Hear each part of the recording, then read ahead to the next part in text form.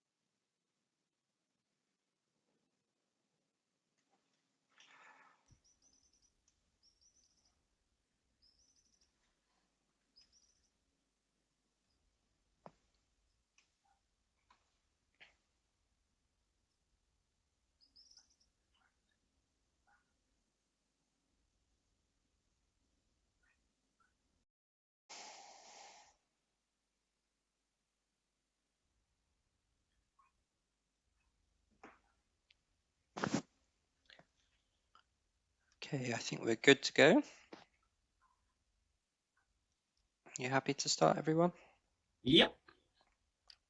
Thank you, James. All the best. Yeah, all the best.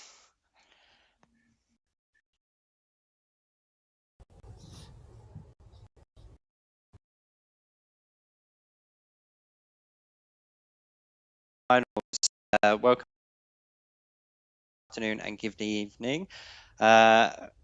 It's the day. It's the championship. It's the finals. We have the quarterfinals, semi-finals, third place playoffs, and final itself today to determine the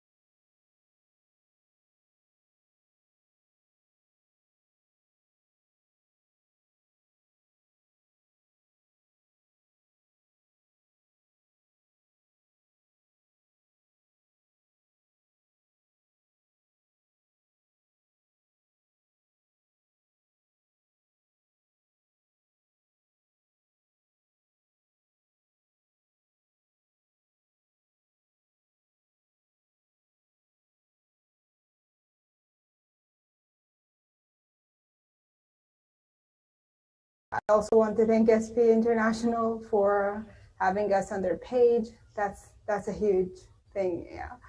And yeah, thanks, James. That's all right. I guess I should introduce myself as well. I don't think I actually have in any of the previous weeks.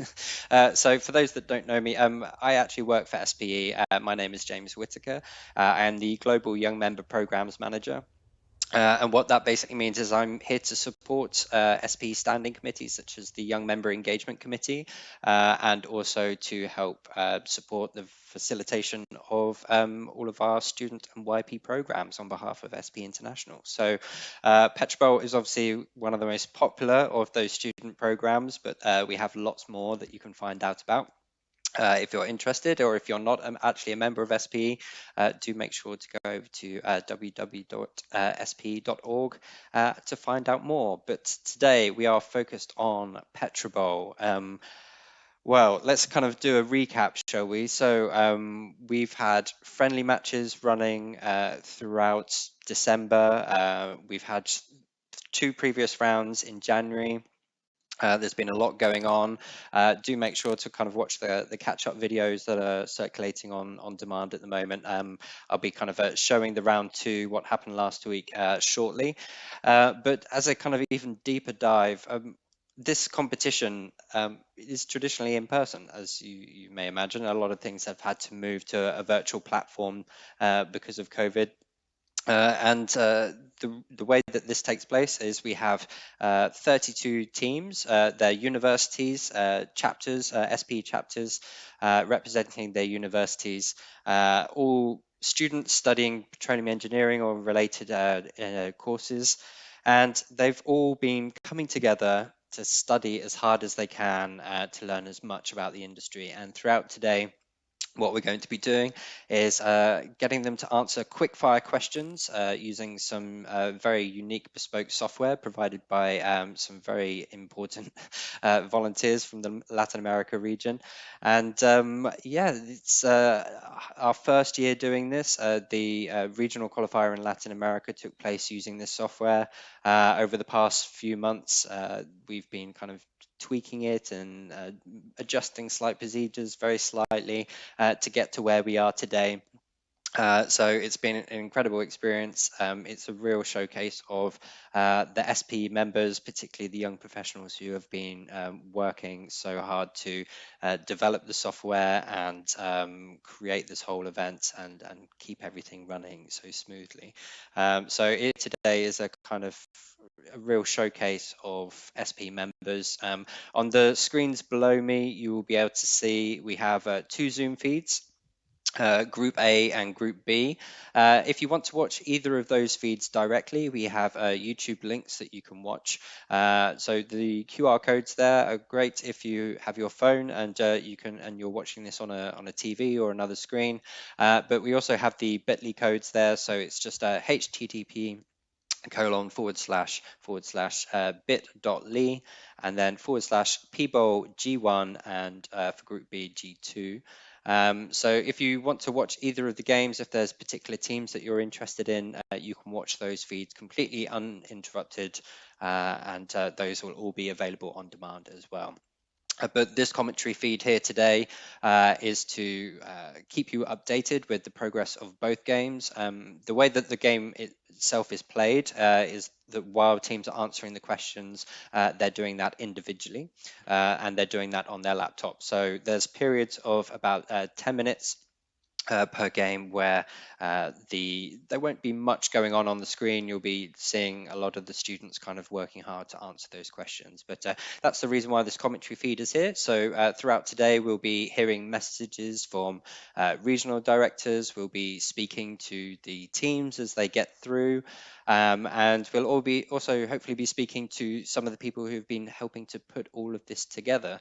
So we hope this will be really interesting and inspiring program for you to watch.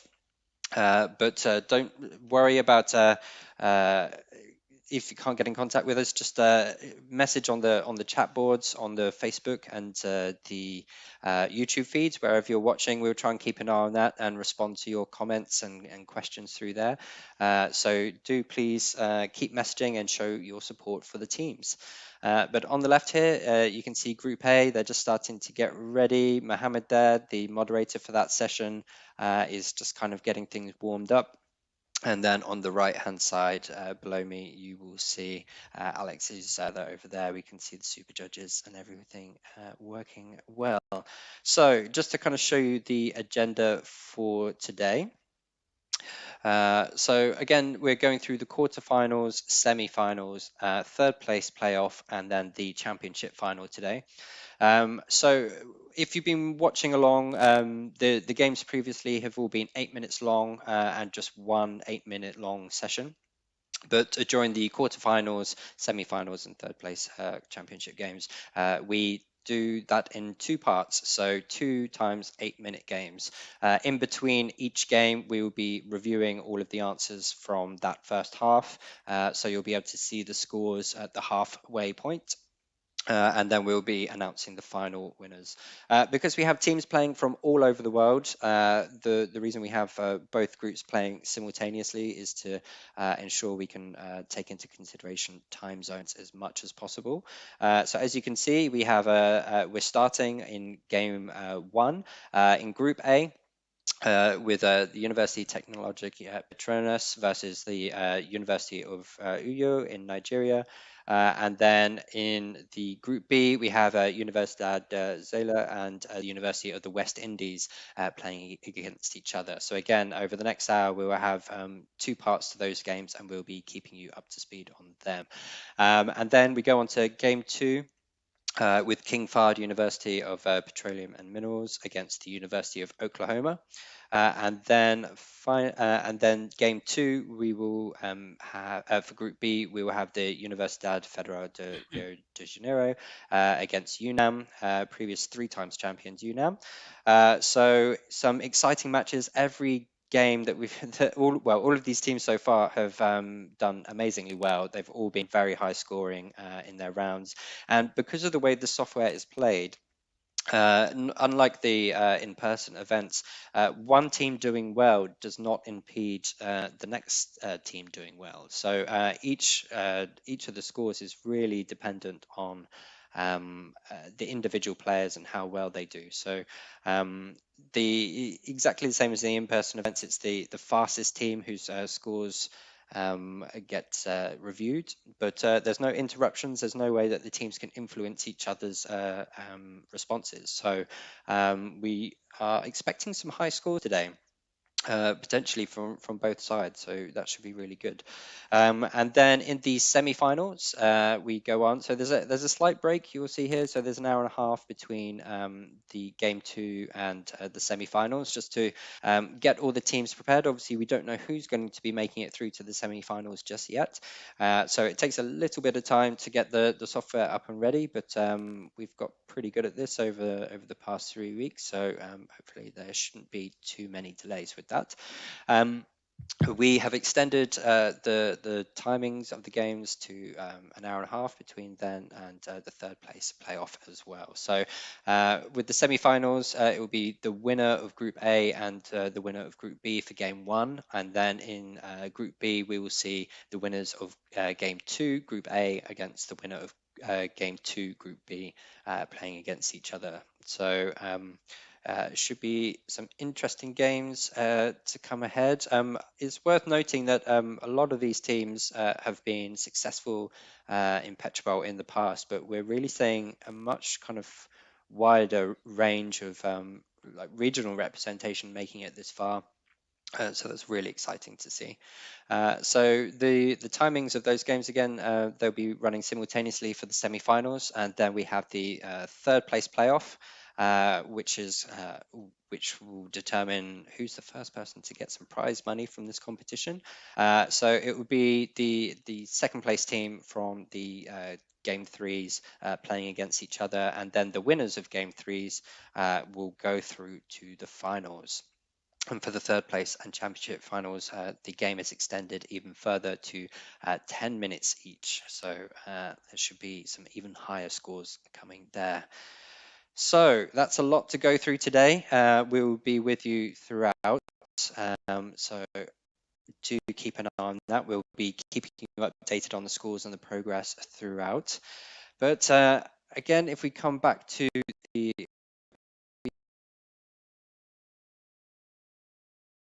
to introduce each other. So let's take a look at Group A, and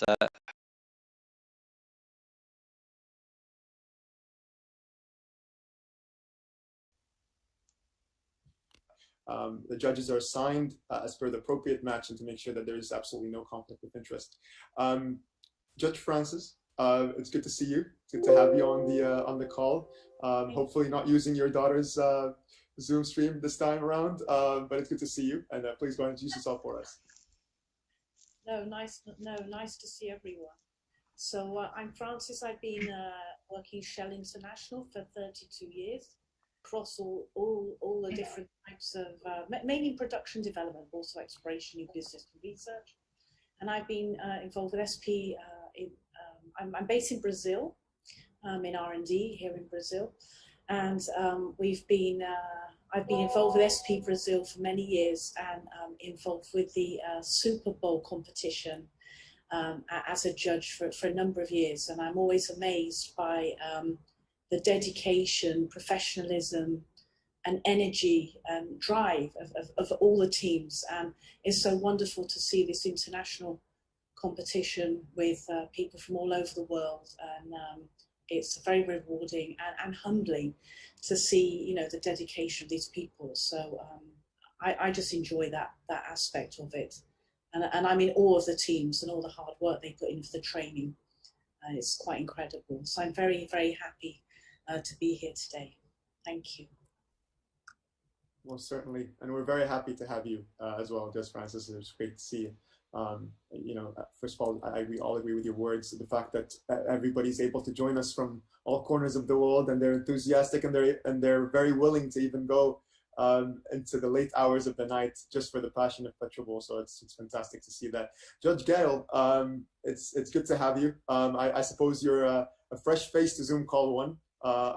If my memory serves correctly, we haven't had the pleasure of having you on as a judge before. So please go ahead and introduce yourself to everybody here on the call and also the live stream. Good morning, everyone. Good afternoon, good evening. Yes, my name is Gail Ramda. I am first, it's a first in Zoom call one for me. I've been in Zoom 2 for the last 2 weeks.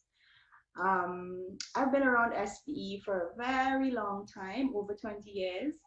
But my experience with PetroBowl started in 2018 in Trinidad and Tobago.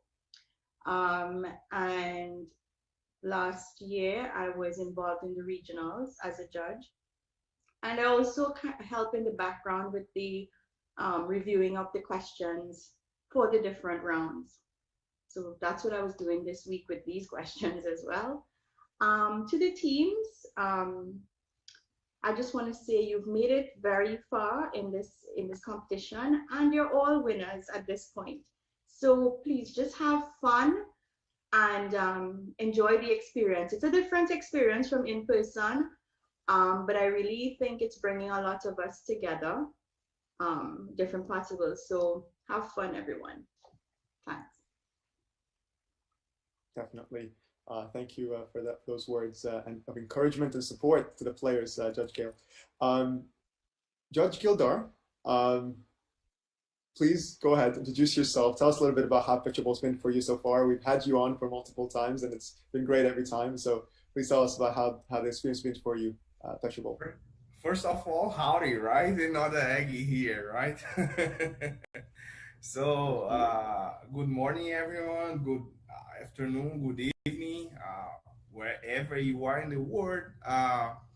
So, right now I am at Texas A&M doing the last leg of my PhD, almost done.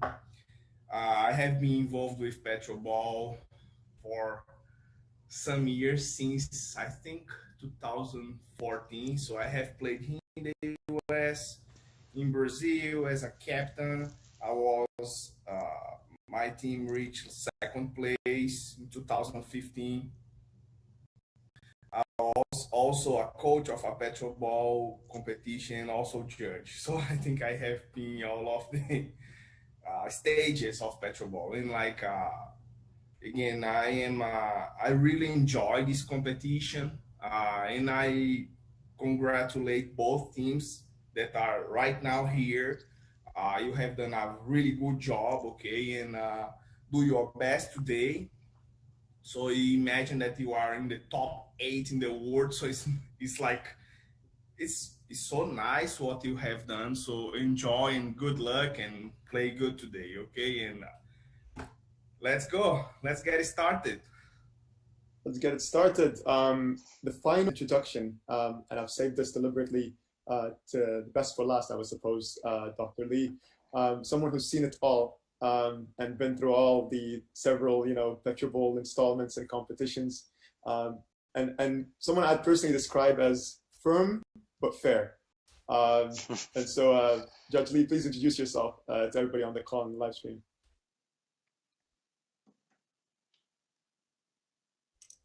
I was muted. Welcome. I can normally just talk in the room and everybody can hear me. Not used to the mute here. So thanks for having me. I've been a PetroBowl judge for the last 6 years or so. I've had the pleasure of judging the finals quite a few times. It's been fun. So yeah, I've been very, very impressed with all the teams that I've been able to judge this year, and also the platform as a whole. Zulia, if that's you did a heck of a job. So I've been really impressed. So good luck to everybody. Have a good, fair, and sportsmanlike competition.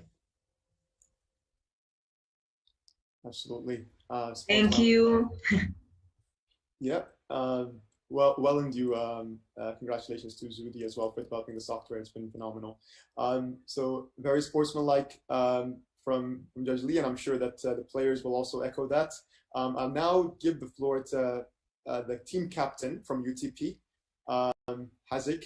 You've been very vocal, very outspoken on LinkedIn and different social media platforms about the road so far for UTP and PetroBowl and the success story that you guys had. So please go ahead and introduce yourself and your team for this match in the Elite Eight. All right, thank you for the introduction, Mohammed. It's great to see so many new judges here as well. I think we'll be having a great round coming ahead. My name is Hazik. I am the team captain for Team Universiti Teknologi Petronas, which in English is the Petronas Institute of Technology. So all of our team are undergraduate students majoring in petroleum engineering. So I'm going to introduce my teammates one by one. If you guys could just wave or give a thumbs up as I call your name. So first player, Jason. Yeah, second player, Felicia. And third player, Hanlun.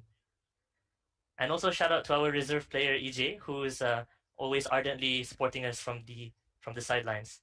So yeah, as you said, Mohammed, we did have quite the journey to get here because we were actually, as far as I know, no Malaysian team has ever made it to the PetroBowl World Championship, as in having qualified through qualifier. So our university was the first one to do it last year, where we attended the ATCE in Calgary, but we were knocked out by University of Houston in the very first round. So for us to be able to come back again the next year, which is, well, this year, and to make it all the way to the Elite Eight, it's really something. So thanks again, Mohammed, for introducing us in that way. And I already exchanged a couple of warm words with Samuel, the team captain of Uni Uyo, and I think we're going to have a great match ahead. Yeah, they had a great interview Fantastic. with us last week. Thank you for that, Hazik, and quite a success story. As I mentioned before, you're breaking new ground, both for Malaysia and the region by reaching the Elite Eight. Samuel, I'm sure you can attest to that, the exchange of sportsmanlike remarks between you and Hazik.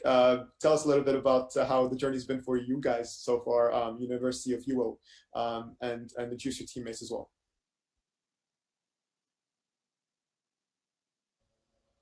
Good day, everyone. My name is Samuel Nathaniel, and I'm the team captain for the University of Uyo, Nigeria. We didn't have the opportunity to participate in the previous PetroBowl championships, but we are excited that we are here participating in the first Virtual PetroBowl Championship. And my teammates, we are all undergraduate students majoring in petroleum engineering, and they are Edwin, Joe, David Amagada, and David Brown. So we hope we'll have a good game. Absolutely. Hope both teams have a great game and enjoy it. And a little bit of trivia just before we start. The first ever team from Africa, continental Africa, to make it to the PetroBowl final was in 2017 when University of Benin actually qualified to the final and played against UNAM in San Antonio. And so they remain the only team from continent Africa to actually make it to that final. So a lot of history there for that was a very impressive Nigeria game. and also Benin alike. So we're about to start, I suppose. Zudi, if you can give us a heads up, we are a little bit challenged on time today, so we need to go through 2 rounds. Yes. Definitely. I will open the first one. Right. Sorry, I just want to check. Samuel from UNRUYO, are you still having problems with the software, one of your teammates, or are you okay? Okay, so they're just doing the final checks now for to get their games underway.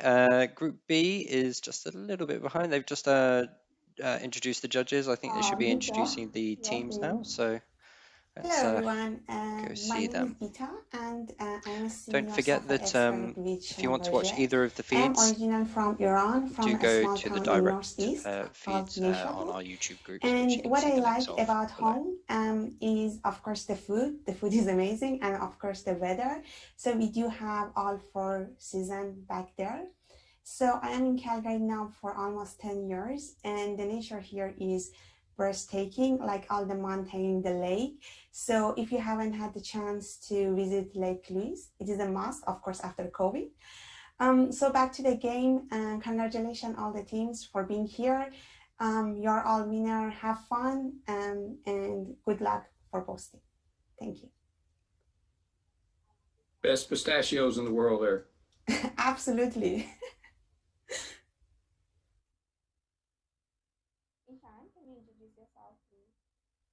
Yes, hello everyone. I'm Esan. I'm originally also from Iran. I was 10 years. I'm working and living in Italy. I'm working for Politecnico di Milano, Department of Energy.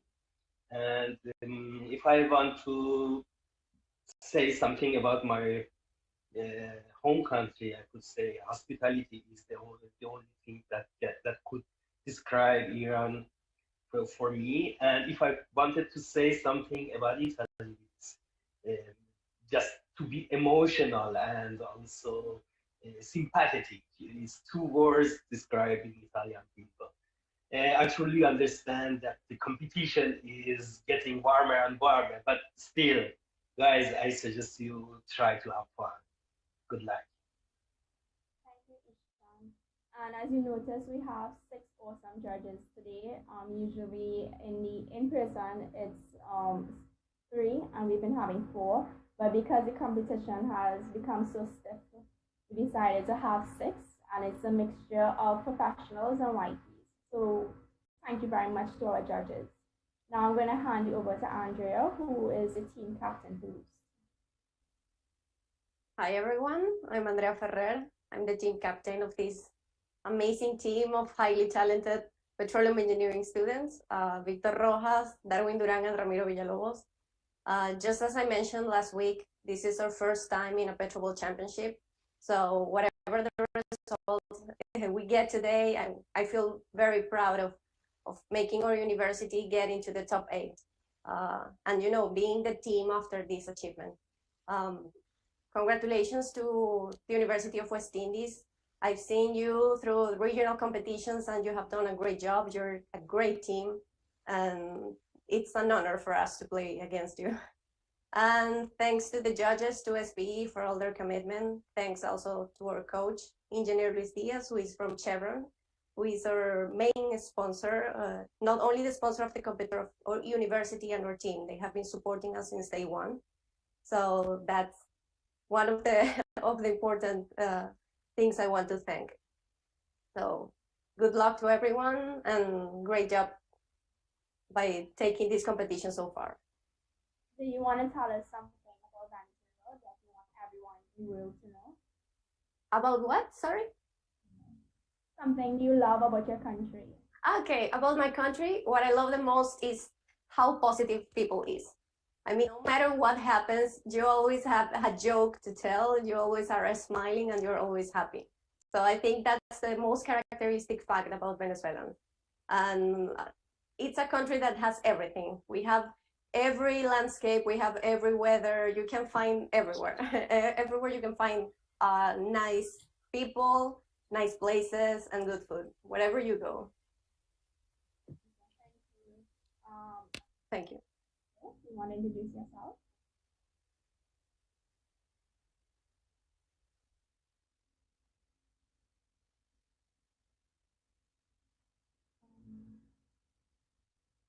You can hear me, right, Andrea? Yes.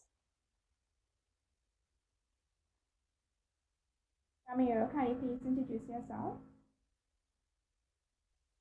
Sure. My name is Ramiro Villalobos. I am 23 years old and I am currently studying the 9th semester of the Petroleum engineering career. What I love about my country, well, I am from the Zulia state in Venezuela. They say this is the La Tierra del Sol Amado in Spanish. They would translate like the land of the beloved sun. It's a very warm, very hot place. I think that it characterizes us also as how passionate we are about things we enjoy and we like the most. So that is one of the characteristics of the people in this team. We're very passionate about it, so that's why we are here, and we really hope to get the best from this competition and have a great time with that amazing team, which is West Indies. So thank you very much.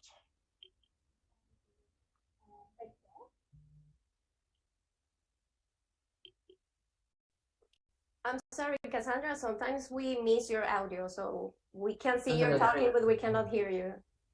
Victor.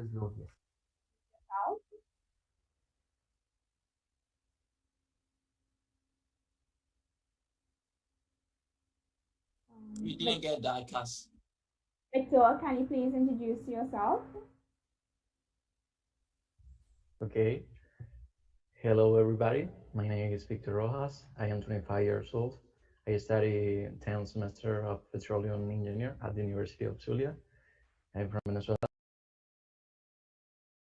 My state is Mérida. I'm from Mérida. In Spanish, it's La Ciudad de los Caballeros. It's a very cool place. I love the diversity of culture that you can find in Venezuela. And from my region, the people is a lot of polite, a lot of nice. I really proud of that I from there. Good luck to all. Thank you. Darwin, can you introduce yourself, please? Yeah, hello there. I'm Darwin. I'm 24 years old. I'm original from Barquisimeto, which is not far away from Zulia. That city is called the Musical City, and we're very happy and very passionate people, as all Latin American are. I'm really proud to be here. I'm really proud of this team. I'm really proud of getting here. It's been our dream to be in the championship since 2019, and wow, this has been a really incredible journey for us. Even we have to cry. We were happy. It's been a roller coaster, really. I'm really thankful to SPE, to all judges, and to Chabran, who's been there since day one supporting our university, and it's fantastic. To all the students from our university, I just want to say, keep dreaming high, keep aiming to the moon. We have to keep thinking that it's possible to make our dreams come true. Los sueños se logran, y bueno, sigamos duros, chicos. Yo sé que nuestra universidad no está viviendo los mejores momentos, pero sigamos luchando. Thank you so much.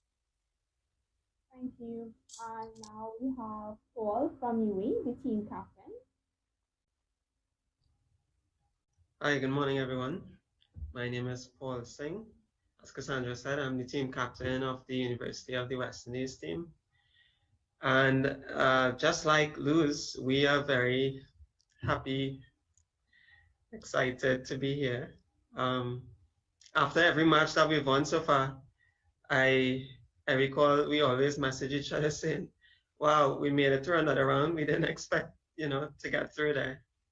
And now we're in the quarterfinals. So I know everyone is a bit nervous, but despite that, we're very proud of how far we've made it.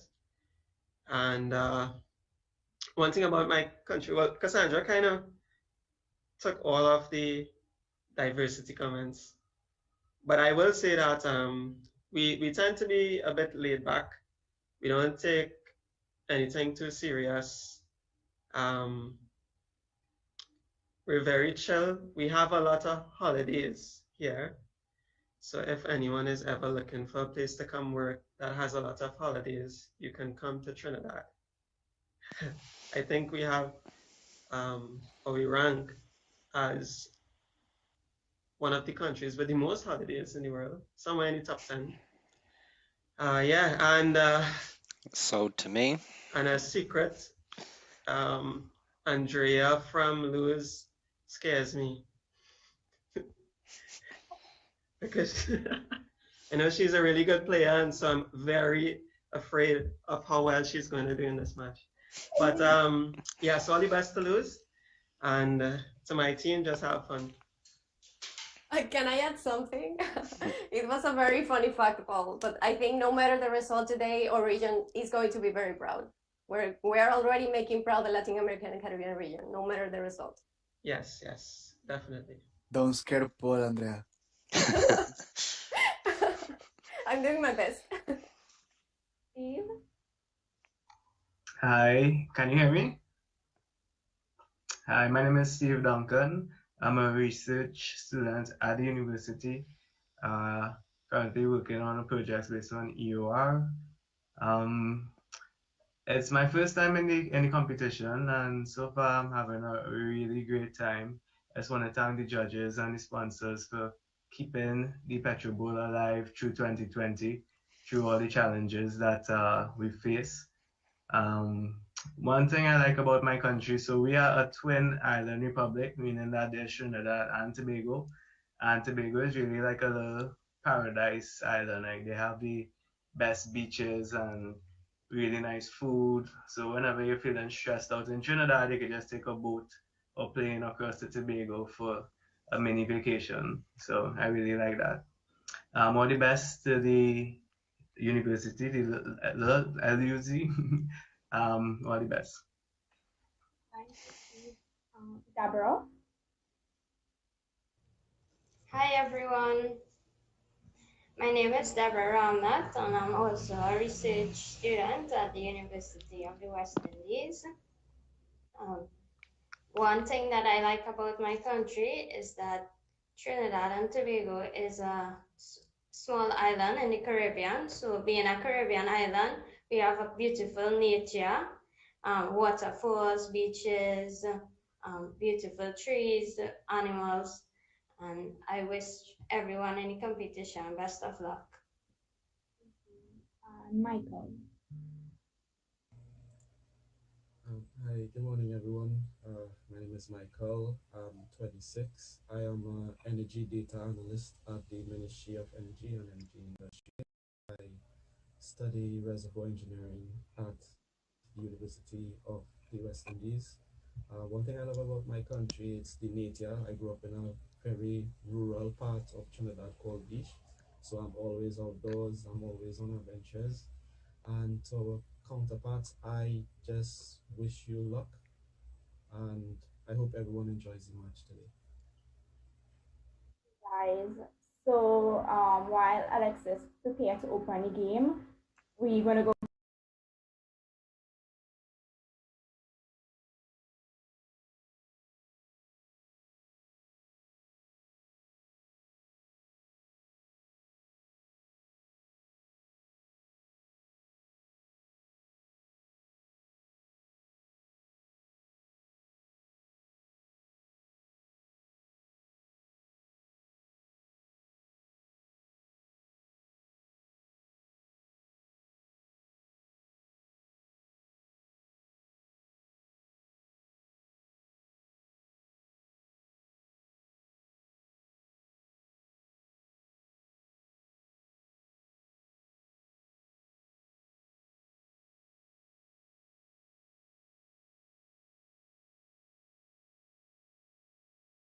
some lovely messages from both the SPE president, Tom Blessingay, and also from Chevron. So I'd just like to start off by playing a message on behalf of Tom Blessingay. Cool. Yep. Let's hope this works. There we go. Good morning, everyone. My name is Tom Blassingham, and I am your 2021 SPE president. You probably know that. I'm coming to you today from an early morning in New Zealand where my family lives. You can see that I'm at NASA New Zealand, or at least someone's rendering of that. This is a little bed and breakfast that the guy made look like Apollo 11. But let's talk PetroBowl. Yes, PetroBowl is our most popular student event. It's created for students to build camaraderie and collaboration. As you know, we're all virtual this year using a fit-for-purpose software developed by our Latin American young professionals. We need to give them a big shout out and thank them for that. Yep, every year we have a growing interest in the PetroBowl. This year is no different. We have teams.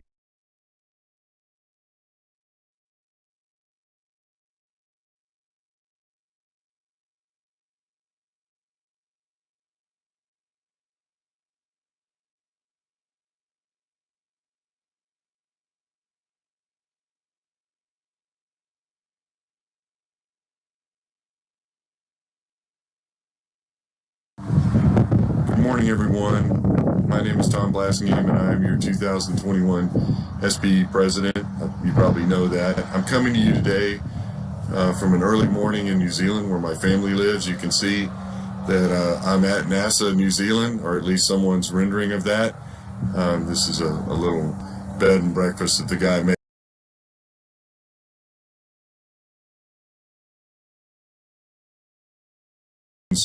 To build camaraderie and collaboration. As you know, we're all virtual this year using a fit-for-purpose software developed by our Latin American young professionals. We need to give them a big shout out and thank them for that. Yep, every year we have a growing interest in the PetroBowl. This year is no different. We have teams.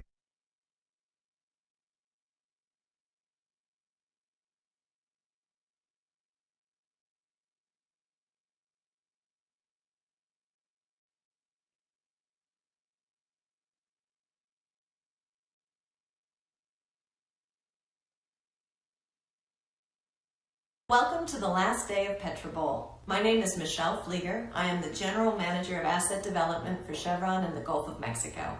I've worked for Chevron for 20 years and my career has taken me around the world, spanning roles in petroleum engineering, operational leadership, and digital innovation.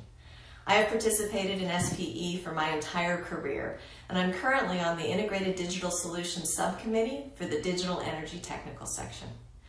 I believe the energy industry is one of the most interesting and exciting industries to build a career within.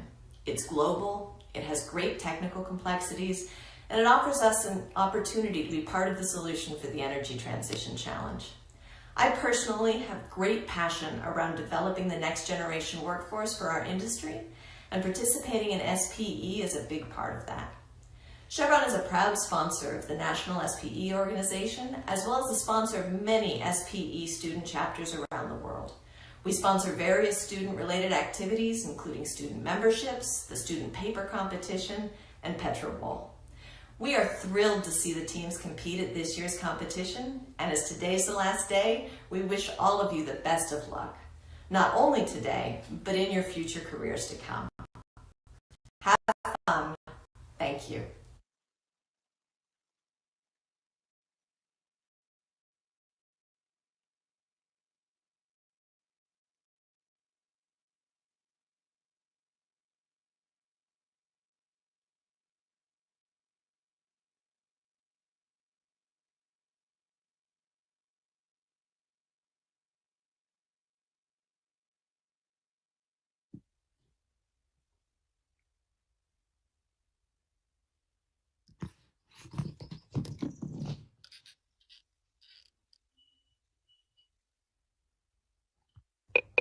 Cesar, can you hear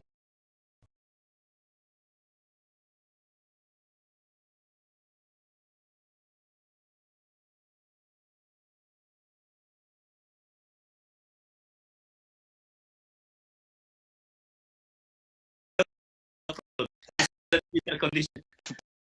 And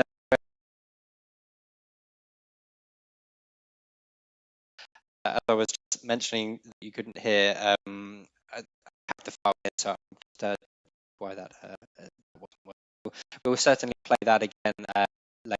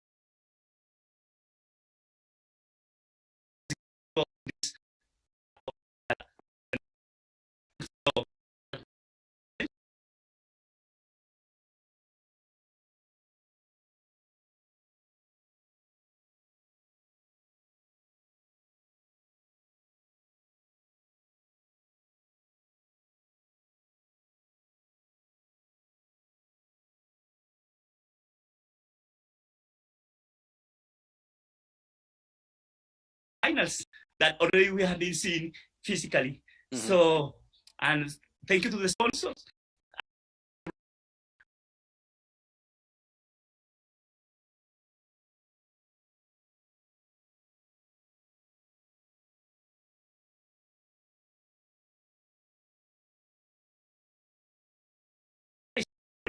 They told us, listen about the name, listen about the program, but they didn't understand properly how we can participate, how we can put knowledge, technology, pressure, and see the behavior of our future generation.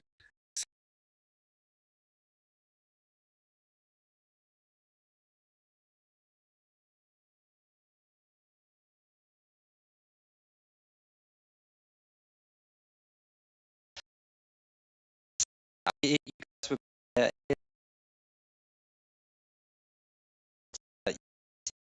guys were already starting to judge the questions, so they've made some good progress there. But are there any particular teams now that you're looking forward to? As you mentioned, you're excited to see King Fahd there. Are there any other teams that you're looking forward to? Actually, one of the teams that we interviewed last week, and they said like they lost against one team and now they are like ahead of them in the game. So I said like they're making history. So I'm really looking forward to see what they do. Yeah, definitely. And just another recap before we do go over to Group A. These are the teams that you're watching at the moment.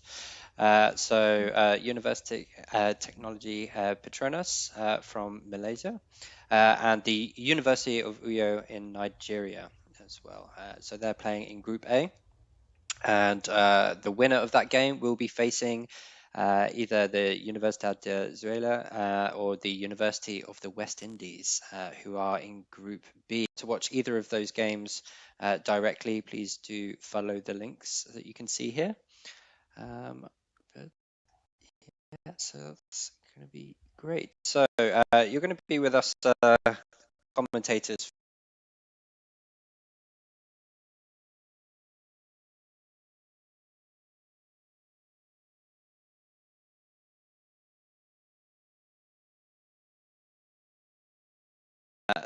They have two games today.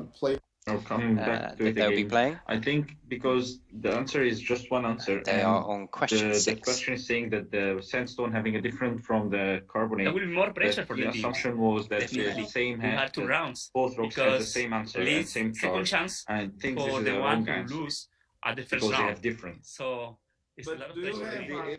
if they came Exactly up with right. two And numbers, as they then mentioned, we we're would bringing in have more been judges arguing that today. if one Hopefully, is that positive two speeds and one up is any negative two. But appeal they're coming up processes. with two different types of road The configurations, teams, in addition to further time today, they have more appeals that they can utilize throughout the game. So that may affect the strategy some of these games take. Let's mark it wrong. But we have some We very have the link experienced for judges. the answer with you. So if you want to take a look, please. Yes, James. And actually, on Group B, there are two Latin American countries. Yeah, definitely. One against the other. I know. So we had that a bit last week with the Oklahoma University and sorry, the University of Oklahoma and Houston. But we also had two of the African teams playing against each other as well. So it's really showing the kind of great regional representation that's making it through to these rounds. And now we're starting to see teams from the same regions playing against each other. Exactly. And either on the second round too. We had versus UFRJ. Exactly. Obviously, for those unaware, we do try to avoid that, particularly in the first round wherever possible. But with the nature of the kind of knockout bracket, if a team is successful in one round, we're just not sure who they're going to play against. And again, we have 6 regions that participated with regional qualifiers, 2 of which were actually able to host their games physically, which was the North America region and Europe, who hosted their regional qualifiers in February and March, so just before kind of lockdown measures were starting to take place. But everybody else has had to adapt and create new ways of hosting the PetroBowl competition. So obviously the Latin America region pioneered this technology that we're looking at today. But obviously other approaches were used around the world during that time. So also utilizing the Zoom platform. And the formats of the regional qualifiers were different, which is probably unsurprising this year. But each year the regional qualifiers are able to kind of adapt to the various resources and timing that they have available to them. But obviously they are encouraged to run their games in a similar way to the championship as possible, just to benefit the teams mostly. But yeah, there would have been subtle differences between each of the regional qualifiers this year. From each regional qualifier, we take the top 5 teams from each super region. The Europe and Russia region is actually broken down further into 2 games. So 3 of the teams come from Europe and 2 from the Russia and Caspian region. But from all the other regions, 5 teams come through. And then we also invite the top 2 teams from the previous year. So we had a couple of teams come through that way as well. So there's 32 teams in total that started playing with us. Unfortunately, in round 1, there were 2 teams that were unable to participate. Hopefully, we'll be able to speak to one of them today. One of which was the team based in Uganda, who, as you may recall, there were political issues going on at the time, and the internet was unavailable to our team participating, and also the University of Bergen one unable to participate as well. Where technology helps operators to It looks like both games now are in the reviewing process. To collect, transmit, and analyze downhole data remotely control zones and maximize reservoir efficiency. Call intelligent well completion. We have here a smart completion as the fastest team.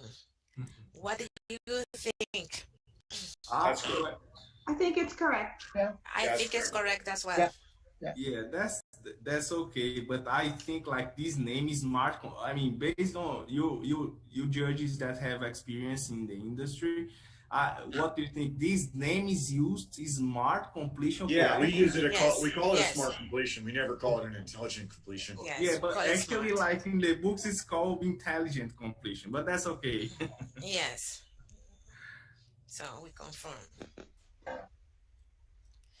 For a well to be classified as high temperature, what is the minimum bottom hole temperature it must exhibit in degrees Fahrenheit? The answer 300 degrees F. We have here production forecast. This is not confirmed.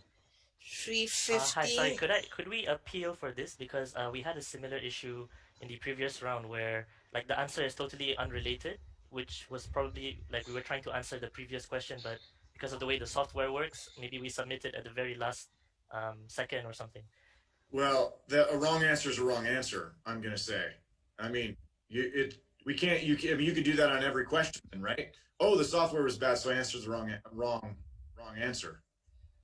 We have to, I mean, you have to go slow and make sure you get everything put in correctly. We can't argue about completely wrong answers here. Jody, what we agree is we will take into consideration if at the end of the game they will affect the results. So we can go ahead and see the final scores. And please, Celia, take a remark here. James, we cannot listen you. Thank you.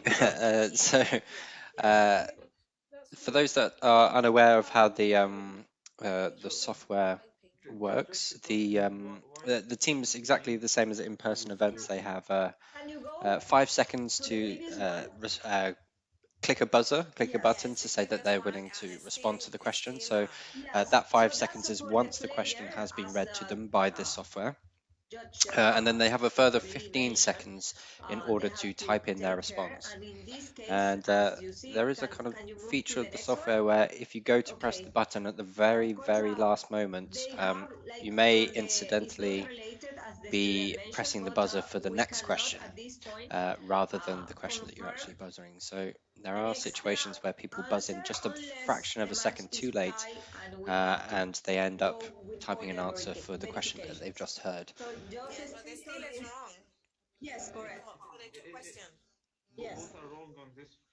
One of the important things about the question is there are a new database questions, are completely new questions we are using now. Yeah, definitely. And we would like to thank you, all the volunteers that made this happen, and as well invite the volunteers to create more questions because this gives us transparency and credibility about the games. Thank you. Yeah, certainly.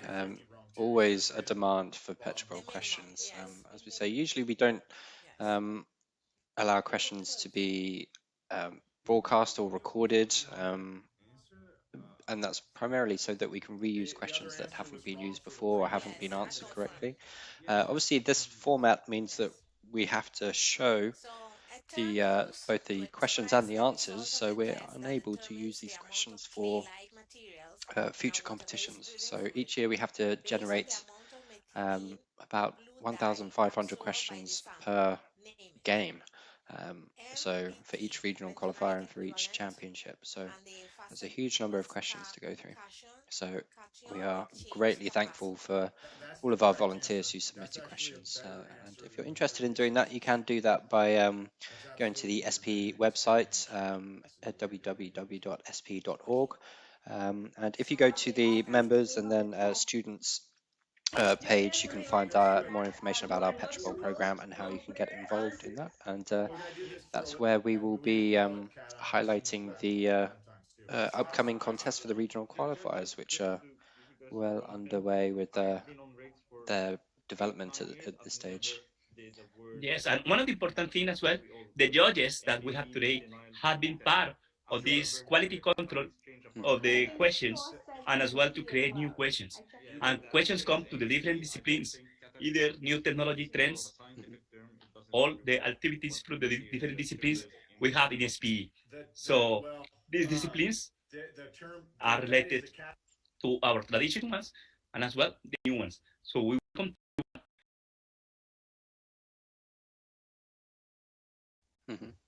Exactly. And as you can see, it looks like Group B is catching up with Group A now. So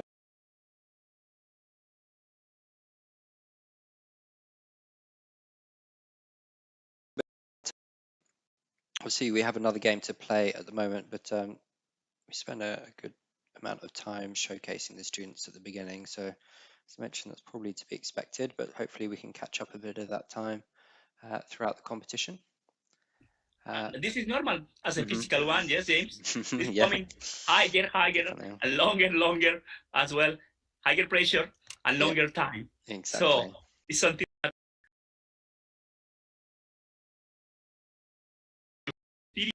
leading the physical one. And thank you all, James, for all your hard work. And now as well, we are doing this virtually. We understand you, all the pressure you have behind the scenes on the real physical competition. So all these conditions we are facing now virtual, and either the participants, judges, volunteers, everybody is feeling the pressure, the conditions, and how we can develop our petrol. So thank you, James, for all your history on this going work. Amazing that today is on virtual. Well, this is certainly one of the most interesting ones I've had to help with. I've done 5 championships now, I believe. So again, usually if you don't know much about PetroBowl, the championship usually takes place at our annual technical conference and exhibition, ATCE, and we invite teams to travel all around.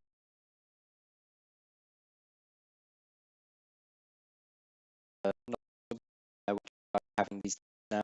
The year before that was Canada. As Mohammed mentioned on the call before, I've participated with San Antonio and Dubai. Hopefully Dubai again soon. But yeah, Dallas was my first one, I believe, and it was just. I think I just started working for SPE when a couple of months.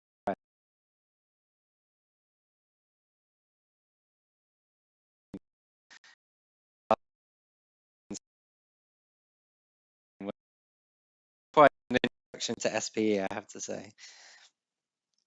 And you can feel the passion, how this competition has been evolved on all the regions, in all our students, in all our universities, and with all our future that are our students. So PetroBowl is a great tool to put together a lot of challenge, like soft skills, development activities, and how we can do teamwork as well, as we can see, because we need to create, like, be part of the PetroBowl team strategies.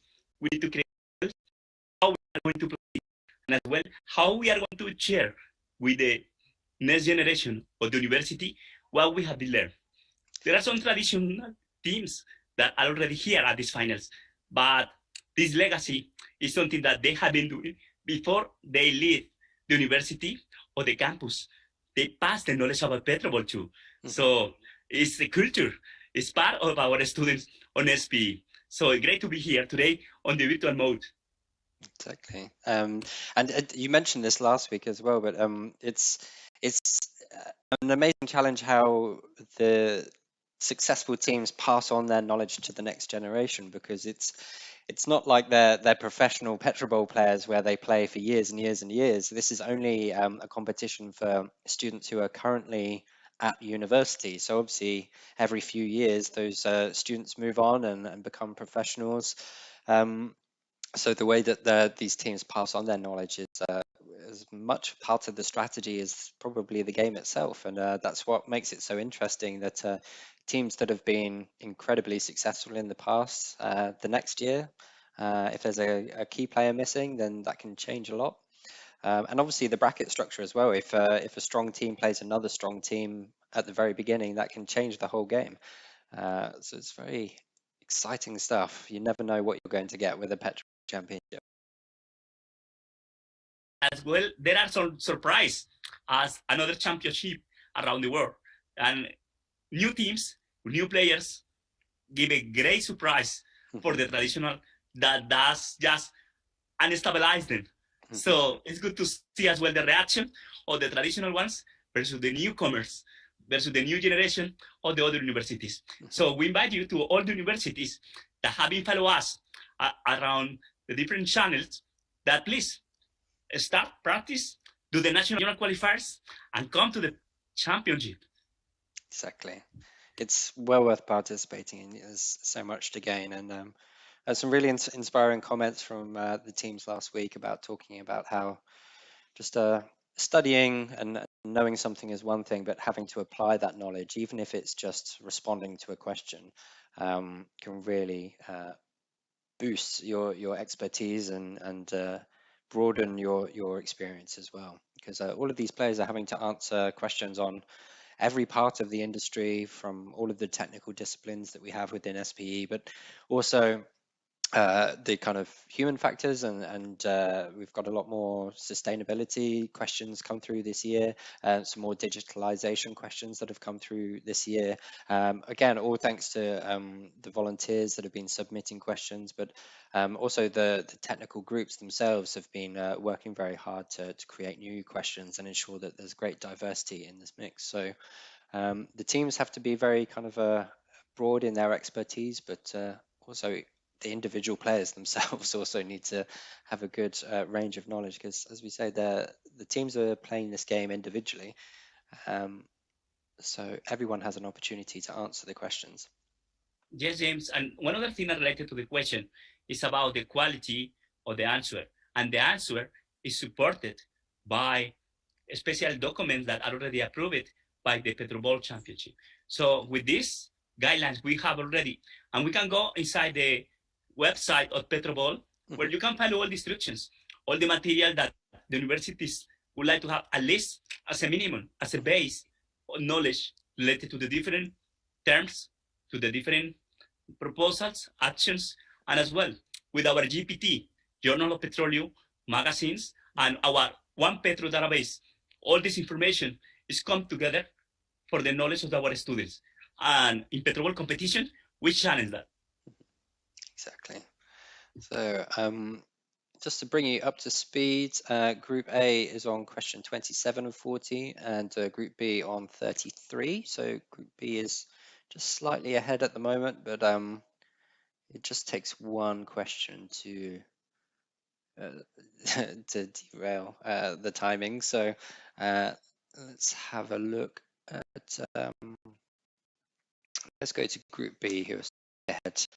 It looks like they've got some things to discuss. I'm very open to giving it. Right. So essentially, I mean, this answer is literally bringing bits and pieces from the question, and it seems like there's something more technical that may be related to the What are your soap experience component. related to the PetroBowl question database, and how we can collect more new questions? Judges, how we want to As proceed. well, you're going to have that challenge in the near future. Or no?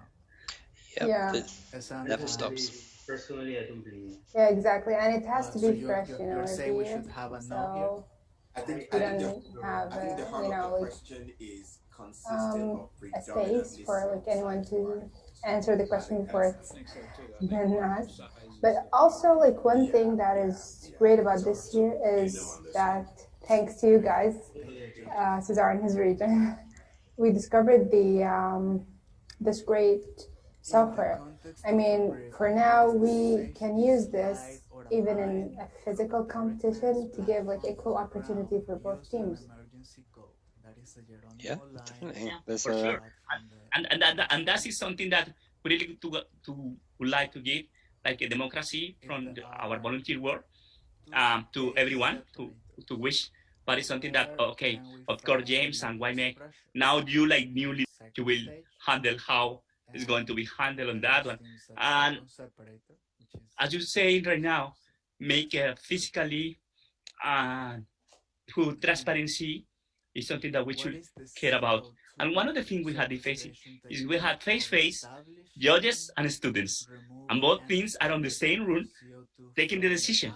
So this may quite long, little bit longer to next steps in case of appeals, in case of any further decision taking related to time, related to the quality of the question that was answered.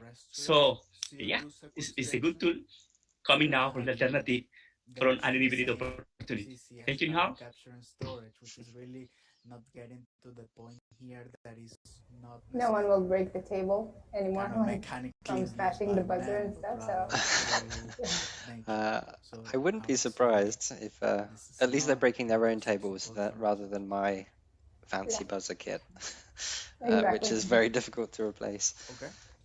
What is a subfield of Looks like we're machine learning reaching the concerned with end algorithms of inspired by the structure and function Group B now, so of the hopefully we'll hear brain some called results soon. artificial Let's see how neural that's going. networks, which are designed to imitate how humans think and learn.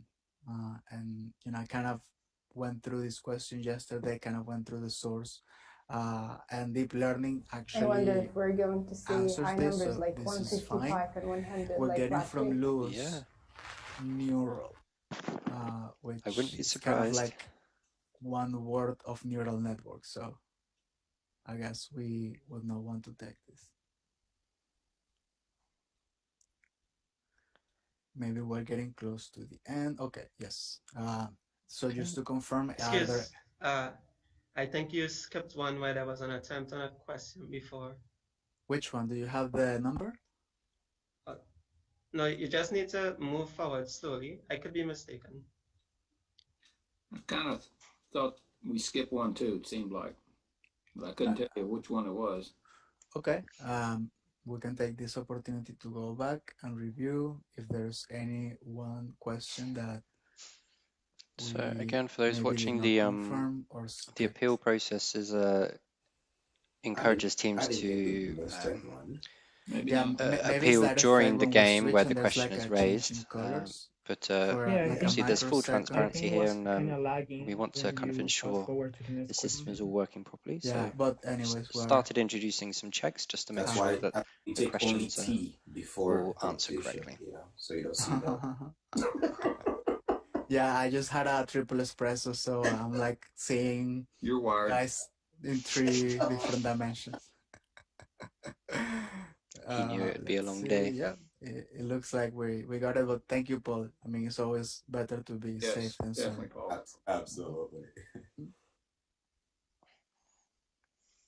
Great. So just to have a final call for any type of appeals on this section, and then also I would like to confirm with Cassandra, do we just close it or do we have to kind of keep it? So they can see the score for the Okay, got it. Okay. So what we see here is Team A lose 55, Team B we 15. Cassandra, I guess I'll pass it over to you for the next instructions. So we will take a little break, 1 minute to 2 minutes, while Alexis prepares the next round. If you guys need to go take a tea break, get some coffee, who needs a double espresso, triple espresso again. Yeah. So it's a good idea, right? Okay, how many minutes is the break? Sorry, I missed it. You need to go somewhere? No, to go to the washroom. Oh, yeah. Oh, look at you. Okay, so I'll let the washroom talk fade out there. Let's go to Group A, where they're just doing that recap again, as I mentioned. So let's they want the students they've gone through all of their questions now. And a point for the second fastest answer, which is of course the one that they are claiming to have here, is not correct, the answer they provide. So in this case, Fed these questions evaluation that we already did. Okay.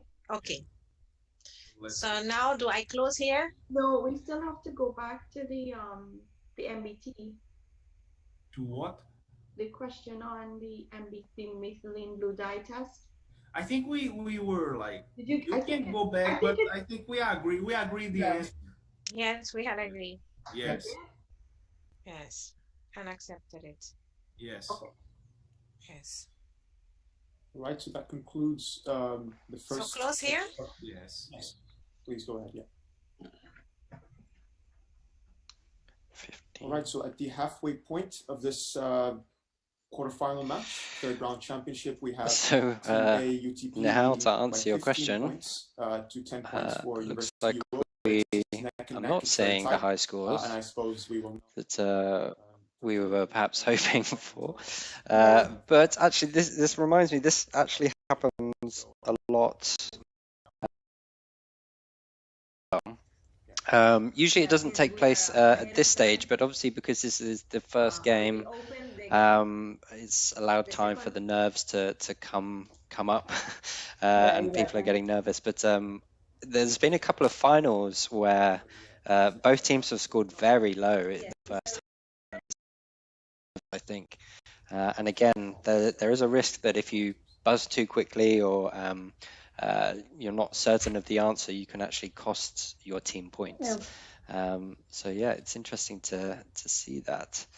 But so it looks like everyone's taking a little break now. But how are you guys feeling so far? Do you think obviously again there's a bit of a delay here already, but we kind of mentioned that's slightly to be expected, I suppose. But I think now that we've kind of had a good introduction to the teams, we'll probably catch up on the time for the later matches as well. So I think the final probably will be okay to run on.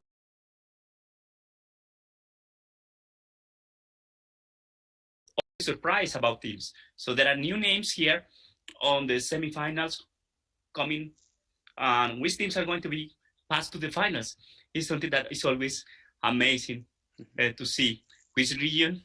I remember someone from Africa, from North America, from Europe, from Latin America, from Asia, Oceania. So all these regions, anyone can come to the finals. And it's something that is showing democracy and transparency of the games. Definitely.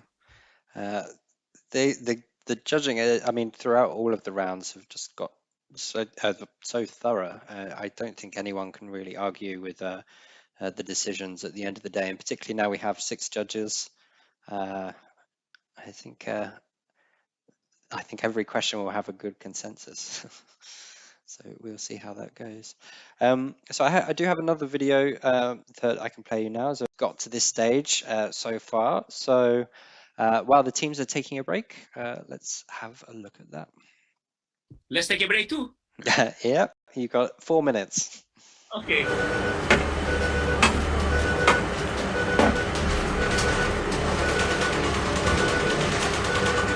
Today is day 2 of PetroBowl, so if you haven't tuned into day 1, we have a lot to catch up on. So the universities are on board together with us. But this is a different experience. It was a special type of event. I've participated as a student myself, and now being a judge, it's a completely different experience. Last week it was amazing how competitive the teams were.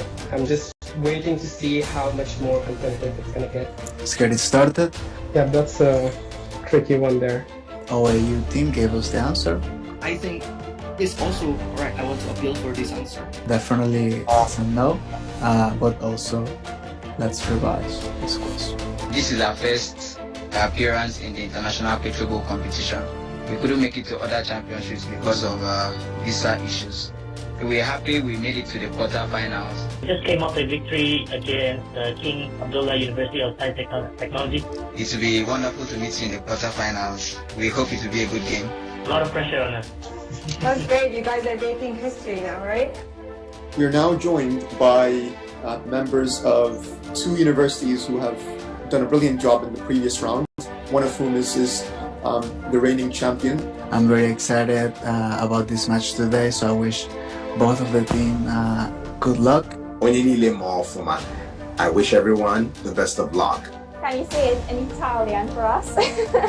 Buca al lupo. Good luck to everyone. That's kind of a consistent answer, but it's not correct here. Incident is just too generic, in my opinion. Congratulations, McHugh. We don't accept many appeals. Yeah, this is true. These are some really tough judges right here. I'm very proud to be the team captain. I couldn't have asked for a better team, to be honest. And now these guys are like family to me. There'll be a handful for any team that plays against them for sure. It's been a fantastic journey today. We have been in 2 great matches. We have seen how well prepared our students are for the competition. this is actually incredible, you know? Hello everyone, my name is Nhung Nguyen. I'm currently a senior at the University of Houston. My name is Felipe Cruz. My native language is Portuguese. I'm a PhD student at the University of Oklahoma. This is Ahmed Abdelal, the team captain of King Fahd University of Petroleum and Minerals. So we are from the Federal University of Technology, Owerri. Can I challenge that, please? This EUH, his answer is correct. Judges, help. Does anybody have any clue what this is? Ahmed is putting himself in a risky position here. And I'd like to thank the photo university for this participation. We've had a very heavily contested evaluation process, to say the least. We're doing great, especially after this game. I think it's addictive. The game is addictive, where we can't stop. Don't lose the skills and share it with the different generations. Well, no, that's the point, right? To have that teamwork. Sort of one of the founding fathers. So excited to see how far it's progressed. Studying for PetroBowl, super interesting because I got to see the applications of many of the things that I studied, and of course I learned a lot of new things. It makes me a more complete professional. Virtual PetroBowl experience has been, it's evolved even since the regionals. Good luck. May the best team win. ¿En español? Sí, en español. Ok. Bueno, pues yo soy Daniel Bustamante, el capitán del equipo de la UNAM. Bueno, puedo hablar con todos. Yo soy Alejandro Villalba, capitán de la Escuela Politécnica Nacional. Both of the universities, so no, it's not presidential award. Wait. Overall, I would agree, like it's not really answering the questions. Would you like to appeal, Matthias, or is that just a remark? Fascinating next week also to see how they get on. So congratulations UNM, you guys played really well. And for the EPN, they were so competent and they played really well. And I wish both the teams all the best and look forward to guys again. I think I'm done for the day, so.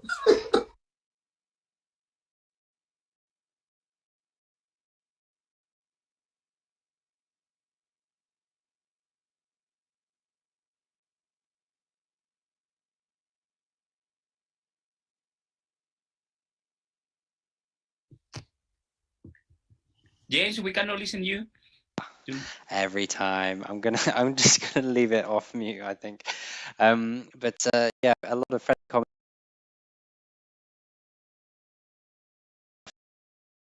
Is building up as we've seen. The scores are kind of perhaps a bit low, but as we discussed, this tends to happen in the finals because everyone's overly cautious to begin with, and then obviously the adrenaline's kicking in, and perhaps the answers aren't coming to them as quickly as they'd hope.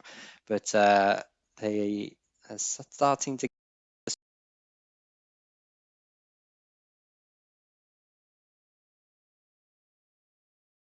So we've probably got about 5 or so minutes left for them to start the judging process again before we start seeing some of the first results from these games.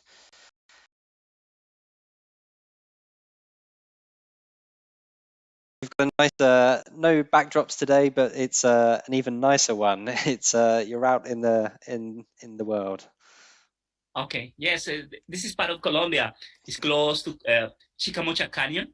It's not background, it's real. It's real, fantastic. You can feel fresh air, you can feel the nature. It's part of the family place. As Tom was talking us as well, he is as well a family place. So, and the good thing is now, with the digital technologies and the different solutions, we can enjoy our planet, but as well, we should care about our planet and how. And actually, in the questions of the PetroBowl, the sustainability Gaia program and HSE and sustainability leaders have been giving us a lot of questions to put into the students this knowledge and challenge as well from the different alternatives. With the leadership of Joanna Abdullah, this has been happened with a lot of quality questions that we have been raised related to this. And it's something that we can do. It's something that, like petroleum engineer, we should always keep in our values. And do this energy transition is part of it. Yeah. Put Definitely. our students in that. And if you remember the comments of UNAM questions, that was something that they really had been surprised to find questions about sustainability and questions about digital solution in our first round, remember? Definitely. So this is really cool to continue doing and to increase in our sustainability programs. Definitely, and I think it's really interesting because there's such a kind of opposing view of people outside the industry looking at kind of what's going on, and when you're kind of inside, all anyone's talking about is sustainability, carbon capture, integration with the energy mix and things like that. It's all anyone's talking about.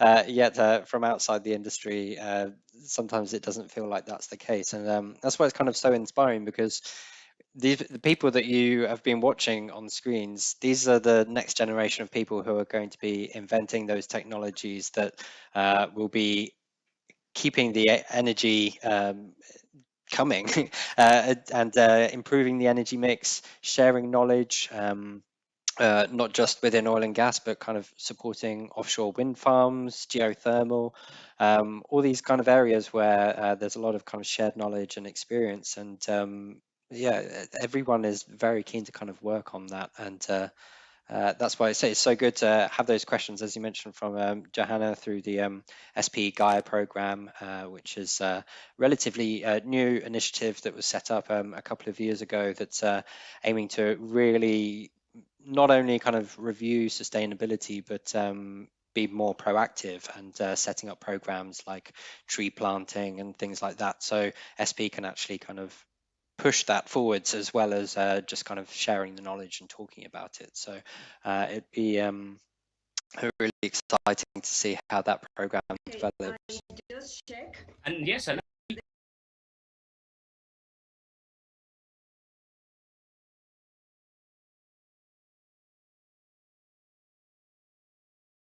because our experienced engineers, senior engineer, have been creating already solutions. This is not something that is started right now. We have been applying efficiency optimization and process in our fields, but the challenge today is coming higher and higher. So we should be together, all the generations, experience, middle, and new generations. And it's something that our universities as well are challenge the competences, are challenge the curriculum to have all aligned on that one. And that's why we would like to challenge as well our PetroBowl players. That is something that they need to focus. It's something that they should know as well if we want to be the next SPE generation member as part of the student and the student transition from the students to IP. So the tips, James? Yep, it seems like so I think Group B is still reviewing, well, playing the game at the moment, but we can go over to Group A, where I believe judging, they're just getting the responses set up, so you can see a bit more of the software here. Select please the third round championship. Okay. The second one, number 2. Yes. Double click. Okay, good. There you go. So you can see the responses from both. So again, one of the features that has kind of improved since even round 1 has just began. As we mentioned, there is that kind of brief window where people can click on the buzzer after their 5 seconds has come up, and they inadvertently start answering the following question. But they've kind of made adjustments to the user interface for this software so that they can more easily see who was the second fastest from the team and compare the individual response times from them. So it's again, all of this is being done very transparently. If we can ask one of the judges in the meantime to and over the commentating part of the evaluation. Every question is really reviewed to the maximum, as we can see. And it looks like Go ahead. Yeah. B is just starting to catch up as well. So let's have a look at what does CVD stand for? the next round of questions. Constant volume depletion. So, yes, Right. everybody got that right, didn't they?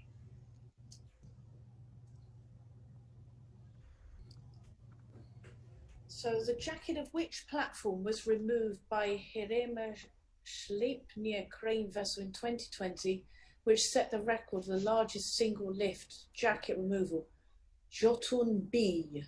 Wow, yes, there we are. Correct. See, sometimes people say that 15 seconds isn't very long to type in The an answer, but isothermal oil compressibility there's for an certainly times where people are able to undersaturated write very reservoir can be comprehensive calculated answers. by a graph of an oil property versus pressure. Mention this oil property. So that's the oil formation volume factor, or BO. So, Wait a minute.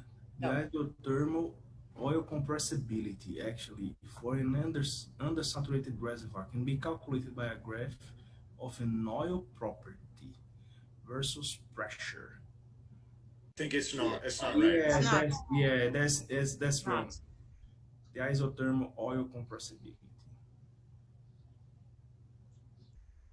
It's interesting watching Kildare as a judge. Obviously, as he mentioned, he was a very strong player. name one a couple of benefit years of running. digital transformation. So we have enhanced data collection, greater resource management, or other.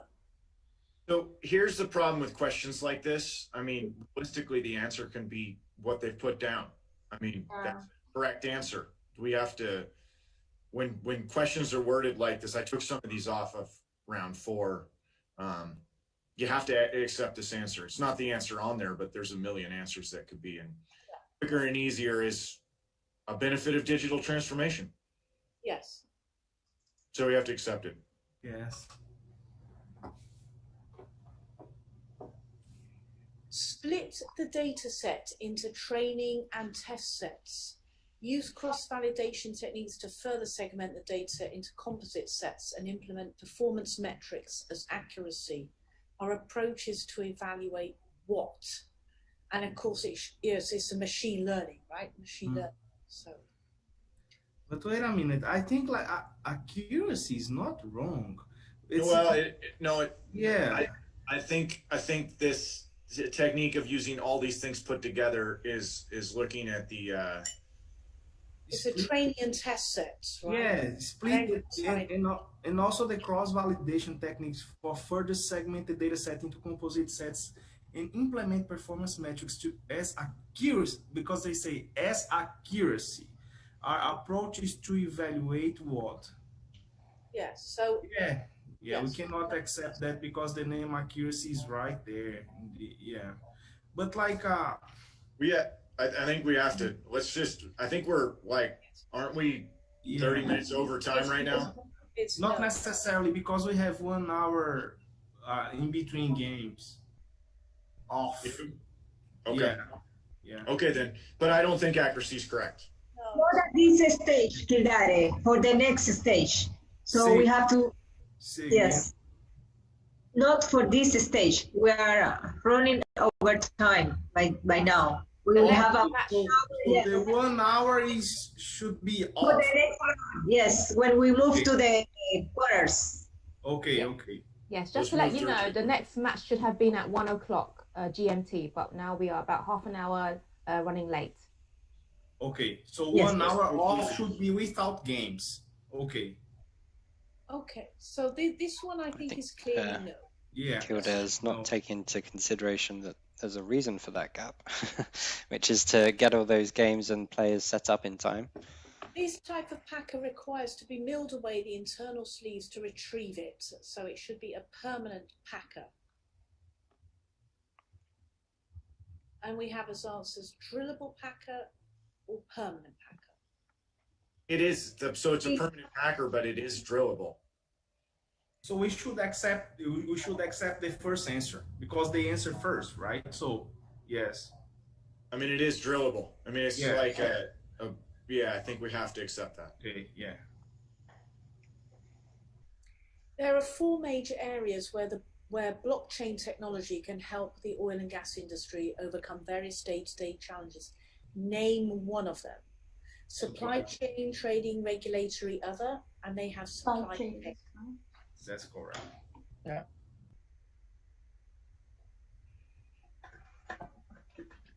In the context of HSES, what does the acronym OSHA represent?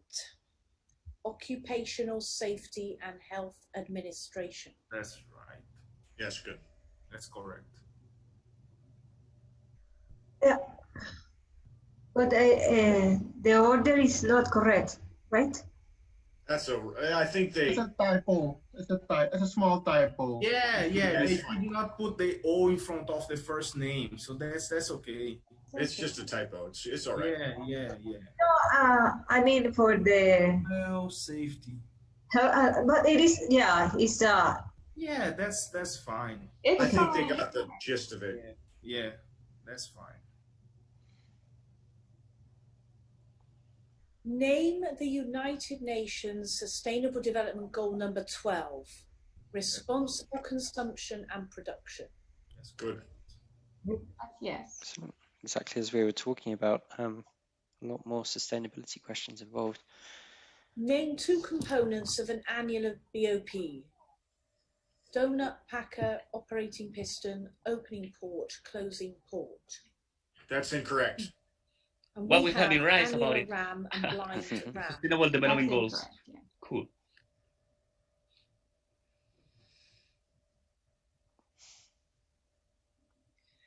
What is a subsurface condition in which the pore pressure of a geological formation exceeds or is less than expected or normal formation pressure?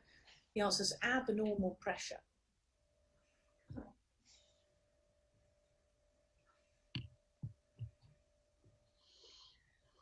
What is a magnet which is usually run on wireline used to recover lighter metal components from the well?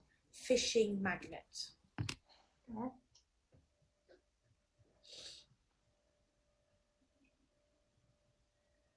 What is a polymer without additives and without blending with another polymer called? Homopolymer. Okay, a monomer, it would be the unit before it is polymerized. So I don't think we can accept monomer because it says a polymer, and a monomer is not a polymer by definition.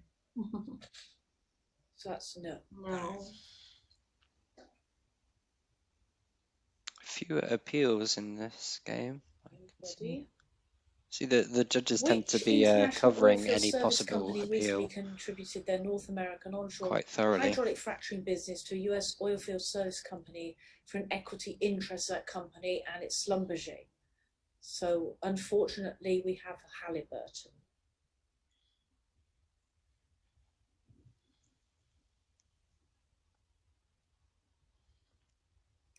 What is the first step performed by the driller when he observes a drilling break? Flow check. This is actually the right answer because you have to stop drilling to flow check. I mean, that would be your first thing you do. So you have to accept that. Okay, so that's a yes. Yeah.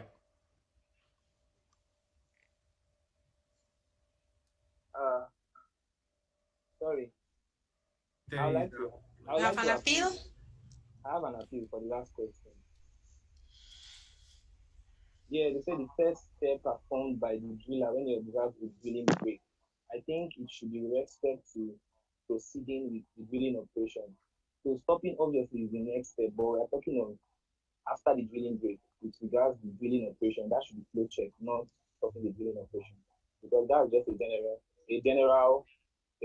term, and anyone could have written that. But we are speaking in drilling terms, and I suggest it's stopping the drilling operation should not be the correct answer technically.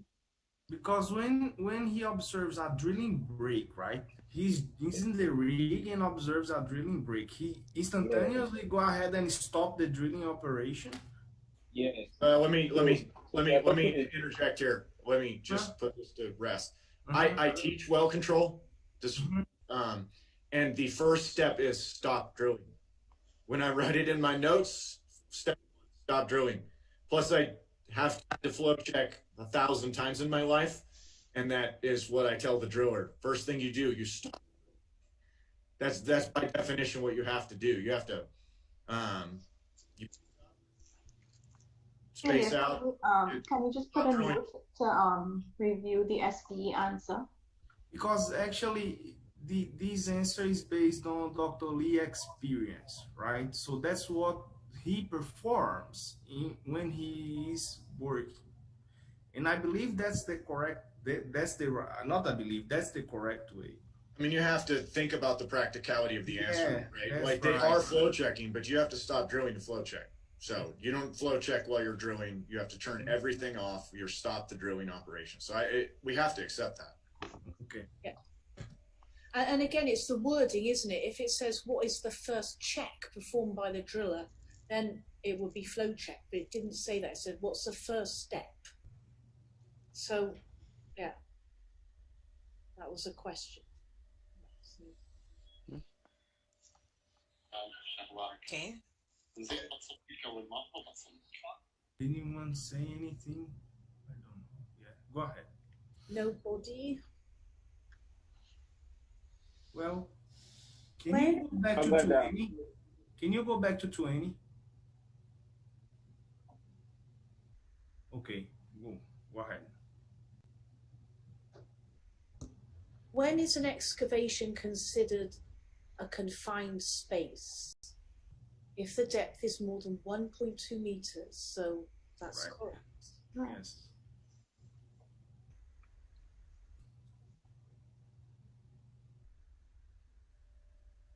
Nobody got. Okay, so just as a quick catch-up, Group A is a couple of questions behind, so we'll stay with Group A for now. Sorry, Group B is a couple of questions behind. So Doris Group, Schneider, Electric, and Aveva. So IBM is not right. And the second answer is not correct either.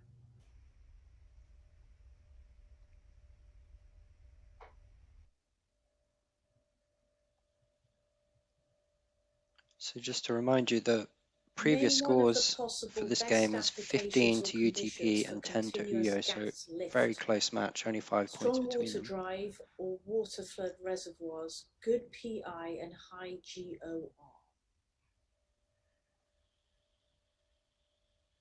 Water drive, water flood reservoirs, good Name PI, one that's of not the right. possible best applications or conditions for continuous gas lift. It's not correct. Offshore location is not correct. No. But the next one actually could be. Having consistent supply of injection gas. That is one of the best possible applications for continuous gas lift when you do have a consistent supply of injection gas, right? Wait a minute, because That's he's correct. talking there, because the second answer, they are talking about injection of gas. So I think they are talking about secondary recovery. So it's something different. Strong water drive, this is the primary type of energy of the reservoir. Water flood is secondary recovery. Yeah, but you're injecting gas into the wellbore. You're not injecting it into the reservoir. No. Gas lift, you are injecting the wellbore. But the answer for the second question, you are injecting the reservoir. So excuse me, actually I was referring to injection gas in the wellbore. Yeah, I mean, they are injecting into the wellbore by definition. And then it says name one of the possible best applications. It doesn't say name one of the best possible reservoir applications. No, right? Name one of the possible best applications or conditions for continuous gas lift, strong water drive, or water flood reservoirs. Actually, when you inject continuous gas lift, you have a lot of water production. You have a lot of water production. So if you are injecting a lot of gas in the reservoir, not necessarily you are going to have a lot of water production. I don't agree with the second answer. Look, I mean, if you're going to choose what type of lift you're going to use, right? Like you're going to what you're going to use. If you've got a consistent supply of injection gas, which isn't injection gas, but you're injecting it into the wellbore, that's a great reason to use that form of lift. No, but what is the purpose of injecting gas in the reservoir? Actually, it's to decrease the bottom hole pressure. It doesn't say anything about the reservoir. No, it's the gas lift. Right, Yes. but look, we are injecting gas because of some demand of energy coming from the reservoir. We're not. That's why I'm mentioning a lot of reservoir stuff here. And actually, if you take a look on the answers, he's also talking about the reservoir condition. No, Yeah, but no, the sir, no, question sir, didn't no, sir. ask I'm referring to the wellbore. Sorry. The question I'm didn't referring to ask the wellbore. specifically. I mean, look, the question needs to say reservoir. It doesn't, though. No. Name one of the possible best applications or conditions for continuous gas lift. Continuous gas lift. You are injecting, okay, continuous gas lift, you are right. You are injecting gas in a wellbore, okay. But what was the purpose? To reduce bottom hole pressure and produce more fluid, okay? Kilder, it doesn't say anything about the purpose. The question is extremely broad. I mean, look back to when you were a PetroBowl contestant, man. I mean, you read these questions quick, and you have a technically correct answer. I know that's not what they were getting at. It should have said reservoir in the question, but it doesn't. So we have to accept this. It's a viable answer. I don't think it's a valuable answer. How's Group B? Okay, we don't have time. We should all vote. So Yeah, they are just moving ahead now, so just actually. here we can just take votes and Let's go over to Group B as you rightly mentioned. They are just pulling ahead So the here now. injection processes, and those are Penn Robinson and Suave Reddish. Oh, sorry about that. I like the completeness, well, near completeness of the answers. The UI team shared Penn Robinson, so that is something we will take. It would have had all the answers on my background, right? Just zooming into your square just to get it. When hydrostatic pressure provided by stand reservoir pressure, the reservoir fluid may influx into the wellbore. What is this called? Loss, primary well control. The UI team is saying blowout, which is, of course, an example of that. Do we want to take it? Yes, for me. Yes, for I'll me. take it. I would say yes. I'll take it. I like that. Thank you. Oh, what is a column chart based on classes or bins of equal width, in which the height of the bars indicate the frequency or relative frequency or number of occurrences of data in the y-axis in size classes of equal width in the x-axis, and that's a histogram, which is not a variogram. What is a variogram? I don't know where are my geostatistical friends, but this is something that they use in geostatistics. It's different. Any comments from the judges? Well, I don't think we have to answer that offline, but we'll talk about that later. Okay. Yeah, but I think Zulia, by the way, everyone, is at the halfway point was on 55 and West Indies on 15. Just to so they had a slightly further. I was doing the Google search just on the curiosity. So finished and the already? variogram and histogram, since in the question it's very specific to the bar chart kind of. So histogram does have the bar and columns, whereas variogram is more of a curve without those columns. So that's we're not sure those are just the yet. minor differences. So okay. Still a few more questions to go. They're So on you got question the curve 30 versus or the bars, 40. right? yes. So most yeah. So we may not be able to accept the variogram. So yeah. Okay. Appreciate that. I mean, that helps. Thank you. Thank you for bailing us out, Amy. variogram is a no. Oh, okay. Which geologic time period went from 250 to 290 million years ago? And the answer is the Permian. And we got the Jurassic from UI team, which is not the Permian. That settles it. And maybe that was the end of the answer questions. There we go. Yes. Any final thoughts from judges, appeals from students, thoughts from Cassandra before we close it?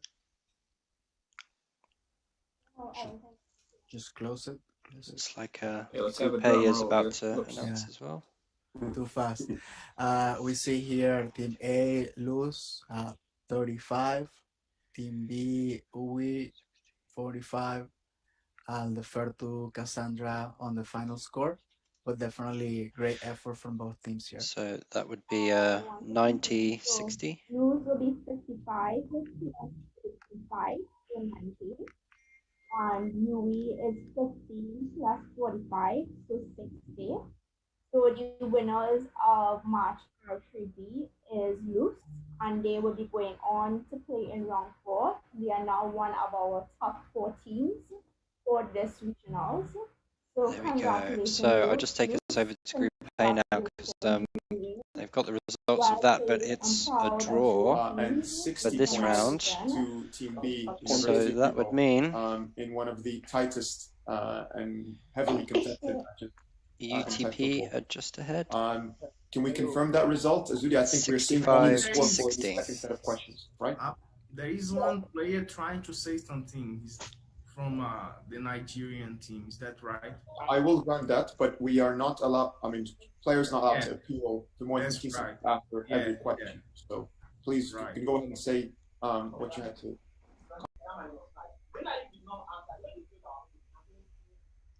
Okay, I'm not sure if we're able to hear. Edwin, were you attempting to say something? Please go ahead. Yes. Yes. I was concerning the question that was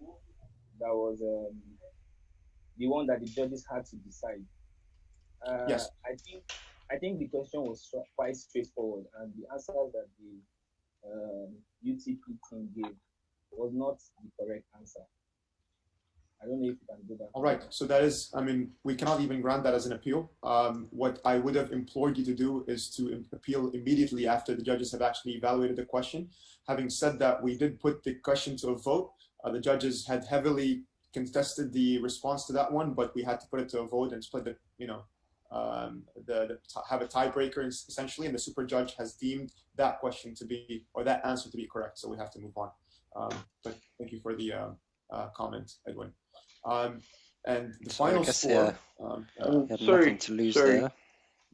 Hello? Yes. Go ahead. Yeah, I also want to contest the question that we submitted IBM as an answer.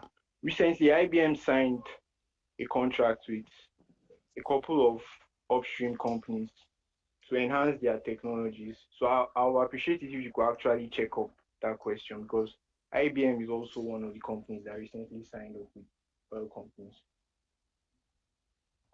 We will contact Philippe and Miguel, who are in charge of the questions, as well as the questions committee, just to confirm that. But we are going to go ahead with the responses that were mentioned in the acceptable answers, and IBM was not one of those. Let me reiterate with Mohammed here. You should have challenged that earlier. It's too late now. I mean, it's by the rules. You can't challenge now. So we have to. You should have challenged before the end of the result. So now we cannot do anything. We need to accept the final results. Judge Celia, if you are still hearing us, you may unshare the screen. We'd like to congratulate both teams for a job very well done, making it so far in the competition. Fine margins at the end. I think there is a player from the team trying to say something. Edwin, is that you? Yes. Go ahead, please. Yeah, go ahead. We actually did not want to contest that question immediately because it was said that if it doesn't affect the final score, that's when we could leave it. So my team player actually was sure of the question. The person answered, and we deliberated, and he knew he was sure of the question, but we gave it so let it be after the evaluation round before we can give the contest to that question. So we wanted to be sure that it will actually not affect, but since it's affecting the play, that's why I decided to contest on that. I'm happy to be corrected by the judges here, but actually those two questions were not put to confirming if the final score. They were actually decided on the spot through a vote. So that is correct. The one he talked about wasn't decided through a vote. The one my team player spoke of, the IBM. IBM wasn't even deliberated on. It was just put as incorrect because it wasn't mentioned in here in the responses. So Edwin, we appreciate your comments and thank you so much for that. Looks like UTP, move on already finished. Just of time. Yeah. So thank you to both teams. Congratulations so both to UTP. Games finished now. Proceeding to the final four, semifinals. We will be seeing you again. So yes, both teams finished now. We've got, so just a reminder of the games that we've just been watching. UTP and UYO, and in Group B, Zulia and West Indies. So the results for those, UTP scored 15 in the first round and then 50 with the second part.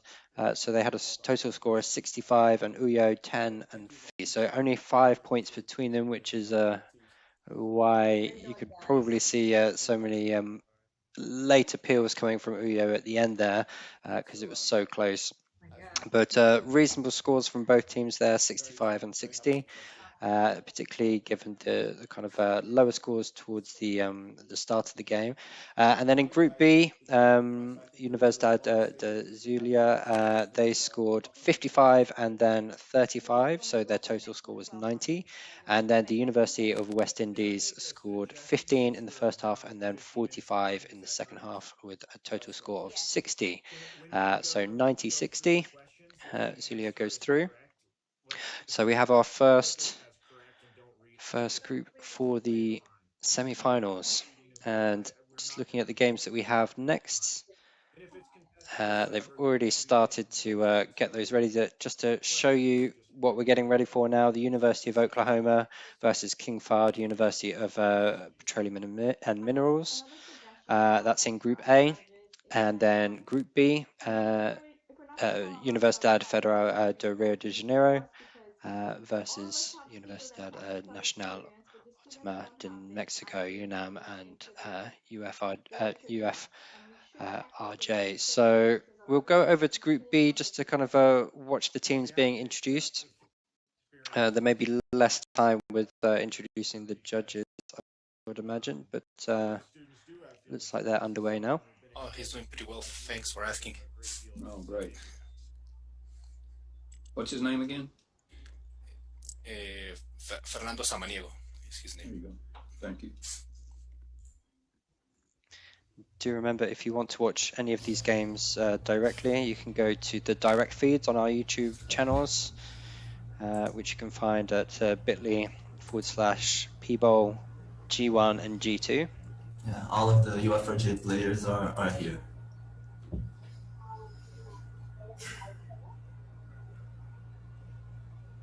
Cassandra, we barely hear you. Is everyone from UNAM here? Yeah? Okay, so yes. I think the other one on. Alexis, can you confirm for me if they tied? I just need to know what's going on. Actually, the last match was a tie, and the first one was 15-10. So I think one of them. So one of them won, right? I just need to know. Yes. So okay, so I'm just double checking that both games are able to start at roughly the same time, because as we mentioned, we do utilize some of the same questions in both rounds. My team will go because the rounds are ready, so I'll just let the judges go quick, and then the students could go. So I'll just introduce my team. So I'm Cassandra Dewan, I'm the planning committee lead as well as your moderator for today. Annie is our team's liaison. She's been telling you guys when to join. Alexis is our software, so any issues with the software, please direct it directly to Alex. Our judges liaison is not here today, and Muhammad is our Zoom admin. So Victor. Hello, everyone. Hello, students. My name is Victor Turrialba. I'm a reservoir engineer working with Chevron in Houston. I'm originally from Venezuela. One thing I like about my country is the food. We have the best breakfast in the world, and this is certified. I'll send you the links. So that is something that it is noteworthy. Okay, so now Buddy. Hi, everyone. My name is Buddy Woodruff. I'm the technical manager for Protechnics, which is a division of Core Laboratories in Houston. And I originally from the state of Tennessee in the United States, which actually has better breakfasts than Victor. But anyway, we'll discuss that debate. Every element is competitive. And you have to show the references, Buddy. Okay, I'll document my evidence. But I'm pleased to be a part of this. I was one of the sort of the founding fathers of the PetroBowl, and I'm real excited about how it's progressed. And I'm real excited for all of you participants.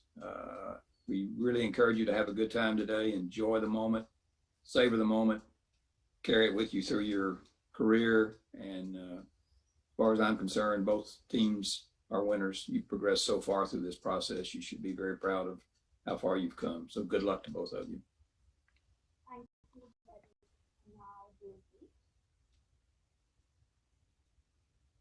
Dozy, you can go ahead now.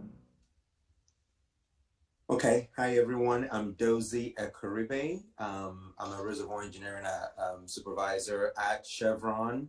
I've been in the industry for about 13 years now. I am originally from Nigeria, specifically from the Igbo culture. There are so many things I like about my country, but if I'm going to highlight is that we're... Sure enough, I get interrupted when I'm trying to tell you the best things about Nigeria, right? Okay. We don't care about Victor's or Buddy's breakfast. We're all, lunch guys, right? Lunch, dinner, that's what we do. So Buddy is waving his hands. We are big fufu guys, fufu and egusi. So check out TikTok and see the viral videos on the egusi soup. So if you have any Nigerian restaurants close to you, make sure you try those out. And one more fun fact about Nigeria, we have the highest twin rates in the world, okay? So if you're looking for anywhere where, if you close your eyes and look around, you see a twin, it's in Nigeria. My wife is a twin, identical twin. My elder brother and sister, they're twins. We have a bunch of twins in my family, so I think that's an interesting fact. And of course, we're super duper happy people. You can tell by how pumped I am by, this is 8 a.m. and I haven't even had coffee yet. So, but anyway, wishing the teams best of luck. You all are winners. So just have fun and learn in the process. And I really hope that you all get to know each other and also talk to each other even outside of this competition. So best of luck. There's a rumor that Dozy and I are twins, but that's not. That's true. I forgot that part, buddy. And now Amit. Hello everyone, my name is Amit Singh. I'm a well stimulation advisor in Chevron Technology Center, or Chevron Technical Center we are calling it now, with 20 years experience as Petroleum in Houston, but I'm originally from India, as you can easily figure it out also. One thing I like the most about India, I would say, is unity in diversity, all kind of cultural awareness or the cultural diversity we see there, and how everybody is still living together and enjoying each other's diversity and celebrate it. Now, since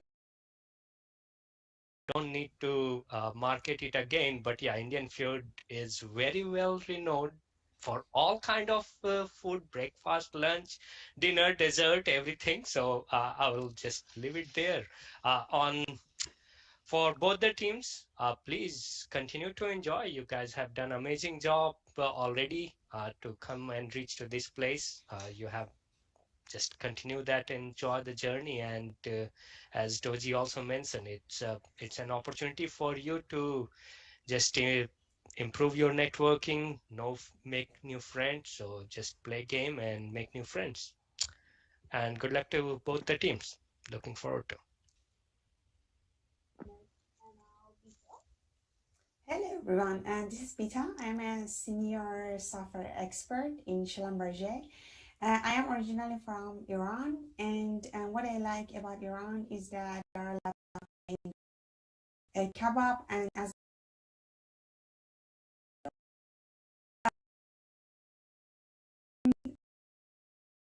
congratulations for both teams for being here.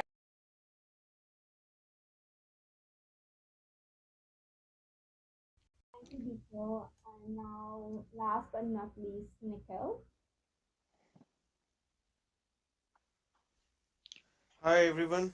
It's I think except for me, for everyone it's good morning. For me, it's good evening. I'm Nikhil Kulkarni. I'm from India. I'm currently working for Wipro, and I'm a petroleum engineer by background. Been in the industry for 12 years. I hail from India, of course, and like Amit said, Indian food. Everybody's speaking of food, so yeah, food. I think when it comes to food, India doesn't want to get into competition of rankings because it's a different league altogether. And we have to, the biggest thing I love about my country is people. We have too many people. I think it's too many. We have second highest number of population in the world. So if I don't see people in the morning, I kind of get drowsy. I need to see people. So yeah. Thanks a lot. Thank you for being here, and you guys are amazing. We have legend like Buddy who started this competition with us. He's with us and all the teams. You guys are superb. You guys are amazing. You have reached a great level. There are number of universities which participated at different levels, and you have made it to top 8. So that is a great, amazing achievement.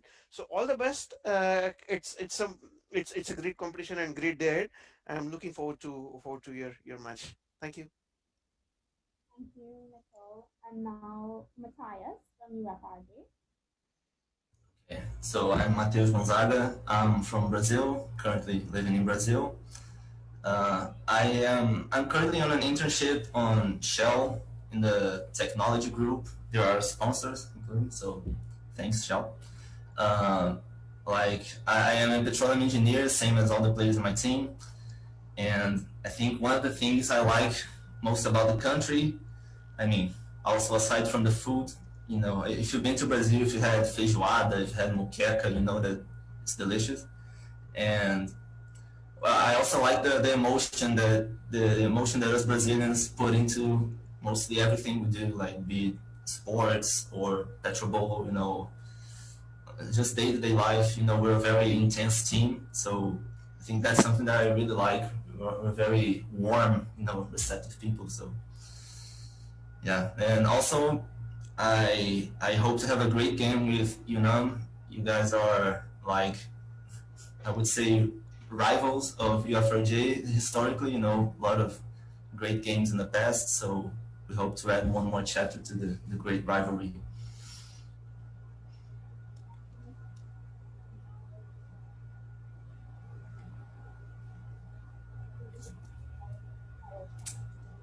Cassandra, we can't hear you. Very well.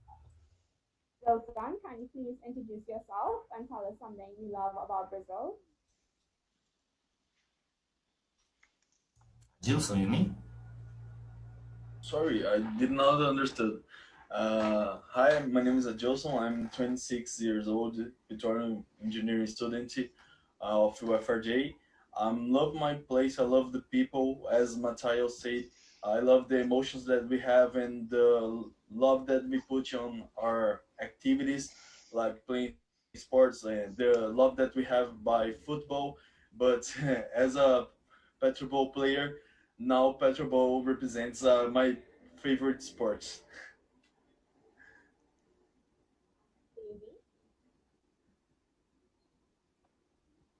Everyone, my name is Davi Almeida. I'm from Rio de Janeiro in Brazil. And I'm very excited to be part of the PetroBowl Championship right now. It's my first World Championship, and I want to make history here. And I thank you. I'm glad for the opportunity. And Something that I love from Brazil is that we are. It's something that Adilson and Matheus already said, but something that I love in Brazil is the people from Brazil. We're really very excited people, very joyful. Our memes are the best in the world ever, and we we try to overcome to get over our difficulties and laughing, and this is something that is really really good from our country. And yeah, I wish you all the best. I wish all the best to Yunnan. This is going to be a great game, and thank you so much for the opportunity. Thank you, Jamie. Now, Jamie. Hello, everyone. My name is Jaime Nichols. I am 22 years old, and I'm from Mozambique. Actually, I'm not Brazilian. I'm from Mozambique, but I've been living in Brazil for 10 years already. And the thing I love the most about Mozambique is the people and the food. As Dozy said before, like there's fufu in Nigeria. We had something really similar to fufu here in Mozambique. We call it shima. It's also very delicious, and the people are very, it's like Brazil, so it's really nice. And I wish the best of luck to the both to both. And yeah, we hope we make it a great game. What did you call it? Shima? Shima, yes, Shima. Okay, I gotta find that one now. Oh. It's like a white thing that you use to eat with another to a ball, right? Yeah. And then Yes. the soup. Yes. Yeah, my best. Good job. Okay, you may have to recuse yourself from this match. I take back the best friends. Thank you, Dosi. Now you can stay. Something that you love about Mexico. Okay, hello everyone. My name is Daniel. I'm 23 years old. I'm currently studying my bachelor in petroleum engineering. And what I really love about Mexico is, as everyone has said, the food. In every state, there's a different type of food, and it is really amazing. And one of the most of the best things of our food is the spiciness. I love spicy food. So when I try another type of food from another country, I love to see that they add spicy flavors. And I'm looking forward for a great match with UFRJ. And as Matthew said, we had a historic rivalry. So I hope we write a good chapter this day for the 2020 Petrol. Thank you, Daniel. Juan? Hello guys, good morning. Well, first of all, thank you to SPE to make this possible. And we overcome like a country or like society a very difficult problem, that is the pandemic, the COVID problem. So thanks for making this possible. And well, first of all, thank and good luck to the University of Rio de Janeiro. You guys are like, as you said, a good rival for UNAM and for other teams. You inspire a lot of teams, and I think that rivalry between us makes the competition like grow in a better way. So thank you guys for improving yourselves and also ourselves. And well, I'm Carlos Leon. I'm 23 years old. Actually studying my bachelor in petroleum engineer. And well, in the I think that I love from Mexico, it's obviously tacos. I think it's the most common dish here in Mexico. But spicy tacos, as my partner Adil Bustamante said, we love spice things up. So I think that's my favorite dish, and hoping everybody's having a good day and a good health. Thank you. Hello everyone, my name is Guillermo. I'm a petroleum engineer student. The thing that I love most of my country is the people. I think we are a very united country, and we always come through for the other. So yeah, I hope we have a very good match. I'm very excited to play against Rio. So yeah, we have. Good luck, guys. Everyone may not realize, but you two teams are the top two seeds in this year's championship. So we'll see if it proves out. And last but not least, Armando. Hello to everyone. Good morning, everyone. Okay, I can say my name is Armando, as you have already said.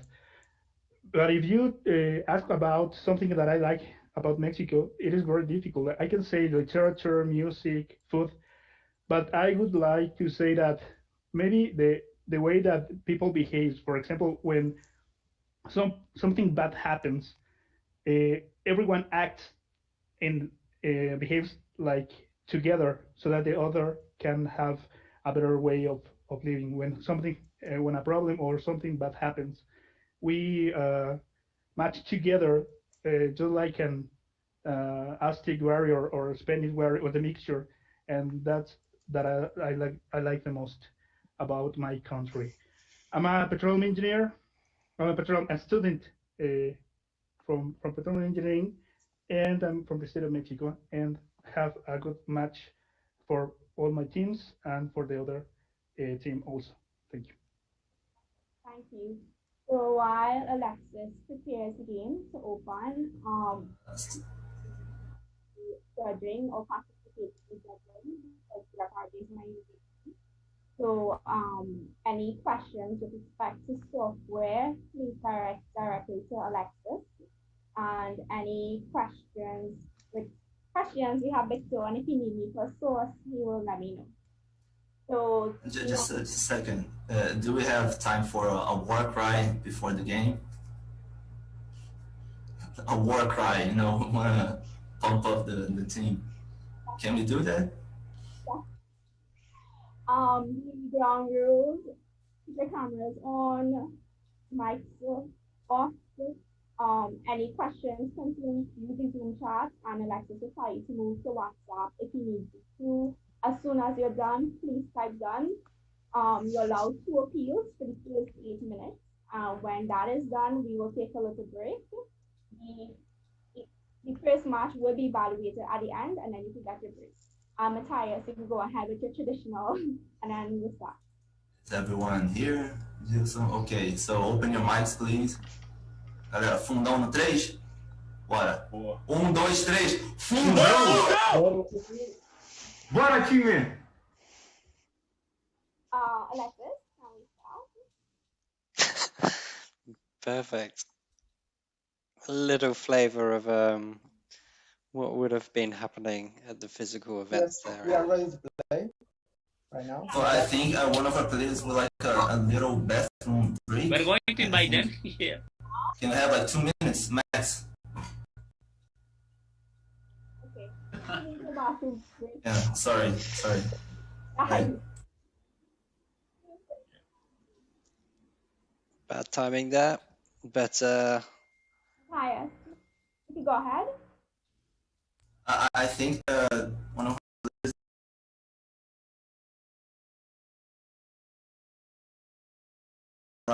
bathroom talk this week, probably down to starting to go through, I think, resulting in potentially more bathroom breaks. But yeah, so the Group A games are well underway. Obviously, they've round 2 took a bit long. Group B, sorry, took a bit longer to get everyone.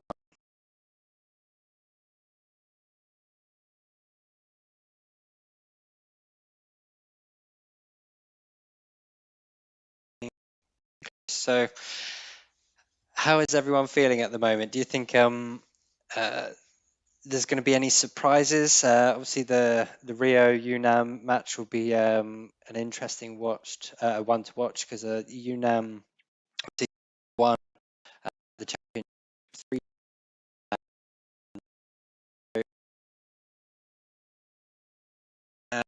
They were the first 2 teams outside of the USA to win the competition. So I can imagine, though they share a lot of similarities, the rivalry between them is probably quite strong because they both want it as much as they could possibly want it. Cesar, from your experience with these chapters, well, I suppose UNAM is technically North America for SPE regions, but what's your feeling about this upcoming match? Okay, a lot of surprise coming up. Like UTP. Remember, we interviewed with UTP here, and they were excited about to be here, like the first time they can make it on these finals rounds. So, as UTP, a lot of surprises. And coming with the traditional teams, the legacy is going to be shown. So let's see, because these two are two strong teams. So let's see how it's going. Definitely. Yeah, it's going to be very interesting. But I guess both of you were quite invested in these games. How you were saying it was interesting seeing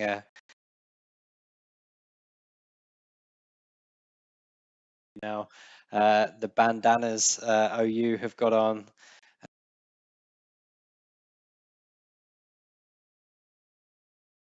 The physical competition kind of coming through now, so you can start to see a bit more of the personalities of the teams. We've seen them come a long way already. Now, how do you think King Fahd will do?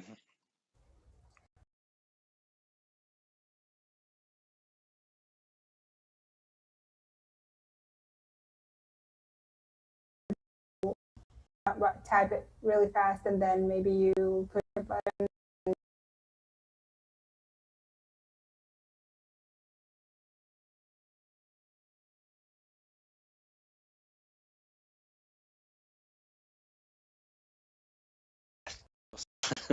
Yeah, it's going to be And that's something that I'm going to see a few appeals, I'm sure. James, we can ask the people to please put in the chats of the Facebook and YouTube channels who will win, who is going to be the.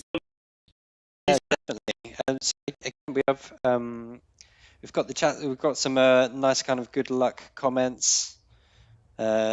Jean Jemens says go LUZ Energy Team. Yeah, some really good support.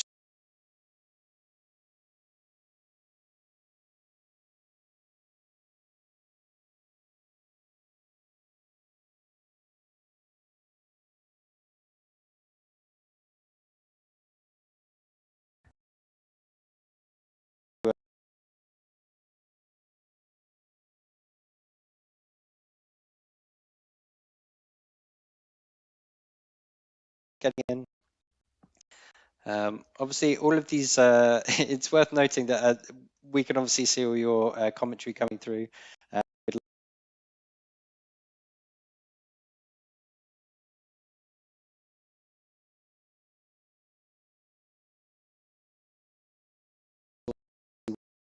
So as we can see, Group B is underway now.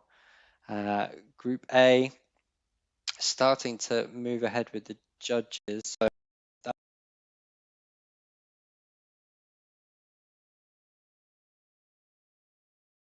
risk of the questions being shown in Group A affecting Group B at all. As I say, there's a good mix of questions being asked, so it'll be interesting to see what happens as a result of that. But let's have a look at Group A now.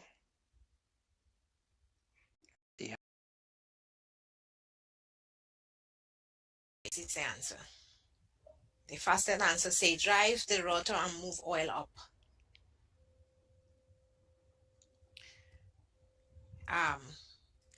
Any comments from the judges?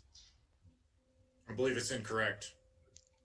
Primary function is incorrect. Excuse me, can we appeal this question? Sure, go ahead, Philippe. Okay, thank you.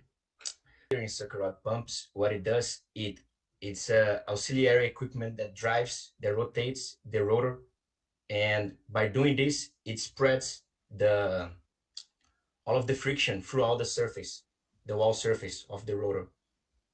Its benefit is to move oil up, because if it didn't have the rod rotator, we couldn't move, we would decrease the efficiency of the sucker rod string. So I don't see why our answer is incorrect in this question. It's the same thing. I can explain that. It says the primary function of the rod rotator, and the primary function of the rod rotator is to extend the life of the pump, not to move oil up. Extending the life of the pump certainly moves more oil up, but the primary function is to extend the life of the pump. So I see where you're going with that, but we can't accept that because it's asked for the primary function. If you said it's actually a secondary function, really, that it lasts longer, right? I get your point, but it says primary function. So I think you had a really good try. No, I understand. Thank you. Thank you for explaining. That was your first appeal. Yes, correct, Judge. Thank you. Thank you, Philip, and thank you, Dr. Lee, for elaborating on that. The appeal is not granted, and you have one appeal remaining. Yes, I have one appeal for this round, right? And then for the second set of 40 questions, 2 more appeals. Okay. Absolutely. Thank you. No worries. Okay. Continuing, in a shale reservoir, what effect does the increase in quartz content have in the brittleness? Brittleness increases with increasing quartz content, and the faster answer is increases. That is correct. Confirm. A retrograde condensate fluid has a phase envelope such that reservoir temperature lies between the critical point and which other point of the binary diagram, the Criconden term. So the faster team got it correct. What is a statistical method into machine learning to model the relationship between a dependent target and independent predictor variables with one or more independent variables? Answer is regression analysis. Fastest team have regression or multilinear regression. Is that an answer for the other judges, correct? I think, I believe that's correct. I'm with it. Confirm. Celia, can I ask something? I think for the previous question, it didn't show up the confirmation for the question number 5 when you pressed yes. Okay, thank you. Sorry for just to confirm.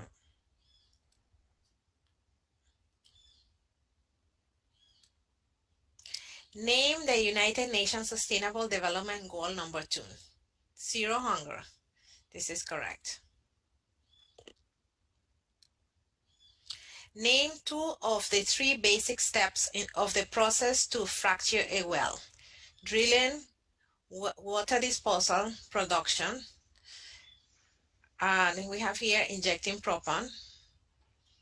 This is only one. It's only one, we have to mark it wrong. Yes.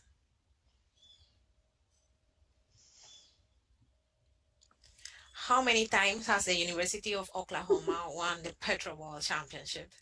3 times, and they answer correct. I would have been really embarrassing if you'd have got this one wrong. That would have been. For heavy oil production method, what does SAGD stand for? Steam assisted gravity drainage. Steam assisted gravity drainage is the answer. Packers should be built out of materials that will last the life of the well. What is the name of the association that establishes guidelines and acceptance criteria for material selection for sour service in H2S environment? The National Association of Corrosion Engineers. So the fastest team got it wrong. Well, did not answer. Confirm. And the second team got it wrong as well.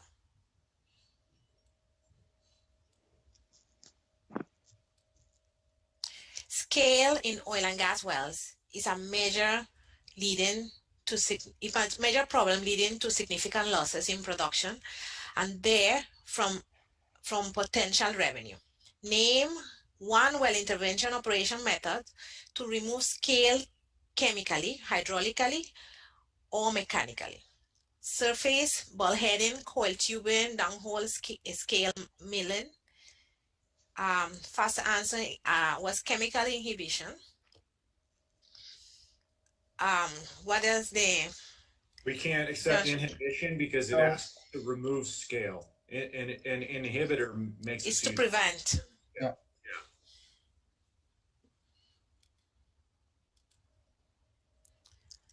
Here have acid, like acid wash. Okay. I think, yeah. An acid wash will remove scale. Very effective. I think we have to accept that. I mean, I see what they're getting at in the question is the operation, but you could technically say that an acid job is an operation as well. I agree. It's correct. We can consider it correct. Yeah. Okay. When designing a fulcrum principle bottom hole assembly, which component creates a pivot point to help in building the angle? Near bit stabilizer. That is correct. What are the high pressure, high temperature, HPHT, API well conditions, maximum anticipated shut-in pressure, and maximum flowing temperature on the seafloor that will trigger a specific design guidelines for oil and gas subsea equipment? The answer, maximum anticipated surface pressure have to be greater than 15,000 psi and the temperature greater than 350 Fahrenheit. This answer was not correct. And the second answer will be correct. Yes.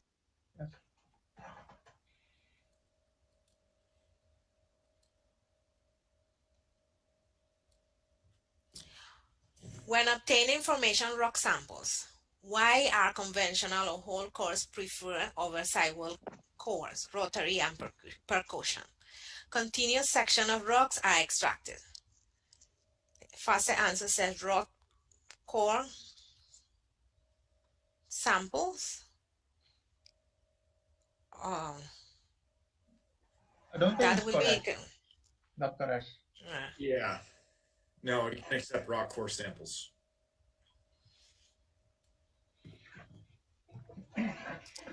What is a system called for servicing or the maintenance of live equipment or pipelines where the unexpected energizing or release of energy could cause injury? Lock and tag are placed on the isolating device to avoid uncontrolled operation. Locked out, tag out. That's correct.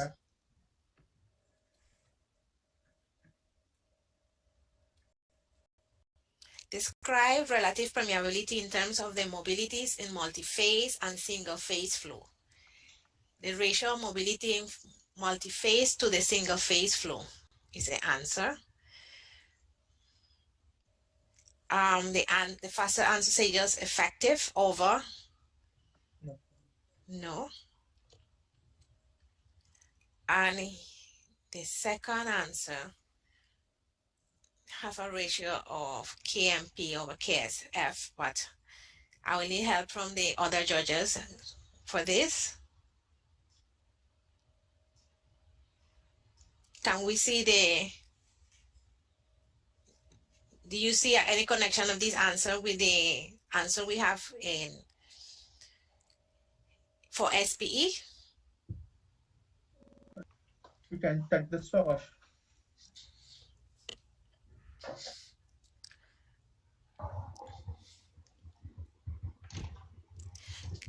Can you please share the source in the chat? I don't think this is correct personally, but I'm not a reservoir guy, so else.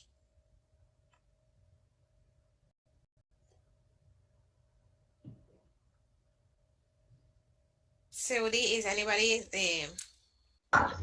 I will help with the link now. okay.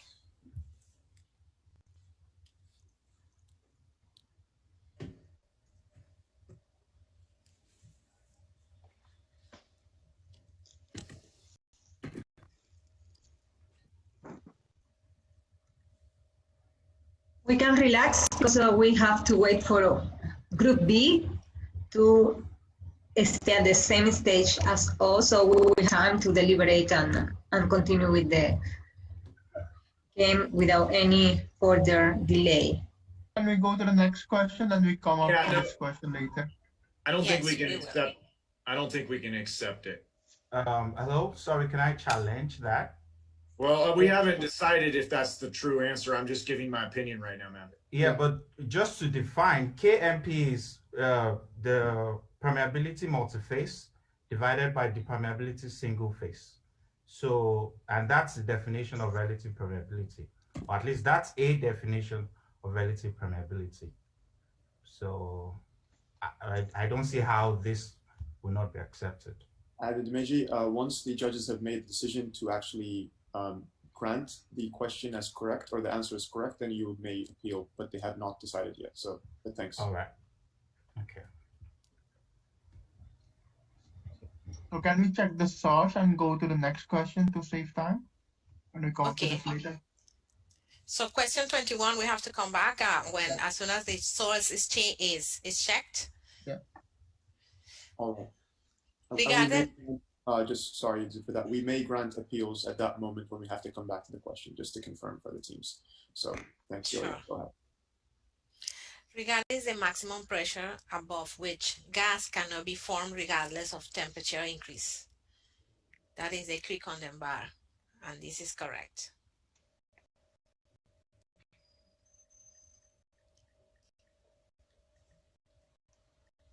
What is the key petrophysical rock property that influences volumetric sweep efficiency?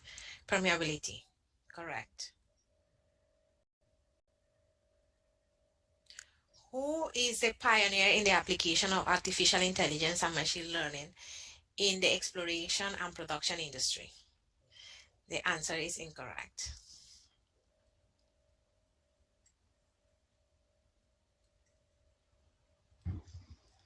In the context of unstructured gridding, 2D triangular or a 3D tetrahedral of a model geometry for numerical reservoir simulations purposes, what does PEBI stand for? Perpendicular bisectional. The answer is correct. Celia, just for future reference, if the answer that was provided was correct, we can just accept it and move along without having to do that question.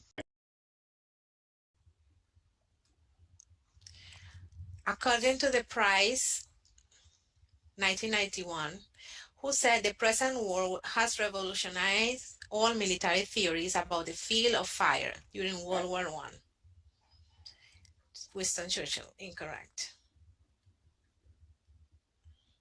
In 1912, one man owned 30% of the Turkish National Bank, which made him 15% owner of the Turkish Petroleum Company. Where was this millionaire from? Armenia. And we have here Carlos Gulbenkian. Is this a place? I don't know, or it is a name? This is the name. Sorry. So it's incorrect.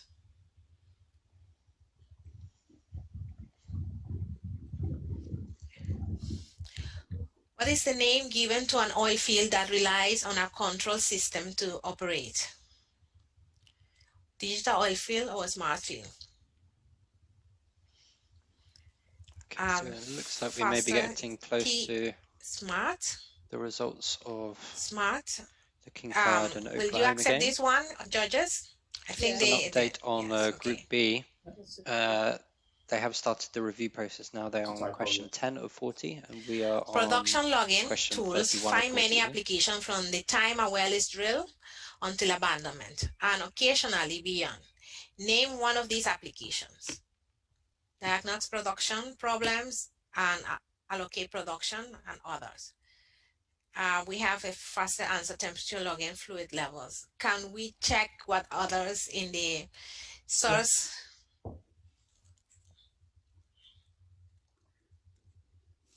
So can we go back? Can we move on, or we will be able to get the source quick enough? Let me just ask this question. I mean, I think fluid level would be correct in the first place. They said temperature logging too. I don't know if they log, if that's technically a production log, but fluid level, I mean, that's something. Sir, like temperature log, like PLT is a measurement of fluid parameters on a zone by zone basis in order to get the information about the type of the movement of the fluid in and around the wellbore. Okay, so well, hold, let me stop you. We'll ask if you're gonna challenge, then go ahead. No. But hold on, just yes. wait. Let the we are deliberating. You may decide it's right. Okay. Yes. Yes. Okay. So I'll say they have fluid level. As far as I'm concerned, that's an acceptable answer. It just says one application. That's what I would say. I think we should decide yes or no and move on.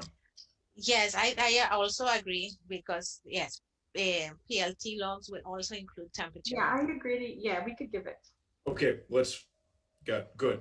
So for players, let me just caution you. Don't speak up unless you're going to challenge. You don't want to use a challenge when you don't mean to. Okay. We'll deliberate. If we get the answer, if you think the answer we have is wrong, then go ahead and challenge, because they're precious. Oh, sure. Thank you. What term is used to define a large set of data or combination of these? The storage, observation, and processing of data to obtain relevant information is widespread today. The answer was big data, and we've seen here close. I think it's incorrect. Yes.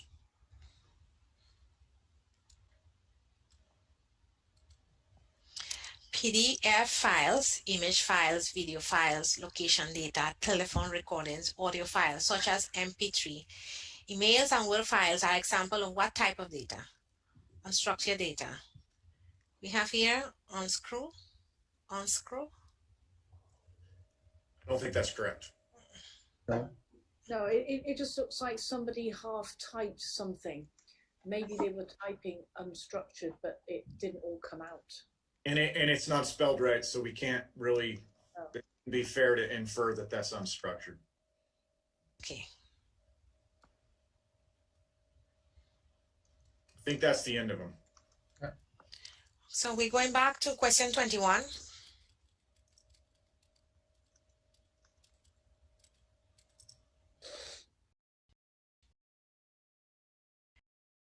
If you guys get the answer, please let me know, as I cannot see the chat. What the constant K, what does this stand for? Permeability. And it described the relative permeability in terms of mobilities in multi-phase and single-phase flow. Does the ratio of permeability of multi-phase flow divided by permeability of single-phase flow describe the mobility? I'm asking all the judges here. I poke holes in the ground for a living, so I'm not as good at this stuff. If K is permeability and the MP stands for multi-phase flow and the SF for single phase flow, then the formula here written is the ratio that is described in the answer. Yeah, but what we have to say is that formula correct? To describe the mobility. It asks to describe in terms of mobilities. Is that a ratio of mobilities? It sounds like a ratio of permeability to me. Different than a ratio of mobilities. But again, I got to ask some more reservoir-oriented people here. Yeah, because I think the KMP means multi-phase perm, and the KSF means single phase. But I don't think KMP over KSF is a mobility, is it? I don't believe so. I just want to mention, since I've got a reservoir engineering background, mobility includes both permeability and viscosity. So permeability on its own is not mobility. Sorry, can I challenge now? Go ahead, Admiji. All right. So relative permeability is a ratio of permeabilities, right? It's not a ratio of mobilities. Ratio of mobilities is mobility ratio. Relative permeability has only one definition, right? It's the ratio of the permeability of a phase in a multi-phase flow to either the ratio of the absolute permeability in single phase or to the endpoint permeability in a multi-phase flow.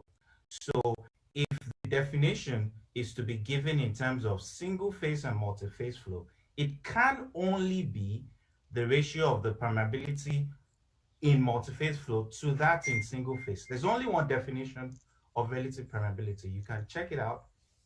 The definition of relative permeability of any fluid is the permeability of that fluid in multi-phase flow to a constant, which can either be the permeability of single phase if you're using an absolute, or the endpoint of the multi-phase flow.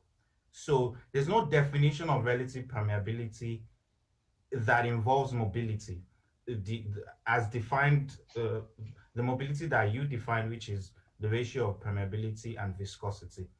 There's no definition of relative permeability in that form. The only definition of relative permeability is in the form of permeability in multi-phase to single phase. And I think you can even ask our opponents. I don't think they would disagree with this. Thanks for that appeal. Judges? Well, technically it was not an appeal because we didn't make the call yet. Yeah, the answer is the ratio of mobilities in multi-phase and single-phase flow. And so the source was checked? Yeah, it is, and the formula that they wrote below doesn't say anything about mobility, so I don't think it's correct. Can we put this to a vote, judges? Please check the source and then put this to a vote. So we have to proceed. I vote not to accept it. So incorrect. Not accepting it. Dr. Lee not accepting it. Hank? I accept it. Accept it. All right, and then we have Judge Zulia. What are your thoughts? Not accepted. Not accepted. So that's 3-1. And the appeal is not granted. Go ahead and press no and confirm. All right. So that rounds us off for the first set of questions. So part one of round 3, which is the quarterfinal between King Fahd University of Petroleum and Minerals and University of Oklahoma. The score at the halfway point is -5 to Team A, KFUPM, and 70 points to University of Oklahoma. So now we will proceed with the submission of questions. So we're back to the main screen. Thank you, Celia, for that. We shall now open the questions for the second set upon Zudi's call. Perfect. So we see there King Fahd with a score of -5 and University of Oklahoma on 70. So a strong lead there from Oklahoma. Seems like the now nerves it's open to play. And they're but beginning. Mohammed, let's make sure because I was checking. So just to show you where we're at with Group B, they're just reviewing question 21 of 40. So it won't be too much longer. There may be a brief pause while the next game gets started, just to make sure that, again, there's no potential of discussing the answers to questions that people haven't had a chance to play yet. So there may be a slight delay there. So I'll bring us back to the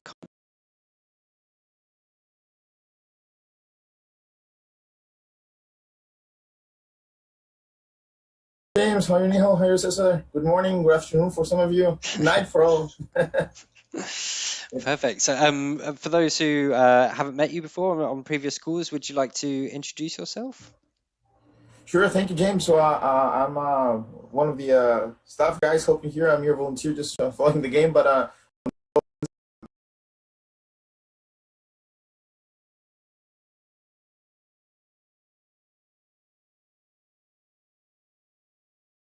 professional in Brazil in our field operations team in the Lapa field, and I'm here in Rio, Brazil, although I'm Mexican. There we go. So you've got a bit of an interest in Group B at the moment. What are your thoughts on the game so far? Yeah, great. I gotta confess, I'm a little bit biased. I'm not watching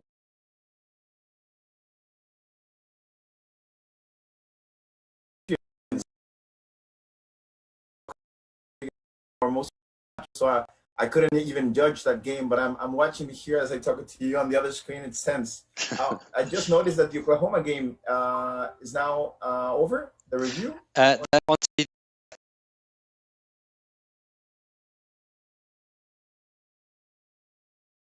With Oklahoma on 70, so a strong lead from Oklahoma, but it's only halfway through, so a lot can change in that time. So yeah, it would be interesting, and we're still waiting on the results of the first half of the Rio UNAM game. So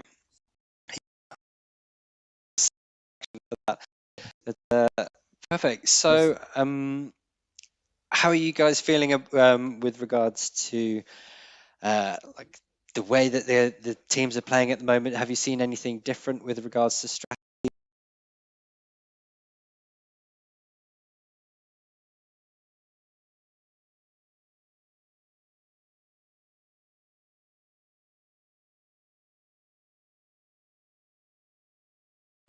I think it's less appeals. Maybe like the questions are clearer, I guess, or like maybe they are just convinced by now that we know what we're doing. Yeah, you'd like to think so. As I say, with each of the rounds having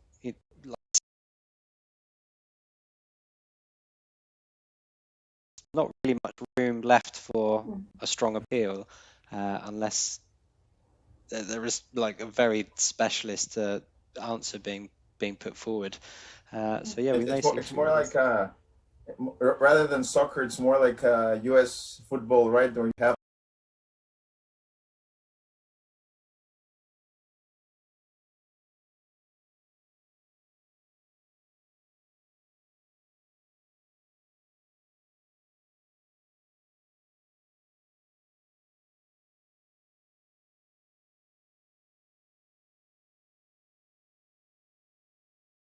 Diversity or multidisciplinary actions. Yeah, definitely. So so we've already seen UTP and Zulia going through.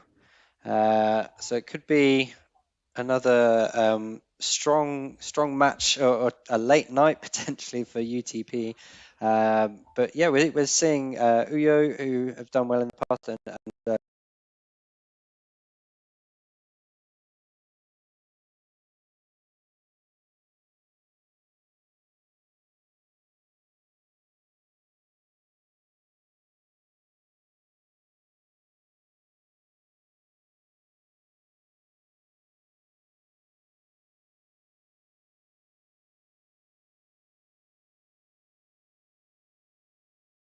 championships as well.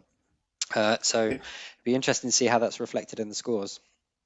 You know, James, and even that trivia question just came up in the UNAM versus Whitford.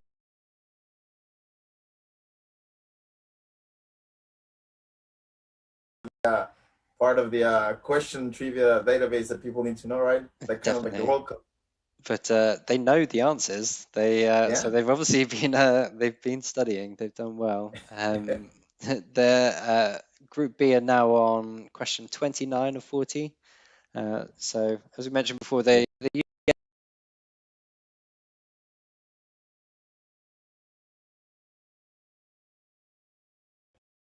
And we don't know, James, right, any partial score, right, until they actually close out the review process, right? We don't know who's yet winning, no?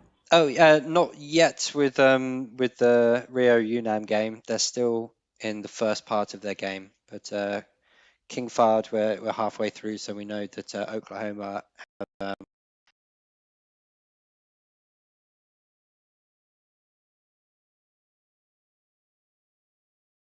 interesting one. Perfect. Let's have a look at Group B. So we're just getting close now. We're on to question 30. 30, yeah. So we're getting close to, well, we've still got a few hours yet. Oh, go ahead. I was going to say, James, we got to give all the due proper credit to all the volunteers and staff that reviewed the questions, especially for this last stage. They did an additional QA, QC, including UN with the language. And you can see that the questions are very clear, which is very hard, right? It's getting questions from many people that don't have English as a first. Engineers, and I'm not making engineer jokes, but we're not known for our amazing writing skills.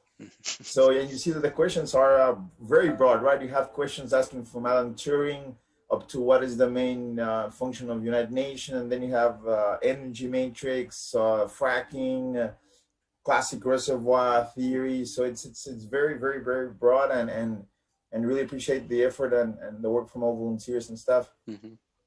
Yeah, definitely. There's I did my homework. I put around 25 questions related to technologies and sustainability. It's fun as well. That's a lot. Yeah. Because it seems easy, but 25 questions, it's a lot of time. Yeah. How many questions did we have in the end for this edition? I think I think it was nearly 1,800 in the end.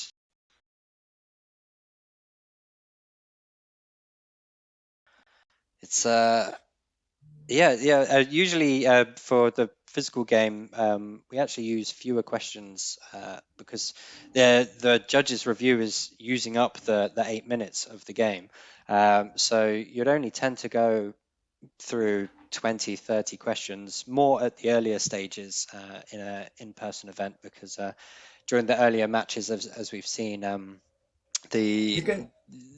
people skip the questions more frequently, and if people don't answer the questions,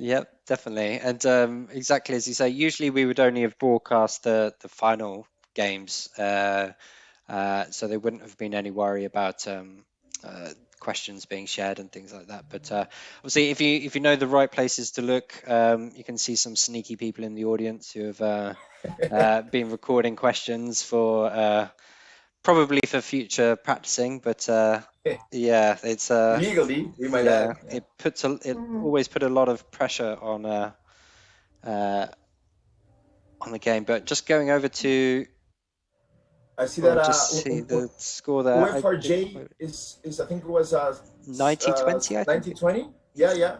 I think so. Let's have a listen. We have 2 minutes while Alexa starts up the next game. Okay, so they're giving 2 minutes, but I believe that was I was just trying to write it down in my notes. Go ahead, I'll wait on it. But I believe that was Rio 90, UNAM 20. Yes. How does that make you feel, Rodrigo?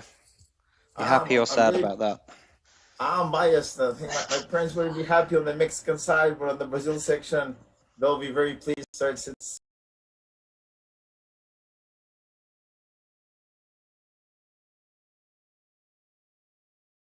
So we prefer to have Nihao. Welcome to Nihao. How you feel about the teams and how we are running? Yeah, okay, so we don't have any teams from Egypt or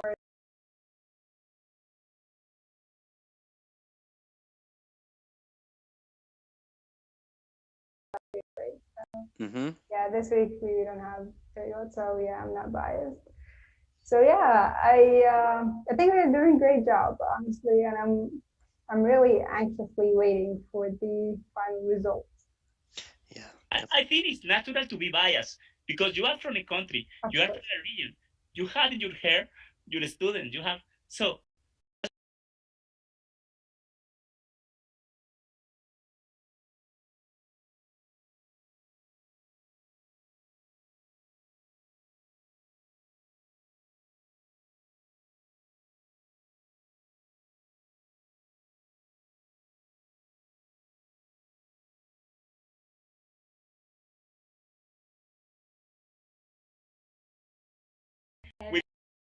not only with the software, but as well with the strategy of the PetroBowl guidelines. Yeah. Yeah, definitely. I mean, that's one of the. It really leaves no room for bias in there. Really, it's and because again we have so many judges from so many different backgrounds. If any one person was trying to sway the results, I think they would be quickly stopped in their tracks. So yeah, there's not really any room for that. Yeah. Uh, Yeah, but that's always the hair is coming. So let's be connected with the brain. yeah, definitely. Yeah, we'll see. Well, we've got some very experienced judges on here. We've seen Dr. Lee, Buddy's joined us again. Both have been involved in with pretty much every championship, and they're well experienced with this, which is why they don't seem phased at all by some of the more difficult questions or some of the unusual appeals. I'm sure they've seen it all before.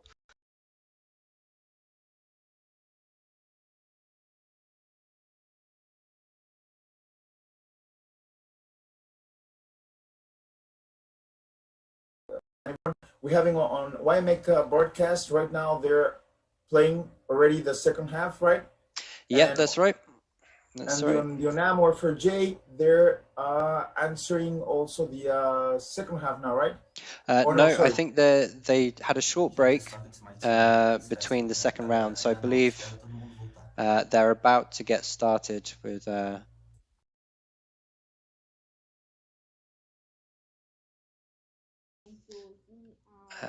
So there's a slight delay there. The first broadcast from the YMake channel, that's the Oklahoma game. Yep. People are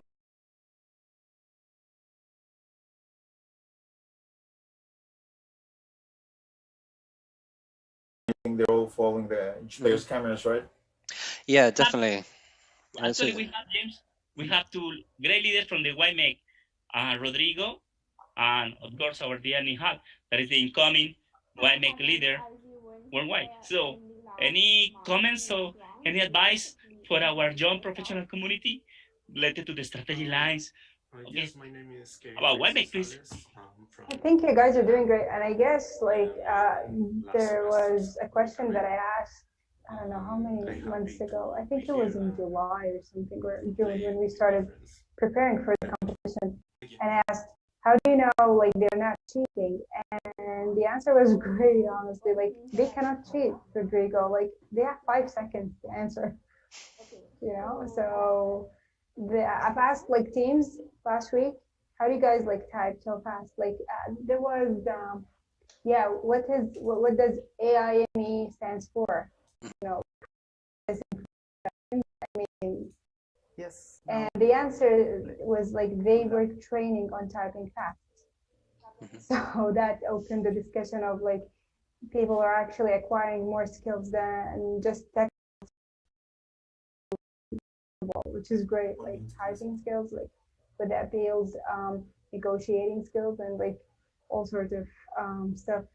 So for me personally, I think it's great. There's always, of course, room for improvement. But then again, if we keep it as is, it's absolutely wonderful. Definitely. It goes a credit to all those people who were working on the software. They've done an incredible job really thinking not only from a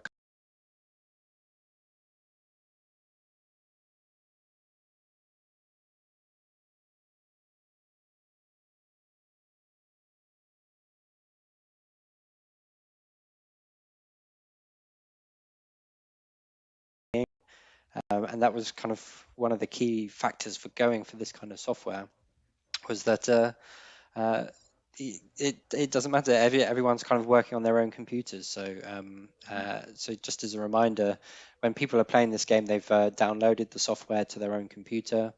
Once the questions have been uploaded, that's when you see everyone on Zoom coordinating together. And then once it's been uploaded,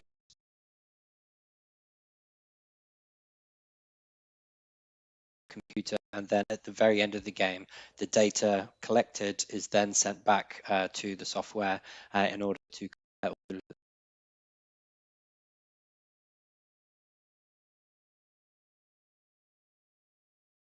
The only issues we had in previous matches were if your internet isn't quite good enough, then uploading the questions at the end can be a bit tricky, but it's all been resolved now and all the teams seem to be submitting all of their answers perfectly.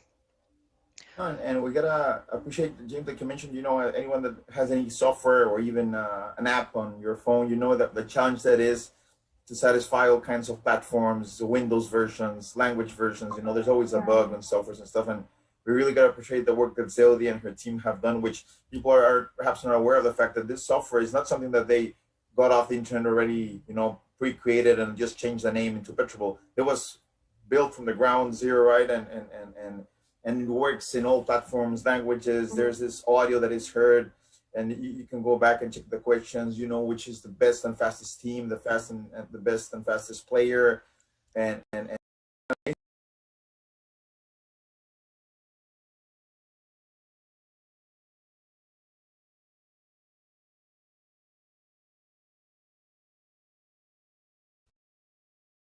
The software stuff for the physical competition is something that we start like a tool, as Nihal was highlighting before.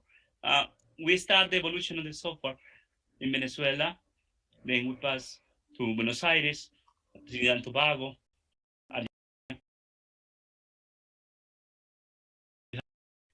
Was physically initially to connect judges, to connect buzzers, to connect that one. So to have this setup already connected help us to connect now today different decisions, and we start to challenge each moment about it. So yes, it's something that actually our current situation challenge us, that bring our prototypes to alive. So welcome all of you that follow us, that bring your prototypes. It's something that with digital solutions in our industry, we can do more. Definitely. And it's worth noting that SPE is a membership organization, and while there's obviously staff like myself in the background, the majority of events are the section and chapter level events, and even the international events. They couldn't be run without the technical expertise and the knowledge and the time from our members to host those as well. So it really is down to you guys that this is happening. So. No, and it's a joint effort, and back to you as well, James. We know that you, James, and UN having working tirelessly. I know you've hijacked all the teams from your house. Likely look into. I don't think the wife is very happy that she's not watching any Netflix for 3 straight weekends. Getting awake and get a chocolate in the house. Yeah, take it off the next house. Definitely. But yeah, well, you'll be. I have to say, she'll probably be quite happy. This is the last day for a while of doing this, but is it an interesting feature of virtual events that it's not like a conference where, I mean, obviously we have multiple games going on here at the same time, but it's very challenging to have so much all going on in one time, and you have to really space it out, and especially as when you're dealing with time zones as well, and you're having to factor in not just the technical stuff, but also the just availability. Is it fair to have a team participating when they should be asleep? It's that kind of thing. And James and guys, we've try to give people an idea of the numbers that are right now. How many people do we have simultaneously now? If we add staff, both the 4 teams, the 12 judges, plus ourselves, we're talking about likely 40, 50 people connected in real time, each one with their job, and 3 Zoom accounts and 3 YouTube broadcasts.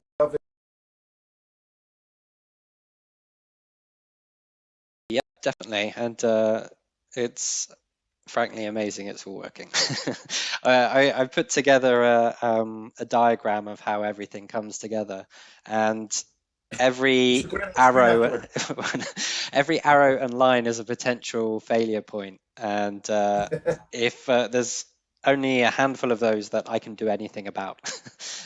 So many of those failure points are well outside of my control. So We shall see. You may have heard a hum in the background over here. My neighbour is doing DIY in their house, and there's a worry that they might drill into the wrong wall or set something off. Or yeah, there's certainly an anxiety that hangs over you every moment of the day.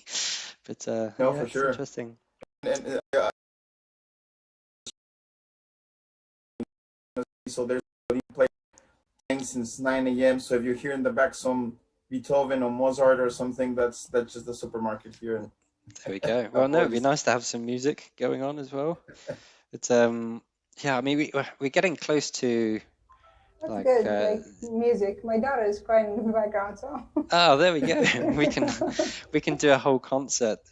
That would be excellent. That would be very good. I've got a guitar over there in the background, but I've got so much stuff going on. I think turning on a guitar amp might blow the whole system.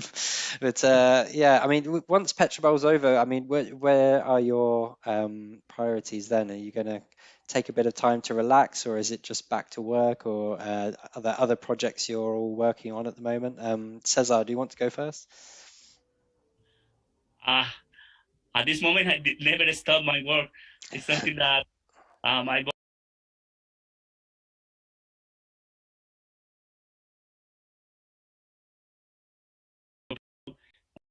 to keep all and be on the top, the delivery solution.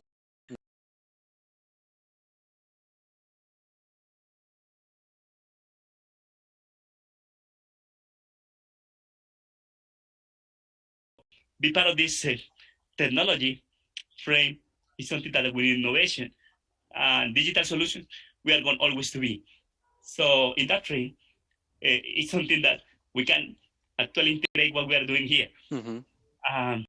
But I think as well, my family is something that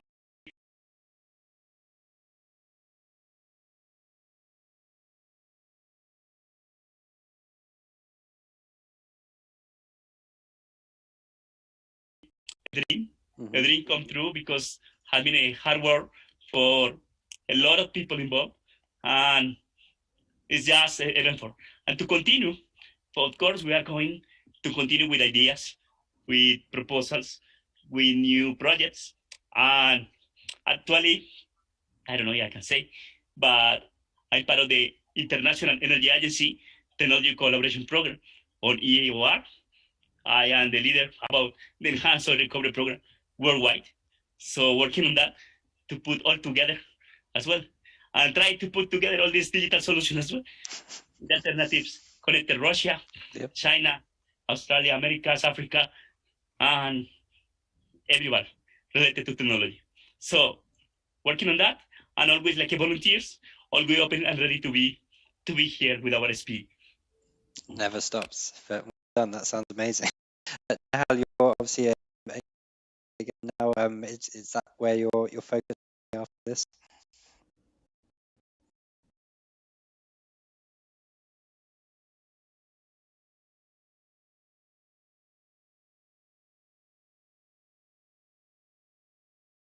Your regional director to have like a conference across Europe. It's still in the making, but like it's going to be a lot of work and involving all the chapters.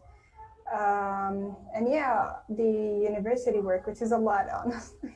It's so overwhelmed, but yeah, these two, and obviously like the things I do in the SPE International with YMEC and with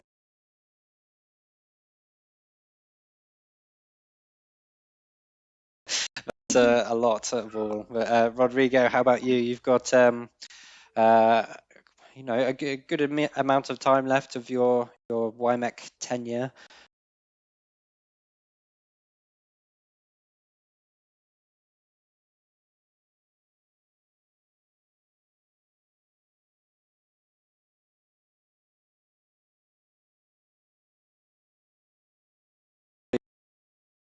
What ideas do you have for the future? No, James, I put ourselves in the plural, including yourself and Iha and everyone from IMEC. We have a lot of, it seems that it's a long time, but already some months have passed and, you know, and we have so many ideas, things that we want to do. We really want to I think one of our ambitions is really to try to take this moment, which is virtual, and take the advantage of what's going on to be able to do more virtual events.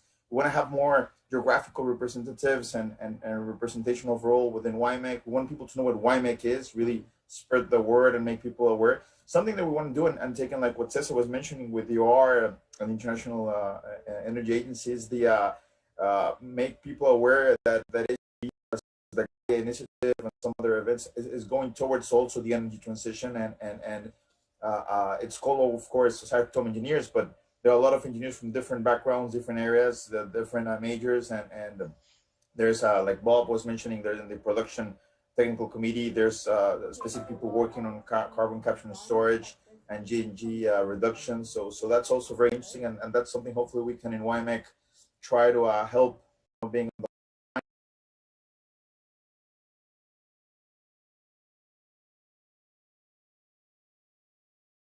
Definitely. And yeah, there's a lot of ways in WIMEC and beyond that we're trying to address those issues. So hopefully we can work on that. I think the next big event for WIMEC is probably the Virtual Career Pathways Fair that will be taking place the last week of April. For those that don't know about that fair, again, it started off as an in-person event where we could allow quick-fire mentoring for students and young professionals to talk to people who are doing the specific job roles in the industry that they're interested in. And that's something that just over 2 years ago we converted into an online platform. So it's well established now as a virtual event. It was one of the first virtual conferences that SPE held. So that was a great pleasure for WIMEC to kind of do that. And I was very proud to kind of be part of that program as well. So yeah, lots of activities going on. Obviously, the North America Student Symposium for the regions, that's kind of one of the larger student conferences. So if you're enjoying this, you may be interested in that conference as well. That's taking place on the 2nd of March, and that will be virtual as well. So that's an interesting one. We obviously have ATCE that is due to take place in Dubai this September. We also have Offshore Europe, another one of our largest technical conferences that's taking place in Aberdeen in the UK, and WIMEC and a few other standing committees, including D&I and business management and leadership, plus a lot of external companies are coming together to work on a talent investment and diversity program, which will include student programs, YP programs, diversity programs, and everything. So once all this PetroBowl is over, there's no end to the programs that we have coming. So it should be a busy year. And complementing things, we have a lot of exciting ideas that with Nihal and everyone in WIMEC would be thinking of, as you are aware, and that we want to take not only to the board, but we want to do some online, let's say, webinars with everyone, from all members, so they can watch. So we can say we have a lot of great ideas prepared for you guys that we'll be revealing in the next months and implementing hopefully by before the end of this current tenure, right? Yeah, definitely. And so just to let everyone know what's going on at the moment, we have our two games of round two taking place. Group A, we have King Fahd University versus the University of Oklahoma. When we left them at the first half, King Fahd was on -5 and Oklahoma was on 70, so a strong lead there. And then in Group B that you can see on the bottom right hand side of the screen, we have Rio versus UNAM, which is taking place. Both of them, the previous score for that, the first Rio, and 20 points to UNAM. So again, some clear leads, but a lot to play for. All of the teams participating have very strong performances in past PetroBowls. So let's go have a look at Group A. Again, if you want to watch any of the feeds directly, you can go to the YouTube pages that are shown below, either using the QR codes we have here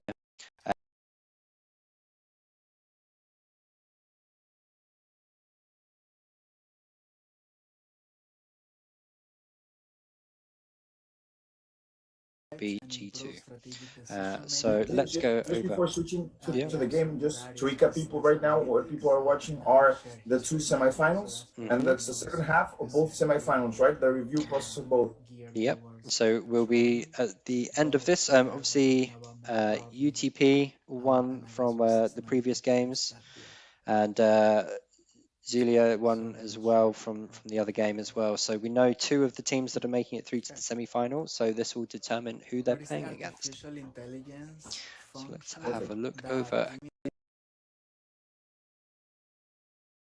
If every zone has a certain backer that is separating it from the other zone, so you can, for example, produce the first one from the annulus, having the packer sealing it from the different one. It's like some finals to be here. And you can check this definition. Yeah, and a small comment, you can see that of the 4 teams, 3 are not from the traditional US North America area. That shows how diverse the teams are and how far they've all gone from different regions.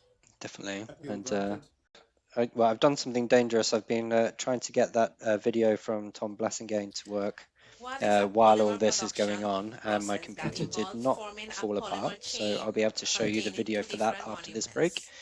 But he does mention in there how this has really leveled the playing field, having this platform, because there's no restrictions on ability to travel.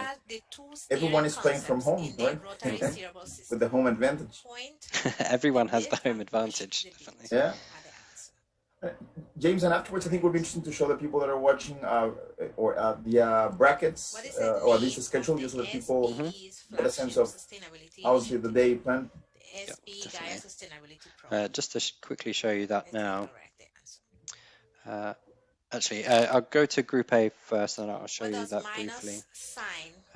Because I've got an updated version with the latest scores. Ah, nice. Flow goes along negative pressure gradient is the answer. Here we have direction as the answer.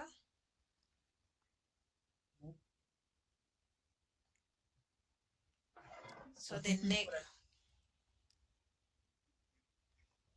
That's incorrect. And the second team said it flows from high pressure to low pressure gradient. I think that's what it's saying, long and negative pressure gradient. I think that's the same thing. Yes.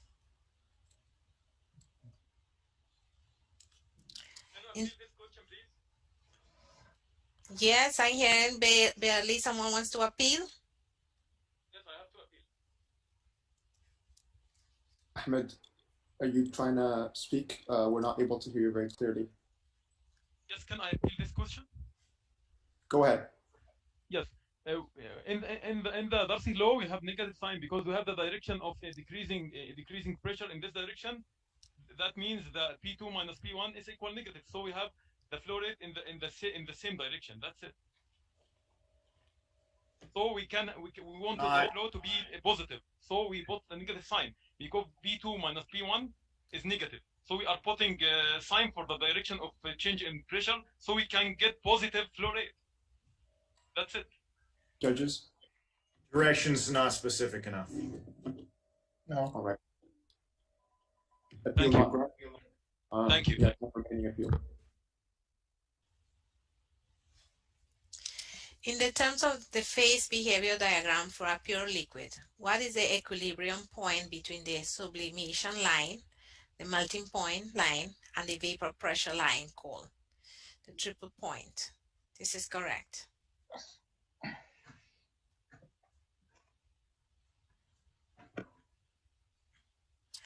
In which year did OPEC makes its first reduction in oil production as an attempt to support higher oil prices?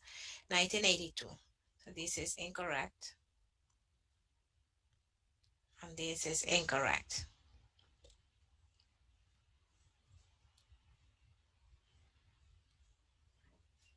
Removing impurities and contaminants from gas, removing liquids and solids, and preparing the gas to meet the sales requirements of the purchaser is the purpose of which set of equipment? Gas facility is the answer. We have here scrubbing, Scrubbing's incorrect.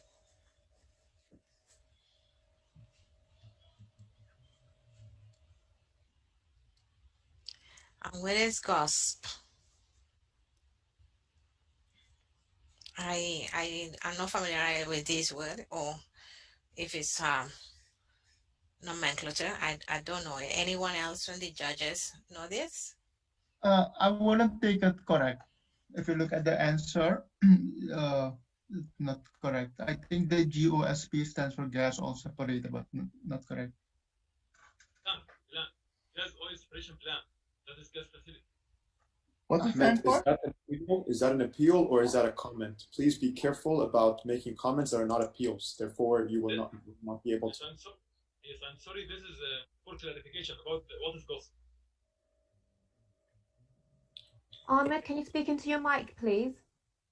Yeah, I think what Ahmed would say is GOSP is gas oil separation plants. That was mentioned by Henk. And also, in a real-time situation for PetroBowl, you would not be able to elaborate on what the answer is unless you appeal. So just be careful about using your mic to appeal or speak up and having it not appeal.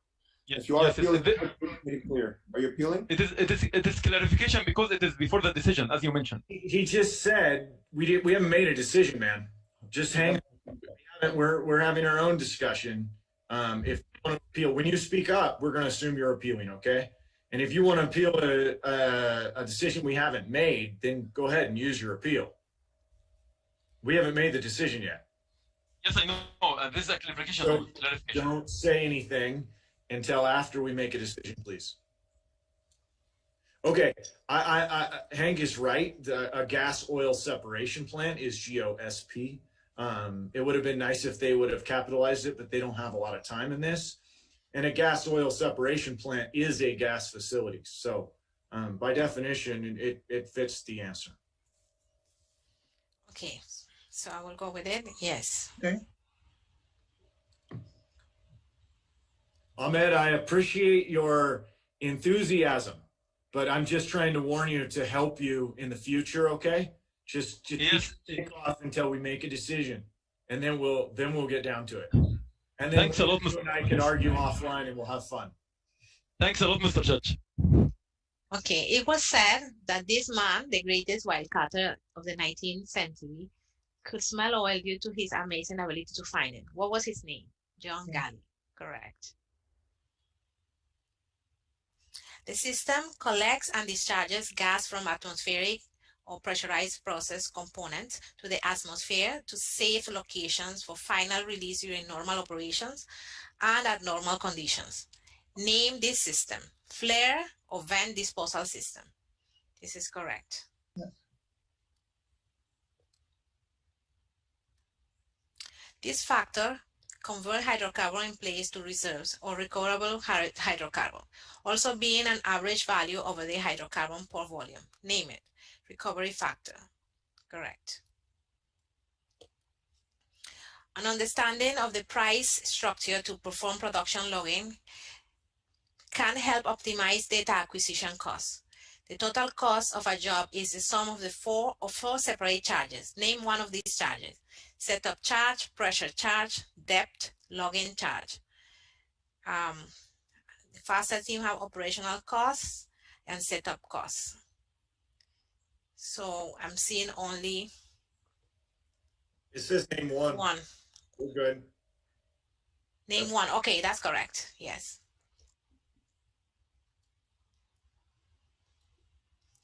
In the context of acoustic logging, acoustic waves are classified according to the direction of particle displacement with respect to the direction of wave propagation. Name these classes: longitudinal and transverse. We have the fastest comp, and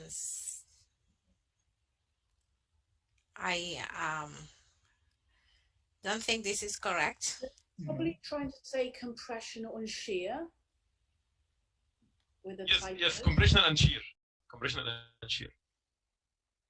Yeah, I think that's the class of that's not the classification of the direction of the particle. exactly, so it's not right.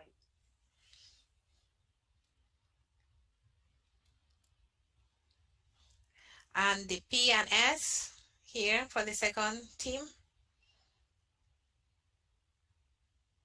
I believe that will be primary and secondary, but that is still no. No, They're both incorrect. I think they mean the PNS waves as in seismic. So I think that's not right because we want longitudinal transfers, right? Okay. No, come from. In the context of acoustic logging, this type of wave can travel through solids, liquids, and gases, and are the fastest wave type. These waves represent the acoustic first arrival, Neyman, that is compressional, P, primary or pressure. It's correct. Yeah. I think, okay, that's it. I believe that rounds us off. So we need to go back to 14. Any of the judges got the chance to check the source? I could not access the source because it's a whole library book and I cannot access it. So I would just go with what's in the answer because it was already verified in the judging and I don't see it there. And in my opinion, Bernoulli is a very broad equation. You can use it for a lot. So I would say no. I will say that the Bernoulli equation absolutely is what you would use to calculate the pressure drop through a system with chokes in it is one way to do it. It's less accurate than some of the others. These equations here are modeling the mass flow rate, but the question asked for predicting flow. It didn't say, and part of predicting flow is pressure drops. It didn't say anything about mass flow rates through here. So Bernoulli equation predicts flow in the sense that if you contend that pressure drop is part of predicting flow, then this is a correct answer. If pressure drop's not part of predicting flow, then it's not a correct answer. But the question's too broad. You have to accept Bernoulli equation. What the other judges say? I tend to agree. I agree with accepting Bernoulli. Okay. So I will just make a comment here. Question too broad.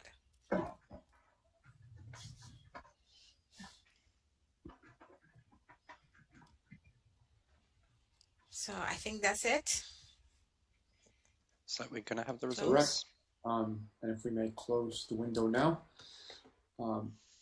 For the second set of questions, it appears as though we have 35 points for King Fahd University Petroleum and Minerals, 95 points for University of Oklahoma. Combined with the scores of the first set of questions, that would give us 30 points for King Fahd University Petroleum and Minerals, and a grand total of 165 points for University of Oklahoma. And therefore we have a winner. Congratulations to OU for emerging victorious in this game. Absolutely no commiserations for KFUPM because they've done a fantastic job to get to this point and to give OU a good run for their money. So if we can just have a comment from Ahmed as a reflection on the game and also. Yes. Go ahead. I'd like to thank all of you really for KFUPM team. I am very proud of this team to reach this stage, and we were very, very near to qualification. And I'd like to thank Oklahoma University. I think they will make it to the finals and they will win this competition. I am very sure they are very pretty guys. Thank you all. Thank you. Fantastic sportsmanship there from Ahmed. Philip, any comments on what Ahmed has made of his we assessment have the of winner. Congratulations also. I really appreciate his comment. I hope we make to the finals and win the competition. But I've saw the comparison between how they played the previous games and this game, and I like the fair play that we had in this game and how we played the game. I think you guys deserve it. You made it really good until the quarterfinals, and I hope to see you in Dubai as well in the next CTC. Brilliant. Absolutely. It'd be great to have this kind of competition again in a similar format. I was actually making a comment with Dr. Lee before this game had started and said that it's it's a lot more tricky to make sure that the games run smoothly from the judging and moderating side of things. When I was a player, I would always heavily contest and feel as though it's a lot easier. The grass is a lot more greener on the other side, but it's not really always the case. So congratulations to both teams. Well done. A great job.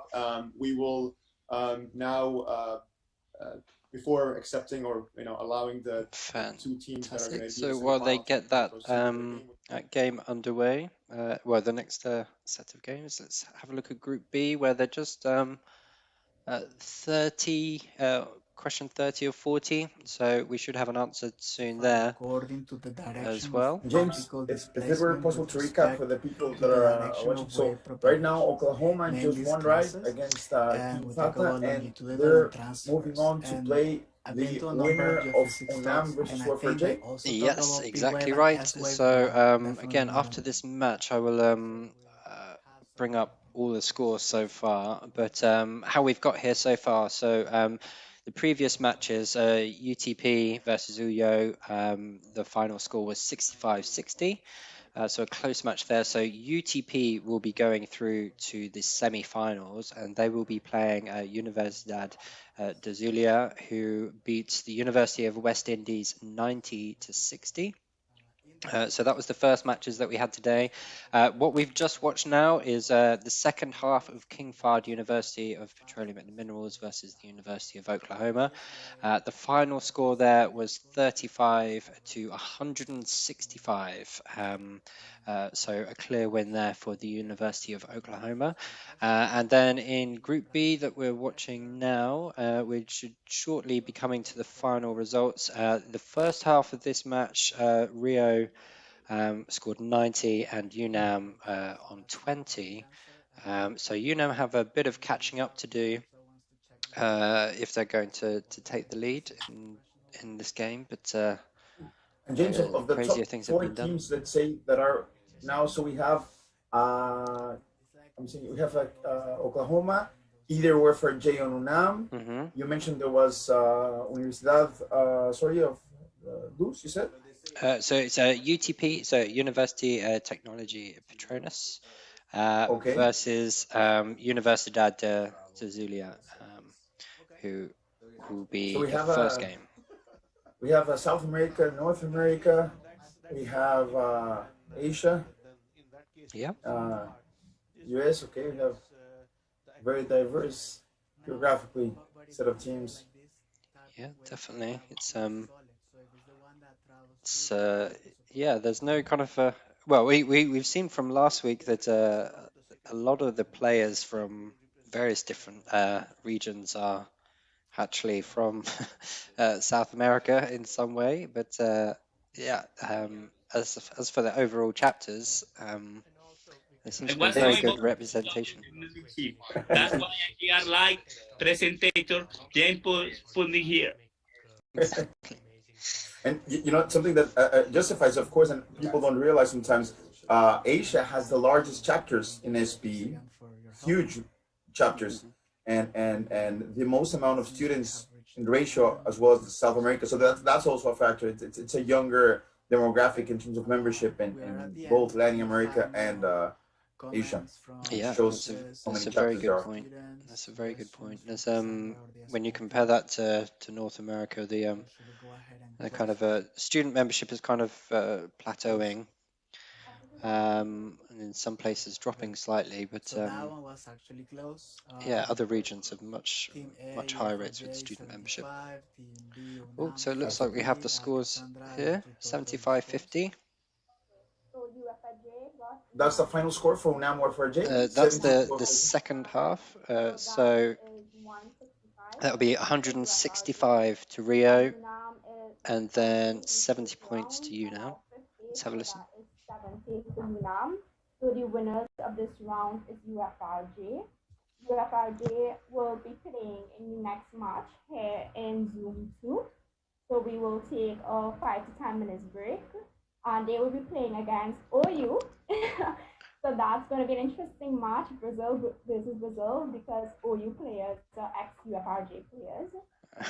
Congratulations, guys. It was a well-played game, and I think You all did excellent and continue watching on YouTube. I mean, look forward to seeing you next year.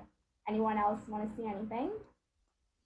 Yeah, so my end, I just want to congratulate both teams. I mean, I'm actually amazed by the level of knowledge that both of you, your teams displayed. So it was kind of an honor for me as a judge to witness your knowledge and just keep it up. And congratulations. In my book, both teams won. Amen. Both teams are winners. One of the highest scoring matches I can recall too. So obviously everyone was on their A game today. And did you all also notice that for quite a few of the questions, both teams got it right? It was a matter of who buzzed first. So that was one I observed. I'm like, wow, kudos, man, kudos. You know, two excellent teams, but great competition here as well. So good job. And congratulations, of course, to UFRJ. But I think both teams did an excellent job. Yeah, totally. It was an amazing match. One of the best so far, you know. Congratulations, team EFRJ. You were awesome.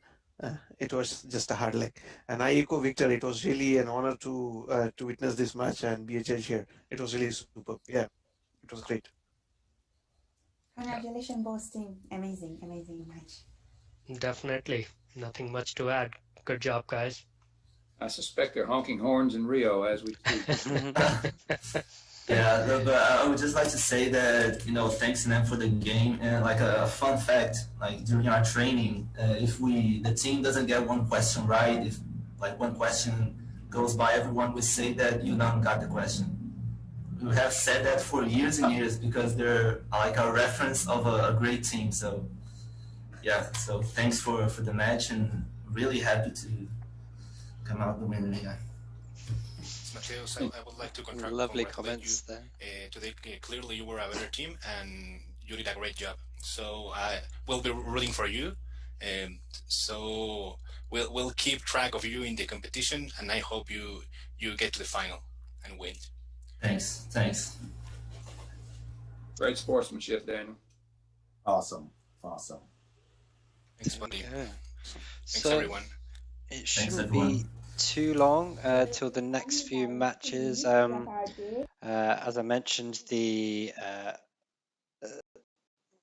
kind of running a bit late here, but we're going to go straight into the next matches, I think. So let me just show you again how we've got here today. So if I just bring up the scores. James, I was going to ask, do you think we can get any of the exiting teams into Yeah, we'll certainly send them a message. The earlier teams, I think, because it's very late for UTP and things, it's they were unable. But yeah, let's have a look at the scores here, and we'll try and get back on.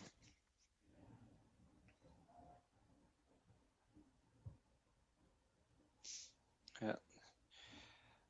So let's have a look at the scores here. So as I say, so we've got both halves shown on here in brackets. So again, UTP versus Zulia. In the first half, it was 15 to 10, and then they both scored 50 points each. It was a draw for the second half, but once you accumulate those scores, that was 65 to 60. So a very tight match there. And then in the other first game for Group B, Zulia and West Indies. Zulia 55 in the first half, then 35 in the second half. And then West Indies was 15 in the first half and then 45 in the second half. So it seems like all of these matches, the teams are kind of improving with each half. And considering the questions are random, it shows how much the nerves of the team and the pressure, how much that can affect performances at the beginning. So with the results of those two games that have just taken place, that makes the semi-finals, which will be starting shortly, UTP versus Zulia, and then the University of Oklahoma versus Rio. So looks like we will be getting started. Obviously, the Group B may start a little bit later, I think, because obviously those two teams have only just finished playing, so they may need a moment to recap. But there we are. That's where we are now. So, Rodrigo, happy, sad?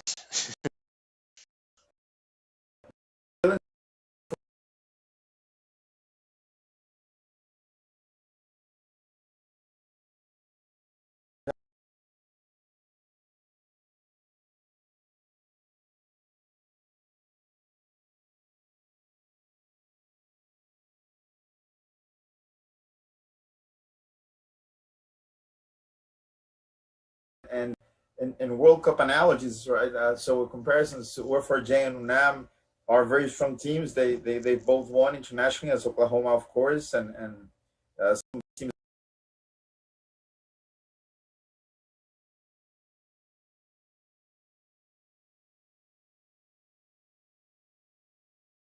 against.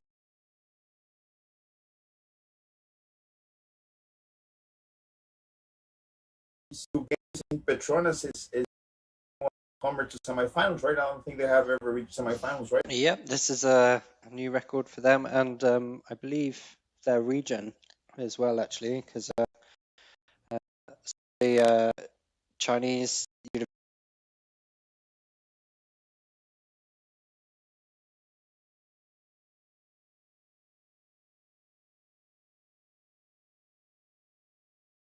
very strong.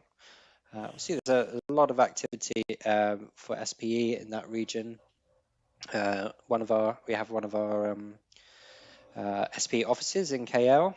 Very proactive. There's a lot going on over there. So it's no surprise. Again, another region with a strong student membership.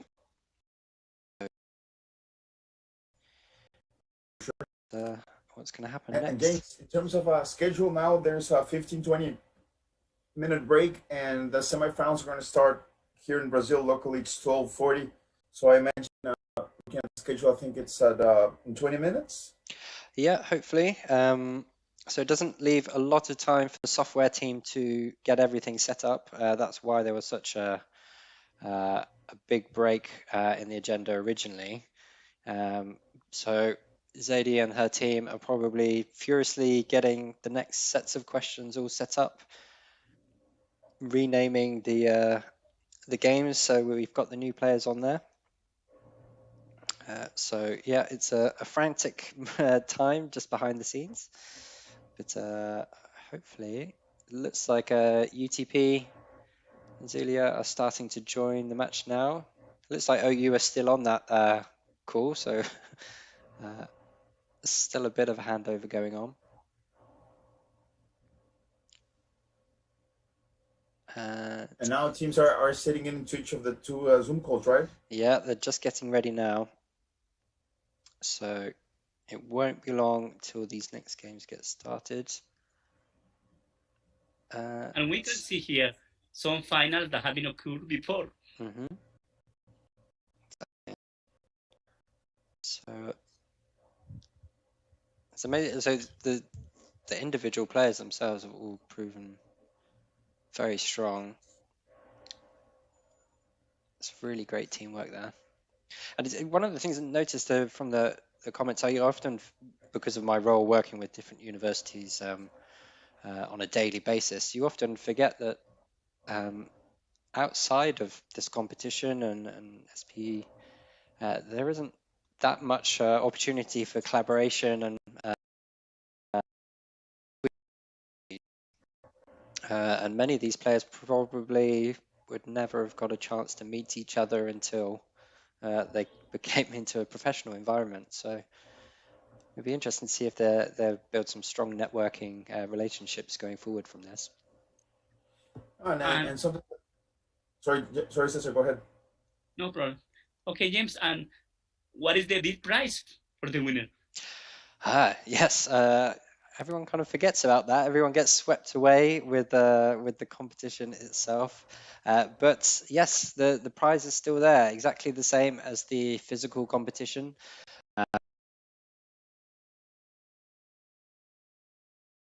for the winner. So effectively $1,000 per player. Then for second place, I believe it's $3,750 to the team, US dollars, and then $2,500 for the third place. So so all of the 4 teams bar one will receive substantial funds from this. So there'll be one unlucky team that just misses out from the third place playoff. So maybe we can get a sponsor to prize the last 4. Definitely.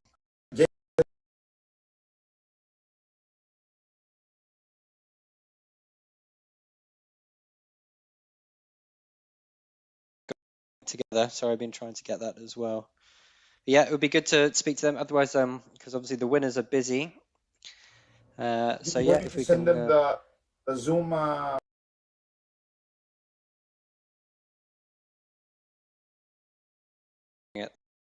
the moment.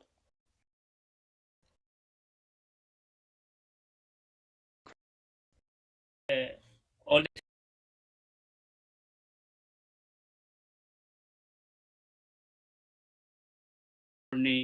discipline, strategy. So any of them deserve to win.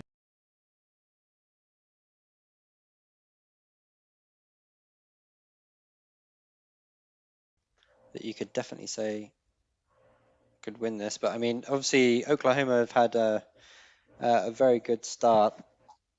They've scored high consistently across all the games, but everyone's kind of getting plus 60, 70 points.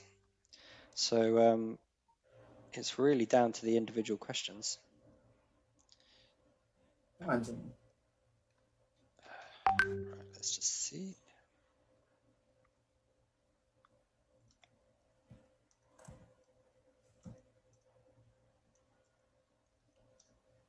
James, I think we have the new Bustamante.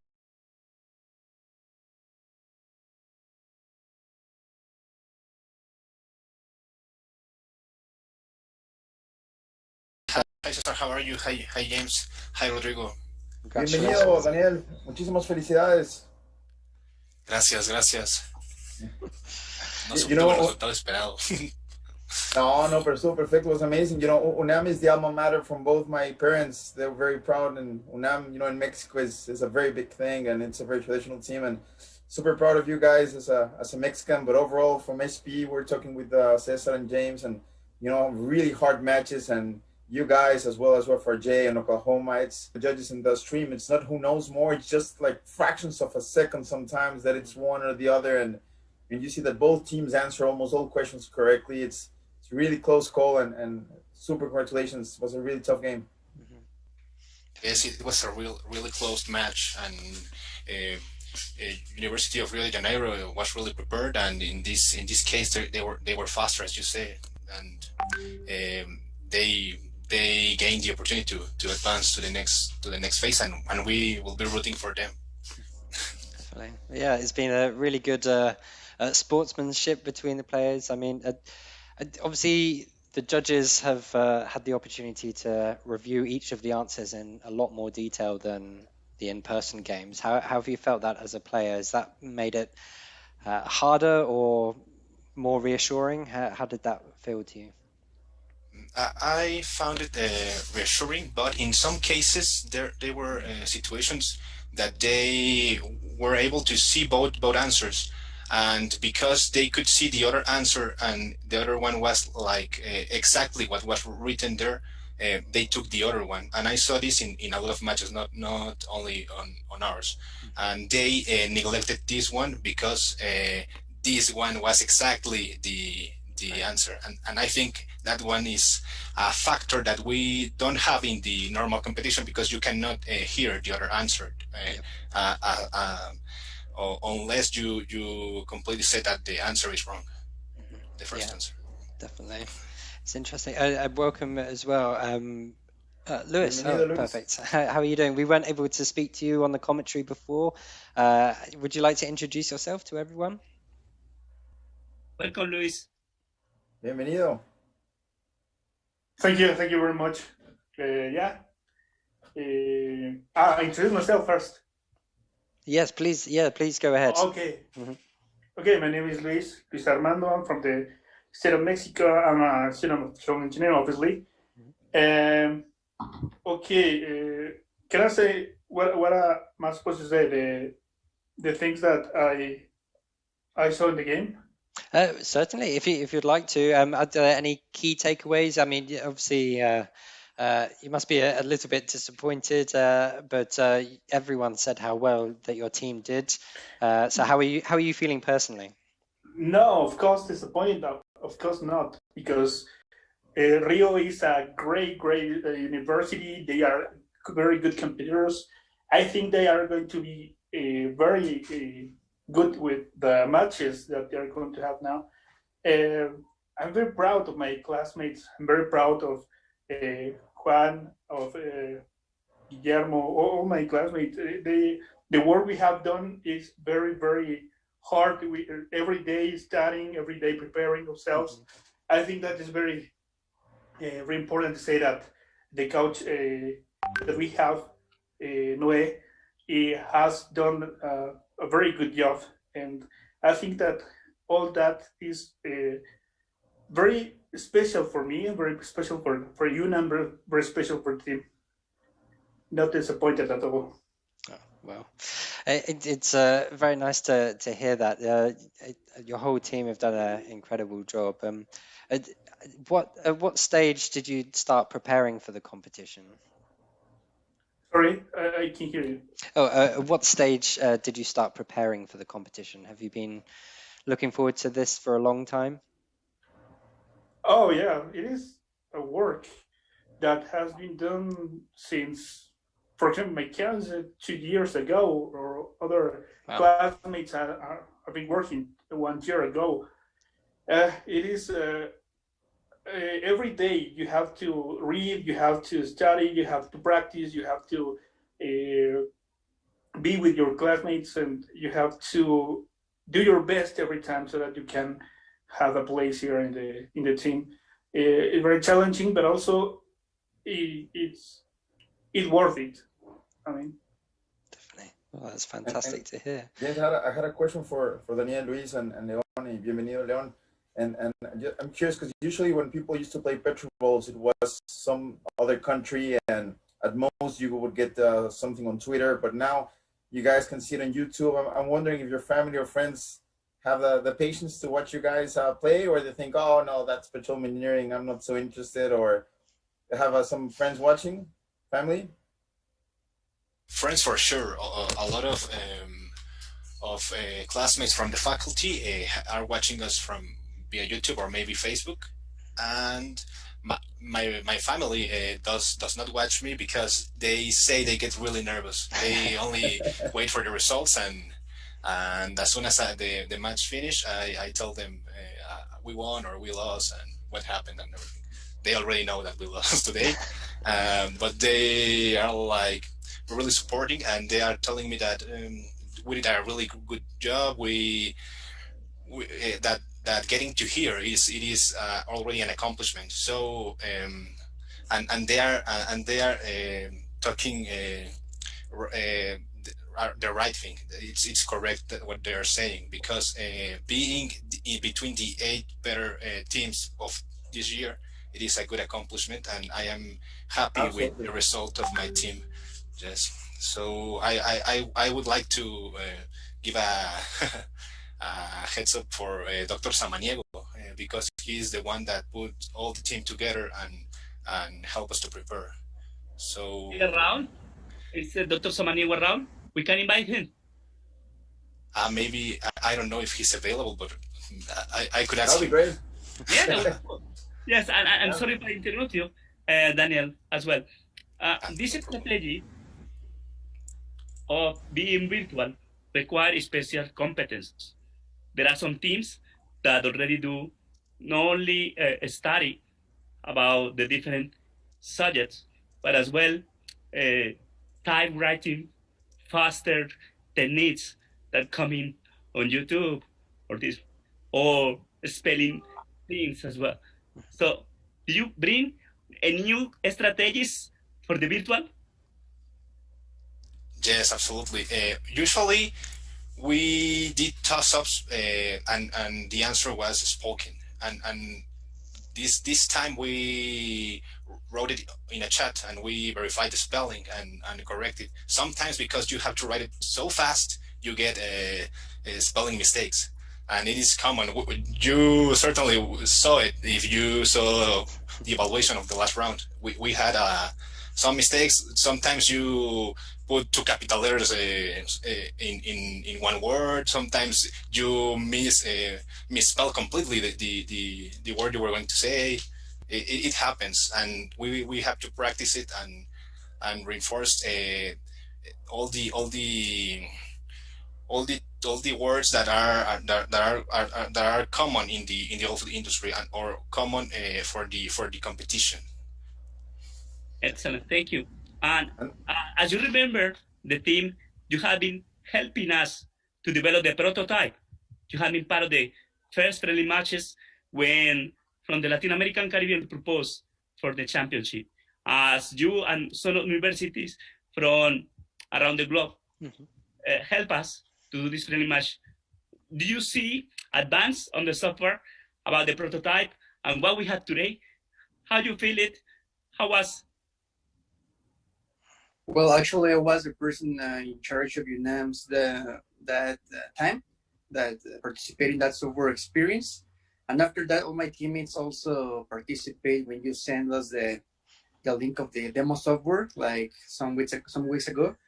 But we can say that the experience is like obviously seen in a very different way, but it takes almost all the PetroBowl basic like sensations, I can say, at least the velocity and at least the buzzing quickness.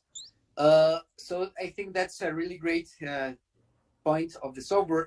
And well, in the progress of those dates in software, I see like a more stability in terms of my computer at least, and also I like a lot how since the first matches began, you started to make the judges team, all the software team, so kind of problems. I think some matches got some problems, but the way you resolved them, I think it was like a very cool way, because it's very tough to work with these new things.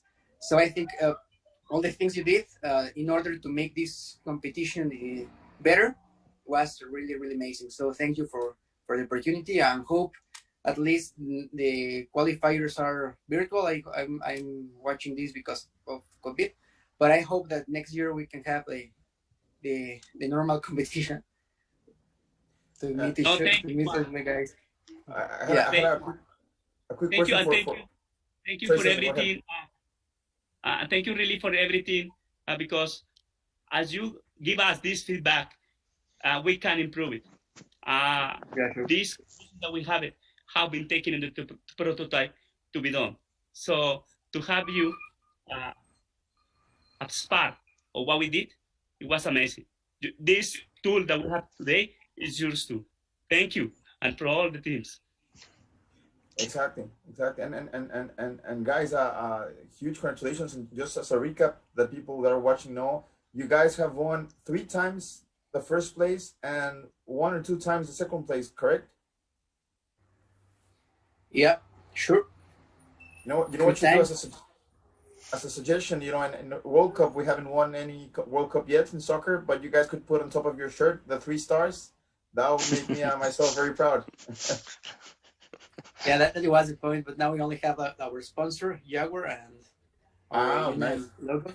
But yeah, in the next updates of the shirt, we're going to add those 3 stars.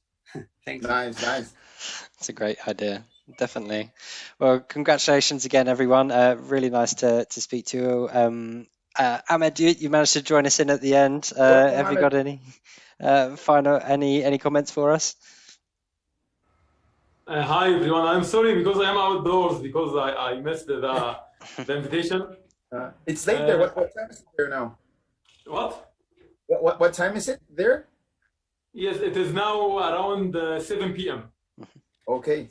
So I went outdoors. So I got the invitation. So I come here to say our journey came to an end in this competition. It was very nice competition. I'm looking forward to participating in the real one next year in Dubai.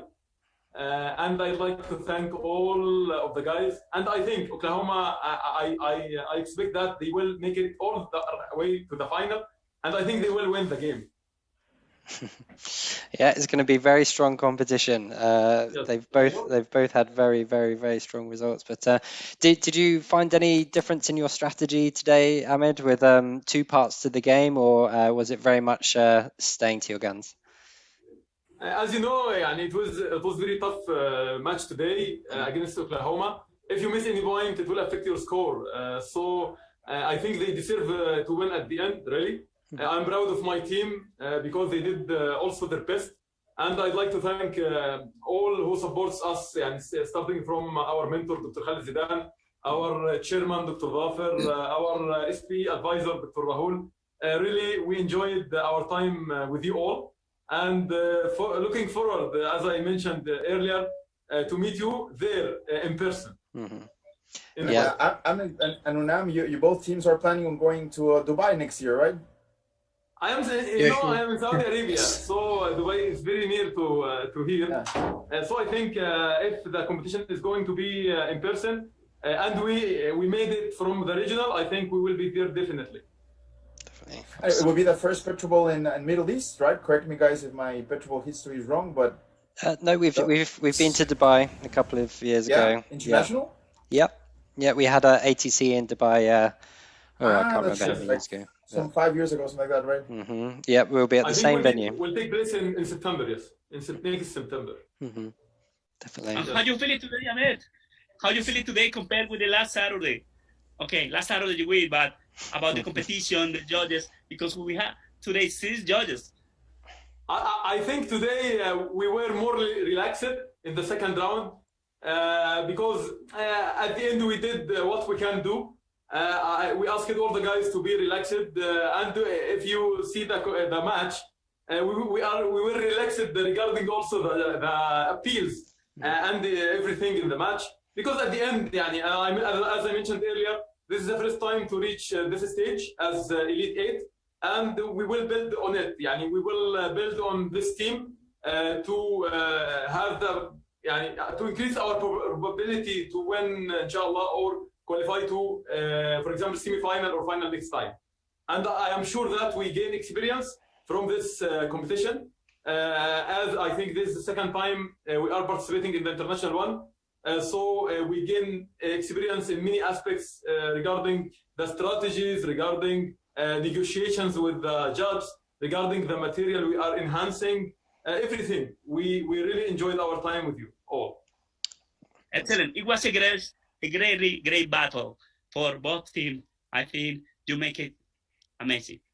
We tried our best, but at the end, the game has only one winner, and we appreciate that. And I focused on the game that we are congratulating Oklahoma University and their fabulous team captain, Philippe, because I really enjoyed it. And I think when I saw his profile, I saw him winning. I think when he was player in Rio de Janeiro in 2016, he won with Rio de Janeiro the competition. So they have, I think, experience for more than 5 years now. They did their best, and we did their best. But at the end, the game produces only one winner, and we should accept that. And many congratulations to them. And as I mentioned, I am very proud of my team because they also did their best. And my expectation, and it will be, it may be real. I think they will win the competition because they are very solid. Definitely. And I have to say, if you guys get paired again next year, I don't think anyone will be able to call that match. It's you've all done so well, and congratulations to all of you. It's been fantastic watching you all. James, one suggestion for the PetroBowl when physical came. can be in Rio de Janeiro. I think everybody will be happy to go to Rio de Janeiro. To the Oh, PetroBowl that would be Championship. great. Most That would be people a are great from location. most people are from South America, so that would probably be that would probably work out best for everyone. But no, We need to congratulations, have that you've all done really well. in Latin America. Definitely, well done. You're a really excellent inspiration to everyone. So well Absolutely. done. Perfect. Well, we're going to move over to Group B now. They're starting to do their they're already doing their introductions now. But thank you, everyone. Very nice to see you all. Juan, Perfect. felicidades, congratulations. Thank you, gracias. Nos vemos. So Video just games and try some final few comments before the game starts. on this. Again, Group A is Have a slightly good game. ahead. Thank So you, Jamie. just as a reminder, Hello everyone, my name is Jamie Nichols.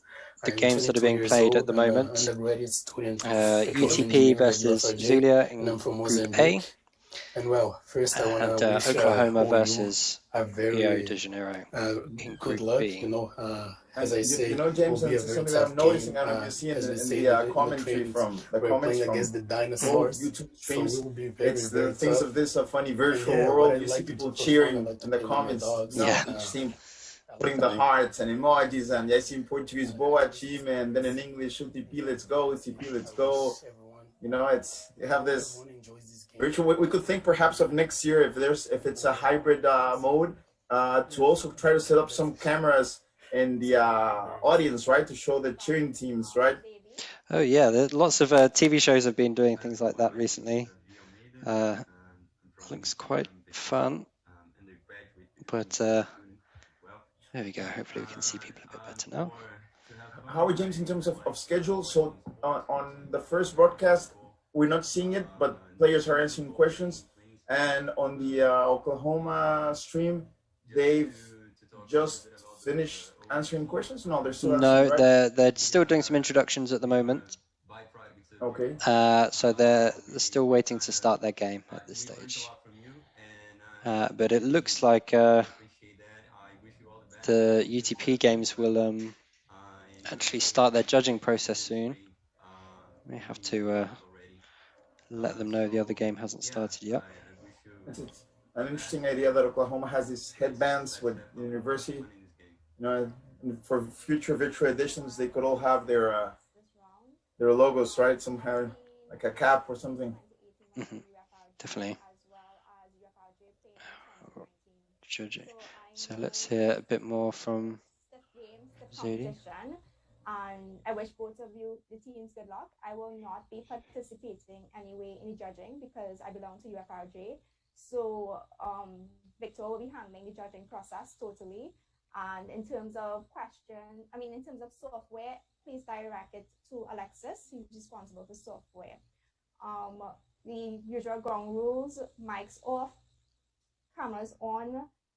Any questions or concerns during the match, put it in the chat, and we will take it to the to WhatsApp.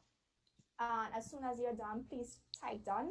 This first round is 8 minutes, and you're allowed 2 appeals. At the end of the match, the judging process will start. You'll have a 2-minute break to use the washroom or whatnot, and then we start the next match. So you guys could go ahead, log in. Good luck. Can we do the war cry again? Yes, definitely war cry and a boomer sooner thing. Ok. Juninho, Jaime, Davi. Fundão no 3, bora. 1, 2, 3. Fundão! Bora, time. All right, boomer sooner time. Okay, Philly, do you want to do anything for OU? I'm kind of shy. Go, Felipe.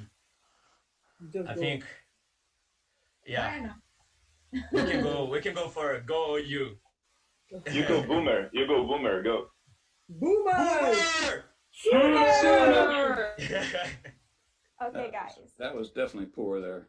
Okay, I'd go like ahead to, and one more thing. I'd like to say hello to Carl Sondergeld. I know you're listening out there, Carl, to this match. Don't say it, sir. He will kill us. Wherever. Hello, Carl. Okay, guys, we need to start. Okay, good luck. Okay, so a bit of a communication between the two groups there. I think Group A is just halted judging for a moment there, just to avoid any potential risk that people in Group B are watching the feed from Group A.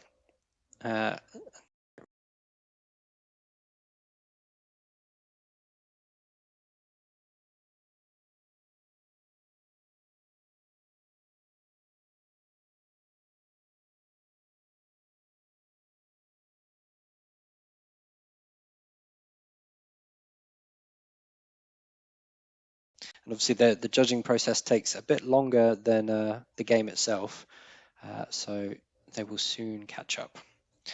No, I don't know if you were seeing, James, on the other broadcast, they have this ritual in which they do their cheering chant before they start. So you had Warfare J doing theirs and Oklahoma. Yeah, definitely. And UNAM were doing the same thing in the previous match with Rio as well. Managed to see that. Again, a taste of what it's like at the in-person events, where there's a lot more people shouting during that time. But just again, if you want to watch any of the feeds directly, we have our two YouTube channels. We have the YMEC YouTube channel and the PetroBowl YouTube channel, which you can find via QR code links or bit.ly. And the URL is bit.ly/PetroBowl, PBowl G1 and G2. And we should be able to start listening to some of the judging now element. from Group A. We answered nominal length, which would be... Judges, do you have any? Dr. Fernando Samaniego, real pleasure to have you here. Buenas tardes. Same here. Buenas tardes. Thanks. Está conectado desde México. What two properties are usually measured in a single well chemical tracer test? LUZ. El micrófono está apagado, creo. Incorrect. Okay, yes, I have my mic. Yes, good seeing you, James.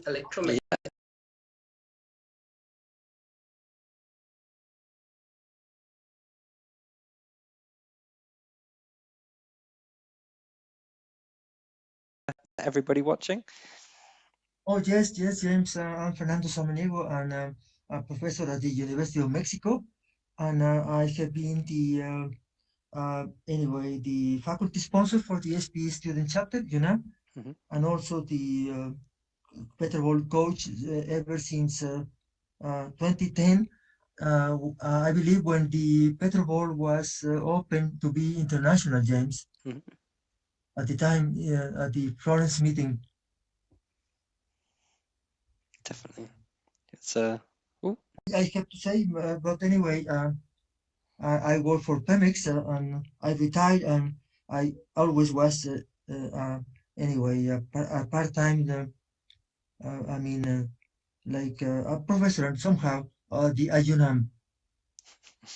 So, can you tell us a bit about what PetroBowl means to you? Because you've been a huge supporter of all of the teams over the past few years, and they all clearly look up to you and seek your advice at every stage. So, what was it that got you interested in PetroBowl to begin with, and what does it mean to you?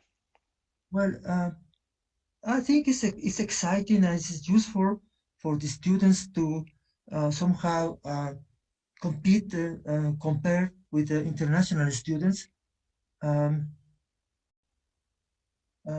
is a good learning experience that it would be helpful for the industry jobs that they usually get, It's very rewarding time anyway, the time you spend at the PetroBowl. You get also is good for to know other students. To what is the word for that? My English is becoming rusty. Anyway, to get in touch with some other students. Yeah. this year we have had one round in June. We compete with Texas A&M, and then we had another one with anyway, I forget, a university in Africa, and one game also with the University UDO in Venezuela, University of the Oriente. Yeah. And so on, and this, now the PetroBowl, yes. Yes. Thank you, Dr. Samaniego.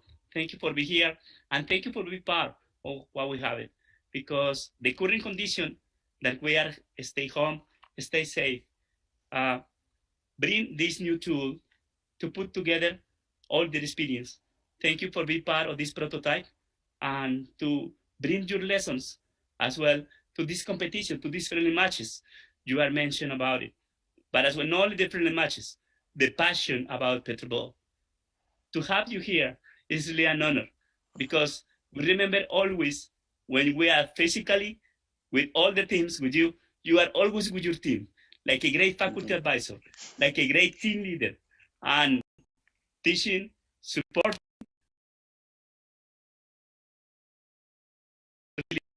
To have you here. Thank you for everything. Thank you for inviting me. I did not know about this, anyway, this meeting, but anyway, I was watching the Oklahoma and UFRJ, round anyway, and then I switched to be with you anyway. Did you enjoy? Yes. Do you enjoy the matches? How you feel it? How you feel it seeing the matches? Oh well, I think yes, I enjoyed, but anyway, at the end, anyway, I mean, watching our team losing is not the best experience. I could tell you. we work a lot, James. We work now 16 months anyway after Calgary. Yep. I mean, we went. I mean, almost 12 months since we went to USC anyway for the North America. Yeah. Yeah. The last regional qualifier, probably the last one to be held physically. Yes. This was the 9th of February, and we compete against OU anyway. Yeah, we lost the game, but anyway, we were at the final in USC. No? Professor Fernando, just asking, so the people that are watching know the how big of an important role you have in SPE and PetroBowl. How many PetroBowl championships do you think you've followed by now? How many PetroBowl events have you been to? I have been ever since 2010 in Florence. Oh, so that's 11 years close. Yeah, you tell me, but I believe in 2010 the PetroBowl was open to be international, James. Yeah, so traditionally the event took place at ATCE each year, and yes, Florence was one of the first times the championship was held outside of the US. So we've had that was before the days of regional qualifiers, but it was when at the stage where other universities from around the world were kind of able to participate a bit more easily. So yeah, that was a big change there. It's been fantastic having you on. What I mean, James, is that to the best of my understanding, recollection, the PetroBowl from 2002, 2002, and up to 2009, it was only for U.S. universities, James. Yeah, so go ahead. The beginning in 2010, it was open to international competition anyway, for international universities.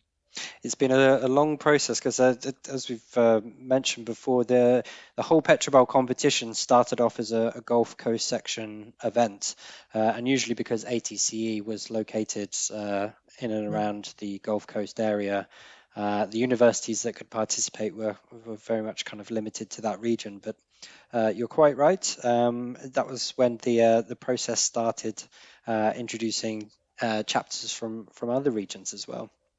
Yeah, yeah. Can I ask you a question about how things are at all over the world? Universities are struggling. Are you finding this a particularly challenging time with your work? Well, we have been teaching, online courses ever since the end of March, James. Mm-hmm. Actually, the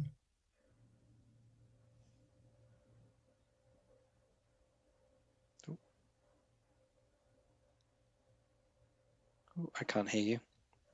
Yeah, I think we lost the audio.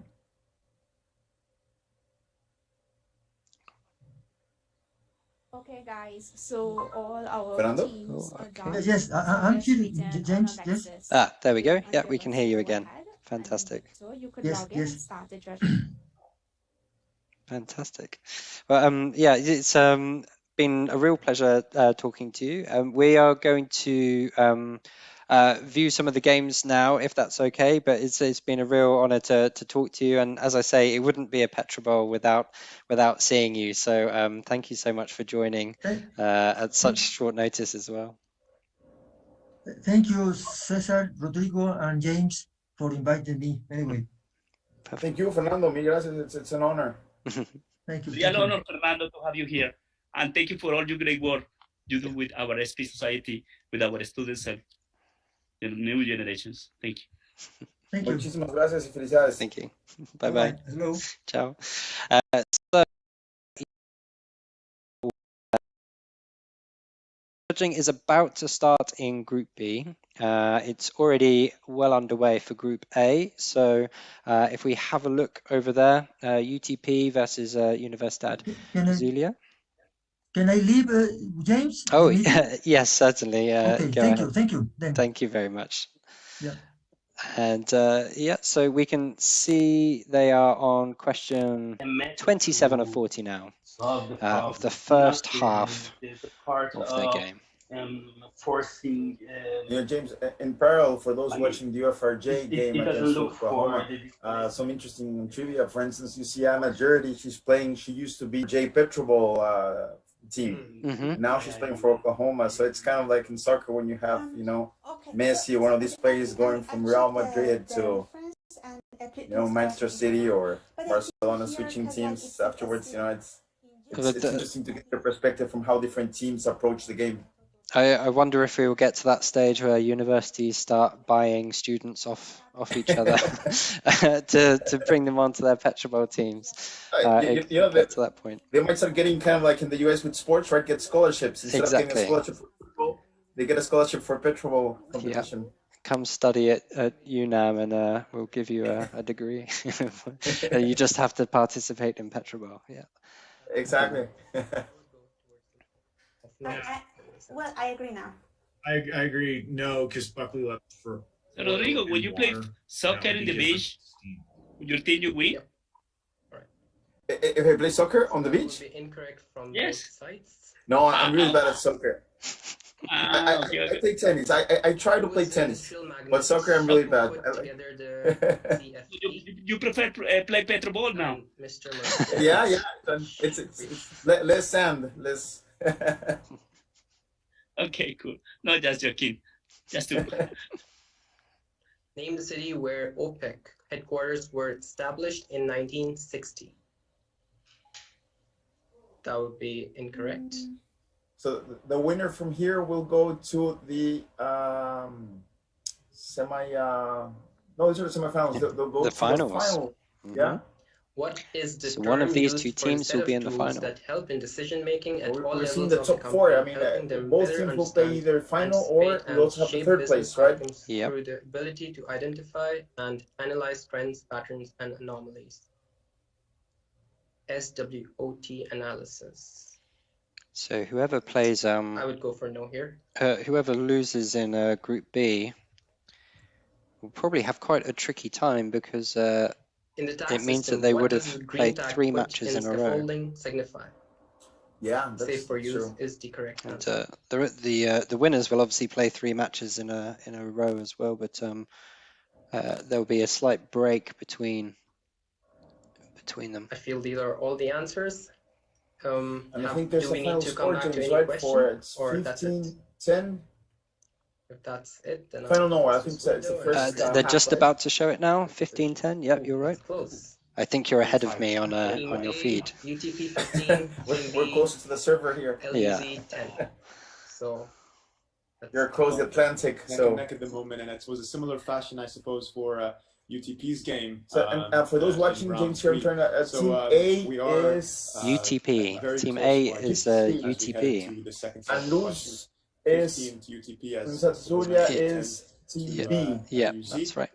But that was just the Because of what halftime we're score, Yeah. right? It's not the final one, right? set of questions. Exactly. We will So now that's not proceed the final to, results. That will It's very be close. once Zulia gives us the go-ahead. so it's But 15-10. it's So again, a very tight match. intense Again, and tight actually at the moment replicating between the both previous sides score as we head into UTP had the final half against before Rio. the And I like, you know, the uniforms. They're all very well uniformized. I can say that in English. You know. Yeah, yeah. It looks like Formula One. I know they're very well prepared, and they so have their Chevron sponsorship and 2 appeals per set of definitely. questions. Yeah, So, I mean, compared to previous years, many of the teams, no team has used their obviously appeals, their but that doesn't costs mean that we can carry to them over to second, participate are much less. So set. fewer We teams, have only individual 2 teams have per sponsorship this year, but So, there's still a lot of people who have we managed have to it, secure already, some. It helped and them buy that's some books and things. absolutely, that's one of the great things of this virtual edition. I think it's the most democratic in terms of access to the game, because in the past, people might not be aware, but for a team to reach the final, the International PetroBowl, they need to win the national one, and depending on the country, they might or might not have resources to sponsor them, and they need to go to the regional, so that's added extra costs for traveling, etc. And they need to travel to international one, which, correct me guys if I'm wrong, but nowadays, due to our economic situation, there's also not that much financial support other than whatever they might get from companies or their own resources, right? Yeah, So, that's right. Back in the day when oil prices were $100 per barrel, SPE had a lot more revenue from our events, and we were able to provide travel grants to many of the teams. But obviously after 2014, it got a bit complicated. never quite recovered. Still in a difficult time at the moment, along with the rest of the industry. But as SPE is a membership society, so the effects on SPE are somewhat delayed to the rest of the industry. So, but obviously, about 60% of our revenue comes from the events, and obviously they haven't been taking place this year. Aside from virtually, which so are not exactly tricky the same, times. financially speaking. Yeah, but so in that sense, you know, it's all teams have equal chances, right? They're all playing from home in their home country. They didn't require any expense financing or something to travel to. They can play from wherever they are. Mm-hmm. So that really makes it very accessible for everyone. Exactly. It's and I think that's reflected in the teams that have made it through. Mm-hmm. I think it's the first time that King and Malaysia and Petronas got so far, right, into the competition. Yeah, definitely. Zulia as well, I think, right? For Zulia, they've done incredibly well. Even just kind of watching them play, they have a very strong team captain, and they all work together so well. And as they were mentioning last time, they didn't all know each other that well to begin with, but through this competition, they were saying they're like family now, and I'm sure that those relationships will last much longer than just this weekend. They've all done. And they're really vital skills as well, just being able to work together as a team, allocate tasks to each other, and also trust each other that they're all studying as hard as they can. These are all skills that you might not perhaps get at university on your own when you're focusing on your own studies and You're just focusing on your dissertation and kind of making sure that all your grades are great, and then you get into a working environment and suddenly you're having to collaborate and be part of a much larger machine, and this is good training for that, I think. For sure, for sure. Definitely. So it looks like so yeah, just as a reminder, so Group A is beginning its second half, I believe. I'm just going to see what's going on with Group B at the moment. On here. I'm not sure if they've been able to start the judging for the first part yet. They will hunt me for the entire match. So now things we're seeing on the YMEC feed, we're seeing this live gaming progress because now they're in the second half of the game. That's Zulia against Petronas, right? That's right. And then the other, we are right now about to review the questions from the first half. Yes, I believe so. I think they already progressed. Not sure. We can see them so happy in the rooms. Yeah, they're all winners. Yeah. Definitely. Whenever that test was done, men were purposefully I'm not like, okay, quite sure what's causing the delay. I don't know if they're just waiting on some of the uploaded scores. It looks like they have 6 judges. They've got all the judges there. They've got all the teams there. Complete silence. That's scary. For me, it was very soothing, but obviously it's not that way for everybody. I guess power lifters don't like TikToks. Because then when we're cross lifting, we keep staring at the clock.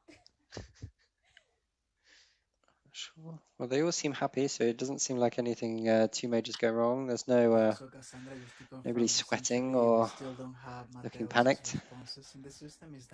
Exactly. I think from what I understood, they're waiting for Mateos's answers, right? Is that right? I'm not sure. So we are checking with the developer. Check. Yes, I think you're right. Just looking at one of the 50 WhatsApp groups that we have. Looks like they're just waiting on that. So any of these issues, we have to go directly to the software developer.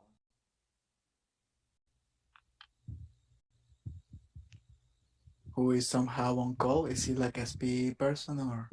He's from SP Luz. So the SP Luz team, they develop the software, and their team is from SP Luz. So there's Jonathan, there's Alan. Are you ready to answer some questions?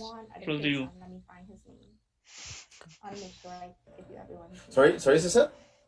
Are you ready to answer some of the questions of PetroBowl? Now, there are some of them that really shock me to say, no, there's no way they know that. And it's amazing. You know, some of them, sometimes you feel, I know this one. And you feel good about yourself, but then all of your self-esteem goes to the ground when you go to a question which you feel you should know and the players know it very well. Say, I might need to refresh my rest of one knowledge or something like that. They're really well prepared. In Argentina. Yeah, no, it's amazing. And it's amazing. It's a good opportunity as well to put together all the disciplines and how we can specialize and put this multidisciplinary group together. For sure. And a lot of these players have noticed, I think, perhaps due to COVID or the economic situation, that they haven't, not all of them immediately joined the job market after university. So some of them, either because they want to or they prefer to wait a bit, they've gone to master's or PhD. Because now I feel that we have more master's and PhD competing players. Because before there was really few of them, but now I see a large amount of them, right? And not to distract or divert the conversation, but is there any plan or thought process that since this program or the software is built and developed, they're still waiting on? I was just looking at the WhatsApp messages. I've seen a message from Matthias saying he's closed the game. students He's and just the confirming universities and that. So I think they're just colleges uploading it. with inclusion of all the previous year's questions just and For things people confirming, that like are but that. watching Any to thought understand process going that like that? the questions get uploaded from the client terminal, right? From the players went to the computer where the judges will receive the questions, right? That might take some time.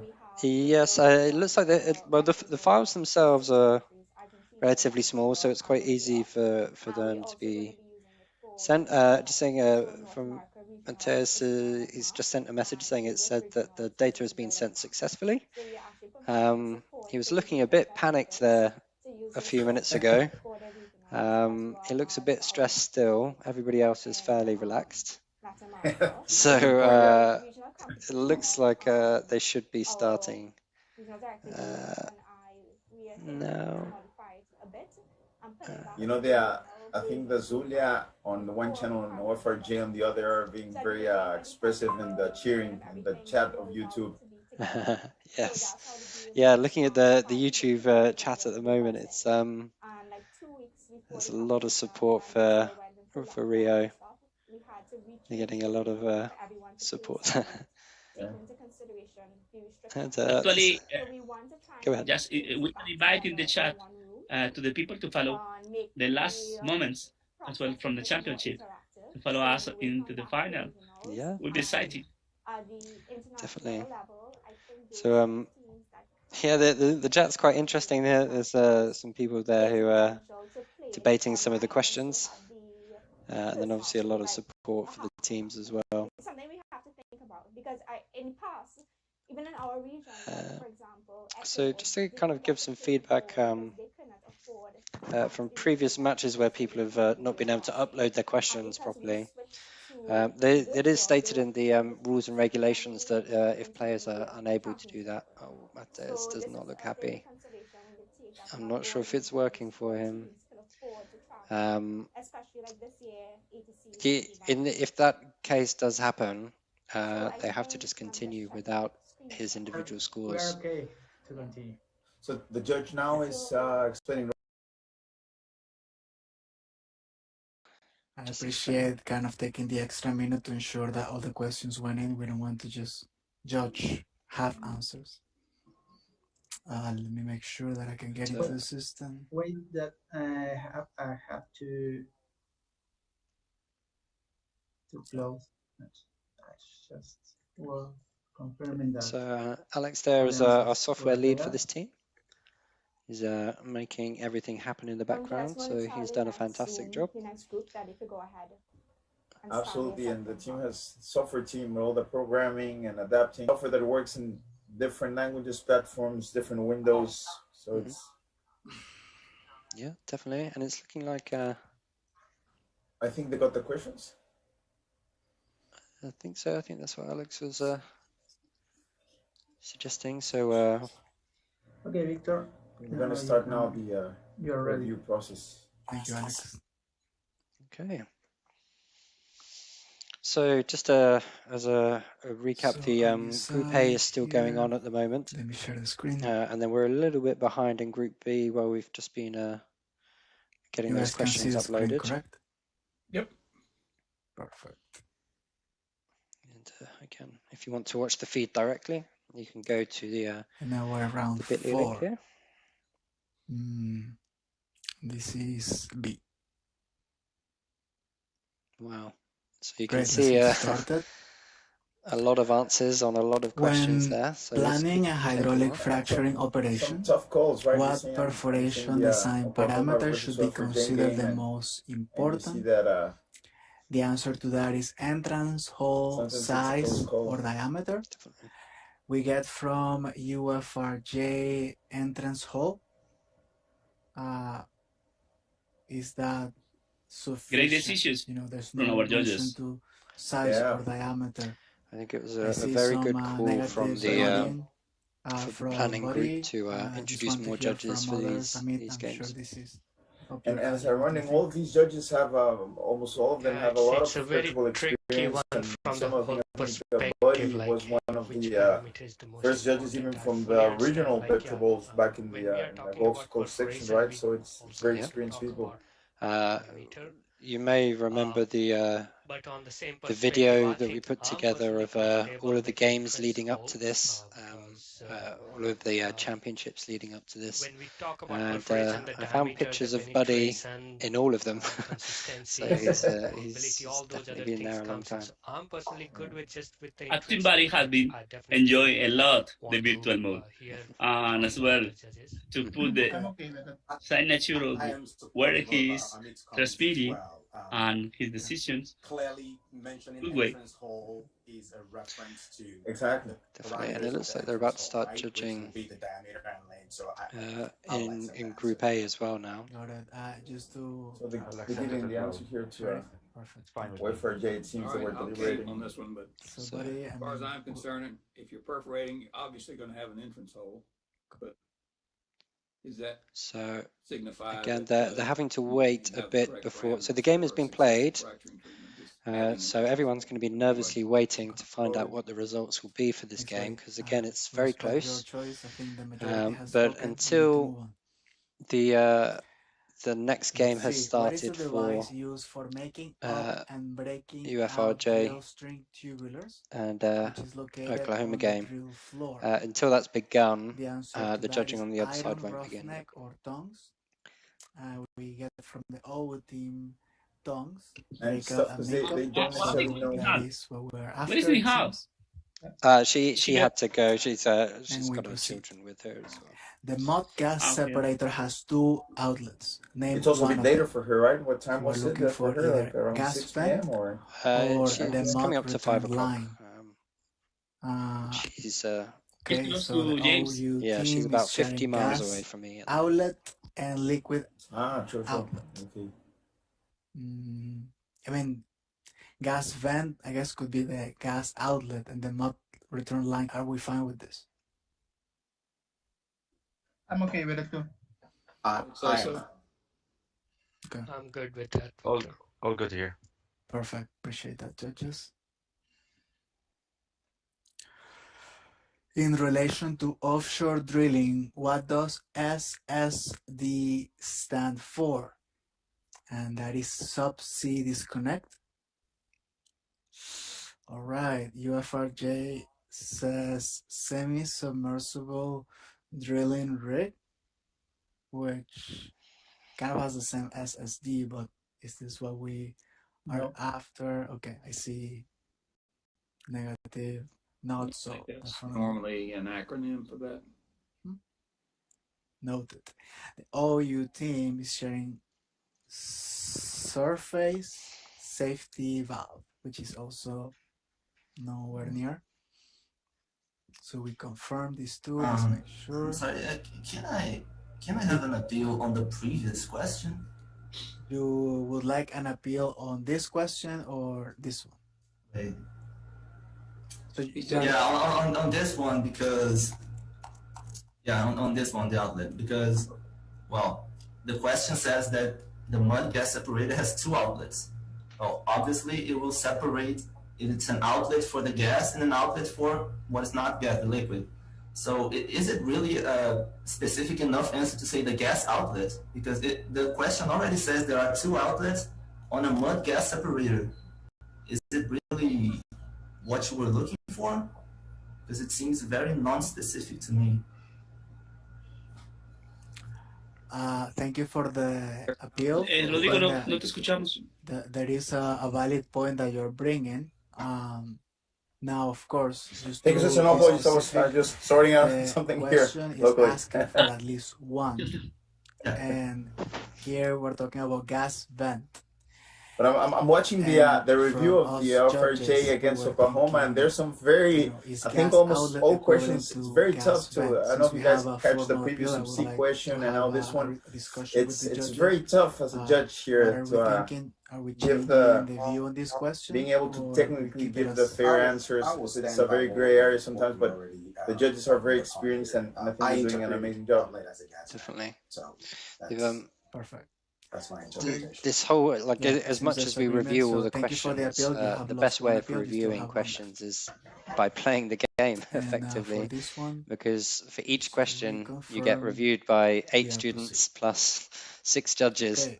So What two properties I are think that's the reason why usually some of these measured things in get a picked up. single well chemical tracer test? Even though, like during the And normal those question are vetting residual process, oil it goes saturation through at least 2, and usually coordinate water 3 saturation. rounds of vetting And before any UFRJ question share is used. SOR, which is residual oil saturation, and So even though that sounds quite a lot, SRWI, when you compare that to the game itself, coordinate water saturation. So I guess, I mean, Oh, they're given and the there are a symbols. lot We're of fine questions with that this, have correct? multiple answers. Of course, the screen shows the main one, Excuse me, but can there you are repeat this additional question? ones sometimes in the So booklet the for the OOU judges, team is and presenting even a the judges formula P. themselves have the Yes, please, go Yes. ahead. the right to declare So for the single well another chemical tracer, right, an it's answer that basically is a not wet on the test screen necessarily as where you correct. inject traces in So one it's well a to let them tough flow through the tough reservoir, job. and then you let them the come challenge back. of But this test, it gives vetting you the questions primarily is that when residual you oil have saturation, the question and the but it answer in doesn't front give of you you, irreducible water saturation.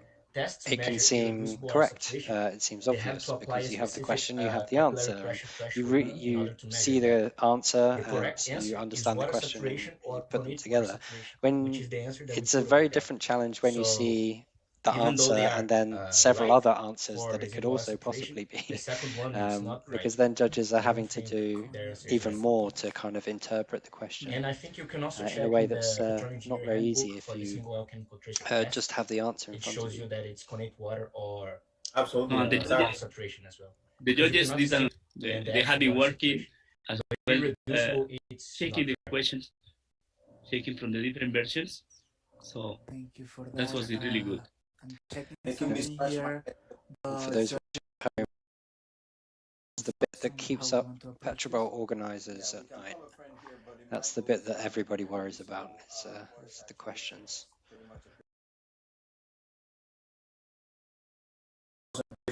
That need to be solid enough that they don't Yeah, so that aren't is what either I'm trying to biased, check. Because commercial, what the OU student is badly saying or is poorly that written, coordinate and water fair saturation to all is not teams, right? actually And also irreducible, not but geographically rather biased, is because I think just as plain Petrol has saturation. gone more and more And that their international, answer you know, I would remember actually back be some years that. ago, there were a lot of questions from But if the coordinate US is onshore drilling and stuff, but now you see questions from IOCs, from I guess pre-salt, the North Sea, Middle East, so you have a much more democratic pool students' concern of could be that questions it's in not a terms of direct measurement geography. that you may get from the single well tracer test.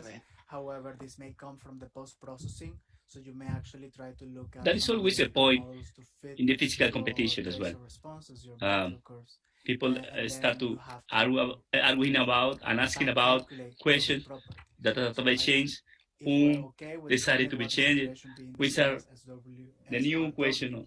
So then yeah, the answer that we originally Like had it's very tough, and I'm okay. You see that they're still on question 7 on the UFRJ Oklahoma game. So it's each question is taking compared to the first rounds. You know that people just go yes, yes, no, no, was much. Now it's stakes are higher.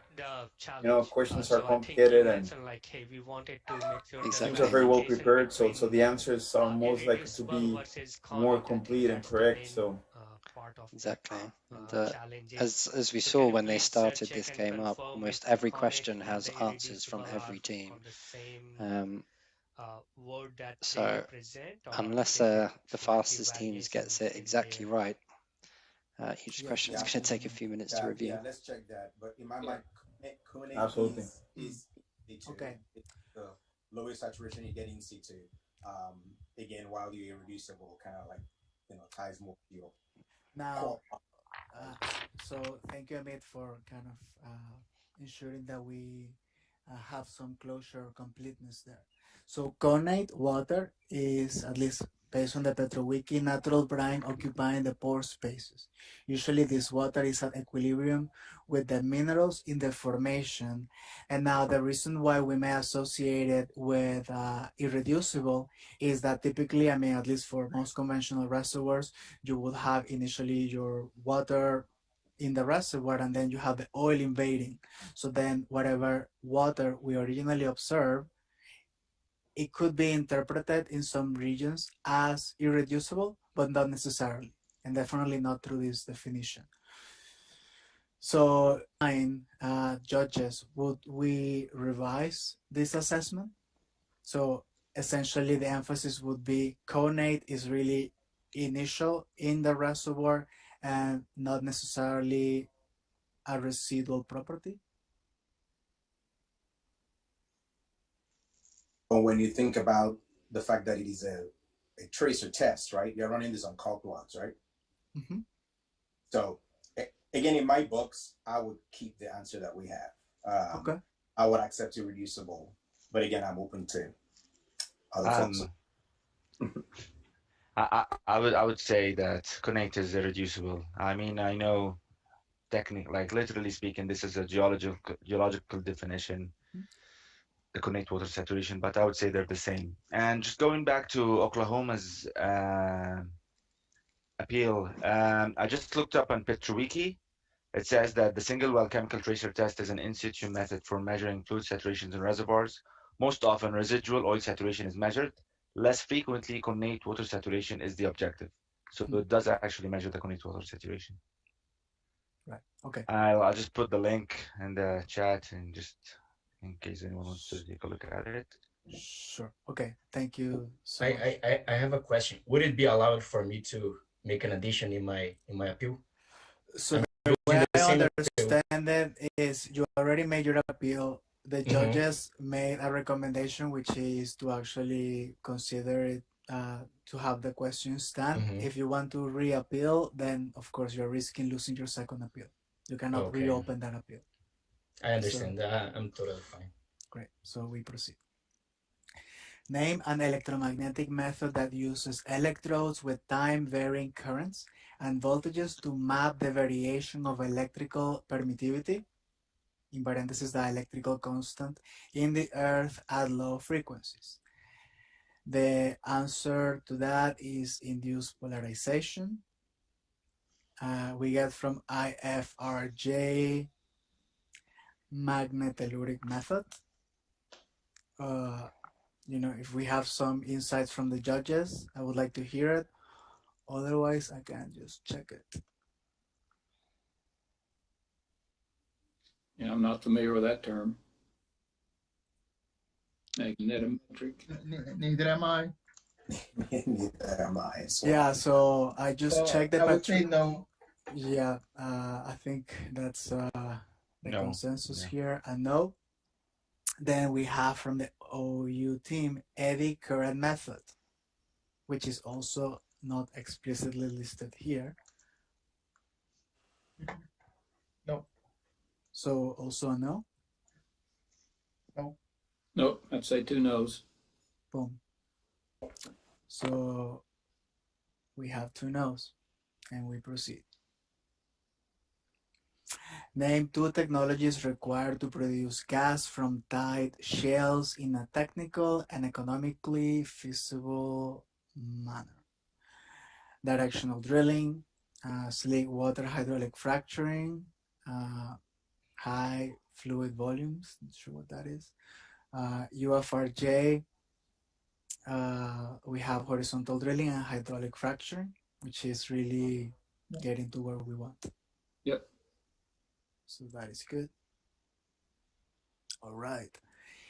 In convective heat transfer, name the equation used to estimate the surface average nozzle number for a cylinder in cross flow at various velocities. The answer seems to be very specific, the Churchill-Bernstein equation or correlation. UFRJ is talking about the Newton law of cooling. We need to check that on my spare time, but I have not heard of that before. Seems to be a no. Judges, do we think this is acceptable? I don't see support. No. No. And then by the same token, the OU team get a no. No. No. Name one of a sweep peel. Remove debris or residual fluids.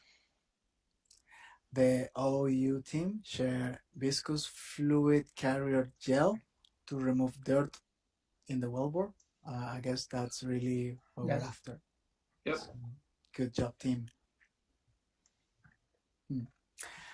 A circulation tool in a well completion string that works by rotation on surface without any well intervention. Name it. a multi-circulation valve, MCV.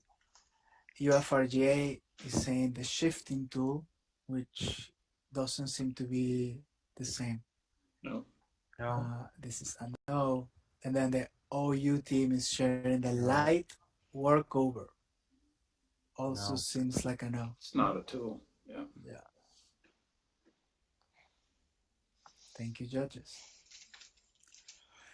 Name 2 of the 3 primary methods of well stimulation: explosive fracturing, pumping acid, hydraulic fracturing. We see UFRJ sharing fracturing and acidizing. That seems to be... Yeah. Yes, definitely. We continue. What is the former name of the Norwegian national oil company, Equinor, before 2018? That is Statoil, UFRJ. Okay. What is a common method for splitting the data into 2 sets, training and testing data, in order to assess how well a model performs on a new independent data set? The answer to that is cross-validation. UFRJ is sharing model training. In my book, that is incomplete. I would like to just make sure the judges are in agreement with that. No for UFRF. Yeah, I agree with that. Yeah, I agree with you, Victor.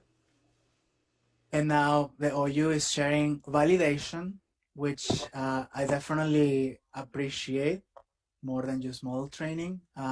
It's missing the cross-validation part, but really the key here is that you are not just training your model, but you are validating it by separating your data set and then assessing its performance on data that it hasn't been used to define the model parameters. So I would actually go with a yes. Yes, with you. I agree. Okay, me too. Yes. This is known as the positive predictive value, which is a measure of the number of accurate positives the model claims compared to the number of positives that it actually claims. Name it, and that is the definition of precision. And we see the UFRJT getting that one. Contact angle measurement, AMOT method, and USBM method are measurement methods of what? They measure wettability. Okay. The OU team is sharing wettability characterization. So I guess Yes, this to me. is good. Yeah. It's good. Good job, team. What is the term used to refer to a large igneous intrusion that cuts through the sedimentary layers, creating permeability barriers? The answer is a dike. We get that from UFRJ. Good job. What is the term used to refer to the safe disposal of byproducts or wastes of a process after proper treatment if necessary, so that no threat to life, property, and the environment exists? And that is waste management. And we get that from UFRJ. Yes.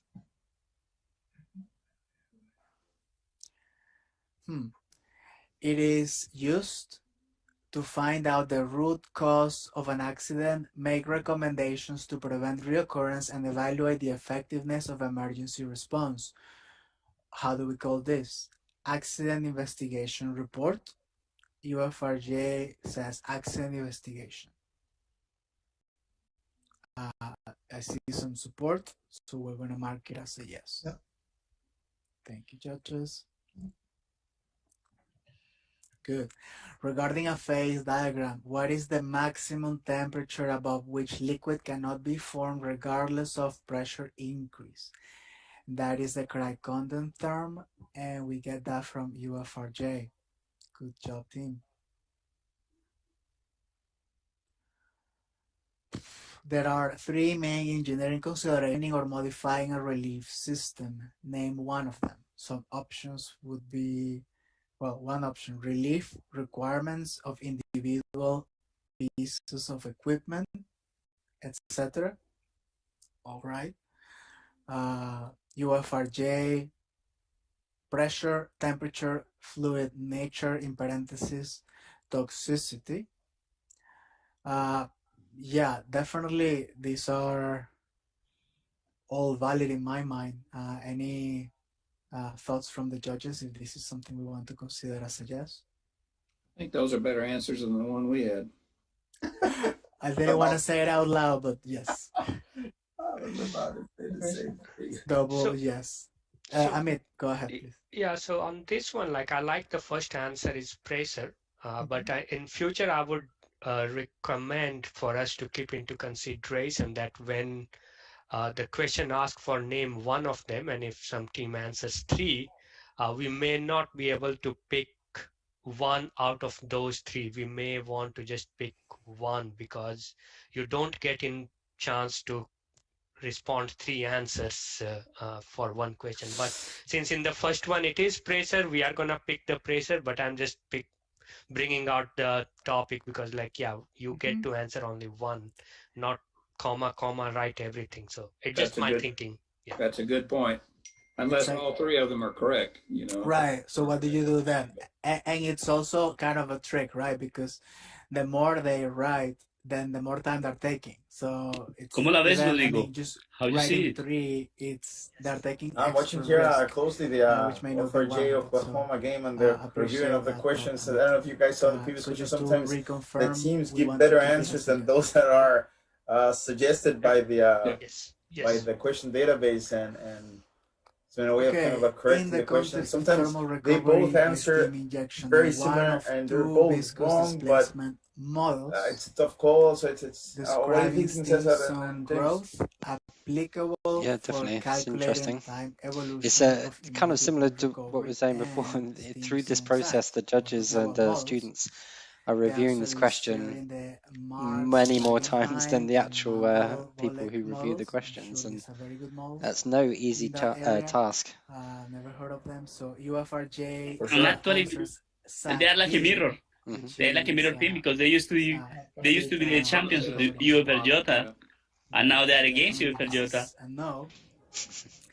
And the OU team is explaining something that's also not a model. So I wonder if they will speak to each other afterwards. No. Yes. Here, that will be amazing. A blank response. So rather than read it, I'm just and James says no. No, sorry, go ahead. No, please go. I was just gonna ask. I got a little bit lost. We're watching the first or the second half of the Oklahoma OFRJ game. This is the first half. My French is so, as you remember, there's quite a lot of time to get Mateus's responses uploaded, but we managed to get there in the end. So it's the first? Yep, still on the first. So Group B, it's still on the first. So I'll just show you. And in Group A, you will see they are paid. But yeah, they've played both halves, but they're waiting to review the answers. And the reason that they can't review the answers yet is because some of the questions will be repeated for the next round of Group B.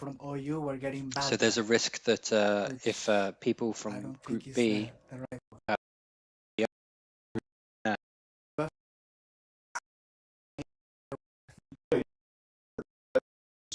both are the same, or just some of them? Some of them they utilize them. I think. Yeah, it's tricky one. By having both games run simultaneously, we can utilize both questions at the same time. So I don't know which place they are writing on this one. So. No. So I think I'm almost sure they were trying to go with Venezuela, but I think they were confused between Geneva and Venezuela. They just gave a hybrid name. True. That's a good strategy, but sadly, because we're in the semifinals, as judges, we have to be a little bit more strict. That's what happens when you have a few seconds, right? Okay, so they've all been answering all the questions, which means they will probably soon get the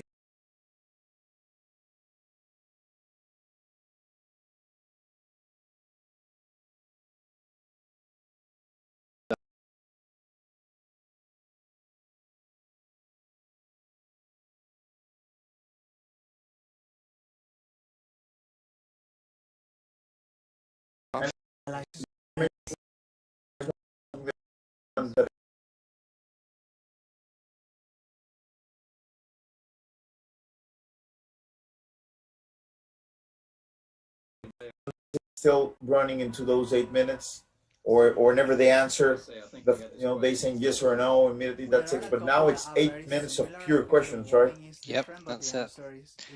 So as we've seen, most teams manage to get through about 30 to 35 questions. If you skip a few, maybe you get a bit further, but these teams have been answering pretty much every question, so it shows the fact that the best teams do make it through because they're the ones providing every answer. My second appeal. Go ahead. Can you go back in the question, please? Absolutely. Yes. So the question is asking for decision-making tools in all levels of the company in order to identify. So just as a reminder, in Group A, the first half of the match was a score of 15 to 10 to UTP against Universidad de Zulia. So a very tight game there, and they've already played their second half matches, but they've postponed the judging of that until Group B has caught up. And it must be quite a nerve-wracking time there because there's nothing they can do. But if you're watching Group A, then you see it's a bit tense. Everyone's kind of waiting there. A couple of nervous laughters, but generally everyone's just waiting to see. And on pressure. Some pressure. Definitely. On the B stream, they're debating one of the final questions since it's a tough decision. Definitely. So we'll soon see the momentum change as everyone in Group A is keen to move on. Comes to mind that is part of this whole big workflow. So appreciate the appeal. Unfortunately, I think that's your last appeal, so you don't have any other ones. For this round, right? For the first round. I don't know. Cassandra, can you confirm? Is it for the whole match? Yeah, it's for... No, this is just Felipe round from one. Oklahoma, he was also, because I can see the last.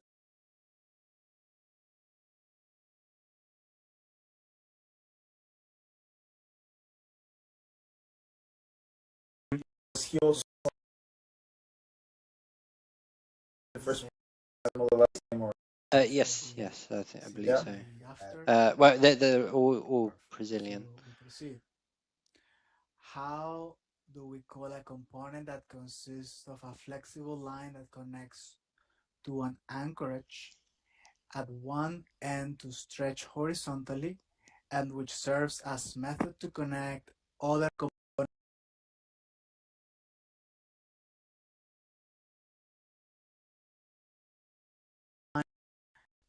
We got that from you, so excellent job there.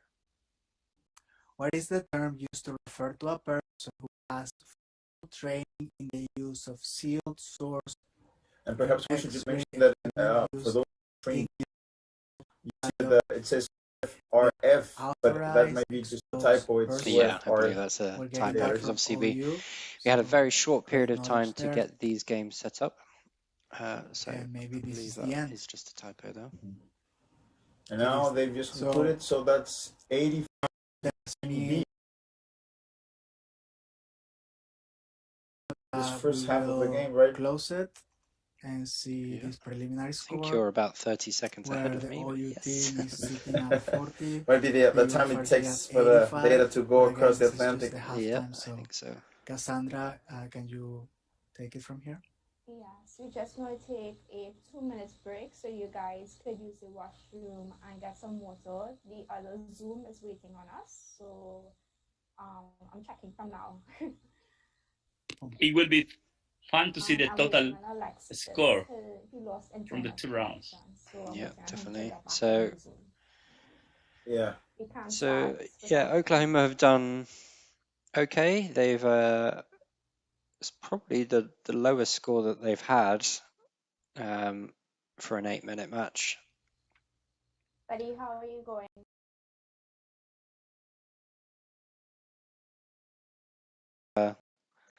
there's probably some furious WhatsApp group discussions going on now. But yeah, well, that's true. I hadn't realized that because I thought it was just a technical pause, but no, you might be absolutely right. They might be going, and are they allowed to consult their coaches and teammates during this break? Between the matches, yeah. They can even actually. For those that don't know, there's 4 people who play at any one time, but there are actually 5 people per team. That's the maximum number. So there is a sub who can step in during this time. So it would be interesting to see if anyone utilizes that. But I think OU seem quite confident. But also Rio, again, very confident. So I'm not sure if they'll make many changes. I think the news has reached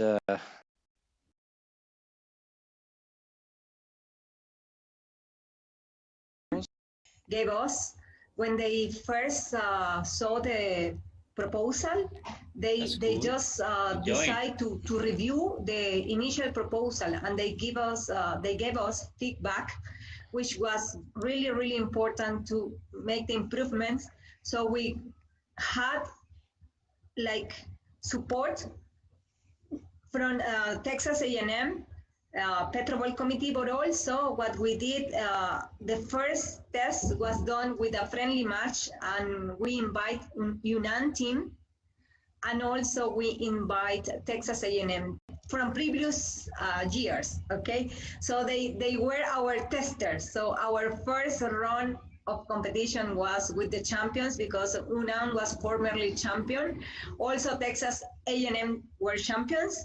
So we have champions' opinions on how the software works and how they feel about competition being established in the way we define the competition. But so yeah, they're just starting. We follow as close as possible. Looks like they may be able to get started soon. So just looking back at looking back at Group B. OU have come back, headbands on, mentally prepared. They look determined. They look focused. I know they've got a bit of catching up to do. I'm seeing Jaime from FRJ. I think the guy is biting his nails. Yeah, I think everyone's going to have short nails by the end of this. And also on the Stream A, some very serious faces. They're Stream A, Petronas and Luz, they're currently answering the second half, right? No, they're still waiting. So they can't start reviewing the questions for the second half until Group B have started. Because obviously the maximum time it would take for the teams to get through the first question will be 20 seconds, 5 seconds to buzz in, then 15 seconds to actually answer the question. So once that process starts, it kind of moves very quickly, and the teams will kind of go through those games. But again, as we say, we need to leave a little gap between when the judging process can start, because if anyone from Group B starts watching the reviewing from Group A, it may give them a indicator of 1 or 2 of the questions that may come up.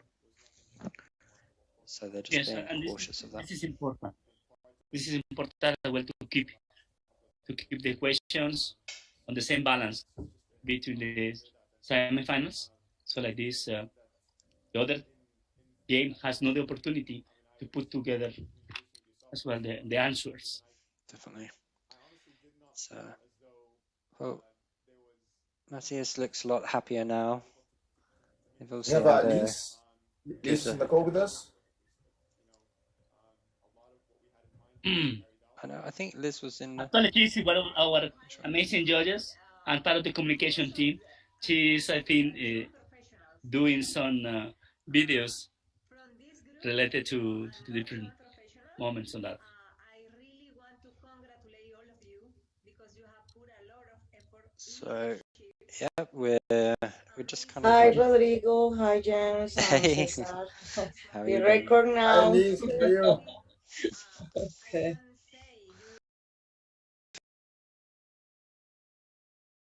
Thank you for the amazing volunteer work.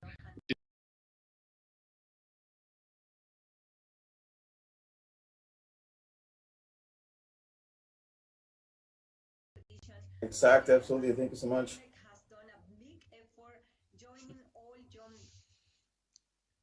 Okay. So, again, everyone's kind of starting to look a bit more relaxed and happy.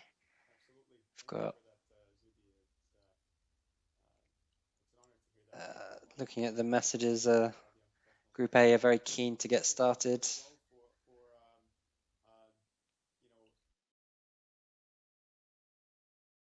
The sing song. That's Professor Rafael Charim from UFRJ. Teaches fluid dynamics and flow assurance, artificial lift. Yeah, we always have like a coach. Until recently, it was Santiago directly, who was an EOR teacher at UFRJ, and other subjects as well. So I believe everyone's there So now. as we wait, just wanted to ask the OU team, are you all grad students? Yes. Okay. And do you have like a competition at the OU to see who makes it into the team? Or Yes, we do have. And I think our previous experience in PetroBowl has helped us to remain the main team, the core team of OU, but we still have several students who wants to join our team. Our teams are already down on the second half of this match. Selection process, you know. I think so. They're just we won the, as it's saying, they're probably the just PetroBowl getting the website, game the set creme up de la creme and using of the that time students. to If you get go to there, know you each can other find a it. bit better. It's the creme de la creme competition in petroleum engineering. That's funny. I could never qualify to be in that team, man. Real tough group of smart folks. We have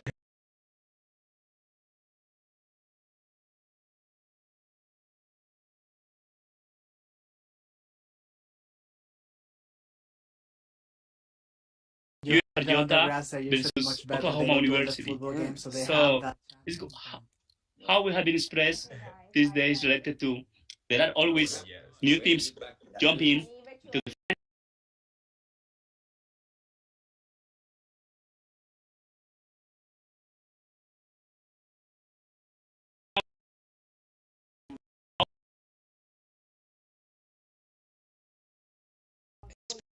versus a relatively unexperienced team to the champ. Could be whoever wins from Group A could be considered the underdog, I guess.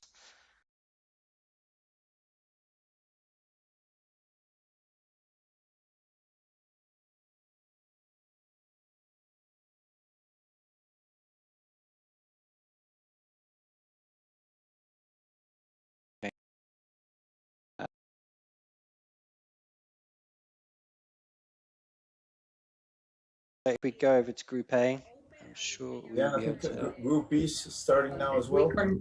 We can come back to evaluation now. Yes.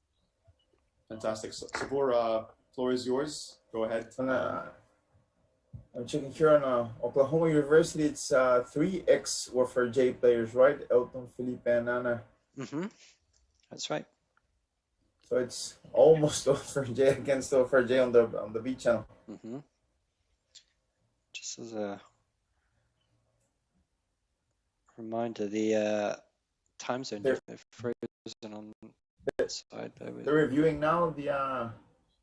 What is the maximum stress that a material can withstand for an infinitely large number of cycles?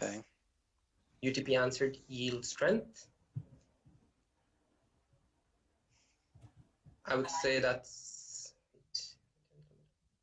incorrect, because the yield strength is just the yield strength. It's not the maximum yield strength. And the maximum yield strength doesn't really pertain to infinite. Now this is just for the final. Perfect. Thanks, Dr. D. Which Remember, algorithm don't uses forget that, recovery data directly from the constant volume depletion with regards to measurement the and agenda, computes the corresponding it's UTP properties? 5 o'clock UTC. UTP answered differential We're just about 18 minutes past 5 UTC, so it's dark now. Just got dark over here in London. For those in Malaysia, it's 1 o'clock in the morning. So In a water flood operating field, which it flood kind is of used adds to to the control pressure the performance of oil what producing UTP of factories having with to respect wait their through. They must be maturity or cumulative exhausted. injection? UTP answered UTP is really excited to be at this stage. If you remember, when we have on the interview at the first round, they win. They come with all the actions and strategy to put together and to be here at this moment. And here in Colombia, it's noon time. You can see here. Still, the sun is shining. It's been a rainy day over here. Indicate one of Very two cold and major wet. ways which the efficiency of a miscible flood is affected. UTP answered minimum miscible pressure of injection.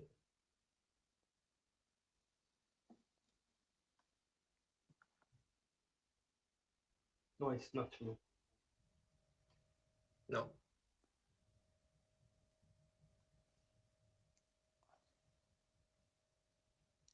This term is offered as replacement for frac hit, frac bashing, frac intersection, etc., all of which have a negative connotation.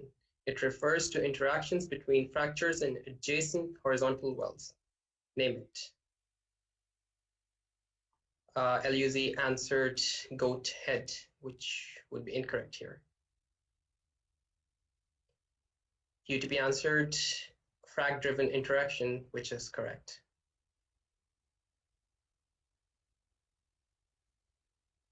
Which artificial lift type is a suitable alternative for a beam pump in an oil field which produces heavy oil with solids, has no gas, and with a depth of less than 6,000 feet?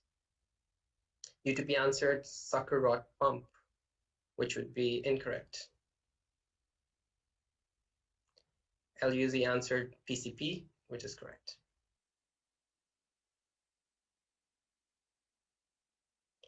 What drilling fluid property refers to increasing viscosity after all shear has stopped? Gel strength, I would say that's correct.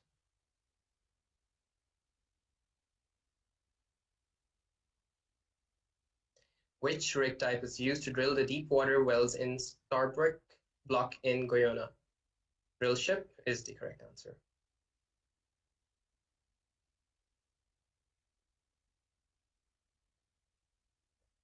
The abbreviation MIC stands for what type corrosion?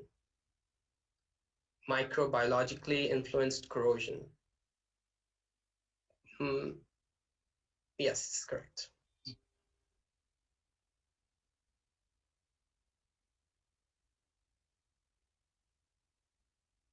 Which country left OPEC in January 2019?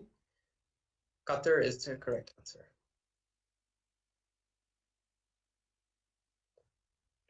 In progressive cavity pumps, drive heads incorporate which device that seals on the rotating polished rod to control fluid leakage from the production string and wellhead? LUZ answered elastomer, which would be incorrect. Stuffing box is the correct answer, the one given by UTP. What is the term used to refer to materials that create an induced magnetic field in a direction opposite to an externally applied magnetic field and are repelled by the applied magnetic field? Electric charges is what UTP answered. Yeah, so that would be incorrect.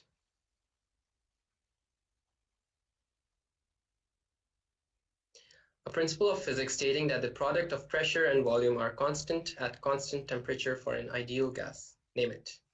Boyle's law is the correct answer.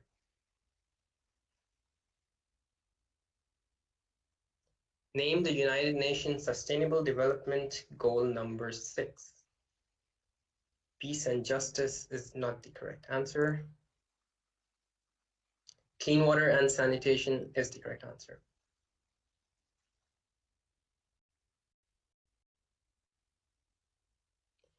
Name the United States Sustainable Development Goal number 8. UTP didn't put an answer, so that's incorrect. LUZ answered decent work and economic growth. That's correct.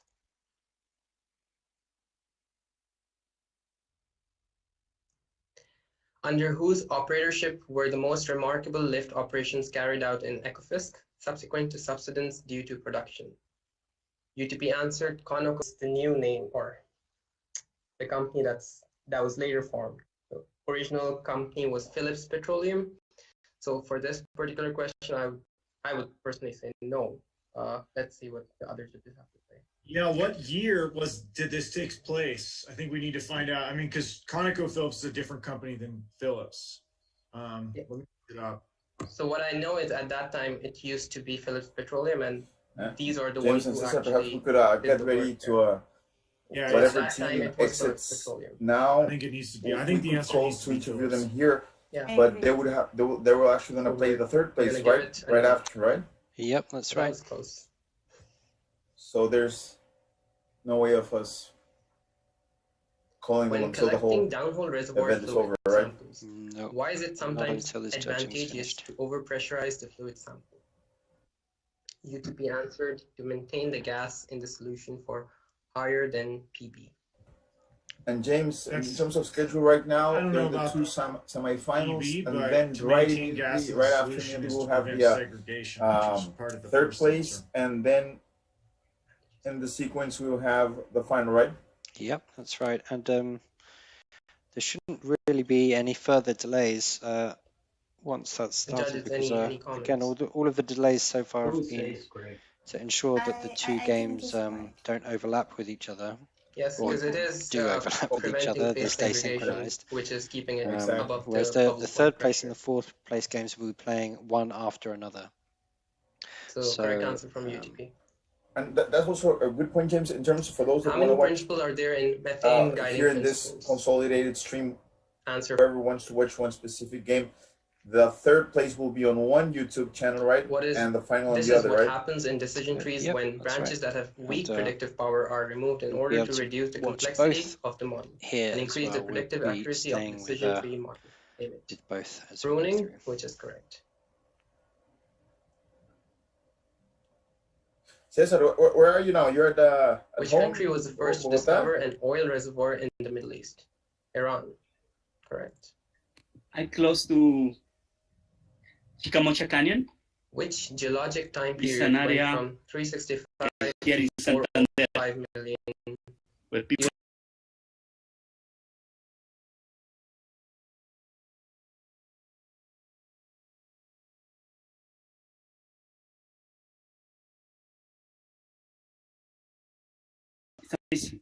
I had in here found good picker,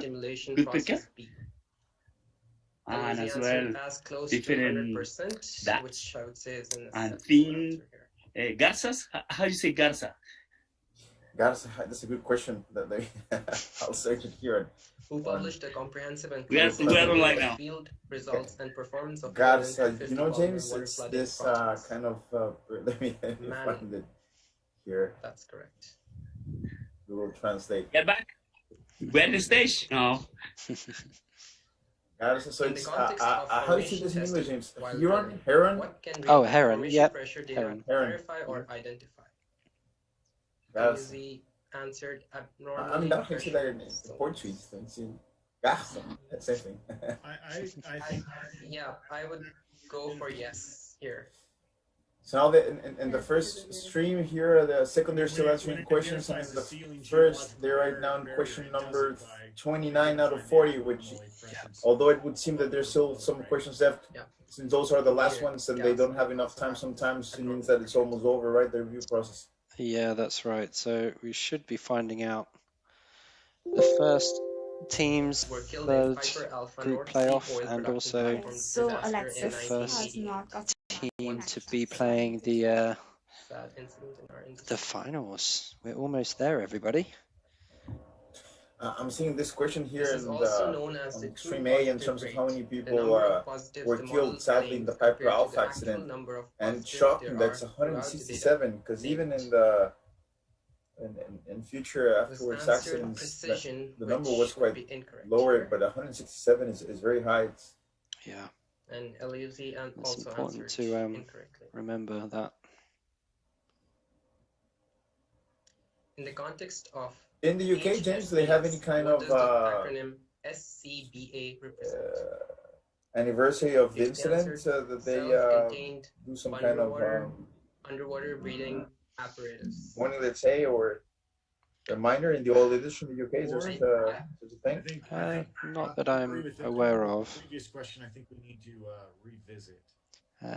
Okay, let's just No, finalize this one. not that I'm So aware I of. would also agree because, of course, there's pressure of typing in.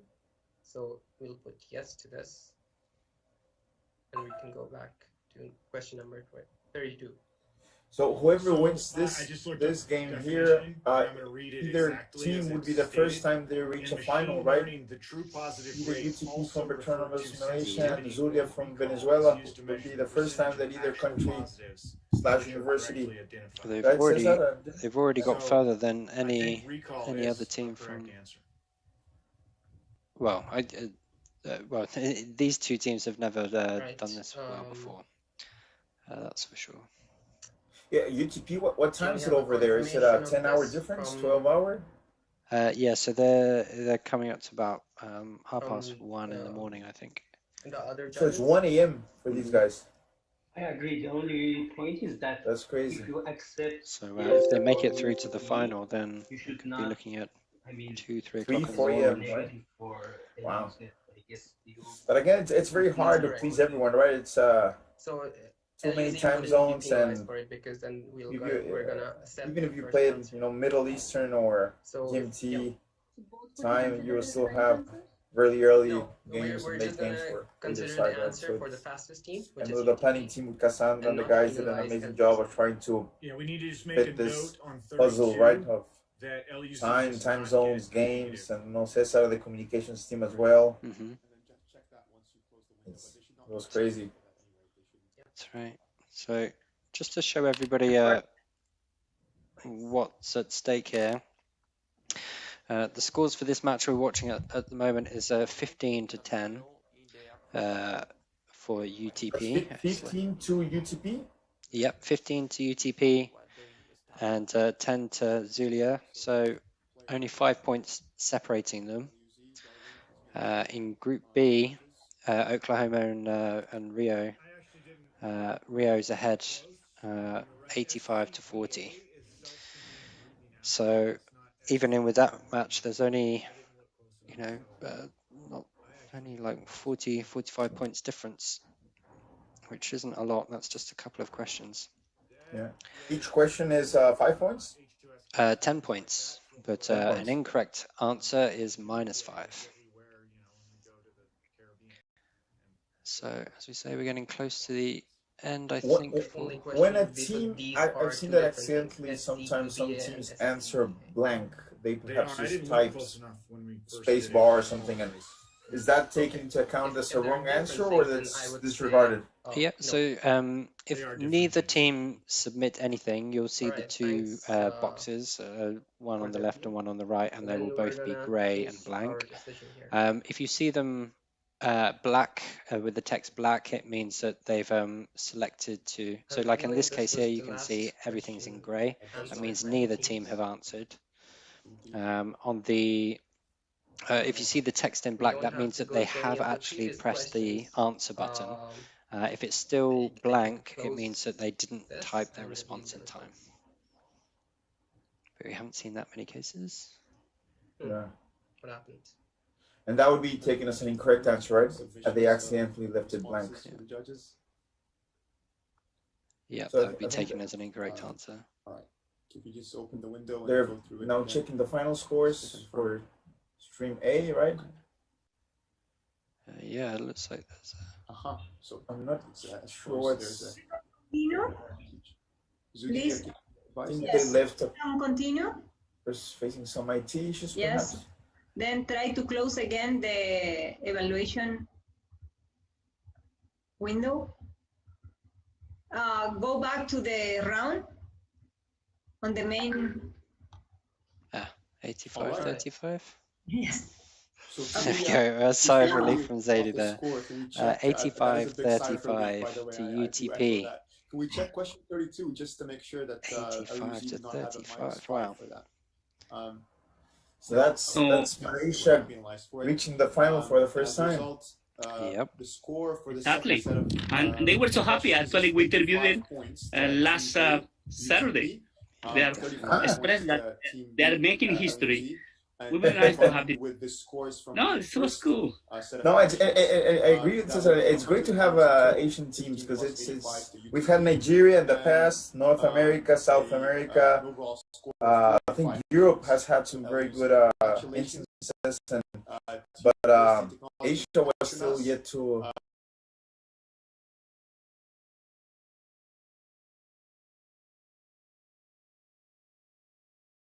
For them over in Malaysia, I'm sure they won't mind. Let's let's stay with them a bit longer. I'm sure they'll have some interesting stuff to say. Universidade Zulia, for having reached this stage. James, do we have time to call any of the teams? I think no, right? I think yeah, definitely. The we'll get to keep you for longer. Group B is only just starting to review the questions. They're on question 5 at the moment, so yeah, we should have time to. But congratulations to both teams. So we got already one winner that got to the finals. Yeah, that's right. UTP Malaysia against the soon-to-be decided, declared first finalists between Universidad and Oklahoma. Stay here with us in this call. What are your thoughts and reflections on the game? Well, I think it was a great match, and you guys did it great. Congratulations, UTP team. You did it great, and I'm sure you will do it great also in the final. All the best. And the judges, you all did a great job as well. So thank you. Fantastic. Thanks for that, Andrea. And Hazik, your response to what LUZ has just shared in terms of remarks about UTP, and also the feeling that of making it to the final of the World Championship. Yeah, thanks, Andrea. I think that was probably my favorite match so far. You know, I could really feel that it was a good match, and I could really feel the sportsmanship from your team. And, you know, although maybe the result wasn't really what you wanted, but really congratulations for making it all the way here. And I know that my team will definitely be supporting you in the 3rd place match. So, yeah, hope you guys the very best in the next round. I know you're probably tired having to play back-to-back rounds. And thanks to the judges as well for making it a very smooth evaluation process. Fantastic. Thank you for that. Both teams. Really, really good job. You guys answered a lot of questions that I certainly wouldn't have been able to answer. So good job. Yeah. Okay, guys.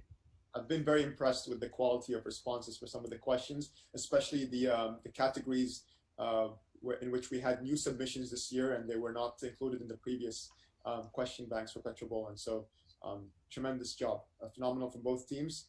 I suppose UTP will be taking a break now, and then later on be joining Zoom call 2. LUZ would love to have you still on the call as we await the result from the next match, or the alternate match or simultaneous match that is going on at the moment between UFRJ and Oklahoma University. So we're still waiting for the evaluation process. If I'm not mistaken, Ewan, and as soon as that is concluded, we'll be able to have the team from there who has finished the 2nd place, I suppose, joining us in this Zoom call. Should we take an intermission or a break, Ewan? Do you think? Yes, a break is needed. They're still evaluating in the Zoom call too, so everyone should have a well-deserved break and get a drink and eat probably. Fantastic. So yes, absolutely. It is 5:37 local time at GMT. So if we could take a 15 minutes or 13 minutes or so, and rejoice at 10 minutes to the hour. So 5:50 p.m. Back to the call. So feel free to take a break and go for some refreshers. Thanks. Sorry, just to confirm, so it is half an hour break, right? Perfect. So yeah, they're just going to break. Hopefully within that time, Group B will be able to wrap up their scores. Let's see how they're getting on. Do we want to now narrow the definition of what we would take as an acceptable answer? So they've gone back to question one. So I do think mechanical is a very vague term, a generalistic term. It could be, I mean, if the question was says, name the two modes that deteriorate or two general reasons that deteriorate proppant fracture conductivity, you could say there are mechanical reasons and chemical reasons. But I know you guys voted yes, but I was quite, I would be reluctant to say yes. Okay. But, So I totally understand that the other judges still go to that opinion. got it. So we have a point from Sharif to keep it, not to actually accept the appeal. Just want to confirm with other judges to see whether we want to take we want to revert the decision on this one, or we want to keep it as such. I think the mechanical and chemical is a too broad answer. It should be a little bit more specific. Okay. I agree also. And I'll definitely consider that in terms of, like, as I mentioned, like I would have loved to see a little bit more specific. The mechanical is definitely there, but yeah, if we are looking for specific answer, the mechanical does not cover for it. I would have loved to see stress and things like that. So noted. I'm inclined to agree. I think mechanical is a little bit broad. I think we were looking for something more specific. That's fair. So with that in mind, Dulcie, do you have also another thought? I mean, again, this is one of those appeals that really holds a lot of merit, right? Mechanical is right, but again, you can argue that you wanted some more specific. So even if I said yes, I'll be in the minority anyway. So yeah, same here. So I just want to hear and definitely take into consideration the thoughts of the judges. Channel B, there's a heated. They've had an appeal and a re-appeal from the question. Reversal in the original yeah, so they've decision gone back to yes square one. No to the OU team, and that leads us. Judges, can we counter appeal this question? Because this is a very important question. Let's see what happens. All right. Of course, you can counter appeal as long as you still have appeals in your bag of appeals. Oh, yes. Actually, this is something that I work on in the lab. It's very hard to distinguish most of these mechanical and chemical factors, for example, proppant embedment, crushing, compaction. This is not something that you can visibly see in a sign. Theoretically, yes, it's right, but all of these factors are comprised under the mechanical aspect that decreases the fracture conductivity when you are injecting a fracture fluid with proppants, such as chemical that I put. It can be changing mineralogy, diagenesis of the rock. And if you reread the question, name one of the factors, the question is broad itself.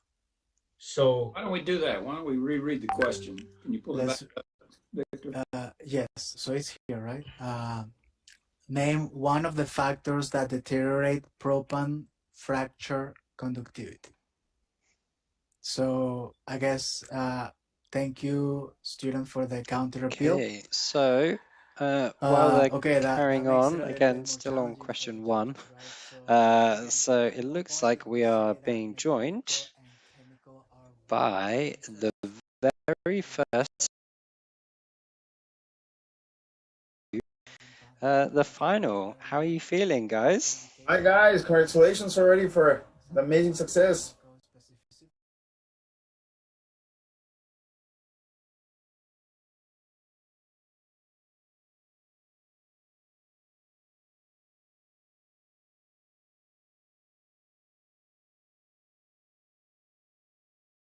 It's about time. Like we've been waiting.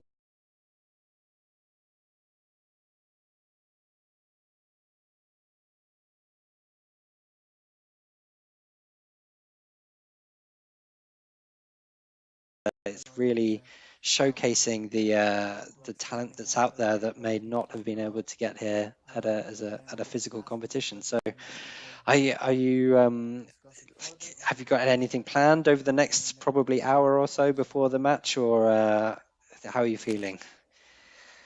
I'm going to wash my face. I'm going to get myself another cup of coffee, and yeah, I'm going to relax and watch the third place match. That's about it. Fantastic. So it would be great to speak to some of the other team members. We haven't had a chance just yet. So Felicio, please go ahead and introduce yourself. We'd love to hear from you. Go ahead. Oh, sorry, was you asking for me? Yes, go ahead. Yeah, sorry. Hi, it's nice to meet you guys. So my name is Felicia, and I'm in my final year of Petroleum Engineering in UTP. So it's been a really crazy, wild ride today. So yeah. It's fantastic. And Jason, how about you? Hi, good evening. So I'm Jason. This feels very unreal.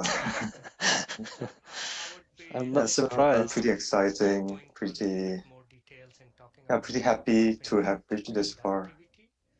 It's incredible work. And sorry, I can hardly see your name. My screen is so small at the moment. But Hanley, are you able to introduce yourself as well? All right, sure. Hi, my name is Hanlon. I'm taking the same petroleum engineering course back in UTP with my fellow teammates.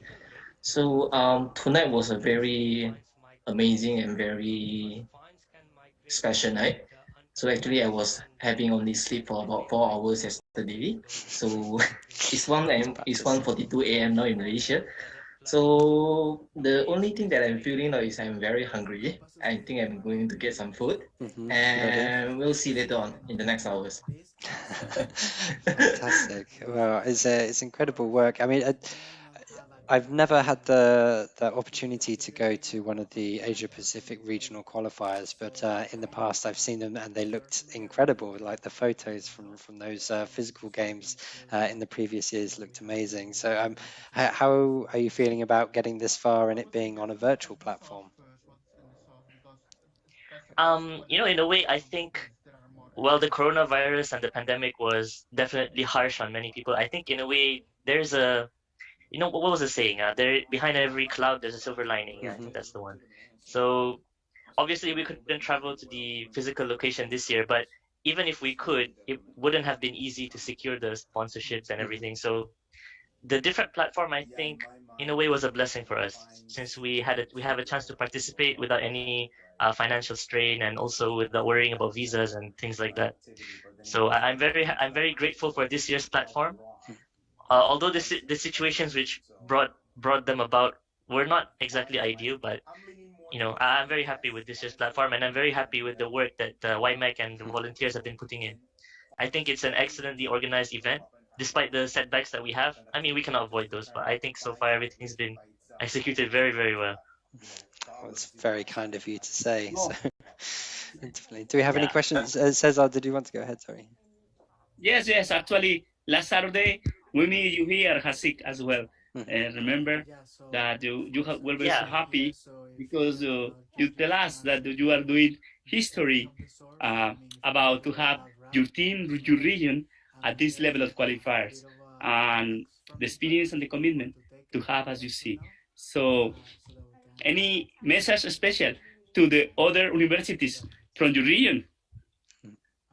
Yeah, I think if you have a passion for PetroBowl, if you have a passion for the oil and gas industry, and you love to learn new things, I think you should definitely try PetroBowl out.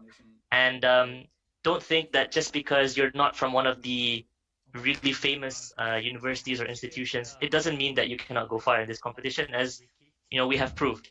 Well, some people might call that a bit funny because say, oh, you have Petronas in your name. You're not exactly a no-name institution or something like that. But at least in PetroBowl history, we haven't made any mark or impact yet. And yeah, the message that I really want to send to everybody is just try your very best, keep at it, despite whatever failures or hardships that you might encounter. If you really, really want it and you really work for it, it's all yours for the taking. So that's the message I want to send to everybody. Guys, I have a question for you guys. Well, first and foremost, congratulations. And we were talking here in the commentary as you guys were playing that Asia has currently the largest amount of student chapters and student members, and proportionally compared to the professional members. So it's a huge region, and super proud and happy that it's well represented to you. Amazing team in PetroBowl. The question I had for you guys was, to what would you say you would attribute the success that you guys have been having in this edition? Is it some different kind of training? What you think was a new approach? What would you say has been the major factor that's helped you this year?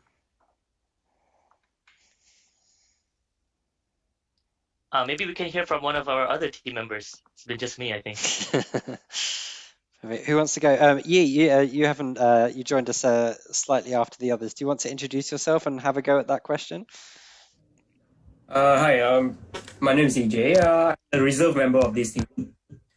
So regarding to your question, which is how our exposure to this tournament will be like beneficial to the Asia region in terms of the student chapters, I would say it can cultivate the competitiveness in the region, and having more good teams, more and more participants upcoming in the region, to take on into the world stage. Mm-hmm.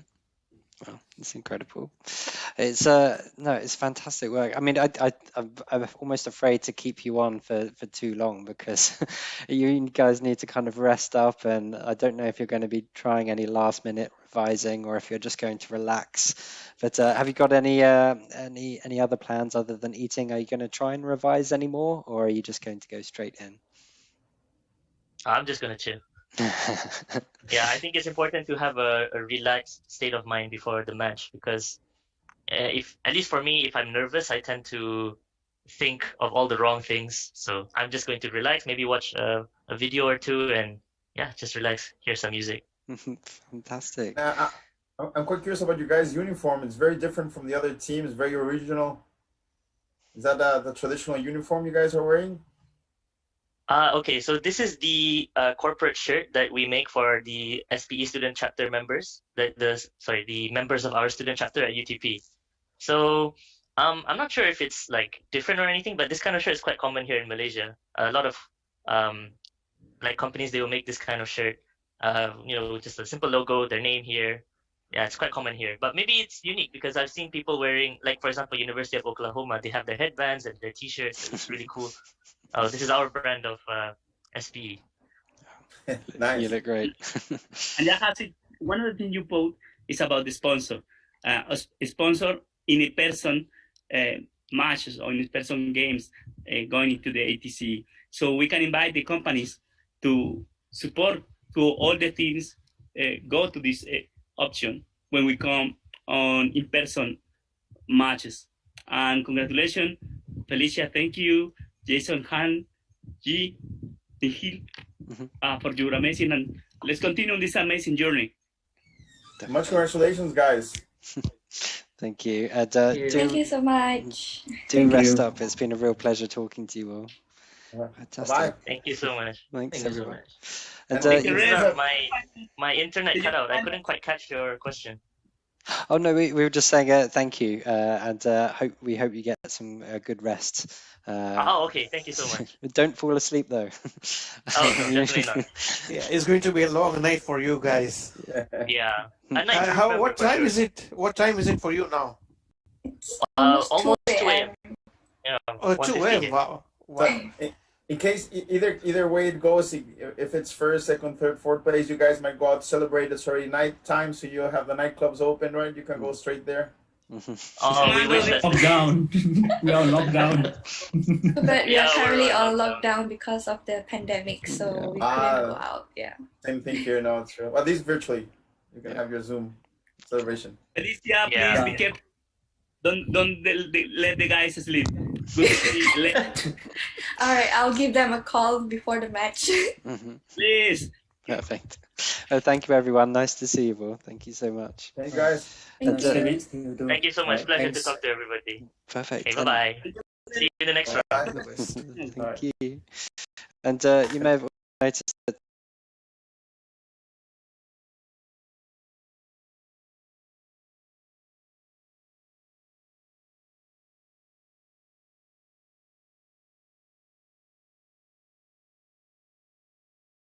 Thanks. It's been wonderful. It's been amazing. In one of the matches we are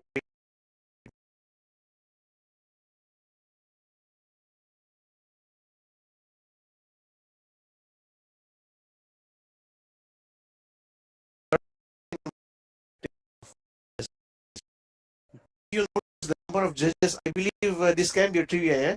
In this season, we had maximum or highest number of judges participating and volunteering for the competition, and everybody, they could do that because it was virtual. Irrespective of, we did not have any boundaries of countries, visa issues or travel budgets and approvals. These, many questions come. So that was a great, amazing part. The whole software was, of course, very well designed, very well planned.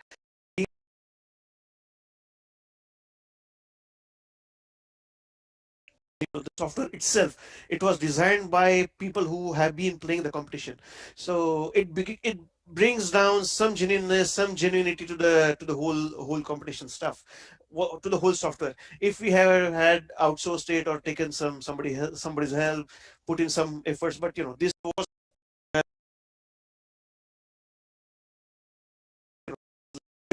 against a couple of other softwares, and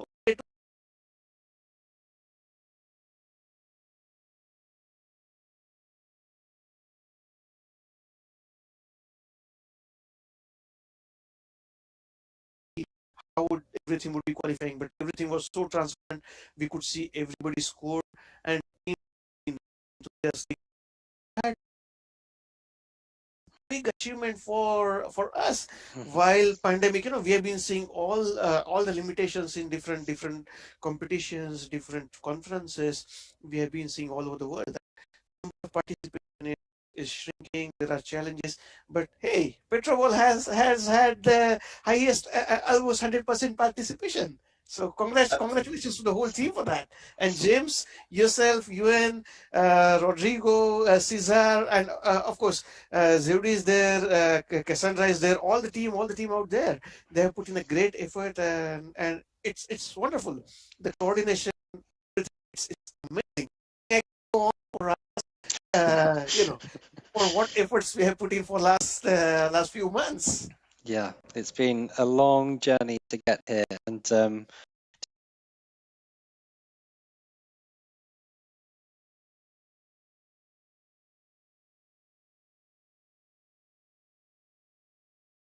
and within that time, the volunteers in Latin America, the members over there, the YPs over there, have taken us from never having done anything virtual with PetroBowl before to now we're here running the championship. 32 teams from all over the world participating, every time zone you can imagine, all involved.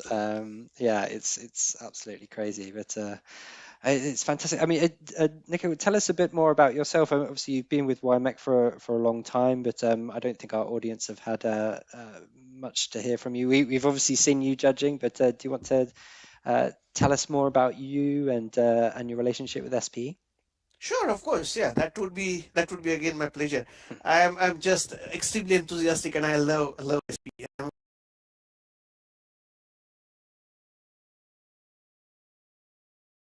2021, so it's much more than that. I think 17 years now I've been an SP member. So since that's amazing. 16 or 17 years, yeah. So since my college days, when I joined petroleum engineering in MIT Pune, so I'm currently working for we are one of the biggest IT and digital companies in the world. So we partner with various clients and help them in implementing digital transformation. I use my domain capabilities and my business analytics capabilities to grow business and help our clients. I worked with various oil companies before coming to Wipro, and my background, I'm a petroleum engineer.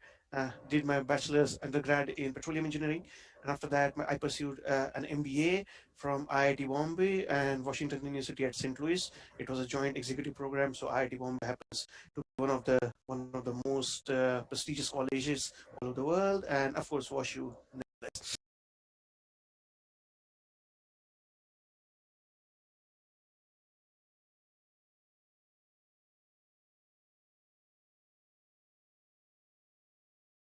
using is commercial. If it's not making money, the technology is useless. And often I do come across the question that whether petroleum engineering will sustain. Oh yes, it's going to sustain. It's going to be there forever. Come on, look, we are using a laptop. Laptop has a glass. Laptop has a screen. I'm using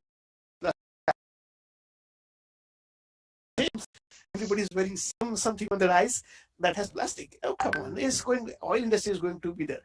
So yeah, but you'll have to evolve. So personally, I've been evolving. I've been helping students and young professional, partnering with them to evolve.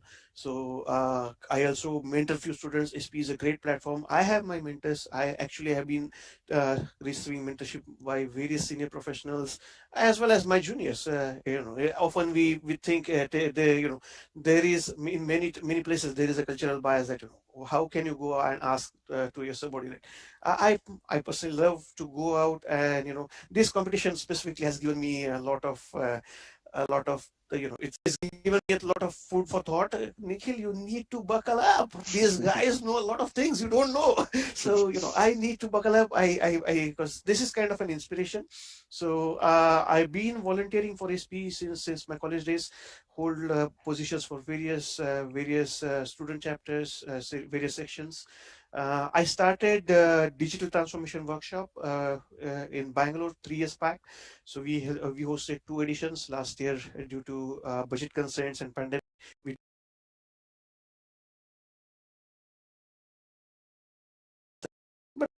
maybe this year or next year we'll again start with budgets coming in from all over for all the companies. So we hosted the first ever hackathon for SPE at any SPE event in 2018. So I'm really enthusiastic. So again, we are coming up with a new virtual workshop which will be run globally, and it will be a virtual workshop. We are hosting really interesting programs out there, and it's driven by SPE MENA region. Very soon you'd hear about it. And you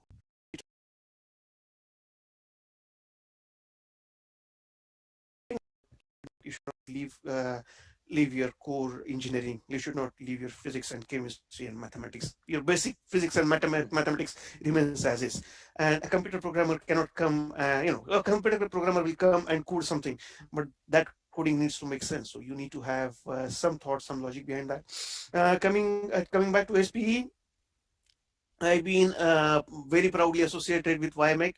I think this is going to be my last term. Maybe after this, I might not qualify. I think I would qualify as per age, but I think this will be long. This is being long. So, but yeah. So YMEC is the program where we run all these exciting initiatives like PetroBowl, like student paper contest. That's again a place where we get to learn a lot. You see students coming out with tremendous. You see the energy, and you see where the industry is heading. Today's students are tomorrow's industry. So the industry is heading in right direction, and we can say that students are in the industry is in right hands. There are various other initiatives we get to learn, and we get to connect to people from different part of the world. See now, Caesar and Rodrigo are having morning. James, you might be having an afternoon. I have 11:30 p.m. right now. So it's a place where you get to reach out to people. I would encourage everybody to renew your SPE membership, because that gives you tremendous opportunity. It opens up tremendous opportunities. So that's a great thing, and people should networking is something that's going to remain forever. Yeah. So if nothing, if you don't get, if you feel no, I'm not a technical guy, that's okay. I don't think I'm a core technical guy too. I don't think I that either. But yeah, I'm more commercial guy. I'm more lean towards business and strategy aspects. So I believe what I get is a great network. Of course, knowledge is something. Any workshop if I attend, I keep myself up to date. But that's something that the power of network is tremendous, and we should use it to the maximum. I've been volunteering for I'm on advisory panel for SPE International app, and also I am a community moderator for SPE Connect. So I'm a SPE Connect champion user, and yeah, it's been really wonderful. So wonderful time with SPE. I always enjoy connecting with everyone out there. One person that I think I don't know, you guys might have mentioned previously, but one person that was initially with us when we started all this conversation is Nee, my brother in the US. He's an amazing person, and I'm definitely missing him in the whole action today because he's engaged with his own commitments. But yeah, so it's amazing that when I was in Houston, I had dropped a message on LinkedIn. I was skeptical. I've had connected with this guy a few times in a call where a lot of people were there. Let's see if he responds, and we had a really good time. He took me out for breakfast. So these are tangible benefits and relationships that you develop for forever. And to complete, I've been having a big monologue, I believe, but to end this monologue, it's like I would like to put one philosophical thing. When you take a birth, you come with nothing, and when you die, you go with nothing. But the relations and what relation and the persona that you have created for yourself. So these relations you can build through this, if you remain active, if you connect, if you participate, that's going to create it. So with this, yeah, I would stop here and stop my monologue.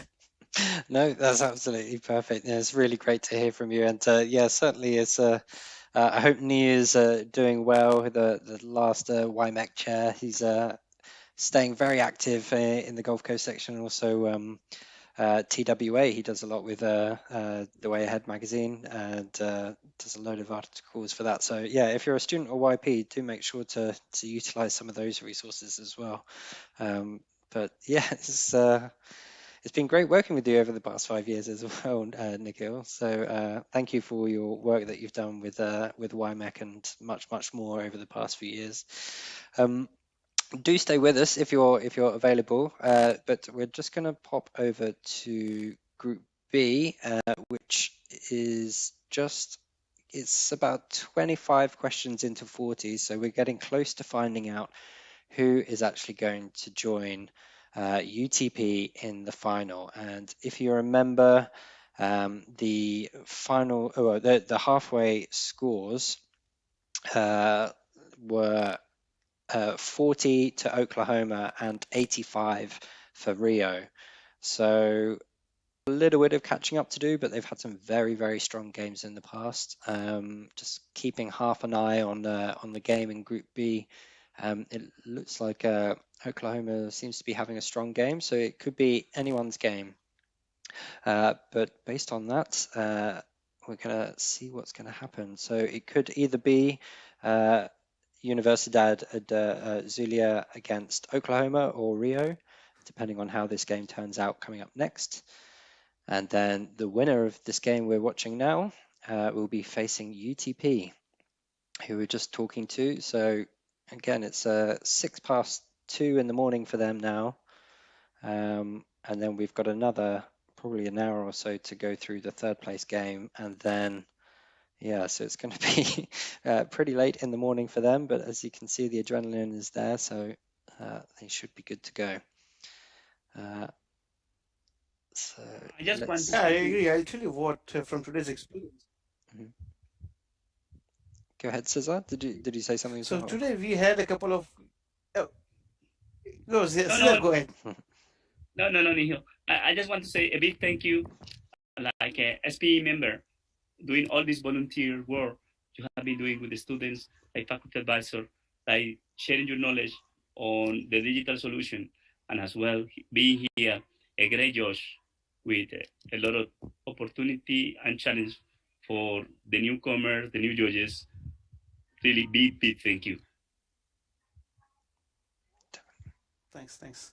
So today I actually in one of the all the games have been really exciting, and with these teams which have reached the finals, one interesting aspect is that you might see there were a couple of very close scoring games. The difference, or maybe the difference, there might be some difference, but difference is coming because of the timing. So you need to answer quickest, and the teams which could manage to answer fastest, they actually scored more and gained advantages. So in one of the games, both the teams had given everywhere they had given right answers, but one team was constantly ahead or faster, and they got a great advantage. So I think this is a great learning, that you need to maintain your speed along with correctness. Definitely. Let's have a listen to Group B. It sounds like there's an appeal going on. Okay, so I want to make sure that we're specific here. So regarding your question being wrong or the OU answer being right. I don't think you can just... Okay, so thank you for that. I think we understand where you're coming from, and I think the message was clear that you don't think gas coming out of solution is really an appropriate question. We want to try to keep it as concise as possible. And we actually did spend a good deal of deliberation here. Given the time constraints, I want to talk with the judges just to honor the appeal.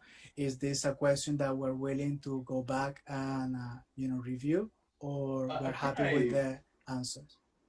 Can I please first conclude my appeal before your decision, please? The decision of judges. Because we must take care about two phenomena. Gas can be released from solution, and also molecules previously on gas phase can be incorporated in the liquid phase. Because of this, maintaining the original state has the correct is brought in a very being proposed way to this question. Maintaining the original state is to avoid gas escaping from liquid phase and gas entering. I'm sorry to interrupt you. I mean, you are definitely kind of repeating the same thing over and over. I mean, and I understand the concepts from thermodynamics, so I really appreciate where you are coming from. I just really want to be mindful of the time, especially we have other teams that are waiting. So just judges, is this something that we're willing to move, or are we confident with the decision? I think we made it clear that yes, those may occur, and we're really trying to get at the crux of the phase segregation, which is something that was in the answer and is something that was provided by the OU team.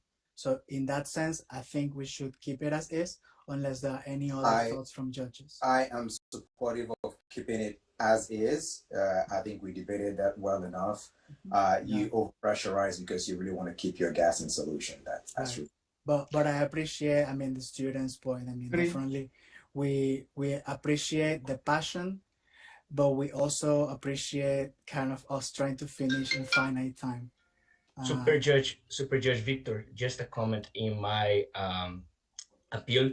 There is a complaint that the answer that I put is also reading the question, but if you go back to the question of drilling, so that there are no comments on this unless you want to make a formal appeal. I think both teams don't have any appeals now, right? Yeah, so I think we are done. But again, so really, just to Victor, okay, Super Judge, just to reconfirm, I checked the link that was shared in terms of like the source of that pruning question. I checked it again.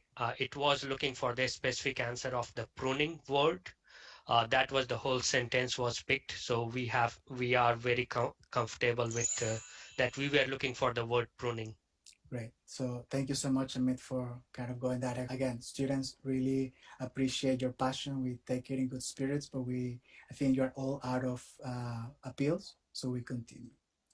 Which country was the first to discover an oil reservoir in the Middle East? That's Iran or Persia. We're getting that from OU. Which geologic time period went from 365 to 405 million years ago? OU says the Cambrian, actually the Devonian. How should the steam quality of an optimized cyclic steam stimulation process be? The answer is as high as possible. That's actually the provided answer from the OU team. So that's a yes. And we move to this one. In the context of formation testing while drilling, what can real-time formation pressure data verify or identify? Sealing, geological barriers, types of fluids, and others. OU is sharing lithology of the reservoir to guide drilling. Judges, do we want to equate this to sealing geological barriers? Or is this equivalent?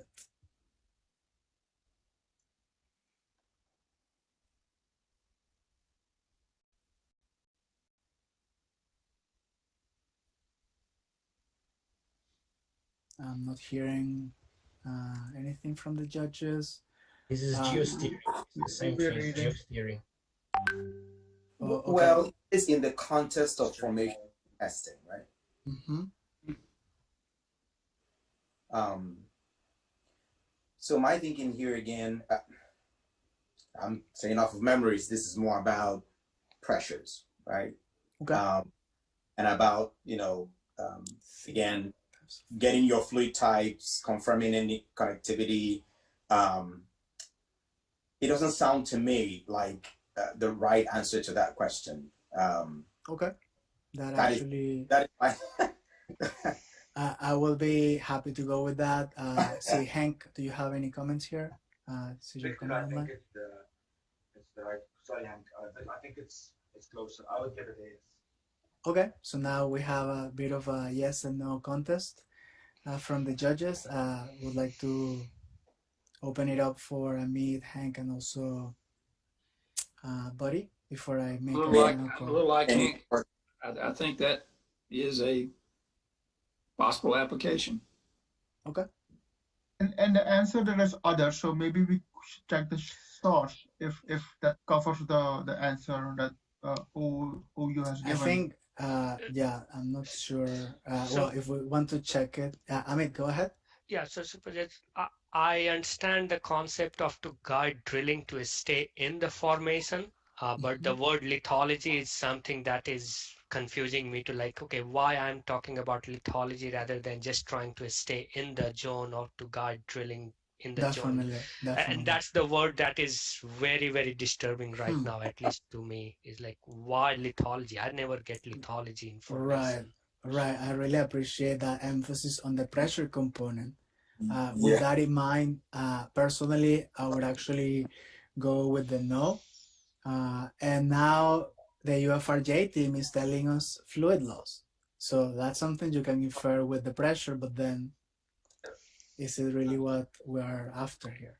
Do we have consensus?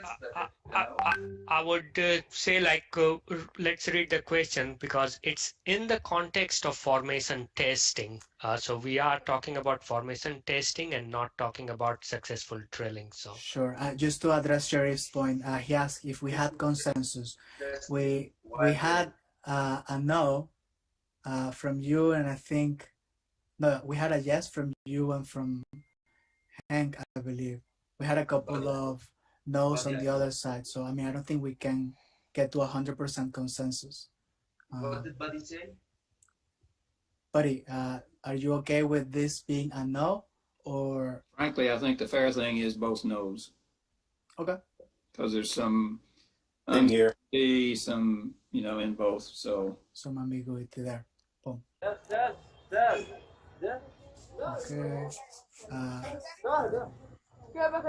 Maybe let me see if I can mute. Okay, somebody can mute somebody there. How many crewmen were killed in Piper Alpha North Sea oil production platform disaster in 1988? That's 167. And that is the right answer from UFRJ. Cassandra, can you please mute Muhammad? We are hearing background noise. Yes, please. So it looks like we may have the results soon. This is also known soon. as the true positive rate. The answer to that is recall. The teams are talking about precision, which is related, but not quite recall as it's defined. Unless the judges, do we want to take this as an acceptable answer? My understanding is this is a no.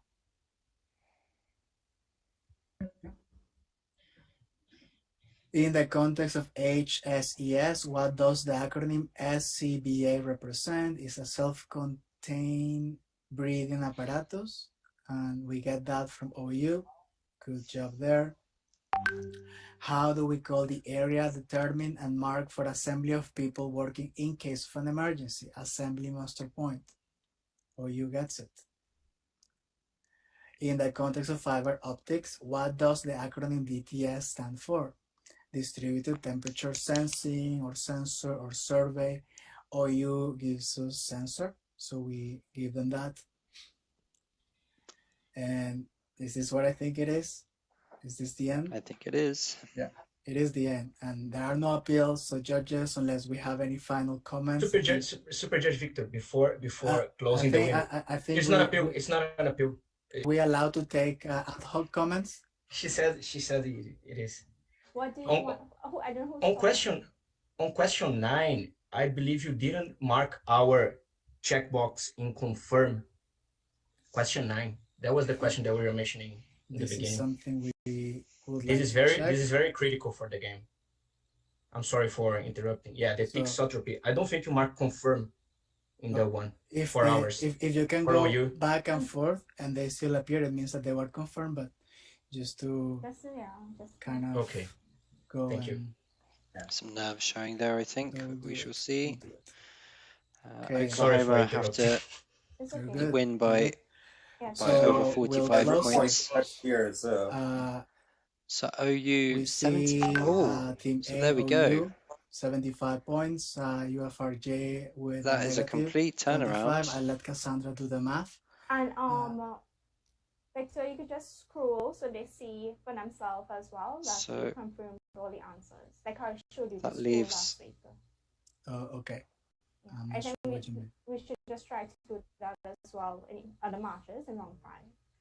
So OU we had 40 plus 75, so that is 115.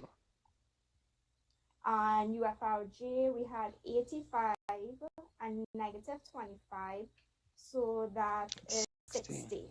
So OU, you guys have won round R4B with 100. Final score R. And UFRJ, final scores 115 to 60. Second, with an amazing 60. Comeback from the University of Oklahoma there. Will be loose. So an incredible match. For 4th and 3rd place. Fantastic. And you can see them shouting even though they're muted. For 1st and 2nd. Fantastic. So we're going to go over to Zoom 1 to start R5A. So that doesn't leave a lot of time for Rio. You guys could take a 10-minute break. And you'll be ready in about an hour and a half to start your final round. Okay, guys, congratulations to both they teams. look pretty happy. Excellent. And looking forward to seeing you all play in France. Congratulations, good game. Great. Can you please? Great. 115? 115. Thank you, judges. Thank you, FRJ. I think it was amazing. It's saying the most challenging game I've ever played. It's the most challenging game with comeback, and you know it's still the previous our FRJ team against the new one, right? So work the judges hard on that one. It's also a tricky match.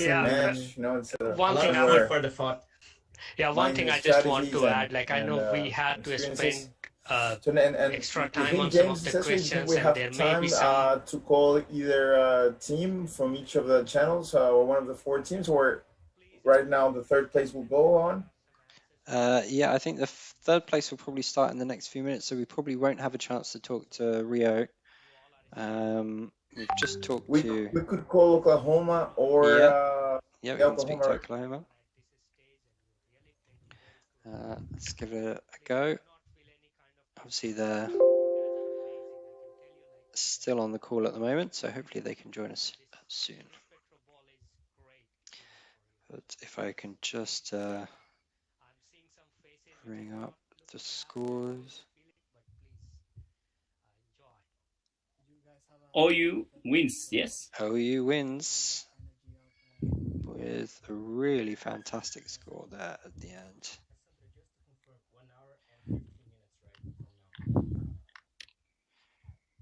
Okay, so Sorry, I thought I had the scores up and running, but bear with me. Let's see if I can get this uploaded in time.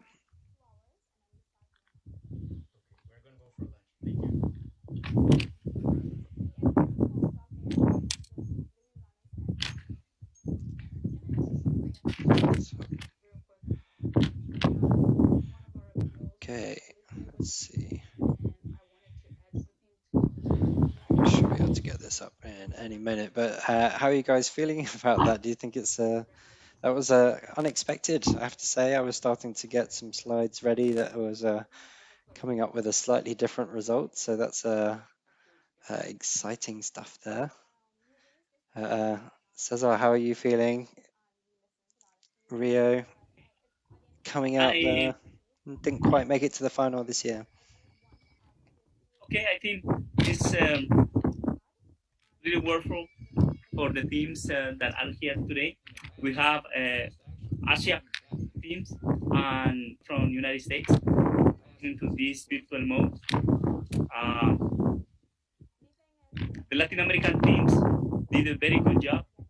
There are a lot of effort as well put it, but at the end as well, all put together all the criteria and conditions, and that as well show the fairness and the transparency of the games. Not because the software come from the Latin American Caribbean region or the strategy where we have an opportunity to win. Yeah, we definitely. have to be fair with everybody. So all the best for these two amazing teams. And I think the third and the fourth place as well is quite close to regional qualifier. It's going to be a regional qualifier of the teams that have been a lot of speed. So let's see how it's going this the third and fourth and the first and second place. Thank you. So just to show you again the scores there. So with the UTP Zulia game, that was 100 points in the end to 45. And we've just watched Oklahoma and Rio 115 to 16. Apologies for any background noise there. That was a tough game, and the four teams in both games, they played amazingly well. And now I think it's any of these games, regardless if it's a third place or the final, it's as if they were finals, right? It's so close. It's four top teams, so it's a very close thing. And like Cesar was mentioning, you know, it's there's no bias, right? You have Oklahoma and Malaysia, right? Two non-Latin teams. Of course, you have some ex-Brazilian UFRJ players in UFRJ in Oklahoma, but it's very neutral and could be either way, any team. Of course, I want our champions come to be champions here, but as well, actually, Oklahoma University has a lot of content from the Latin American Caribbean region too. So I'm happy now, and I'm really so happy for all the students how they make it, because we can put together all what we learn and get the finals. Exactly.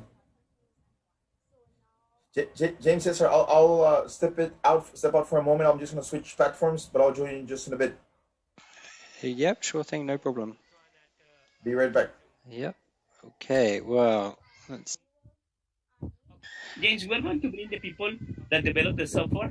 Maybe Cassandra, maybe Saudi as well. Yes, that's a great idea. Now that the games have stopped running simultaneously, hopefully that gives us a bit more opportunity to speak to those people who've been putting all of this together.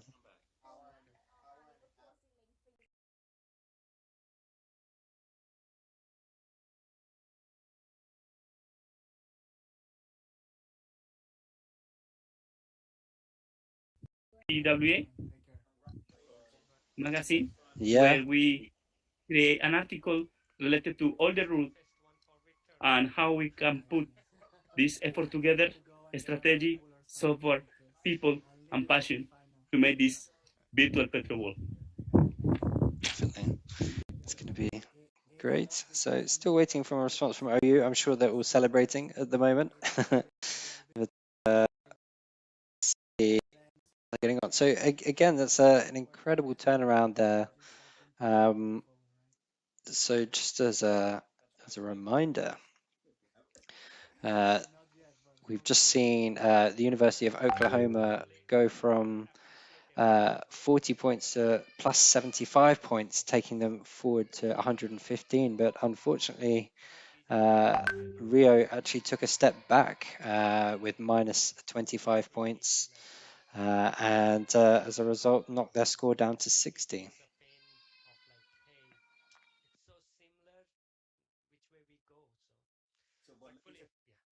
The good news is that the truth is that we might not always get it perfectly right, but what gives me some comfort is you look at the final scores and ask yourself, if you got one or two not perfectly right, would it have changed the outcome? And the truth is that it wouldn't. So for Zoom call too this whole time in the last few weeks. So it's good to have you. Please introduce yourself and tell us a little bit about you. See you all. Hi, Yanni. Hello.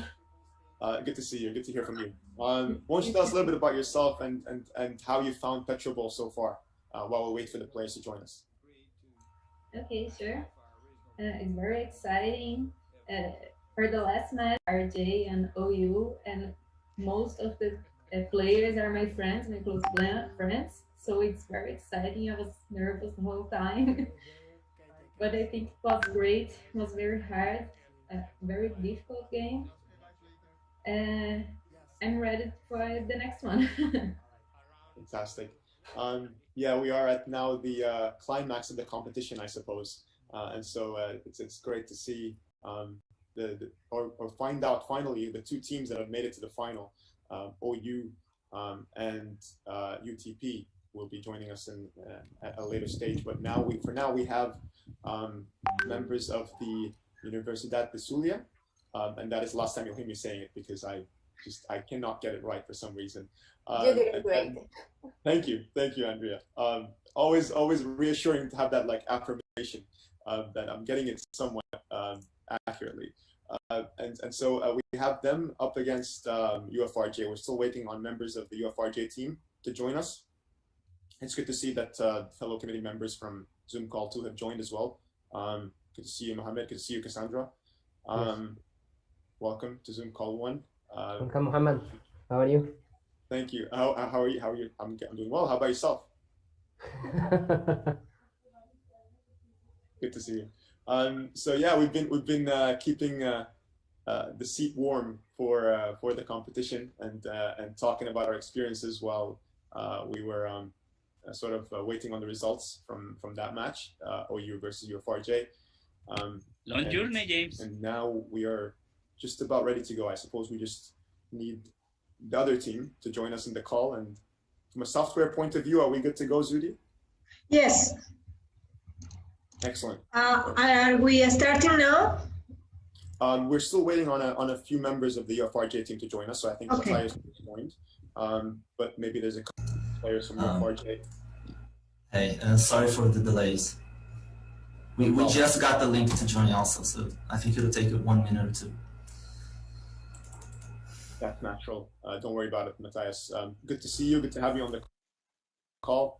Commiserations for the result. I'm sure this is not the call or that you wanted to be in, and this is not the face you wanted to see. But I'm happy to see you. I don't know if you're happy to see me, but I'm happy to see you. Yeah, I'm happy to see you as well, man. So, I mean, tell us about your experience though so far. Like, irrespective of the results, like how has the virtual platform and competition as a whole fared out? Okay, it's been a insurmountable challenge, I would say. We faced some very good teams, very, very good teams. We played to our best. We really gave it everything we had. I think the experience in general has been good. You know, as a team, we continue to be strong. We hope to arrive to this game stronger than before, in fact. So, yeah, I think that about sums it up. We just want to try to play this game, keep our head high, and leave with the third place. That's what we're aiming for, and we know Luz is also aiming for that. So, just wishing you all a good game. Fantastic. You know, you just mentioned that you've played against very seasoned and experienced teams and strong teams in this competition as you've made it to the this stage of the tournament. How are you? But I'm sure that each team that played against yourselves can say the same. So when they play against UFRJ, they'll be able to say, well, we played against strong. Thank you for being part of this amazing team of judges and volunteers for this virtual Petro. That's my pleasure, Caesar. I have a big experience during PetroBowl. And then imagine that when we make and win the PetroBowl, it will be amazing like that. So it's a great experience and a great changing experience for all volunteers, students, judges, and super judges. It's a great one. I am very sad today that it will be the final day in this competition. I'm sure they are working on it. And thank you for having you here. Where are you connected now, Mohammed? And you can tell us more about you? Yeah, I will. I am Mohammed Shawaf, a petroleum engineer or a workover engineer at Khalda Petroleum Company in Egypt. I am a subcommittee planning member at PetroBowl competition, huge committee or huge and amazing team. And I am a part of YMEC, Young Engagement Member Committee at Student Integration Subcommittee, and I am an officer in SPE Egypt section Young Professional as a sponsorship manager. I have worked in SPE for more than 7 or 8 years from starting from faculty. I'm just not a fresh grad. I just graduated 3 years ago, so it's a great experience, and I will be continue in SPE. That is my home, and that is why I feel great feeling like you. We have the go ahead from Zulia. We could thank you.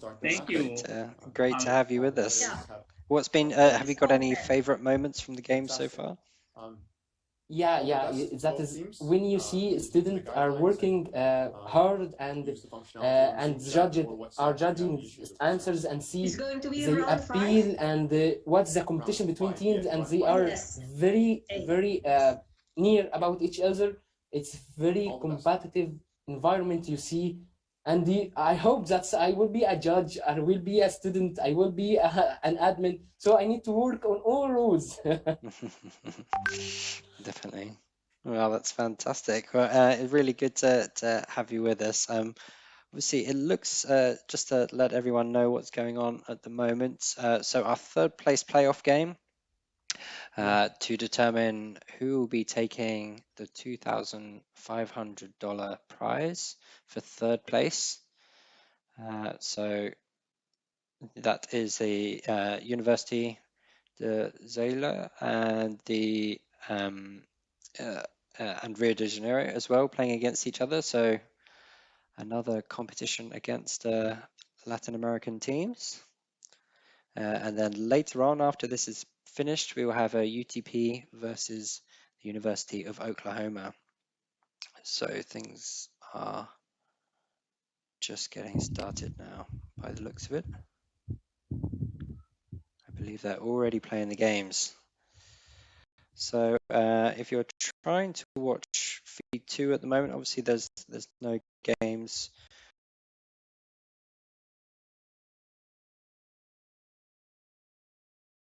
It looks like all the games now will be taking place in Zoom 1 from now on, which makes sense, I guess. No point in feeds running simultaneously. So it looks like we're underway. So everyone is off. Excellent. So how is everyone feeling? This is like we're getting to the very final stages now. Yeah.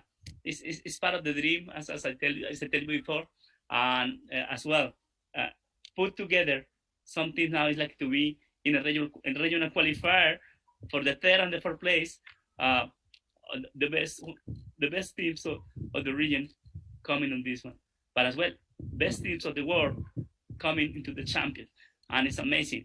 It's amazing the job and how the UTP and how Oklahoma University had been making for be here at this stage, ready for these finals, and with these amazing judges and volunteers. What do you think, Mohammed? What do you think about the finals and the third and the fourth place we are having now? Yeah, it's a great one. Especially, I think I have watched PetroBowl offline at SE 2018, and I have watched friendly and the championship last weeks. But the hardest one I see it was the last one between OU or Oklahoma University students and UFRG. It's a very difficult match. Definitely. So it's expected, James. It's expected, especially you are in the semi-final, so it's expected to have very hard match. Yeah, definitely. This is I think all of the teams that have been playing today have definitely earned their place, and you can see from the concentration, every player is essential to this. Everyone is working their absolute best to get this running together. So as you can see, a lot of concentrating going on here.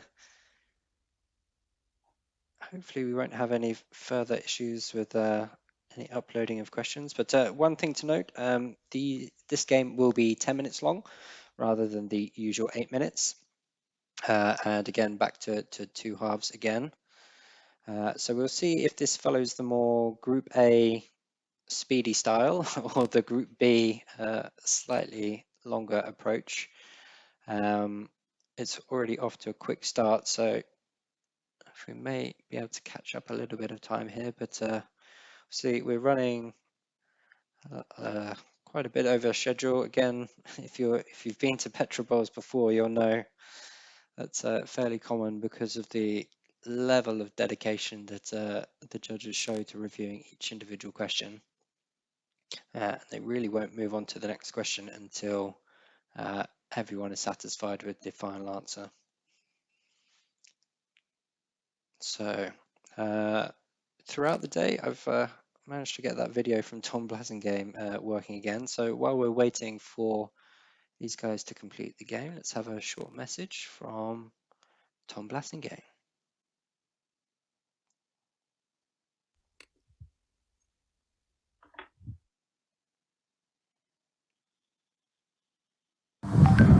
Good morning, everyone. My name is Tom Blasingame, and I am your 2021 SPE president.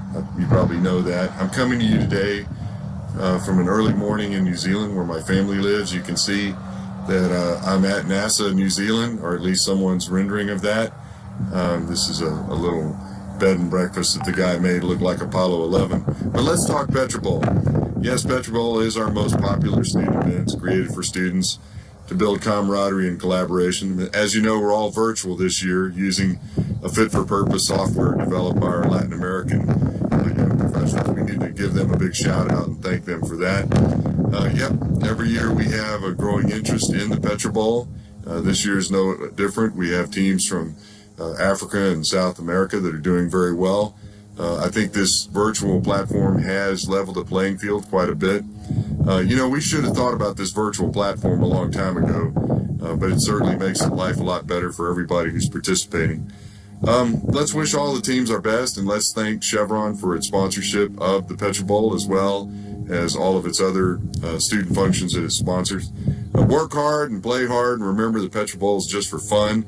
Go out there, enjoy yourselves in this unique SPE experience. Best wishes to everyone. Best wishes to everyone indeed. So I wonder how many people are thinking this game is just for fun at this stage. I can't imagine many are, but we've seen a lot of fun over the past few weeks. We've certainly seen a few laughs. No crying just yet, but we've still got a couple of hours to go, so we might see some. You never know. But yeah, it's been an exciting one. I mean, I still can't get over that last game. I really thought OU did an amazing job to bring that back, and I guess it's tricky because obviously Rio went ahead and tried to answer as many questions as quickly as possible to really get ahead, but it may have just affected of their answers there. So you can really see how the strategy, the stress, the pressure of the game can really, really affect the scores. But even so, all of these players have done exceptionally well. Exceptionally well.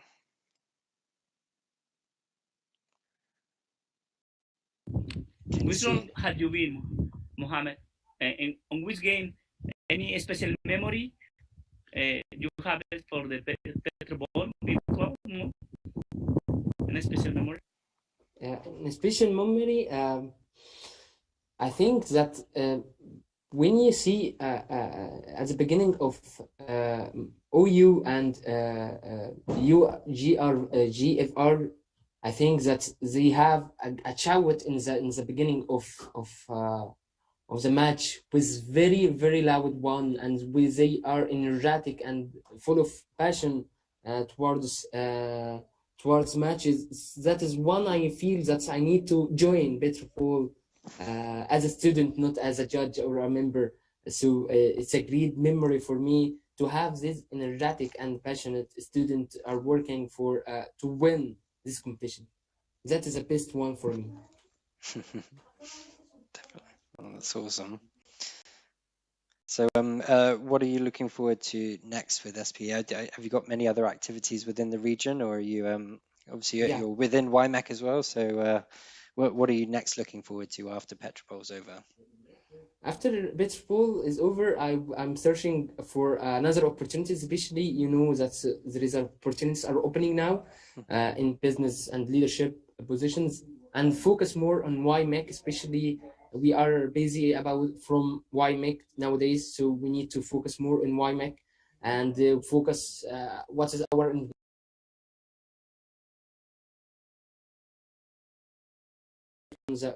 the work.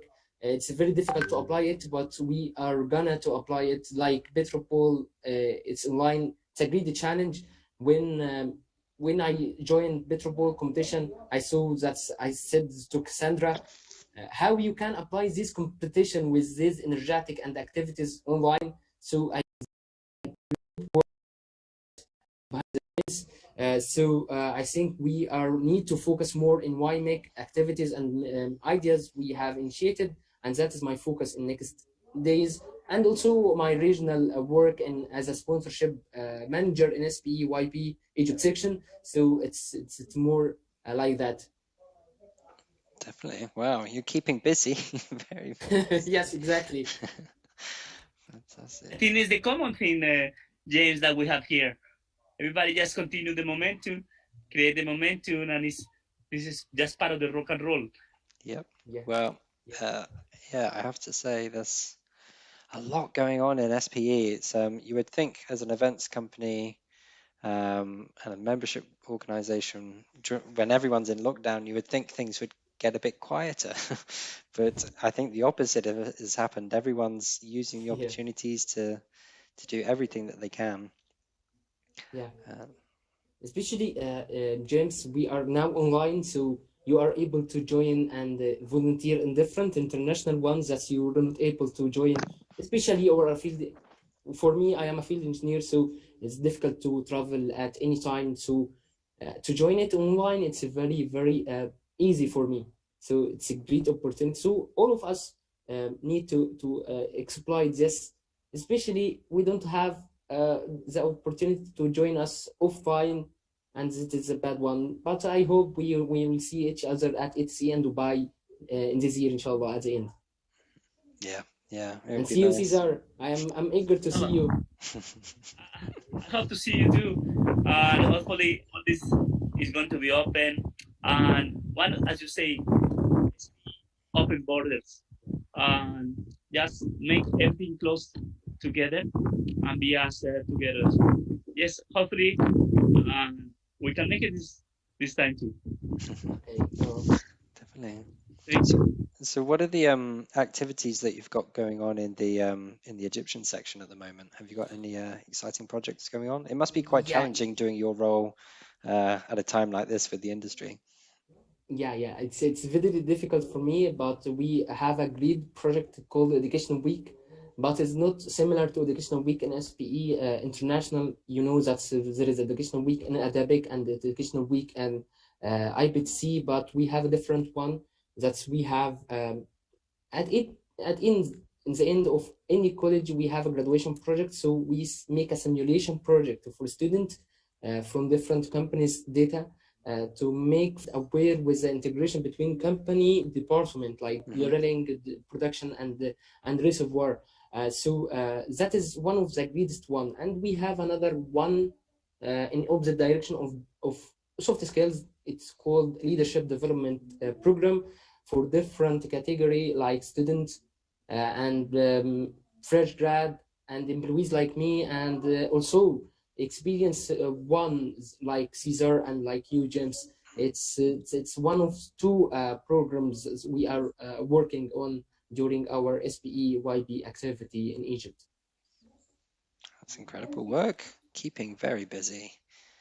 Yes, that is SPE. Yeah. That is SPE, definitely. Yeah, I'm seeing Cesar always sharing his videos and his posts, which make me always passionate towards working in SPE. As he is always busy, he is always involved in different activities. So why not? I will be as a Caesar. So that is which make me always passionate. Like after the game finished, thank you, Mohammed. You are famous in Egypt, Caesar. You are famous, very famous in Egypt. Afraid of clicking end Oh, and not getting. thank you. Actually, I have been twice in Egypt.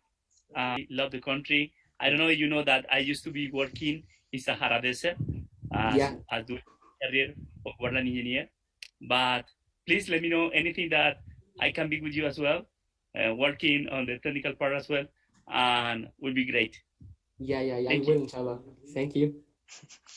Perfect. So it looks like they've just finished the first round. It's 78. I see that. The round. Just a second. So it looks like just maybe having similar issues as That's before. exactly what happened to me once you click OK when the decisive data was sent. My software also closed.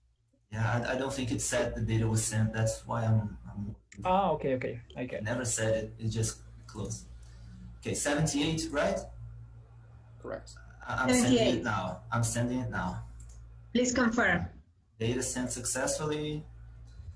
I think it went through. Let me see. We'll check with Zuti now if she has received a submission. Yes. Let me confirm. Wait a second.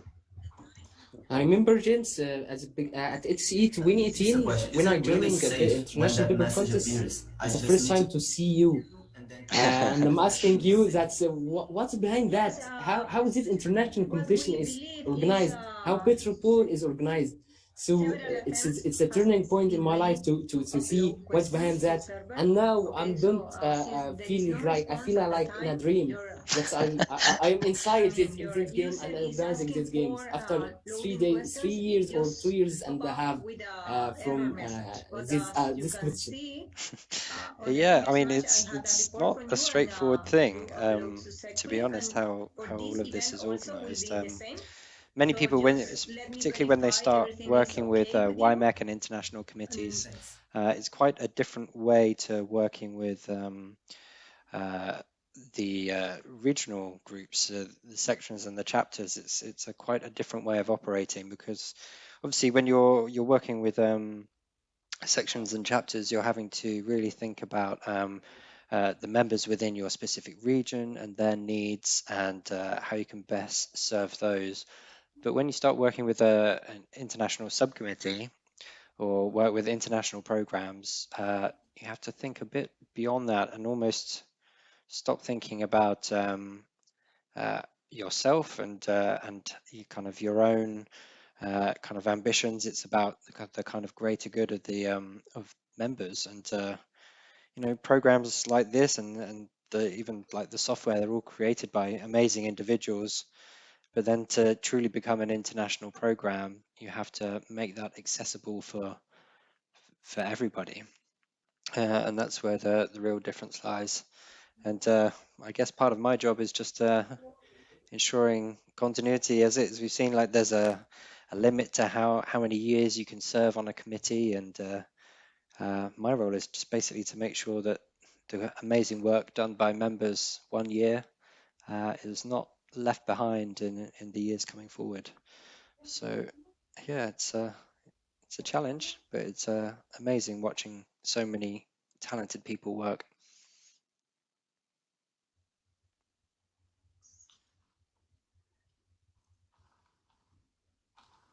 Okay, so it looks like we are into. So we are at fifth round. Fifth round. First set of questions. Let's look at how many questions have been covered in this first set. Edit, are you around now, Mohammed?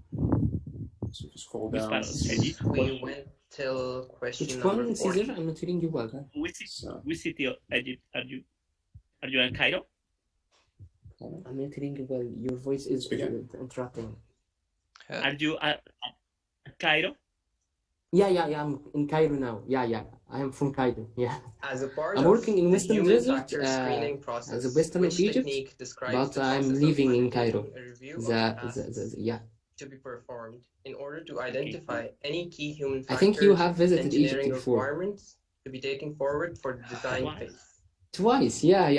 We'll be in the third one with us, inshallah. Incorrect. You and James. I'd love to. I've been to Egypt twice as well.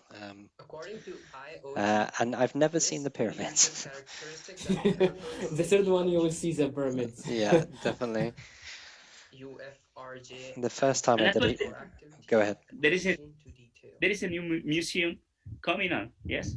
Yeah. In the end of this year, there's a new museum will be constructed behind the pyramids. Because you could say, let's do leadership characteristics. Right? You are following the Egyptian news. According to IOGP. So these are the answers for those. Excellent. So we also have this other. A lot of new discoveries as well in Egypt have been happening in the last month. We can look into them. Perhaps we can check the source of that question and have it looked up. And in the meantime, we can proceed and come back to this question. Games are going, James. Yeah, good. So we're just on question 4 of 50. So again, not only is the time extended, but there's an additional 10 questions added on there as well. LUZ couldn't provide an answer. UFRJ answered cement flaw. BOP bad work. Human factors. No. I would say no to this. Yep. I agree. That's a no. Thanks. What is the term for evaluating probability of loss or failure? The transmission in Facebook will be back on the final. Answered risk analysis. Oh, is it down? Yes. Yeah. Who is the current CEO and Executive Vice President of SPE? Mark Rubin is the correct answer.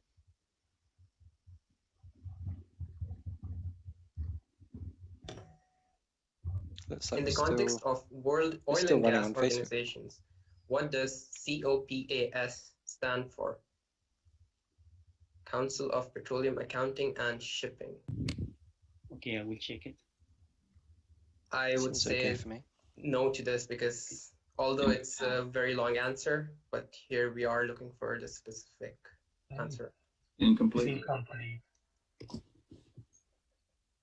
And this is again incorrect. Sorry, I would like to appeal this. I'm pretty sure that. Can I go on? Okay, so in the Petroleum Engineering Handbook, I believe. I know it's in one of the chapters. COPAS is described as Council of Petroleum Accounting Society. I am positive that that is an acronym that exists as an organization, unless the source, the Petroleum Engineering Handbook is wrong. It's risky. Can we check on that? Suggesting I hand can't in chat. quite recall which chapter was it. What's the argument now? Please. Okay, that COPAS is an acronym that exists as Council of Petroleum Accounting Society. Sorry. Yes. You can check on PetroWiki glossary, which is extracted from the Petroleum Engineering Handbook. I think it's easier to search there than search the whole engineering handbook. No, it says COPS stand for, right? And it says Council of Petroleum Accountants Society. What's the, that's the answer. That's what PetroWiki says? No, that's just, if you look up copus.org. Council of Petroleum Accounting Societies. It's societies, but that's fine. It's just pretty close. Frankly, that makes more sense than this answer we've got here. Well, actually, in PetroWiki, that's exactly the acronym that is Council of Petroleum Accounting and Shipping. I was going to write that, but I didn't have enough time to complete it, so my bad. Okay, and therefore the appeal is granted, and the question is the response that UFRJ has provided is correct in that case. So they have 2 more appeals remaining as it stands for this round. So we're accepting this. Has it been verified that this is correct? Yeah, that is correct. Thanks, Dr. Lee. Thanks. And do we get 2 for the whole match, or 3? Sorry. You have 2 per set of questions, so you have 4 total, but only 2 for this, and you still have them remaining. No problem. Let's make a note on that question to change it, if that's not the proper name. Yeah, we'll do. At least research it. Okay. We're putting a mark, yeah. Right. In the context of formation testing while drilling, name one method that has been used for pore pressure prediction. UFRJ answered Eaton's method. This is not one of the answers provided. So I would go for no here. Somebody knows what Eaton's? Yeah, Eaton's method predicts pore pressure from velocity or resistivity. But we wouldn't do that while we're drilling. Okay, no formation testing. Gotcha. Thanks. For being consistent with the Paris climate goals, which company revised its investment appraisal long-term price assumptions in June 2020 to $55 per barrel for Brent and $2.9 per million of BTU for Henry Hub gas from 2021 onwards? BP is the correct answer.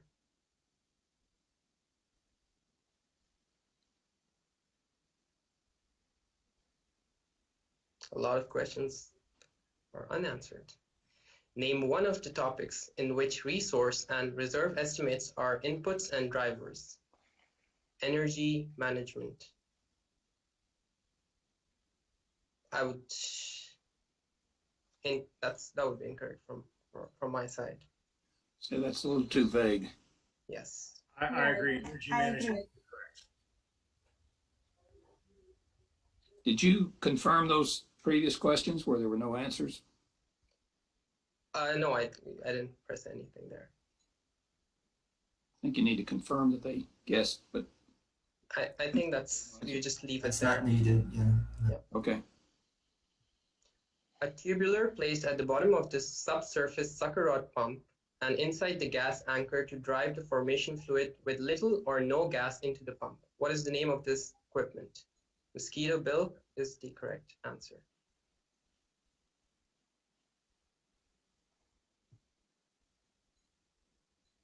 What is that part of the effect of gas on the neutron porosity measurement called that is not explained by differences in hydrogen index? Excavation effect is the correct answer.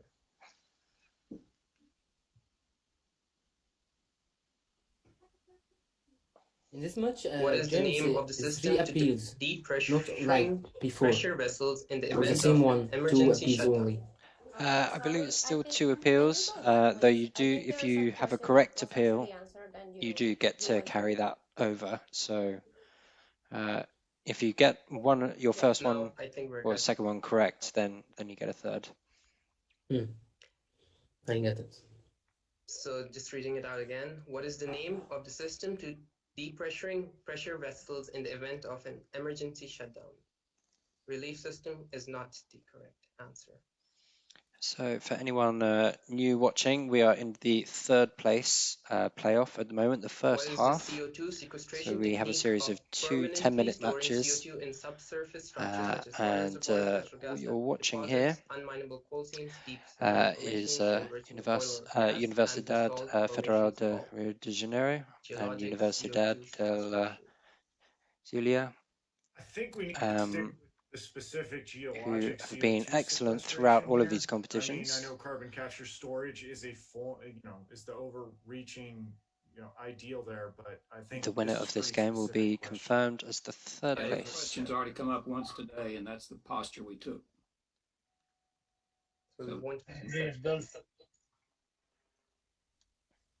And LUZ answered the same, so a no for them as well. Name the property of the proppant that is deteriorated by these factors: increasing stress on proppant agents, stress corrosion affecting proppant strength, proppant impediment into formation, proppant crushing, etc. The answer is proppant conductivity. I would give it a yes. Proppant back conductivity, yes.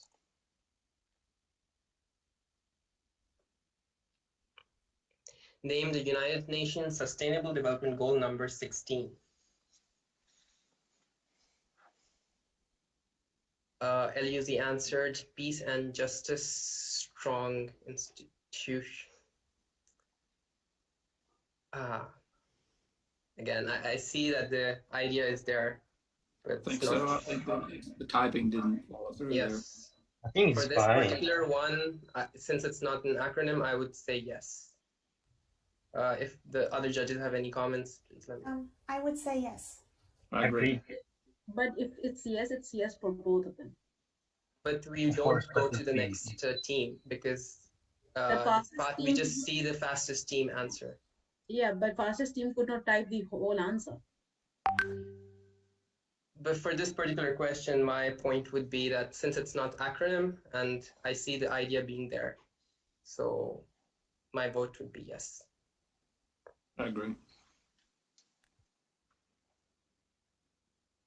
And it's important to remind also that in a normal PetroBowl format, you would not be looking at what the answer is from the second team, the slowest team, so you'd only consider the fastest team's response. Thanks, Mohammed.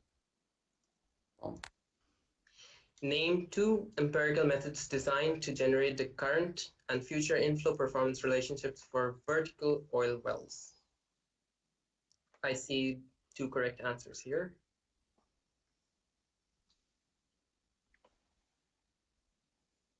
Name 2 measurements that are typically made as part of the routine core analysis. Process of evaluating physical geological core should be joined by the porosity and permeability, again, University correct. of Oklahoma team. TAML just contains as a recap, we are for question 28 of 50. Wells. In the sample well, the lateral and the main bore are cased and cemented at the junction. However, the junction does not provide hydraulic isolation. Which TAML level does this refer to? Here they were asking for levels, so it would be a no. And a no here as well.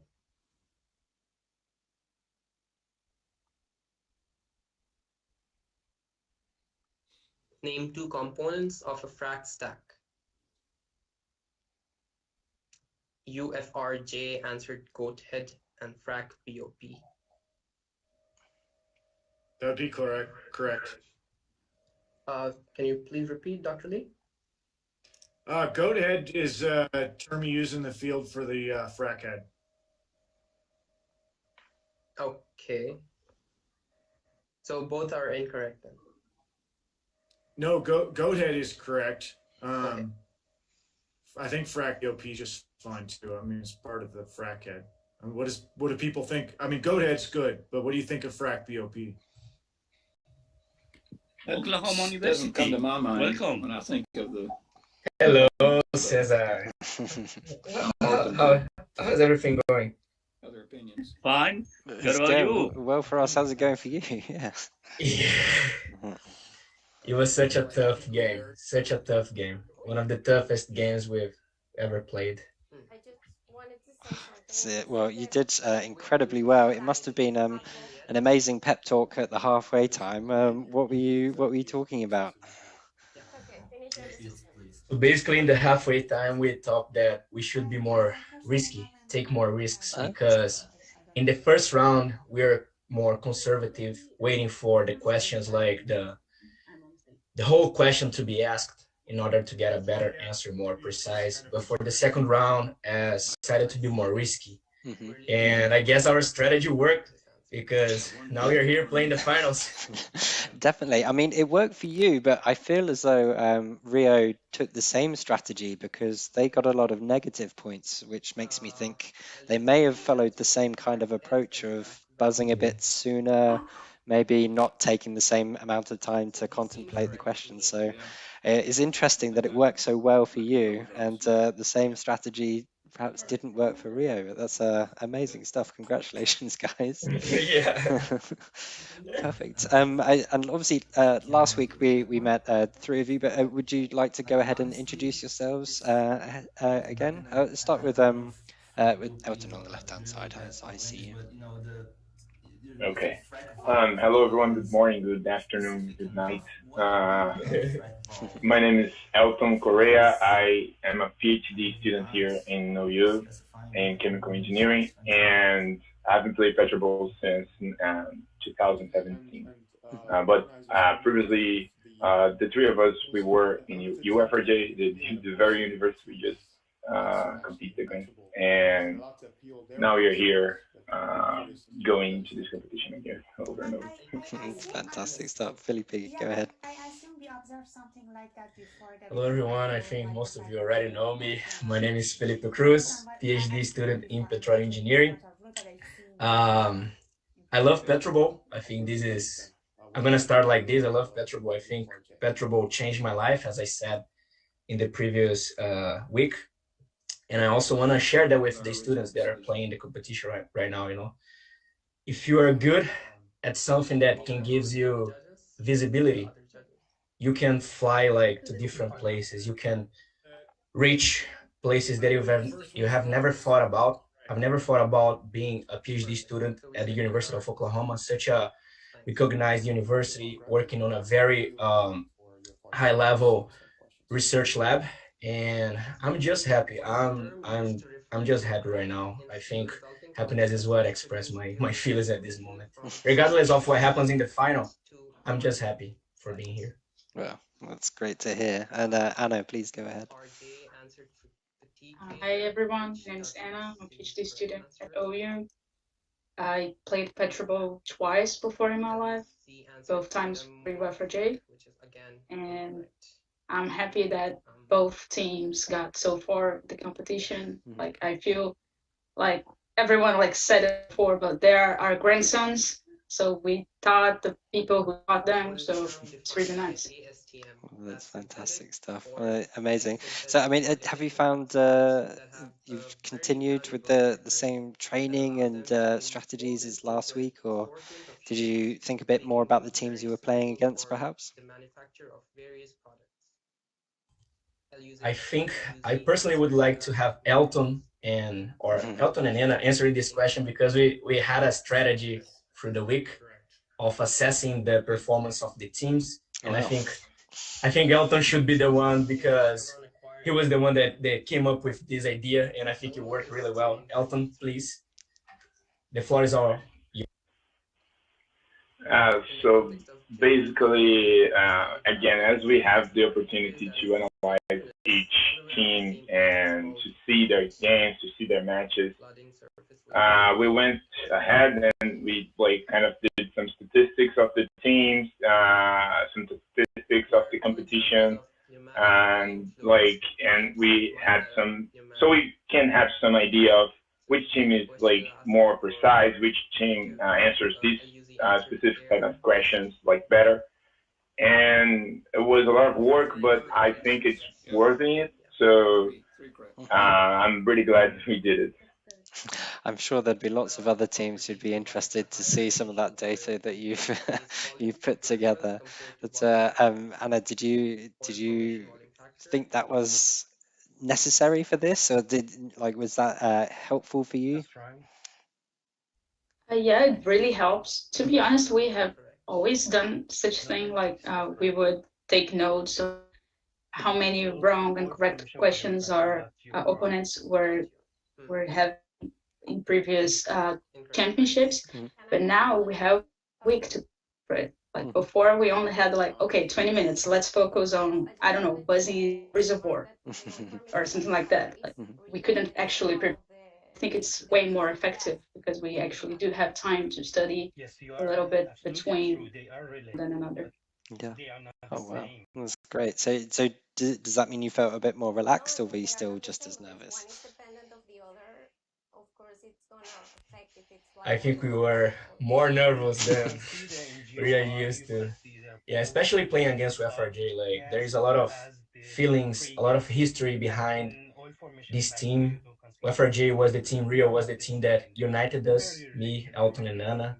So I'm sad to see them losing, but at the same time, I'm so happy that OU won. So my heart's kind of shared as a duality, but I'm feeling happy, you know. That's amazing. So good. So are you feeling well rested, and you've managed to get some food? Are you feeling relaxed, prepared? Are you doing any meditation or anything different to try and get your mind in the right position? I think, yeah, we already had lunch, but I think what we need right now is a good coffee. We actually we're a coffee team. Coffee is like our fuel to our brain power. And I think this is usually what we do, like previously, before the matches, we had coffee, just a little bit of conversation, just relax a little bit. Yeah. And try to play as most efficient as we can. I think efficiency is a word that really applies to this competition right now. You cannot afford to make a lot of mistakes, get questions incorrect. And I think our experience in PetroBowl, like the several years that we have been playing, kind of help us to keep ourselves like calm and concentrated. I think this is very important, especially for this team right now, OU team. Does it feel different playing for a different team, as it were? Do you feel like you've kind of we were describing it before, like football, like your star players, and you've been picked up by another team, transferred over. Does it feel like that, or does it still feel like the same group together? I think it's kind of a bit of both because we are in a new team with a new university, but we are actually playing between ourselves as well. So we are all friends. We were all friends back in Brazil, and I think it's new, but not everything is new. So it's interesting, a different sensation. Well, you've certainly adopted the branding well. Definitely. Cesar, did you have a question? Go ahead. Yes, no. And I just would like to add, it's amazing the commitment Felipe, Anna, and Ayrton have been put always on his experience and the other experiences. Either in any university, in any games, I always remember you from the starting point and now here for the championship.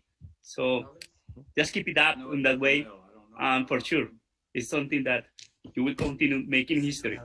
And all the best now into the finals. The other team as well has a strategy. The other team as well are resting now and doing the best. So all the best, because you have a great team as well to be working on minutes. Definitely. I mean, you have a slight advantage there with the time zones being in your favor. Do you think that will be a factor in the game? We spoke to UTP a while ago, and they seem like they've got the adrenaline on their side. They're pretty excited. But do you think time zones will affect this much? Obviously, it's a factor we've not really had to consider in past games. Yeah, I don't know if it's a ball, but I really hope it doesn't. Like, I want it to be as fair as possible. But to be honest, I feel very tired already. You're not the only one. We're all tired from playing. Definitely. Well, no, it's been very entertaining watching you all. So we're reaching the end of the first half of the third place playoff. So I will let you guys get some rest, get prepared. You've probably got about half an hour or so before, maybe a bit longer before your game. So get rested, get prepared, and good luck to you all. Name one library in Python mainly used for James, thank you so much. you, James, Cesar, all the PetroBowl staff. This is a declaration in behalf of the teams.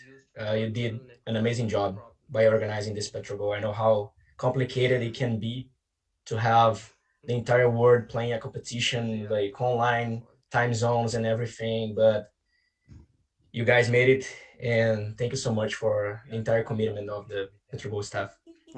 Thank you. Thank you for your support too. I just, yeah, I have something to add, but like the three of us, we are like kind of really good friends. We're actually like a family now, and this is due to PetroBowl. So I really like this competition, like to be held, whatever is happening in the world right now. And you guys made it possible. You are probably making some more new, really good friendships around the world because of that. So that's part of the great SPE family. Yeah. I have friends like James and Caesar and different friends from SPE, not a Petrobowl only. So it's SPE. And you. I have watched your match, and I am Zoom admin during your match. It's the best match I have ever seen. Great one. Oh, congratulations to you all. Yeah, I think we're about to just doing the final checks on the third place playoff. So thank you so much, OU, and we will be seeing you shortly. But good luck to you all, and thank you so much for joining us. Thank you, everyone. Thank you so much. An opportunity to Perfect. The best for this one. Right, we're going to go over to Group A now, so we can see. So the source for this question. So they are reviewing question 3 over 50, but they have actually checked all of the questions so far. They're just doing those final last checks going back. Moved because of the chat feed. So they have an appeal in the third one. This is the IMGP report. I think they are returning back to this question. References the source. Exactly. I'm hearing from you and from the competition also. From two is fun. It's all coming together. But, hopefully we'll be able to see. So I'm not quite sure where the appeal is in this one. Leadership characteristics. It's these questions with the others on the end. I can imagine when people were writing the questions, they wanted to leave a bit of flexibility in it, but it seems those kind of questions are kind of derailing the question somewhat. Because obviously, in a physical competition, judges may be able to see that and interpret it. But when it openly says others in the answer, it leaves it to much greater scrutiny. Okay, let's move on to the other question that we. What number was that? Just being real honest. If you're really in doubt, just put no. I really being very honest and fair play here. You can put no. You don't need to take that much time in that question because I really don't know the IOGP leadership characteristics. So it was more of a guess, you know. So if it is very time consuming, just put no. I'm okay with it. we're gonna come back to it, so we just want to make sure if your fluke is correct or not. Maybe it is. So let's move to the other question. What was the other number for the other question? 38 was one of them, I believe. 38 and 40. So right at the end, 38 and 40. Yes. Do we have a decision about this? I have the links for both. Yeah, I think we're leaning towards that's correct, are we? That seems a correct answer. Rockwell is okay. Correct. So I think it's correct. Perfect. Yes. We have 3 correct, so I'll go with yes and confirm this. We still had 40, right? 40, yes.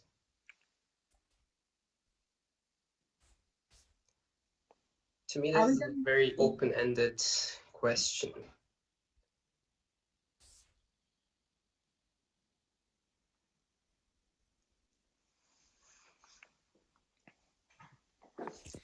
Well, we know that Panda can be used for data analysis or data manipulation, but if it is like exactly for neural network problem, I'm not sure.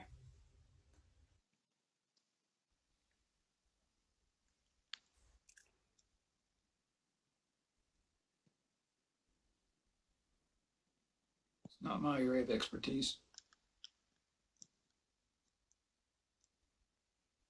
So you may notice this year more HSE questions and Can we just more check the digital scores questions. and see if I think it's worth That seems to be throwing some of the judges off. For this question.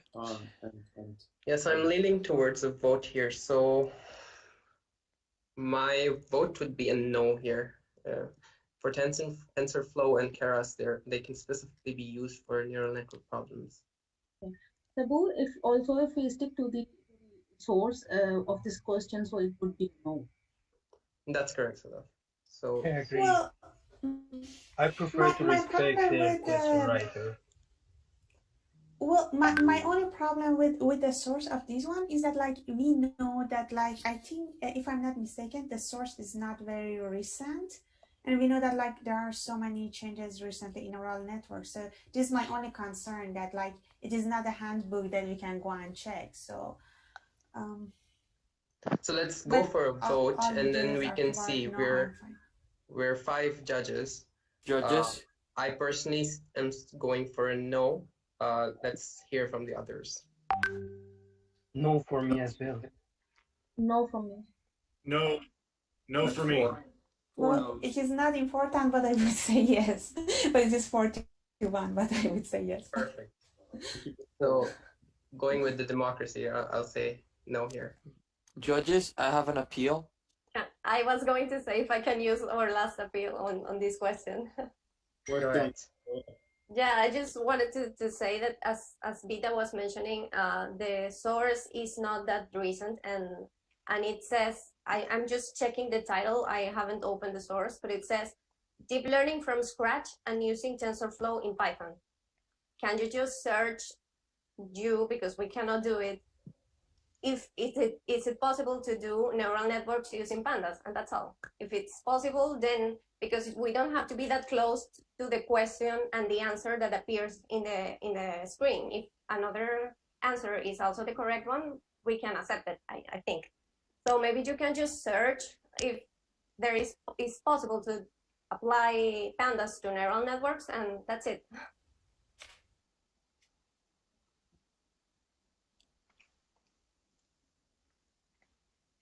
We really can't comment on the question, right? Even if it's not an appeal, just we gotta. This is Mateus from FRJ talking. I can hear you, Matthias. You're out. Can we just like give a little say something like, or it doesn't need to be an appeal? Just you can, but I suppose after the evaluation process concludes, I'll let you speak as much.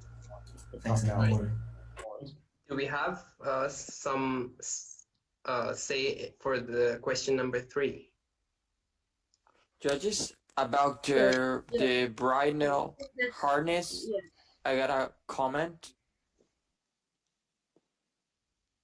They have already had two appeals, right? Who's the same thing I was going to say to Matei. I'm going to refer to you as well. You've had 2 appeals already, so apologize for that. But you can make a comment after the game's evaluation is done. I think we have like an answer from like the person who write this question, and I think it is a he. Sorry if I'm mistaken. He or she said no. It is pandas is not correct. All right, then I'll stick with my no, judges. Sure. All right. Okay, Sabur, so for the question number 3, which was related to this IOGP report, I have a report open in front of me. So can we just go back and close that one before we move? Yes. All right.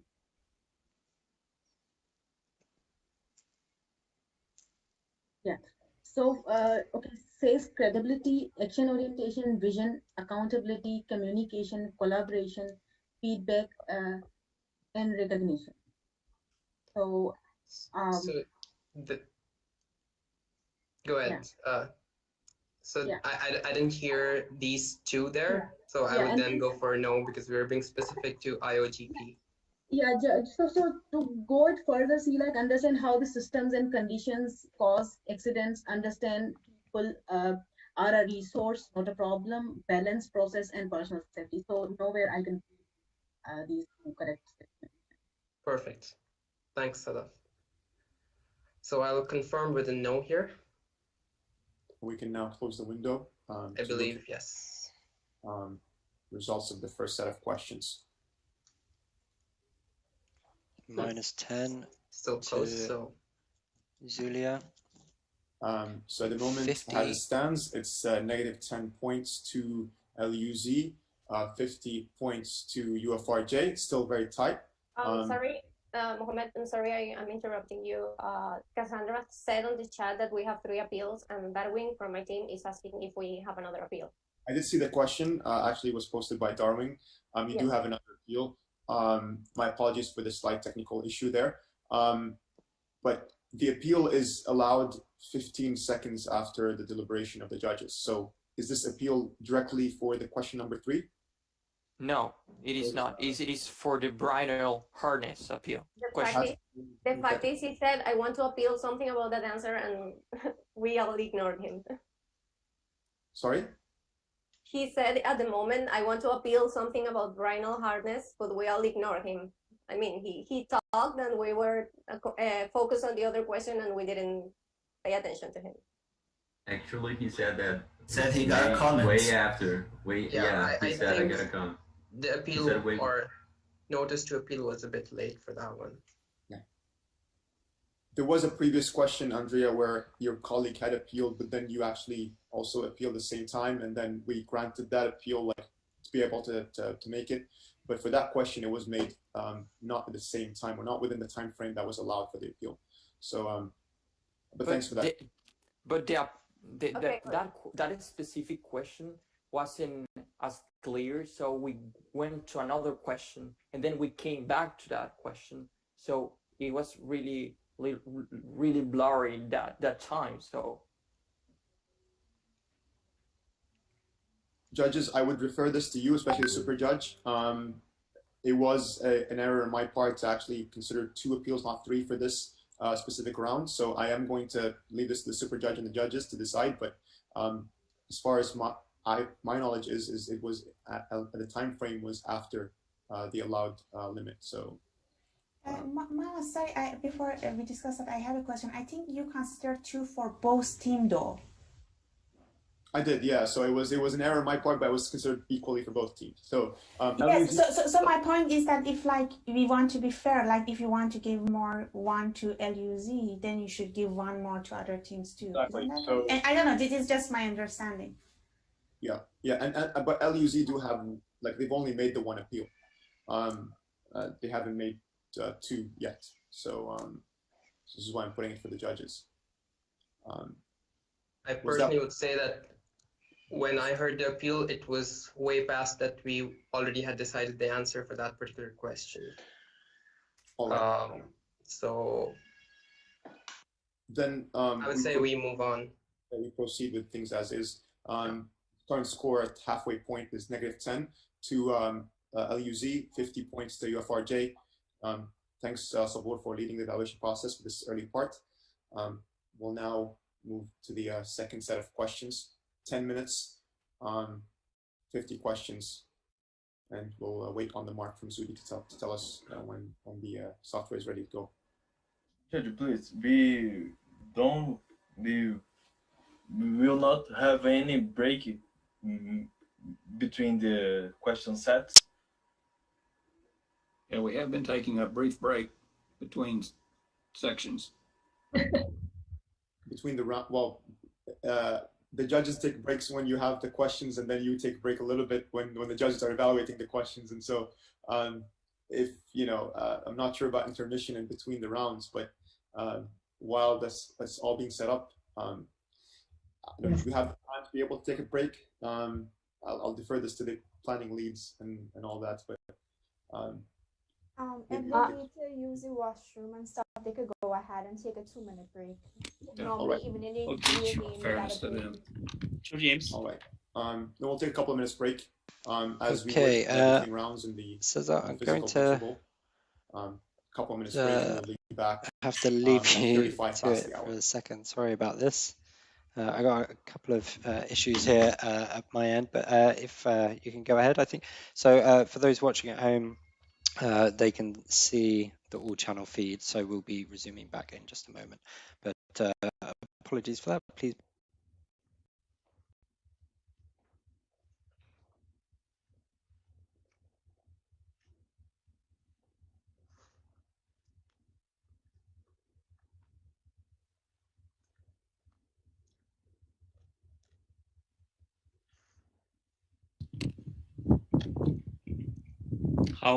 How is going the games, Mohammed?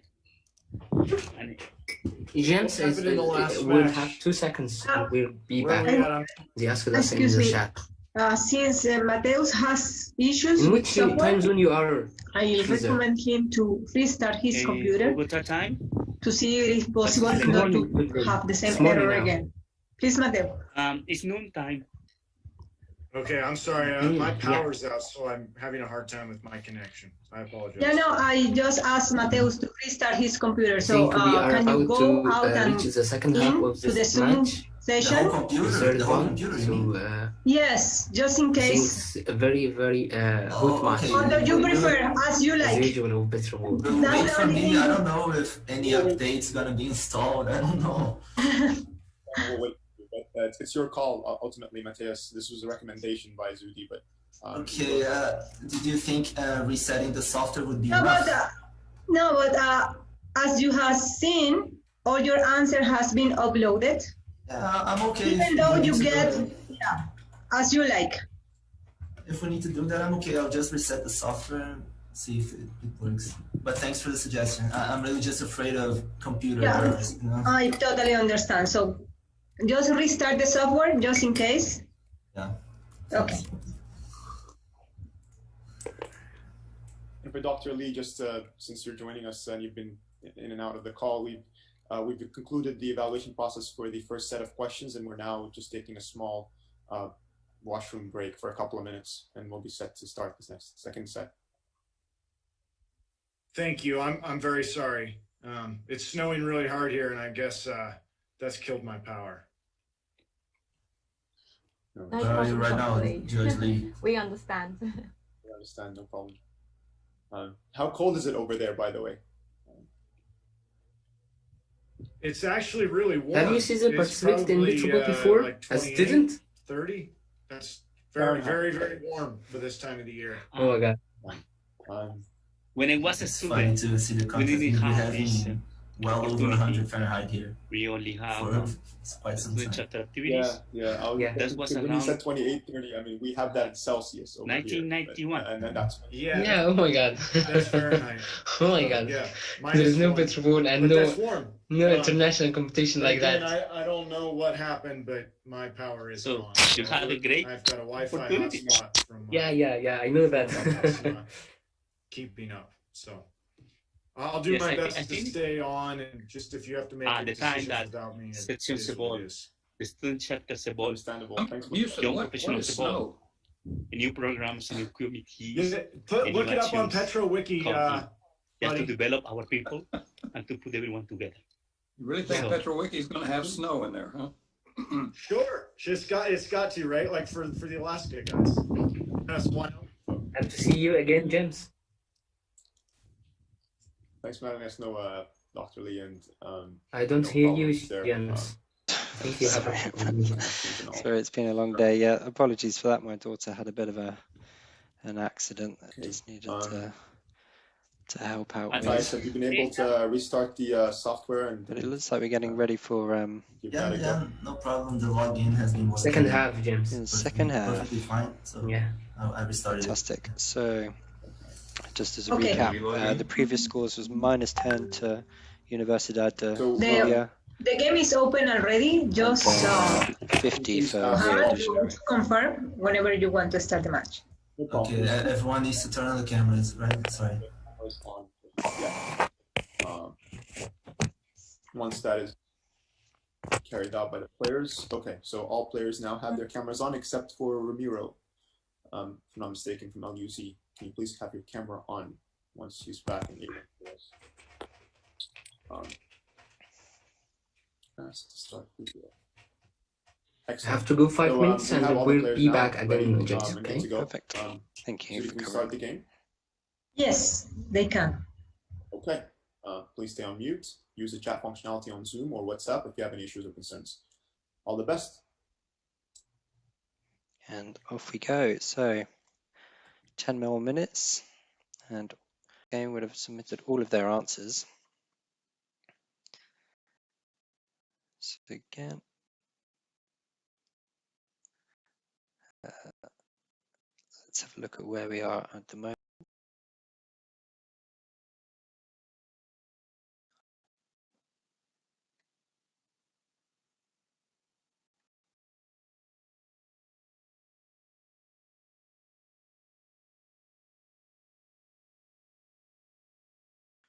Let's see how the scores are coming along.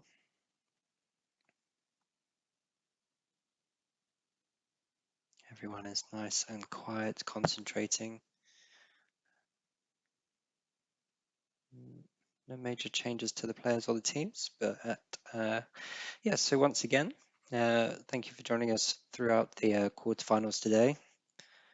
We're over 7.5 hours in, and we've still got another game to play after this, so it's going to be a long one.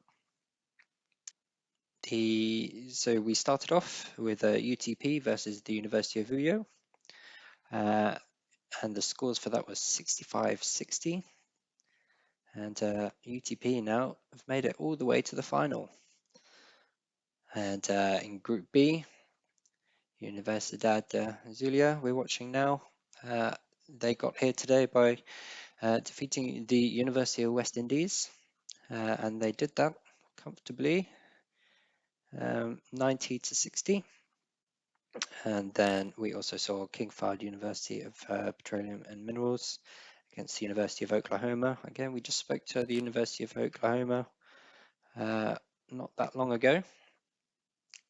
And again, that was a hotly contested match. We saw some big jumps in the scores. But University of Oklahoma clearly took the lead there with 165, which is our largest score to date. And the other game, Rio de Janeiro versus UNAM. Again, another comfortable lead there from Rio, though it was a very competitive match and a lot of great respect shown between the two teams.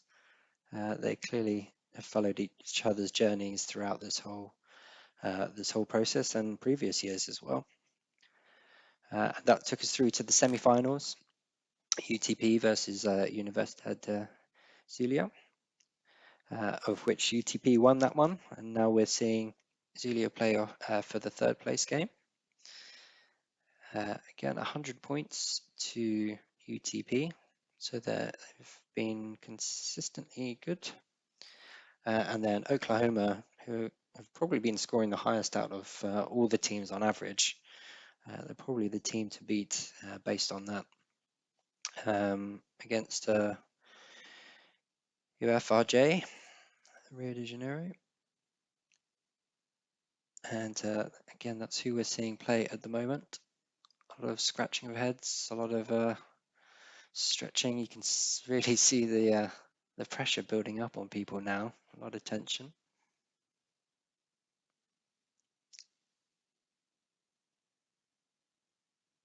And we're going to be followed by the final after this, so it's going to be hotly contested.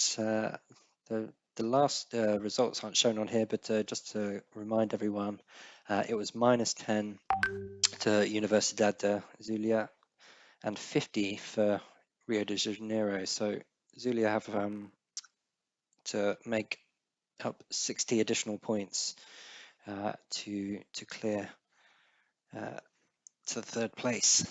So it's going to be a tough ask, but obviously we've just watched the University of Oklahoma do exactly that. So we can just see, and again, this is where tactics really play into it, because as we saw when we spoke to the University of Oklahoma, if teams often feel like they need to be a bit more risky, because you're only going to win the game by scoring the big points. But with big risk can come potential losses, because obviously with the point scoring system, you get 10 points for a correct answer, -5 points if you get it wrong. So if you get a few too many people buzzing in too early or too late, or not quite knowing the answer but having buzzed in very quickly anyway, that could really change the scores. So let's have a look back at Group A. We will see how they're getting on. It's amazing, James, to have all these teams here now, how they are developing, and either with a long journey we have been since this morning. Yeah. We have Tell me 8 about hours it. already together. Yeah, just shy of 8 hours already, and it's actually quite nice to see you sitting there in the sunshine with your shades on, because the window I can see is pitch black. Yeah, actually it's cool, but as well, time is over. Yeah, well, I suppose it won't get dark for a while for you. It will be an amazing sunset. You will enjoy, but hopefully we finish before. You know, we will enjoy. Yes, indeed, and maybe you can sit down, have a nice drink, watch the sunset, and think, oh, I don't have to do this again for a while. You can relax.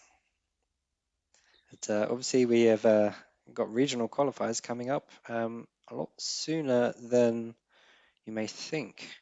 So some of these teams may be playing again in 6 weeks.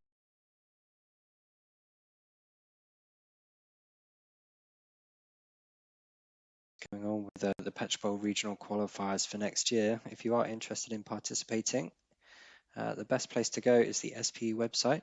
If you go to the students page, you'll find details on all of our student programs, including PetroBowl. And with the regional qualifiers, we've got some information on that already. So obviously this championship was pushed back because of obviously trying to set everything up. We were originally aiming for December, but or no, even the end of November originally, but we kind of ran into Thanksgiving and then obviously Christmas. So we were pretty much ready to go at that stage, but we wanted to ensure all the teams could participate. So we moved it to the end of January, which seems to have worked for all of the teams participating. And on the website, you'll see some information. So Africa planning to host their event in Ghana. A lot of the details still to be confirmed, obviously. Asia Pacific still to be confirmed at the moment, but there is contact details on there if you're interested. Europe, we've got a few more details. They're planning on hosting it alongside the ASEC conference, which is hosted by the University of Zagreb student chapter, who successfully ran the competition last year. From that region, three teams should qualify, and Russia and Caspian, 2 teams will qualify. Again, not a lot of details on there yet, but looks like it's going to be hosted by the Satbayev University as part of the SPE Annual Petro Congress in Kazakhstan. For Latin America, Universidad de Los Andes, Bogota. Again, a couple of details to be confirmed, but looks like they're planning to host the event in August. Oh no, sorry, not August. Actually, this is supposed to be on the frame of the LATPEC yes. last year. Yeah, sorry, I was looking at last year's details. Middle East, I know that there's plans underway. It's still just being confirmed at the moment. Again, there is contact details on there if you do want to reach out to the teams organizing those. And North America taking place on the 27th to the 28th of March with a team submission deadline of the 3rd of March. So yes, it's going to be a lot of games. I believe the European one taking place in March, North America one in March. So really not a long time to get those games set up. So if you are watching from an SPE chapter and you want to get involved, do make sure to check out that website. Yes, and actually it's a great opportunity, like volunteers, to participate.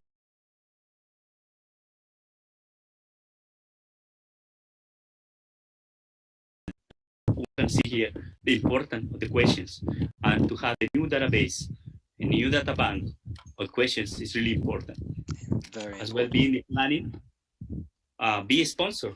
Some of the thing, because actually for the cloud, for the system, we need the sponsors to be running either on virtual or hybrid mode. And as well, if there is in a person meeting, the student would like to travel from one place to another country for the regionals to be chosen as well. So it's something that as well sponsors welcome. And you can see on the chairs, caps, hats, all the symbols that the student use with the logo or the sponsor is the way to say thank you.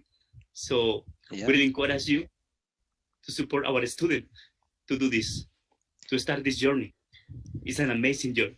Definitely, and it's clear to see the students are really dedicating themselves to a career in the industry, and I'm sure any of the students participating in this competition today could make a valuable asset to your company. But yeah, it's they really do appreciate when companies reach out to them as well. As you can see the logos with LUZ, and obviously Chevron supporting this program, the International Championship, as well as many other SPE student activities, including the Student Dues Waiver Program, which allows many of these students who are watching here to actually be members for free. So if you are considering joining as a student member, do make sure to tick that box, and that will get you free student membership. And they also obviously support the student paper contest, being a long-standing supporter of that program. And it's been really great because like Chevron have really been supporting these events for as long as I've been at SPE, certainly, but much longer than that. And considering these are difficult times, they've already renewed their funding for sponsorship for these programs going forward. So even in these challenging times, they're really showing their dedication to students.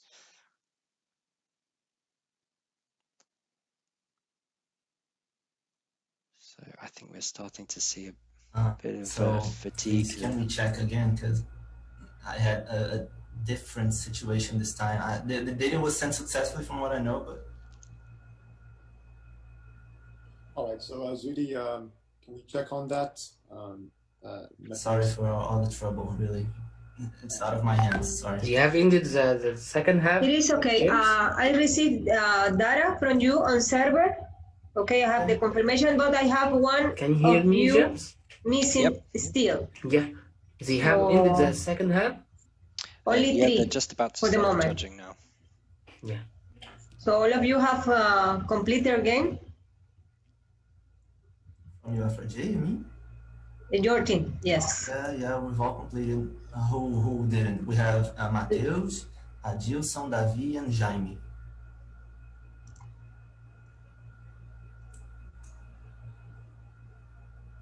Now it's all there. Jaime was missing, but now I have. Yes. Okay, so we have all the results. So hopefully we can get through this. The fatigue is starting to affect some of the players. I can't imagine how UTP are doing at the moment. Too much fun, they say. Let me close the game now, since I have confirmed. All your answers are there. That have been connected with us already around 10 hours. Excellent. We are at together. the, at least in terms of round 5A, third and fourth place playoff, we're at the summit at the moment, and we're just waiting on the evaluation process for the second part of this match.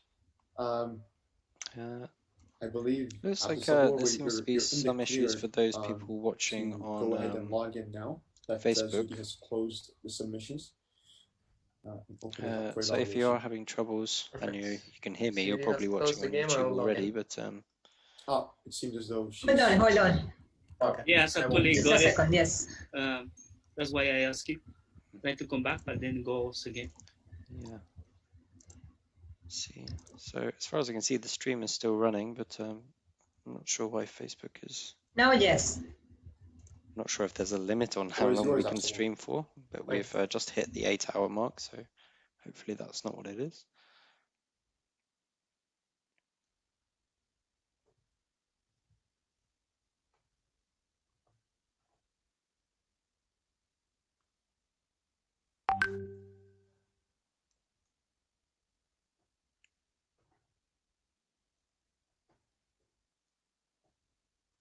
So we see the teams went up till question 38. Start. Yes, looks like the 8 hours limit is on it. In which year was OPEC And actually founded? we start before. LUZ answered Preparing fast and ourselves. correct. In July 2020, how many offshore Nigerian crew members were kidnapped from floating production storage and offloading vessel in an armed pirate attack, which later in August 2020 had been released? So the question was how many? And I had an issue with the early question, the one that is before that, the one that the year was founded OPEC. When I was trying to answer, I pressed answer, and it was like frozen, the program, so I couldn't do anything. And as soon as as the program reacted, it was already on the next question, answering the next question. So this didn't is get it. correct. Yes, but I'm pretty sure, if maybe you can check, I'm pretty sure that's not my answer. That might be the answer from another player. I'm just saying that when I was going to answer, I'm sure this one is mine. Because I had the issue when I pressed answer, it was like frozen, so I couldn't do anything. It didn't appear the box to write it was like frozen like for 6 seconds and then it appeared. So, Zuli, can you please advise on that? But my understanding is that once the time has elapsed for that question, if you type in the answer, it will move you to the next question. And yes, I'm only appealing because if you can consider an appeal or not, I'm not sure how are you going to consider this, but I'm just saying it because I'm sure I did it on time. If I knew I answered in a second, I wouldn't be telling you this. It's pretty obvious. I think it's pretty obvious that she didn't mean to put 1960. That was the answer for the question before. And I mean, I think this one we can say that this is pretty obvious and that I would just throw it out personally. Yes, Mohammed, we had similar problem before, and we just consider it is the software problem. All right, so if I just clicked answer on the 5th second, that's okay. I understand it's out of time, but I pressed answer on the time, and just the program got frozen. So Andrea, we hear you. Thank you for that comment. We will have to pick yes or no for this. We will pick no, but we will not count these -5 points at the end of the evaluation. So we will add +5 to LUZ's score. Well, I mean, that hasn't been the procedure so far in the competition. You know, when there is I'm really sorry about software problem. I get it. Just trying to have consistency when someone. Let me interrupt you, bud. Hey, let me interrupt you for a second. I think out of just sportsmanship, I think you can agree that this one's pretty cut and dry. I mean, some of them are impossible to determine, okay? This one is pretty cut and dry. I mean, obviously she didn't put 1960 for both answers. Yeah, yeah. I mean, be a sportsman about it.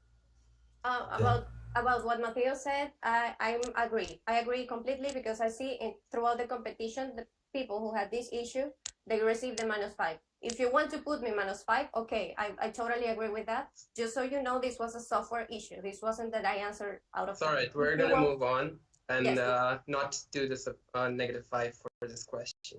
Let us continue based as you on the want. I just was reporting the issue. Thank you, Andrea. Thank you. We listened. The final match, James, will be Oklahoma University, and which one? And next one is which university? UTP.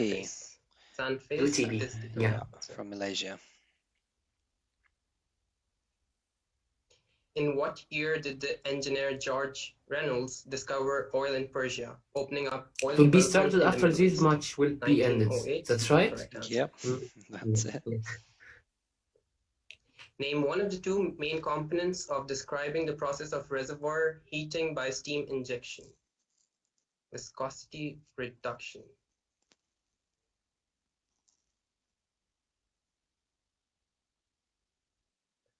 Well, to me, it makes sense, but because like the main concept that behind the fact that we are heating the reservoir through a steam is that we want to reduce the viscosity.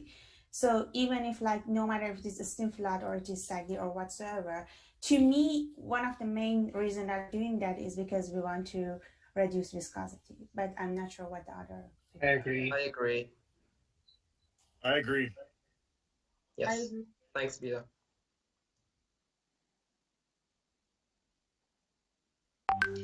In deep water operations with multi-phase flow, which technique could be used to detect a leak in a pipeline? UFRJ answered flux leakage, which would be incorrect here.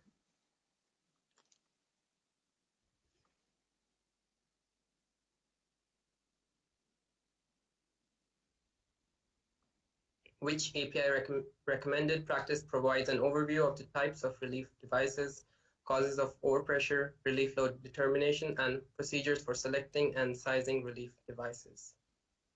API RP521. Is that equivalent to 520 part 1? No.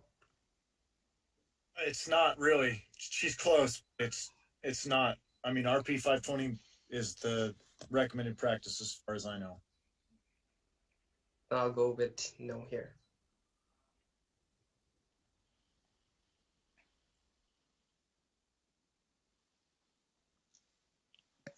What term is used for spatial separation of components within a fluid, often driven by diffusion, mixing, or differential flow? Dispersion. Segregation would be incorrect. Just something. It's just my idea, but I think dispersion. Please correct me if I'm wrong, but isn't that like dispersion is diffusion plus the term that we are using for velocity and dispersivity? So I was thinking that like because like based on the diffusion or whatsoever, the components are going to be distributed. I'm not sure if we are calling that dispersion, but this is only my thought. I'm not sure like what the other judges think.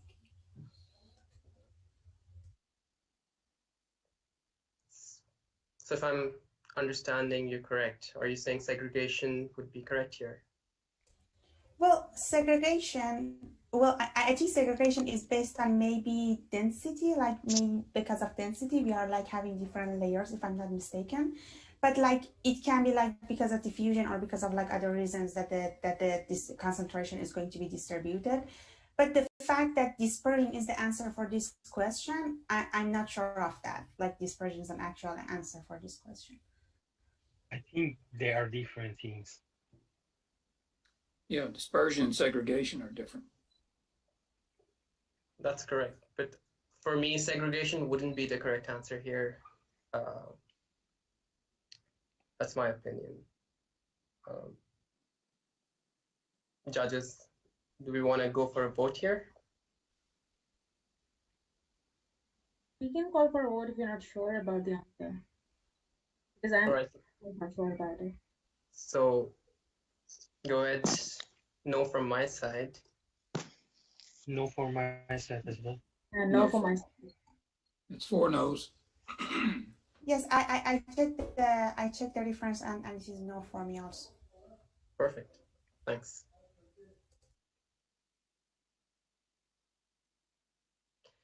What is the group of sheet silicates characterized by a platy appearance and basal cleavage most common in igneous and metamorphic rock called? Mica. That's correct. What is the name of a structure of frozen soil found in a new cold areas of the world that may extend to depths of excess of 1,000 meters? Permafrost. Correct. Petroleum applications of acoustic wave propagation theory and physics include 2 methods. Name one of them. Electromagnetic methods. That's incorrect.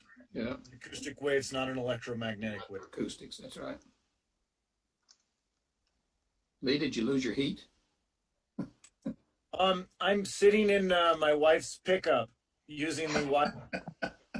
I have no power. So yes, I've lost my heat, buddy, and now it's cold. Acoustic well logging. Anything for PetroBowl though. Absolutely. I don't think so. So I think this is also an incorrect answer here, acoustic well logging. So confirm this. What is the first separator in a stage separation called? First stage. Primary separator. Judges, any input to that? I'm fine with that. Yeah, I'm okay with it actually. I almost think it's a better answer than first stage. Kind of makes sense, even though it might not be the most common terminology for it. I'm inclined with yes as well. So let's proceed. We can give it to them, yeah. What is the CO2 sequestration process under which formation of stable carbonate salts occurs by reaction of CO2 with dissolved calcium and magnesium, which produces limestone called? Chemical sequestration by precipitation. This is it is chemical sequestration by precipitation. I mean, it's a precipitate. The limestone becomes a precipitate. So I would tend to say that's correct. Yeah, I think mineralization could be defined in that We are manner. ready to announce. All right. We'll go for a yes then.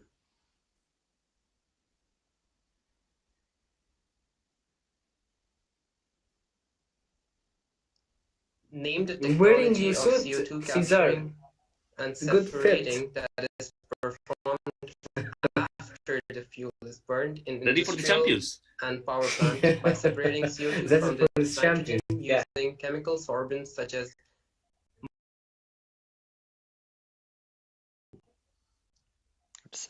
chemical It's been a CO2 while Amazing, since like I've won like James. would be That was him.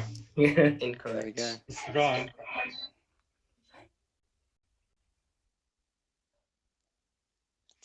If you're just joining us, we're running a bit late for the final Name now. two of the three faulting states regimes based on UTP Andersonian will faulting still be theory. able to participate.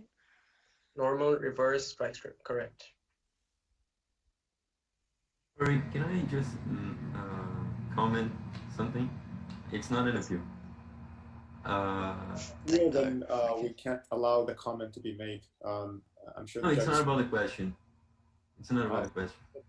So it's a technical error or a comment?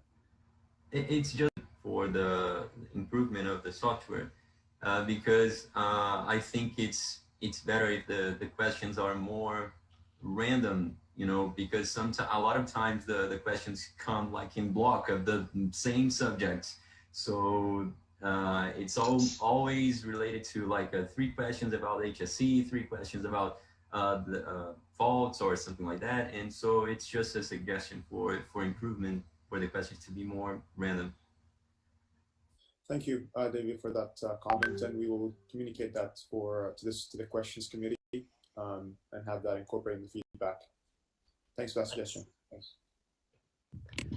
What is Everyone is asking about the light. other common name for progressive cavity or manure pumps? Screw pumps. Positive displacement. That would be incorrect.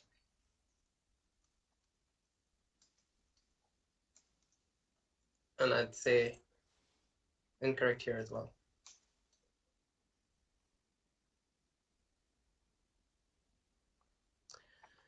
Name a welding technique used on diagonal cut strips of steel that is superior to the butt wielding processes for joining flat strips of metal together before rolling into coiled tubing. Bias weld is the correct answer.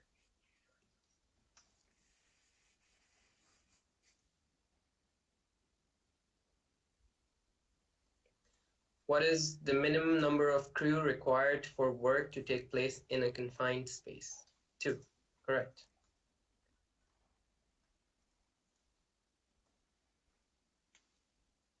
What does n equal to 0.5 mean in the general deliverability equation in gas wells testing? Turbulent flow. Spherical flow.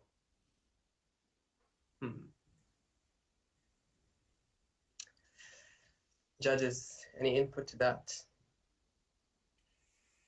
I've never even heard of spherical flow. I haven't either. I started to say, what is spherical flow exactly? So when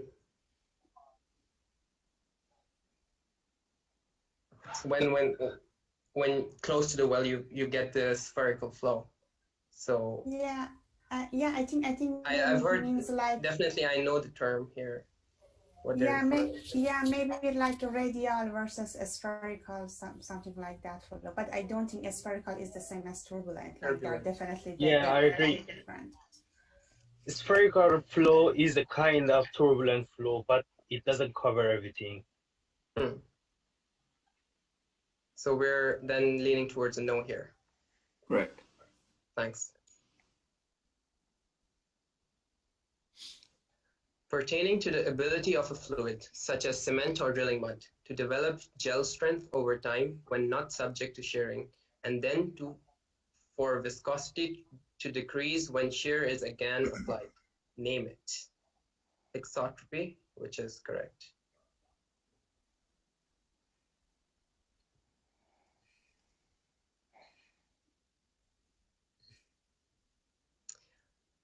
Colorado School of Mines is tied with 3 other institutions for having won the PetroBowl Championship 3 times. Name 2 of these. Unum, OU, which is correct. I believe that was the last. No, okay. What is the term used to refer to a method that involves heating to soften a previously made thermoplastic sheet, clamping it over a mold, and then drawing and forcing it so that it takes the shape of the mold? Thermoforming. Swaging here would be the incorrect answer.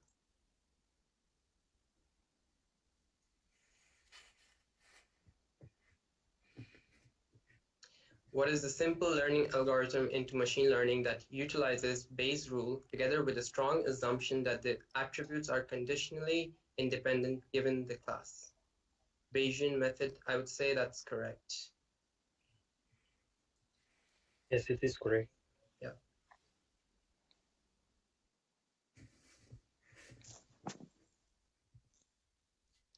What are the applications of distributed acoustic sensors data in hydraulic fracturing? Monitoring fluid propagation. That would be correct in my opinion. Yep.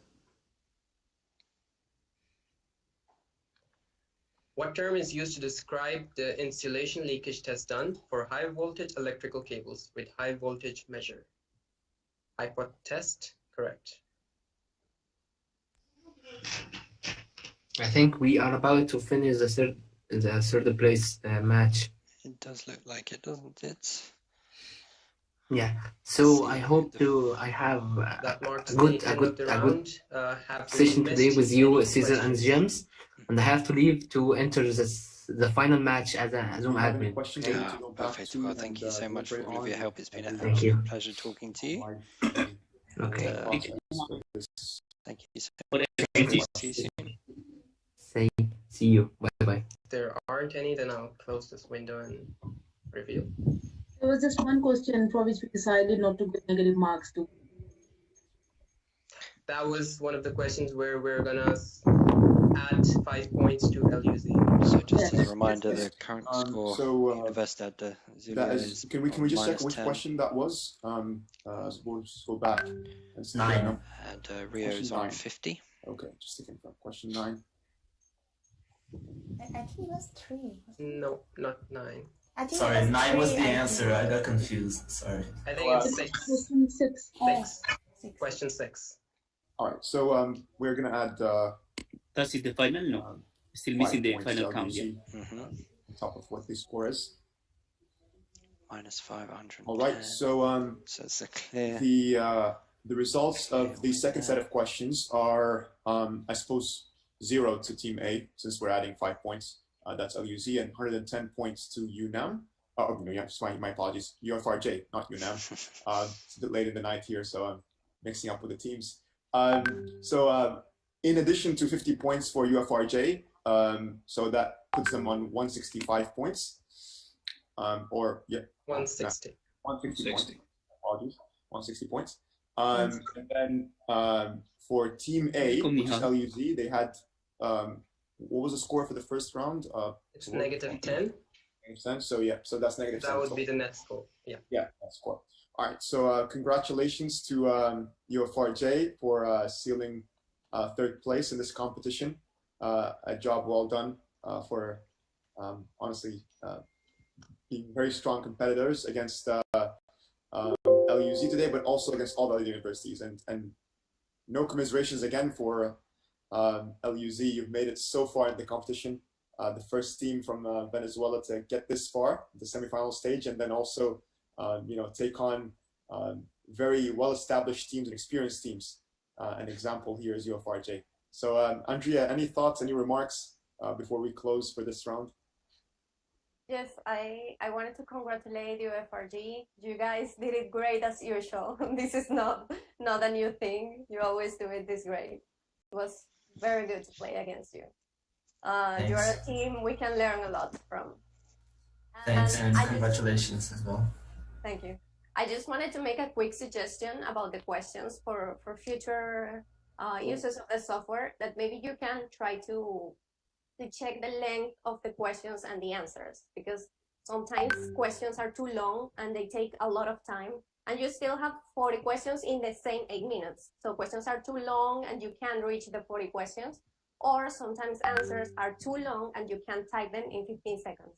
So that's just a consideration you can keep in mind for future uses of the software. But everything was really good. The judges did a great job, and also our moderator and the person who is here using the software, everything was great today. So thank you so much. We feel very proud of our achievement. I mean, to be the first time in a PetroBowl Championship, I don't think a 4th place is a bad place. For sure, indeed. We expect to see you in the Final Four again next year. Thank you so much. Yes, and I wish you all the best, and you guys did good, really well. Thank you. And honestly, well done, everybody. Well done, well done. And the feedback that we've received from players like yourself, Andrea, and also Matthias, and all the team members here is what keeps us going and what keeps us improving. We hope to have this competition again in a physical kind of setup, but while we have it in a virtual environment, it's great to keep this feedback loop going and continuously improve. Thank you all for being very patient with us, for sticking with the process as we went along. We're having some individuals waiting in the waiting room, but I'm sure that we're now due to migrate. Sorry, could I just have a few words? Yeah, please. Yeah, so I would just like to congratulate all the organization and all my teammates. You were amazing. This is, if I'm not mistaken, the best result UFRJ has had since the World Championship. So it is something very important to us, and we're gonna work really hard to continue and next year try to do it better. I'd like to also thank our sponsor, Shell. They really are very supportive of us. And yeah, just congratulations also, Luis, for the amazing journey so far. I won't be playing next year, like this is my last match as a PetroBowl player, but for sure David and Jaime will be next year, and I'm sure they will face a strong team in Luis version 2021. So yeah, keep on going, and yeah, thanks everyone. Thank you so much, Matthews. Thank you, Matthews. My last year as well. I am already retiring as an undergraduate student. We don't know what comes next, but yeah, I think this is my last year as undergraduate student playing PetroBowl. Our children will have to carry the banner forward, right? Yes, exactly. It's our job to teach them. Yeah, absolutely. Yeah. You two need to become coaches now. That's an interesting point. Yeah, that is valid. But I would encourage both of you, Andrea, Matthias, and anybody who this is their last involvement with PetroBowl as a student, to continue to be connected with everybody here on the call. And I hope to see you in some capacity involved in PetroBowl moving forward. I didn't expect to actually be involved in PetroBowl after having, ended my time as a student in this competition. But the passion is still there, the fire is still within me, and I'm sure that it's going to continue to be with you guys. So I hope to see you at some point within this competition, even if not as students. Yeah, let's see. Hopefully we will meet each other in the end of the year in Dubai. Hopefully. Inshallah. I really hope so. God willing. It's a 3-hour drive from here, so you're all welcome to come here, this side of the world. It'd be amazing. Inshallah, as you said, Mohammed. Inshallah, yeah. Thank you all. We'll now be moving the stream to Zoom call 2. So if you are awake and you want to watch it, please head over there. But thank you so much for your time, your patience, and to all the judges and the fellow committee members and volunteers. Really appreciate having you on. And all the best. Thank you so much, Mohammed. Are we going to Zoom 1 or Zoom 2? Thank you. Zoom 2. Zoom 1, please stay on the judges. Yeah, stick him here. Right. Stay on the line. No problem. Bye bye, guys. Thank you. Bye, guys. Bye. Take care. Bye. Thank you so Great much. job, folks. Thank you, guys. Thank you, everyone. Bye. Thanks. Okay. Thanks for bringing that to my attention. All right, so we're sticking here, and we're going to allow the two finalists to join us. I'll be dropping out of the call and joining James and Cesar and Rodrigo and Mihal, and then in the other Zoom chat. So all the best to all of you, and take good care. See you soon. Great job, Mohammed. Bye, Mohammed. Thank Amazing you. job. You really don't have to wear a tie next time, though. I'll wear the national dress next time. I'll wear the Omani to the dress. We're going to have somebody Thanks, else buddy. with a Thanks, tie with everybody. us as well. Bye-bye. Take care. Bye. Bye. Perfect. So as you've just seen, Well. again, How was that, I'll buddy? send That you, was- show that was you good. Second. the final results of that game once more. But yes, as you can see, we are now into the final. So Zulia, they might be a bit disappointed with that score, but they certainly had a great performance on -10 and 160 to Rio de Janeiro. It's an excellent game that took place just then. Really tense. You see the pressure building up, and now we can start to see the next round already getting ready to get started. I bet UTP are very glad the competition is underway. They look awake, they look happy. Appeals everybody has. It's So appeals, so we shall First see how session. this goes. I will remind them of the rules before we start. This is going to be excellent. Mhm. Excellent, actually. Definitely, it's going to be a very exciting match. So as you heard, we should be joined by Mohammed, and let's see if we can get some of the teams who just participated involved. Power naps. I had We are ready for the final, on his and the sheet. final is going on. I know we're How, fine. how You many? know that there is a How many finally minutes? here. offshore field in the Gulf of Mexico. How many called minutes? Power Nap. Can't Excellent even. name. Excellent.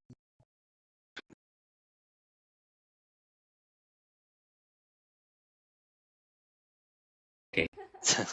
But we're over 8.5 hours now. Unfortunately, Excited Facebook about has a the limit on final how long you can live stream for. Yeah, So May- unfortunately, the Facebook feed has stopped, but you can still watch us on YouTube. Mohammed maybe mentioned he James, will we can join switch to the PetroBowl transmission James. link. As we have music.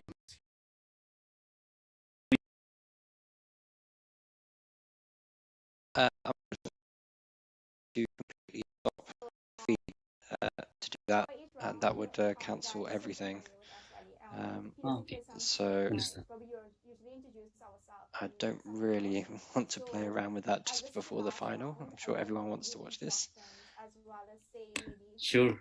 But Everybody's safe. but Everybody's certainly, we can certainly post it on the PetroBowl Facebook after this is all finished. But I have to say I'm very impressed. My computer has not crashed once. Famous last words. Touching where everything I can touch. Just hopefully everything goes right. So you can see there we have Yuan who works with me on the top left. She has been making sure all the teams are coordinated and done a fantastic job. She's only just been with SPE for just over a year, so she's really in the deep end on this. Then next to her you can see Zadie, Hi, Cassandra, thank you. who's talking now. Sudi Galban, She led the being team the at software the lead. University Zulia on developing the software in the first place, and she had a really great team of YPs helping get all of that set up. Annie, she's helping us here today with the software, making sure all of the games are set up and running. We also have Cassandra, who's been project leading the planning committee for this program. Mohammed, we were just speaking to earlier on YMEC, and is the Zoom administrator for this game. It's actually quite an important role because we don't want any interruptions coming from Teams. We want to make sure that all the microphones are muted when they need to be. So it's a quiet role, but it's a important one to keep the game running smoothly.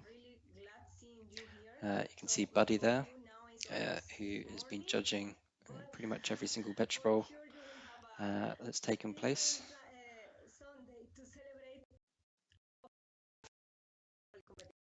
Been moderating over in Group B for most of today. And just beneath him is Amit. He works with Chevron. He's one of the people who've been helping get everything funded and set up. He's one of our judges today. We have Hank as well, who's another very experienced judge taking place. So again, we usually try to avoid judges from the region teams are playing in, but when it comes to the final, you do need to make sure the expertise are there. So we do have some senior judges who do have links. So let's hear what's going on. Good luck, Final. UTP and OU. UN? Hi everyone, as you know, I'm Yun and I'm the Young Member Programs Coordinator for SPE, and I've been obviously working And with James, I would like to recognize as well the communication team, to Liz, and to all the volunteers that support me for the Build Logic culture. And As Sandra said, you have been found every Saturday, the battle, the matches, the friendly matches, and the culture on that one. all around the world. So, and it's been today we are coming with the fun team. opportunity to Thank work you. with students as well as professionals and other members from all around the world. And I just want to wish everyone good luck and have a good game, and well done for you for getting to the final rounds. So congratulations, and it's all about taking part. So whoever wins, you've both done super well. Good luck. Thank you, UN. Mohammed?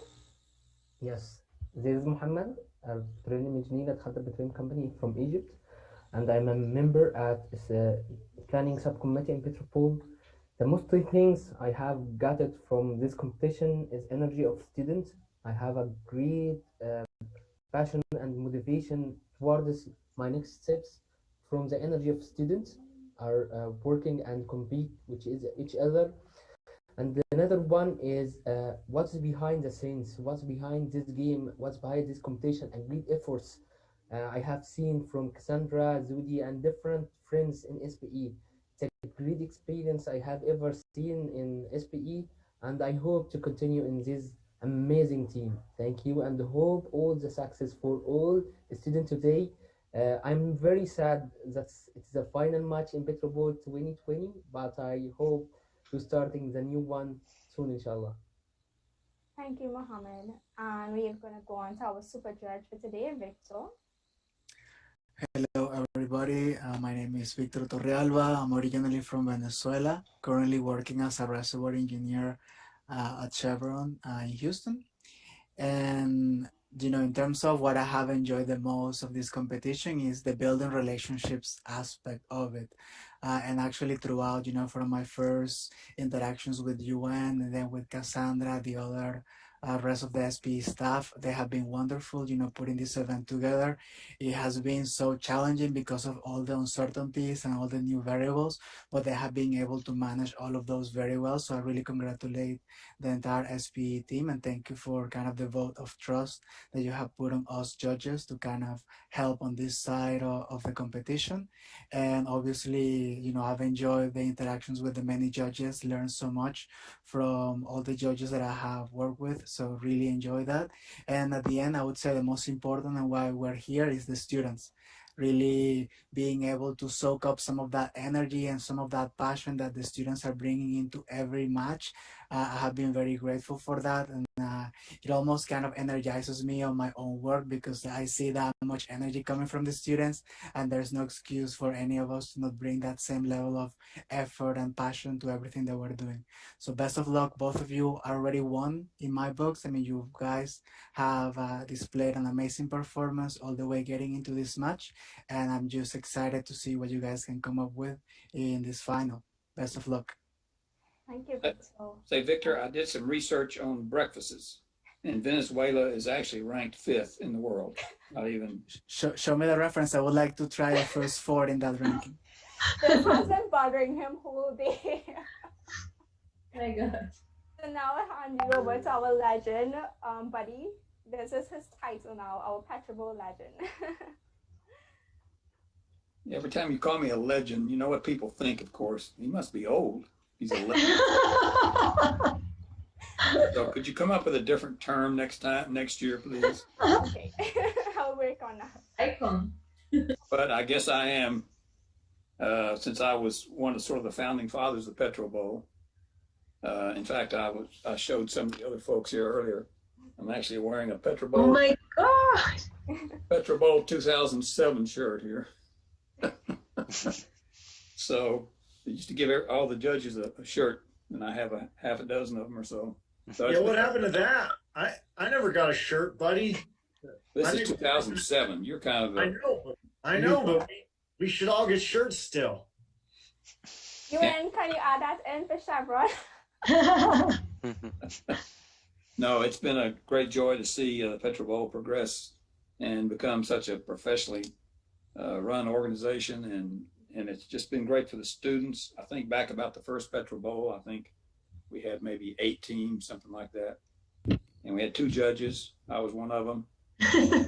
My alma mater won the first one, so there were a lot of raised eyebrows, you know, since I was a judge. Welcome. Joining us. They never could prove anything, so but it's been fun. It's going to continue to be fun. We're learning every year. We've got great people calling the shots, all the way from James down to all of you that are on the call right now. So James, if you're listening in, great job as being a mentor for all of us to keep. Hello, Darwin. Hi, Ramiro. Best of luck to the students. Man, you made it to the final 2. Good gracious. I can't imagine having done that when I was a student. I think that's just miraculous. And, Hi, Cesar. How are you? There are not going to be any losers in this match. Hi, great to see you. And Andrea is coming. And congratulations on getting this far, and good luck. I'm not sure. Thank you, buddy. Dozy, I don't even know if you missed it, but we are talking about introducing ourselves as well as how's it going, Darwin? This PetroBowl experience. Everything's really good. Bit tired here. Awesome. Been a long day. Well, been hello, a long everyone. 3 weeks. My name is Dozy. Putting a lot of the I effort, but it feels really good to be among the best universities in the world. Feel real good, even though we would love to be in that final, but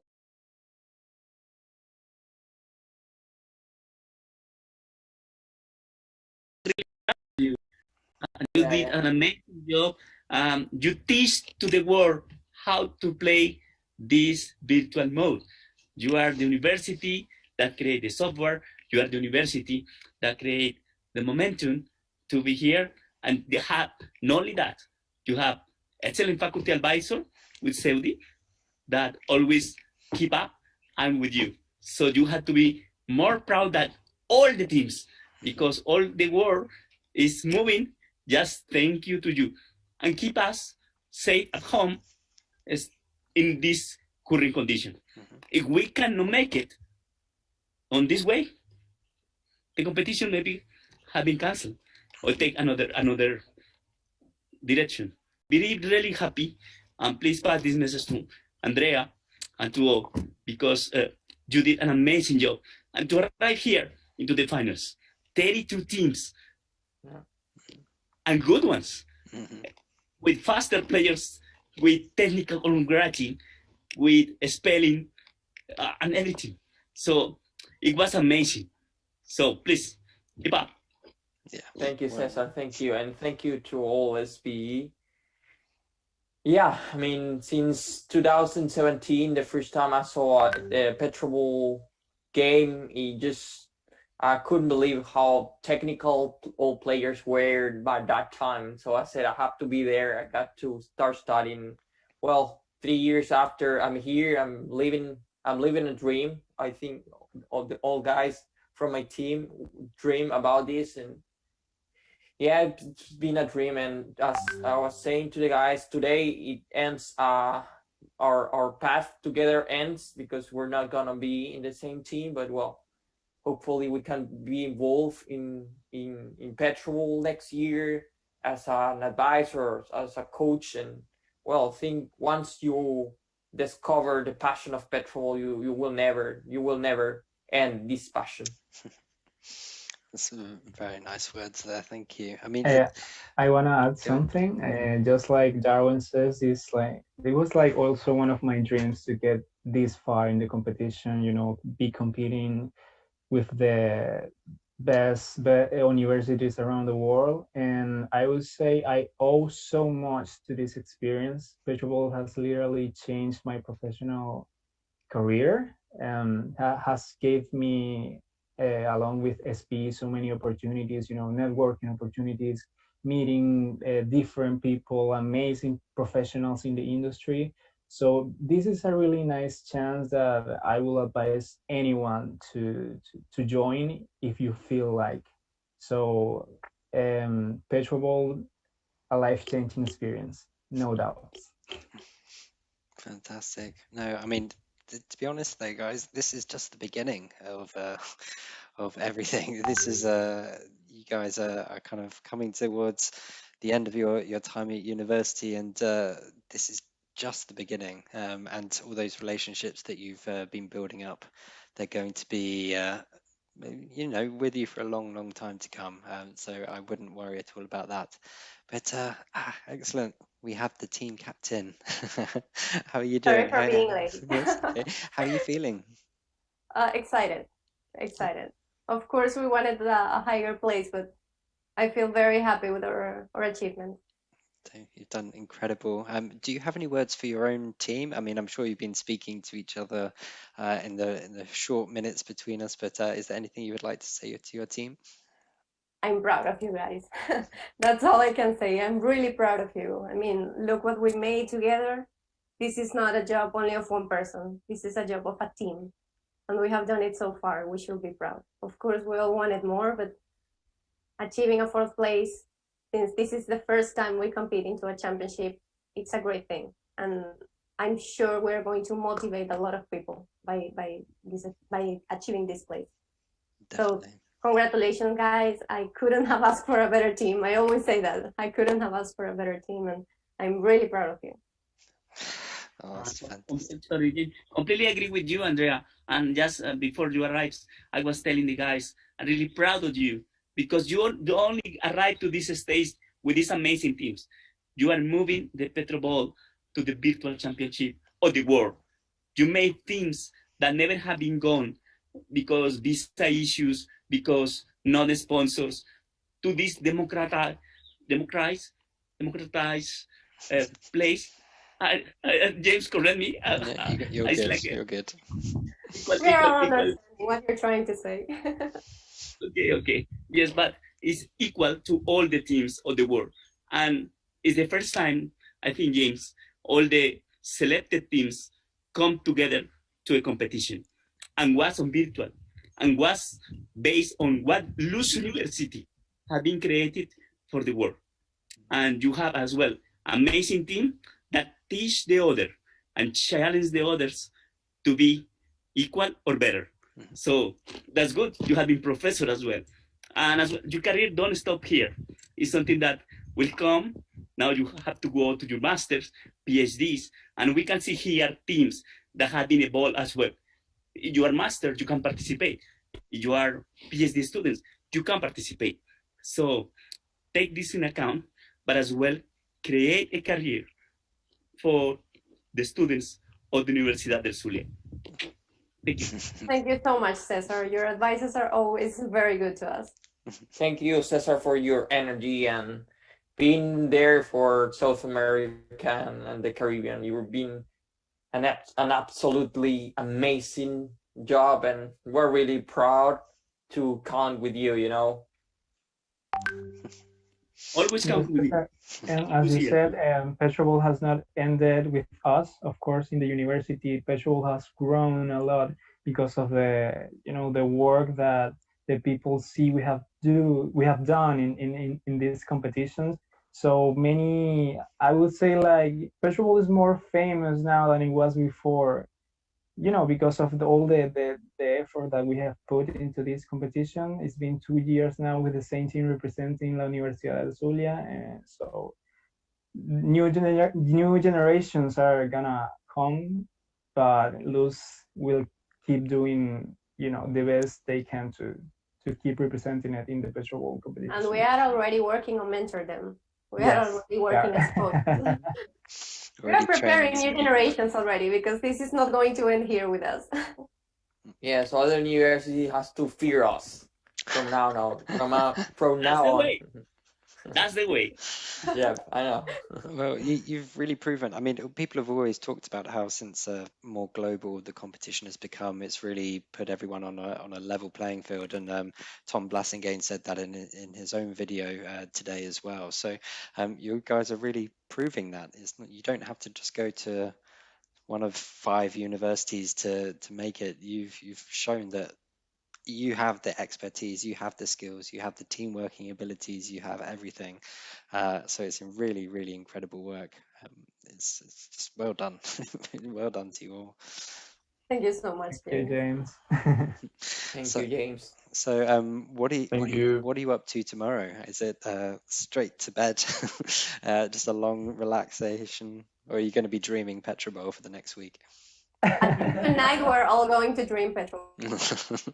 No, for now. No, just enough. Just rest. Probably That's right. Today we're going to dream with the wrong answer we gave. So yeah, that's probably gonna be in some weeks from now on. But yeah, I think we're going to rest, and tomorrow we will probably have some celebration with our student chapter to thank all students, to thank all professors, and to thank all from the enormous support we have. Yeah, no, you've done an amazing job. And so I don't know, do you know what's next for you all? Do you have like immediate plans of what you want to do over the next kind of weeks, months?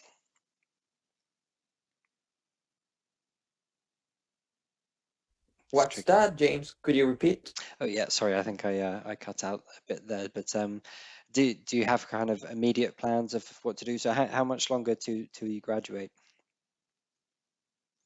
So in my case, I'm waiting for my degree. I finished my thesis and everything, but it's a bit tricky right now with the university.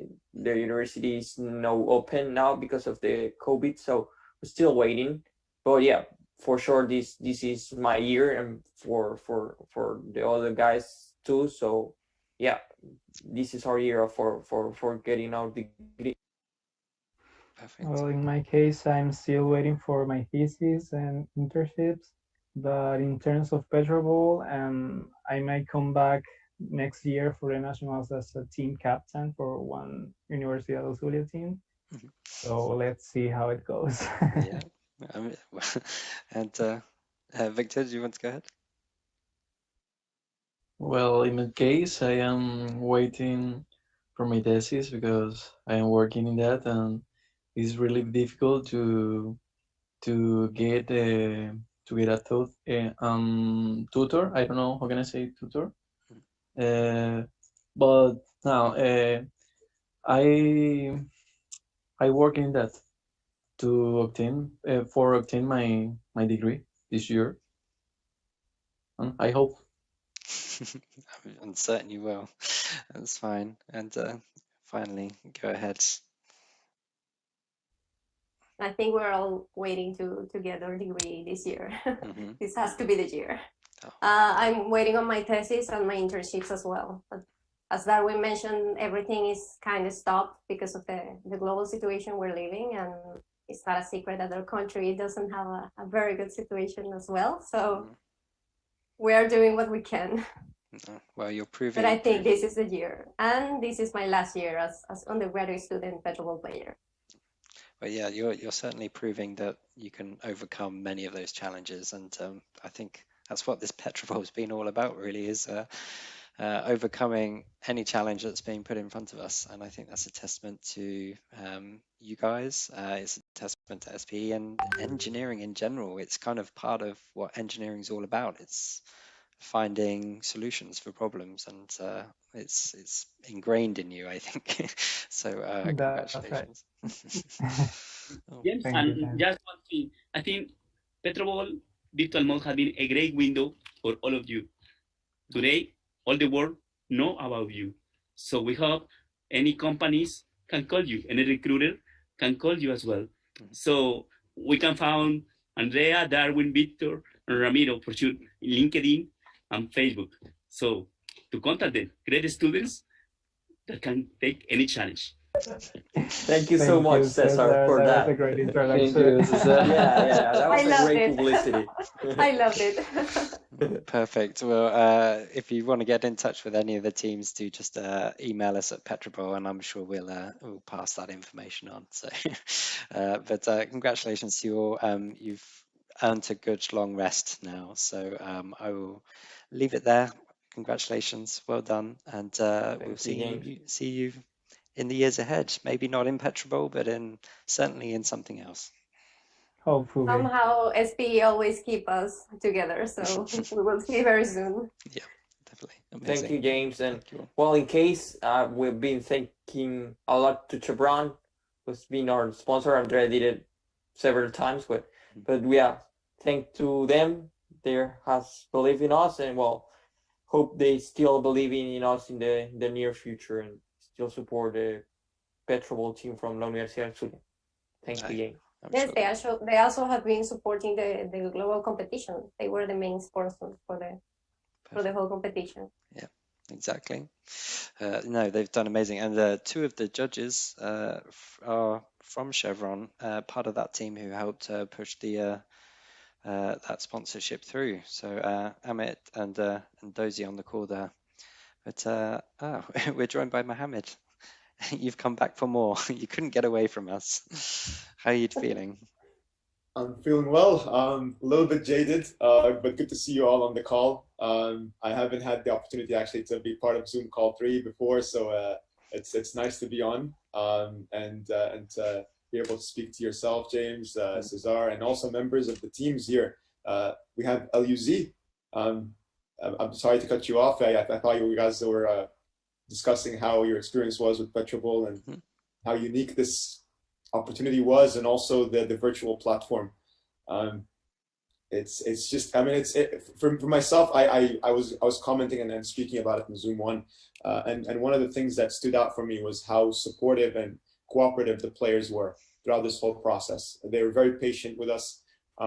We recognize this is a work in progress. We know that we're not going to get it perfect, and the judges even spoke about how important it is to be very diligent with the calls that they make, but understand also that they're going to not always make the right call. So it was phenomenal to see how understanding and accepting the players were. But you know, you guys have made it so far, and you have to be proud of yourselves. And I'm sure that you did not, expect to be this far into the competition, but having made it that far, you would want to progress further, of course. But you've done yourselves proud, honestly. Oh, that's fantastic. Well, thank you so much, Mohammed. You did a great job as our moderator today, and of course we had to understand, because we are aware of all the efforts that planning a competition like this one involves. So we are here to understand all the commitment you have with this competition. Definitely. And if I may be so bold with this question, what's next for not just LUZ, but also for you guys? I mean, I've heard from yourself, Andrea, that this is the last time you get to participate in this competition, but I'm not sure if that applies to all the members here, but what are your prospects now with the program that you're on in the university, but also like the plans that you have moving forward? Well, we just answered the question just a little earlier. You arrived. Sorry about that. I'll done probably later. I was curious because I was like, I want to find out like what are they keen on being involved in and being a part of, because as you know, the oil and gas industry, and I suppose now by and large the energy industry, is so diverse and filled with so many different subdisciplines. So you can delve into whatever it is that you are more passionate about, whether it's HSE, whether it's reservoir, whether it's completions. Well, I don't have any specific area I want to be on, not yet at least. But as we all mentioned, we want to finish our degree this year. We are all on our final year. We want to finish this year. 3 of us are not going to play PetroBowl anymore as undergraduate students. Ramiro is going to play this year again. He's going to be the team captain of one of the teams. That's something important to mention. And yes, we're looking for finishing our degree this year so we can start working on a master degree. We still haven't decided in what area. The plan is to go for masters then, as opposed to. I think it's our industry. Hi, Mohammed. I think our industry is it's in a really complicated time right now. So probably we're going to a job. If not, well, the best option is to keep starting, to keep preparing ourselves, and to be prepared for our industry, be in a better and in a more suitable place. And yeah, I think in my case, I would like to go for a master, and probably competing in PetroBowl, but with another university. That would be great. This is my last year competing with the Universidad Zulia with my team, and it's a very emotional time for us because we have become a family as a team, and that's a lot to say, you know. Absolutely. You're going to make me cry on the Zoom call. Please stop. We haven't had anyone cry yet. Go on. I don't want to be the first one. I don't want to be the first one. Darwin, please stop. I know what you're doing. Please stop. It's been a day of many firsts. Mohammed, it's what you call Mohammed. Likewise, Cesar. Sorry, I didn't hear that very clearly, but no, I thought I removed the background as well because I don't want to be almost like speaking at you, like with the background and stuff like that. And so it's more of a conversation. But yeah, no, I do second your view, Darwin, about how things are right now with the industry. And not only is it complicated, but it's also a transitional time. And there's a lot of dust that is yet to clear up, in the sense that companies are transitioning and they're moving and they're reinventing themselves, and entities within the industry as well are trying to find what the shape of the industry is going to look like in the next decade or so. But I still maintain, and I've always said this, that the future of energy is still very much reliant on resilient hydrocarbons. Oil and gas is going to continue to be the underpinning source of energy that provides the finances for companies and entities to be able to fund those areas of growth, like solar, like wind, like biomass. The investments for those areas of growth will come from hydrocarbons. So we're very much going to be part and parcel of energy for a good while, inshallah. Cesar, are you going to say something? Got you off. No. I just all the best.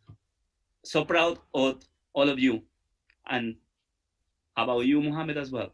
Thank you for all your support to all the planning, logistics, and be part of the leading team of this amazing Virtual PetroBowl Championship 2020. And I think, James, let's go. We're going to have the champion. No, well, they've only just started their game. So they're only a couple of minutes in now. If we head over to there, so what we can see here is OU, University of Oklahoma, and UTP playing against each other. So just as a reminder, let's see what time it is in Malaysia. Right? I think it's 5 minutes after evening. even longer than that. I know 5 minutes. Sorry, I've got it on my Malaysia. Maybe 5 a.m. or something. Yeah, almost 5 a.m. Yep. So it's been a long one. I really hope it doesn't affect them. I hope so too. But, yeah, because it was probably 5 a.m. at OU when we started today's match. So and now it's 5. Yeah. I think it's just remarkable how long we've gone, and we've had to spread this out over 3 Saturdays, of course. But it's just the time in which it's required for these games to be carried out on a virtual platform. Obviously, is quite different than the physical one. But it's exciting for UTP. I mean, I remember the moment in which ourselves, IFB, and I'm sure that also LUZ can relate to this. Like when you make it so far into the competition, the amount of adrenaline that you have, the amount of excitement that you have, will carry you through, no matter how late it is or early.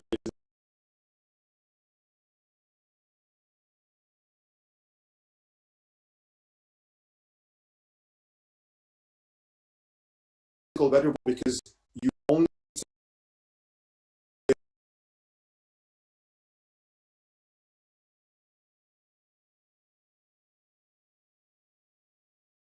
or the last stages and all that, but to be able to do it consistently after the others show up and still perform and be at the level that you want to be at, that is unique and that's rare, and that's the first time we have it in this kind of format. So well done to you guys for being able to do that. Thank you so much. I have to say this competition has been a success. I think it has been more than we all expected. It's fantastic to hear. All right, just to let you know, as I say, it still looks like they're playing their game at the moment. So if you're watching us on YouTube, you can see on the bottom left-hand side of the screen, obviously the feed for the Group B games is no longer running. So hopefully you're not watching that feed at the moment, but it would be really great hearing from all of you guys and over the next few weeks, keeping the momentum and hearing more about your stories, and as I say, getting that shared in JBT and things like that. I think it's an amazing story to put together. So congratulations to you guys again. It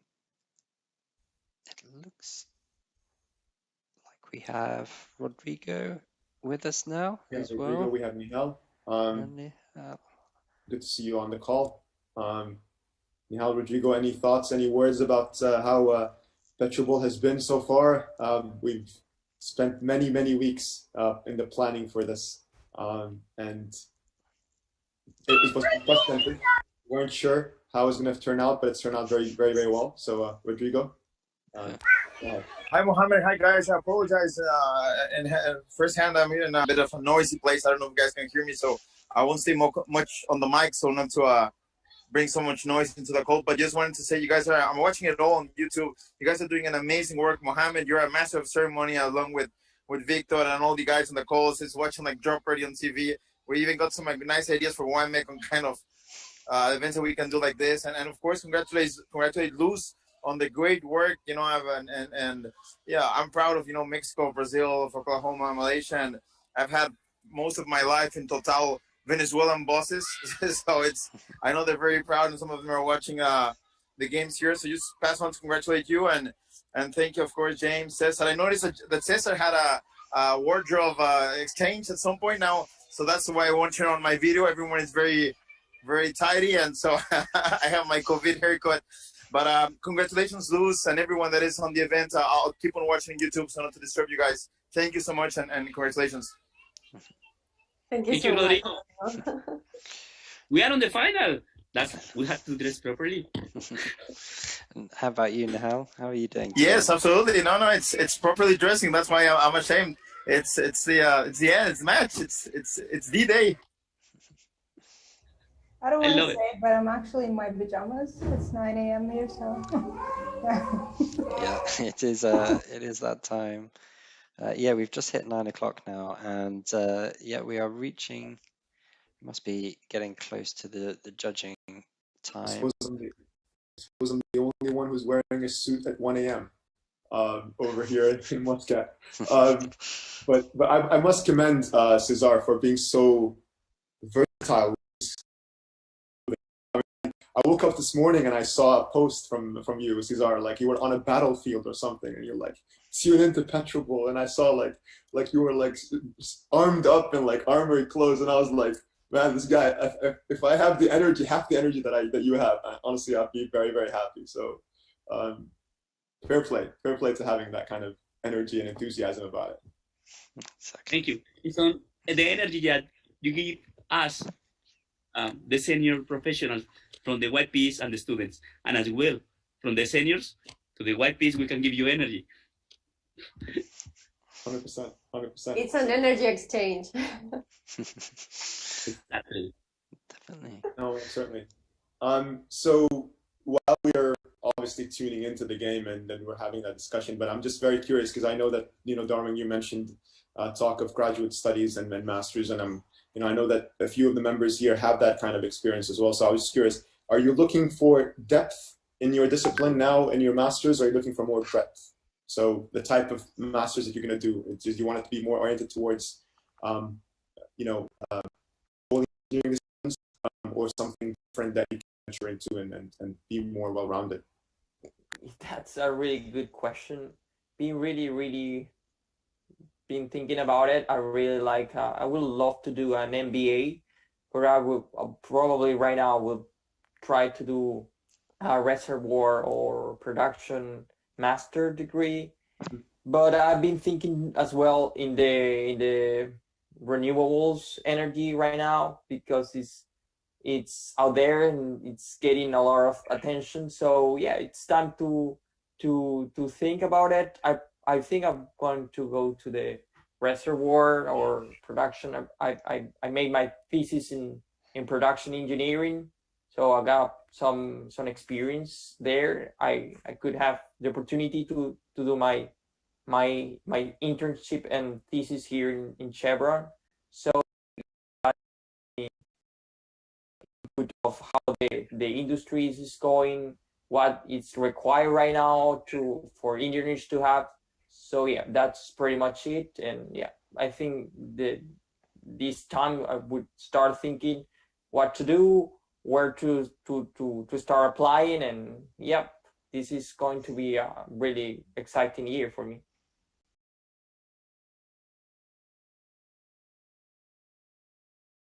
Very resemblant to the thought process that myself and also my colleagues were having at the time of us nearing graduation.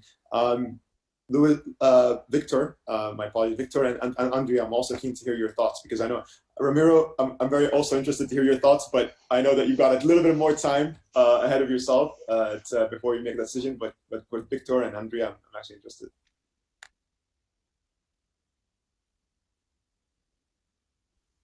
So as I mentioned, I would like to do a master degree once I finish my petroleum engineering degree. And I think I would like to do it related to data science, because I think the industry is going to that path. We are all looking for new ways of using the resources, the computational resources we have, to make all processes easier. So that's the way petroleum engineering is going to. So I think that's what I would like to do a master about, something related to data science.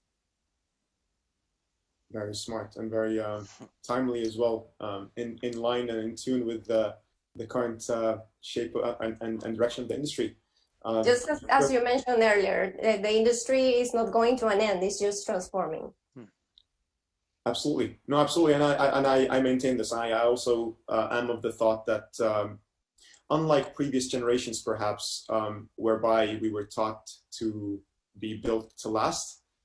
Now, I think we're being taught to be built to adapt, because the constant change in the industry is just something that we have to get accustomed to. It's the only constant, really, is change. So being in tune and having your finger on the pulse with what's happening in the industry right now, and as companies are reinventing themselves, you also have to reinvent yourself. They're not left behind. So data science, sustainable kind of program, sustainable energy program. I've been hearing a lot of colleagues been doing that lately, and I think that's great. So I don't know what you have in terms of thoughts on this, Victor, but I'm also interested in hearing you. Okay, well, in my case, I would like to do a master degree, but I consider that first of all, I would like to work in a platform because it's my dream. I want to work in a platform. I don't know, in Mexico, in the Gulf of Mexico, or another place. I want focus in production. I like production, and it's basically that I want. That's great. That's awesome. And one important point that you've mentioned, and I was going to touch on, but I think, and I'm sure that all the experienced professionals here on the call who are a lot more experienced than myself can also mention this, is that make sure whatever it is that you pick, you're also passionate about, because you don't want to wake up in the morning and say, I don't want to go to work. So yes, it's important to also, like, think about being sensible with your direction and your choice of discipline, like for example, then something that you're not going to invest in and be passionate about. Otherwise, you're not going to do a good job at it, and you won't stand out, and you won't go so far. I'm curious to see if any of the experienced professionals here also concur. But Ramiro, any thoughts? Early thoughts? I still got a little bit more time, but any thoughts? I'm curious.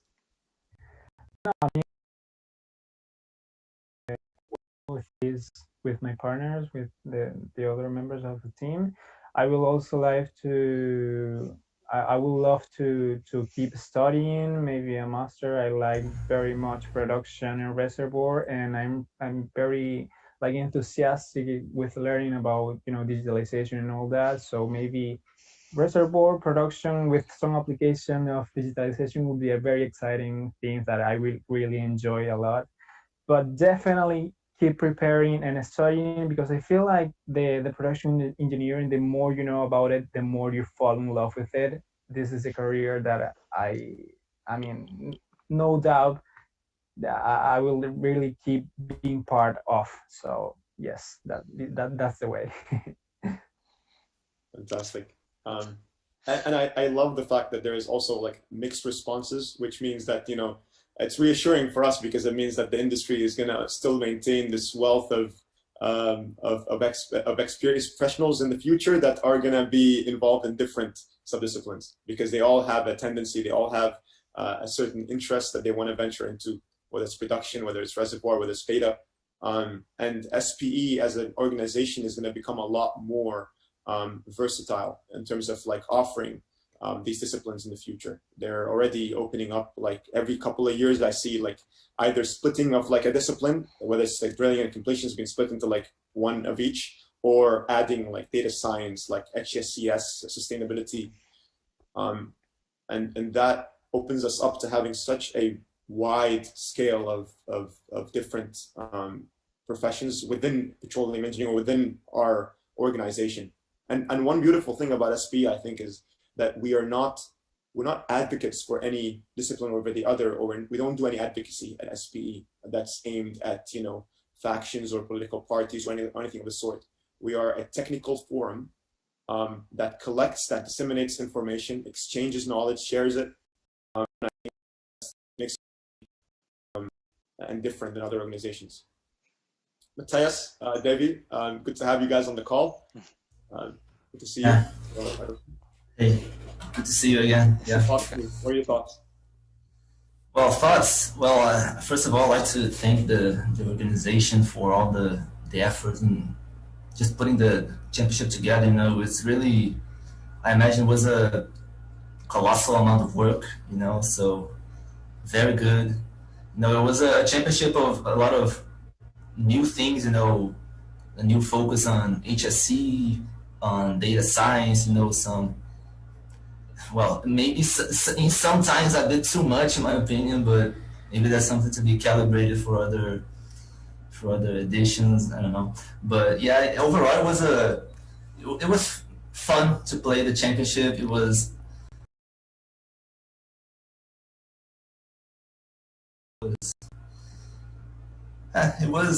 it was better than I imagined. Really, I didn't know how it was to play a world championship, and it's really crazy, really intense, and I will remember it for sure for forever. Really, yeah, it was really good. And also, hello to the loose team,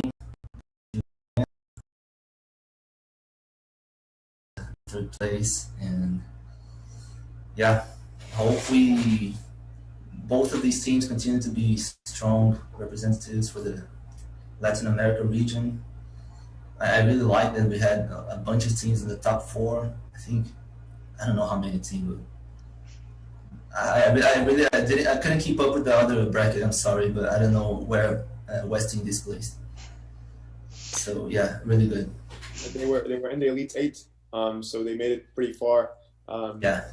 So honestly, the representation from Latin America and Caribbean region has been phenomenal in this competition. And they've led the way, whether it's in terms of players or committee members or judges. They've led the way in terms of laying the groundwork for this competition to happen. So and when you said like all what you said in the beginning, like about like the competition and how it's made you feel, like we were discussing this like before you guys came in, and we're like, we're not gonna shed any tears today. We're not gonna like cry, and now this is making me emotional.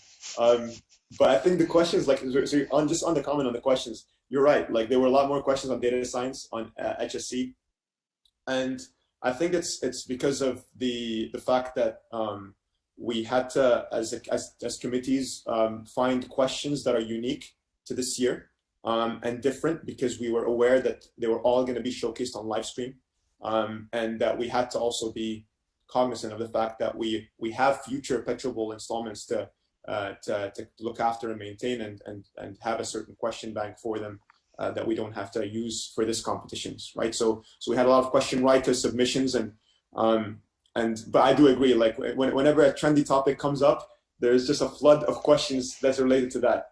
I remember in 2017 or 2018 when hydraulic fracturing was a hot topic, every single regional contest or qualifier had like tons of questions of hydraulic fracturing and shale, and it felt like, okay, well, diversify your questions.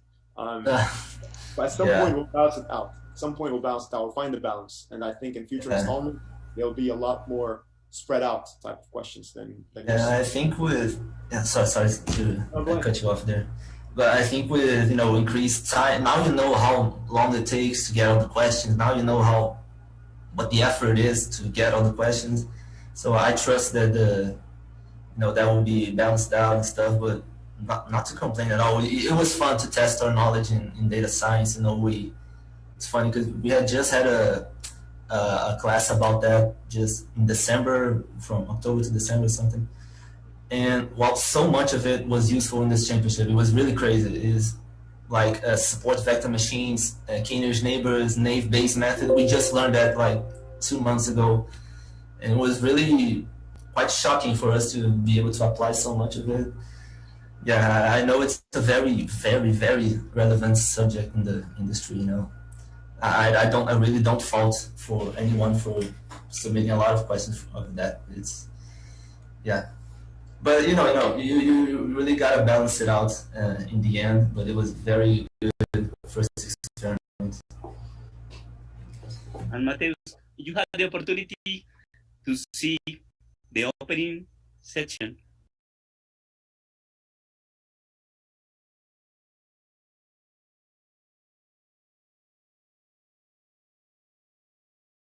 As well, decarbonization and energy transition. Yeah, is here. A lot of it. We cannot wait now. We need to move faster. We need to bring all our efficiency, knowledge, and processes to put together all our petroleum engineering knowledge to develop the capabilities that we require to continue to be part of the energy portfolio. So yeah, that's very true.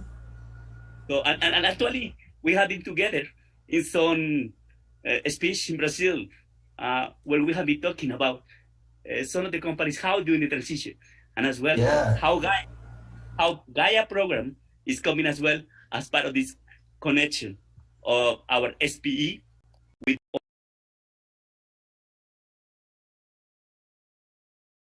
together to be part of this pathway. So let's move forward. Yeah. We even got the Gaia question right because we watched your presentation. It was just because of that. We learned from your presentation, and then SPE sustainability program. We were like, "That's Gaia, that's it," and we were, So and really this is fun all fact. very new, like It is having the benefit of this in your programs as well, like educationally, academically. I mean, I'm probably more recent of a graduate than Cesar and some of the experienced professionals here on the call, but I haven't even had that in my programs, and I'm kind of envious now because I was like, I wish I'd learned more about digital and about all these new areas of the industry that are becoming a lot more relevant now and to the fore. With Gaia, it started all in 2019, so it's very recent. But the idea was to bring all the industries stakeholders and have a shared platform, common space, be like a one-stop shop for sustainability in SPE, and be able to co-create actions that are aimed at making more sustainable practices and not be afraid of making them radical, right? Because that's what we need at the moment from an environmental sense. Yeah, for sure. Definitely. Yeah, but really overall, thanks for the experience. It will be unforgettable, really. So just as a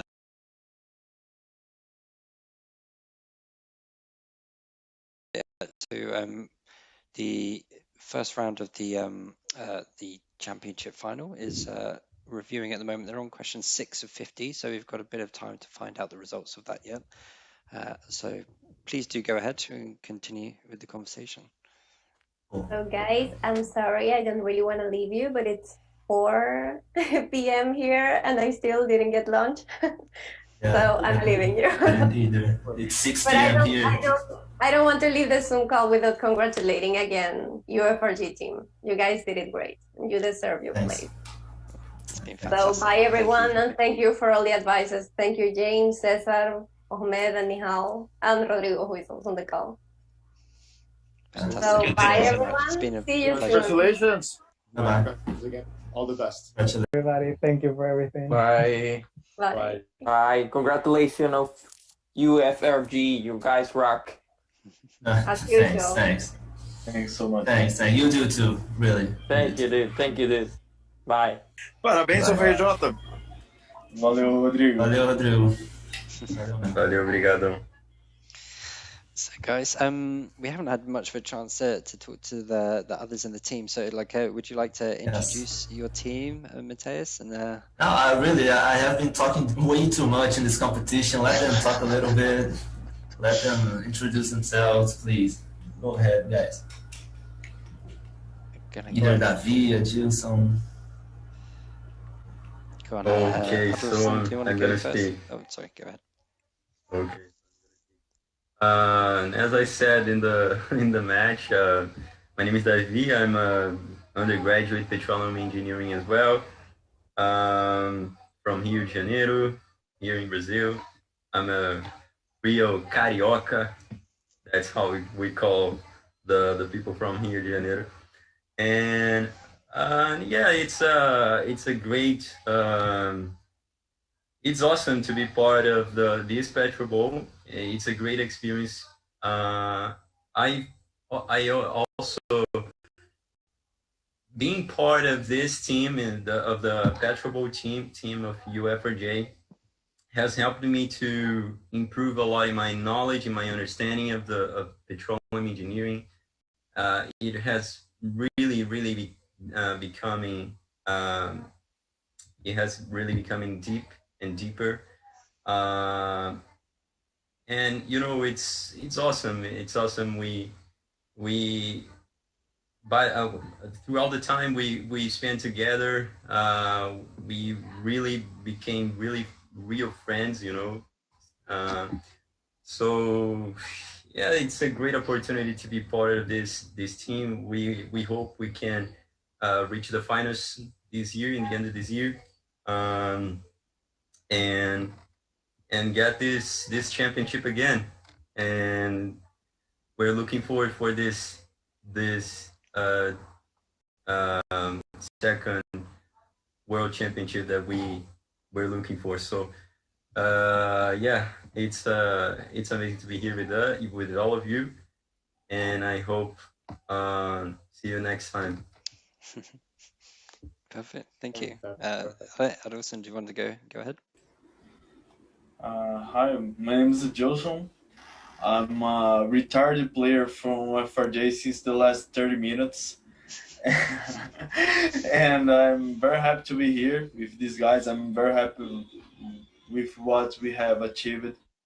And I wasn't the person of our second World Championship, but it was not possible. But I'm very happy to the achievement that we reached, and I'm very confident that these guys, and or if it don't be these guys, the next generations of UFRJ will be able to achieve the World Championship again. Fantastic. And I'm very happy with the abilities that PetroBowl provided for me as a person. Now have a much better collaborative senses, and now I'm developed some abilities to make me think faster about things that I need. It's a really good transformation in my life that this competition provided. So I'm very grateful about it. Fantastic. And Jaime, do you want to go ahead? Okay, good night, everyone. My name is Jaime Nichols. As I said before, I am 22 years old. I'm from Mozambique, actually. I'm not Brazilian. At this moment, I am in Mozambique. I'm not in Brazil. And yeah, I am a petroleum engineer undergraduate student at UFRJ. And yeah, it was a tough one. I can't lie. Like, we were aiming for the first place, and you know, it got so close, and suddenly it didn't went our way. So that's really tough. But it happens. Next year we will try. Next year, no, this year we will try to do that again. And again, we had some really good teammates. Mateus and Adilson, that they will believe in the team, and we learned a lot from them. They were an example for us, and we will try to make them proud. I'll say it will not be an easy task. You know, we know that the other teams will improve, so we need to improve. And yes, the competition overall was really good.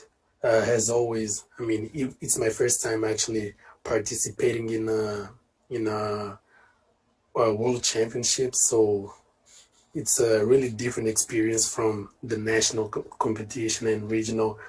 But I'm excited, and I hope we make it again next year. Definitely. Well, I'm sure you're certainly in for a good shot. Anybody have any questions for the team? I just agree. I completely agree with what James has mentioned, and I thank you all for reflecting on the competition. I will be very honest and transparent when I say this, and because it's just us, right? So it's not like we're not in the call. We are streaming, but it's just us. You guys know what I mean. UFRJ and UNAM, like those two teams, we always cite them as the titans and the veterans of PetroBowl. Like whenever we speak about like when we prepare even for PetroBowl, and my colleagues at A&M are probably not gonna like this because it's kind of like a it's an unspoken kind of like reality. But when we prepare for our games, we're always like, make sure you buzz in quickly for this, or like like coordinate with each other, because that's not what UFRJ would do or UNAM would do, because like so we're always like, whenever we like talk about a real life situation and a game scenario, we're always like citing UFRJ and UNAM. We're like, they're gonna buzz in if you don't buzz in for this, so you're gonna have to make sure that you get this right. So you guys are held to a standard with other universities. They might not tell you guys because they don't want to like like give that away, but honestly, you've always been known as the veterans in this competition. So I'm sure that the standard is going to continue. There's a culture of PetroBowl that you guys have that's unique. Not many universities have that. And it comes with just generations upon generations of like success. And you guys have matched that and continued that success. So truly congratulations. And I do miss Rio a lot, by the way. I miss Rio. And last time I've been there was 2014. So it's a while ago, but I was there for the World Cup. So that was really fun. And I enjoyed it a lot. Very cool. Very cool. Yeah, fun fact, because the same thing you do, as I said, to UFRJ and UNAM, we do the same thing to UNAM. We even told them we actually told them in our game that it was really like they are the team when we say, like, when we don't get a question right in our training, when a question is unanswered by us, we say UNAM would have known that. And we even write, like, we have our players' scores and then UNAM, how much they scored. So yeah, it's really something that, you know, having as you could say, a rival or something, or someone or some team to look up to, I think it's very beneficial. I'm glad that we are able to be that standard for other teams. I don't know if we deserve it, really. We just try our best. If you consider that, it's an honor, really. But yeah, it's also something we do with you now, so I think it's funny to hear that. I think this year, UNAM will become OU. Will become. Yeah, maybe. OU is our new biggest rival. But not. OU is more of a, you know, they're really, they're our friends, really. So I think everyone knows it by now, but they were best UFRJ players. And until very recently, they were like cheering for us in the competitions and just training with us whenever they had spare time. And then all of a sudden, they are their own team in OU, and you see where they are now. So it really proves that maybe the PetroBowl really stays with you after forever, really. They still got it just as much as they did back in the day. It's awesome. Dear UFRJ, to get here, Brazil section and senior section and YPs have been supporting a lot to you. To get really a PetroBowl team with qualities like you, it's very important to get the support of the SPE section. So it's something that we really would like to continue. But as well, which programs, and it's not the PetroBowl question, do you would like to continue doing now in the transition that you are going to become professionals? Because some of you are coming out from the student stage.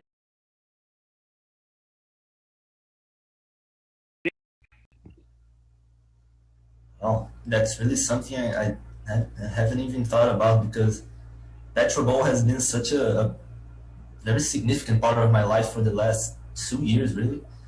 So I haven't really thought about it. I'm sure that once I graduate,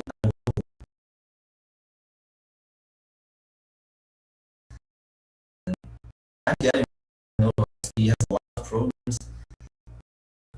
You know, just try to maintain the quality that SPE Brazil has. We really appreciate everything they do. I really don't know. I just today I'm just finishing my participation in PetroBowl, and I'll think about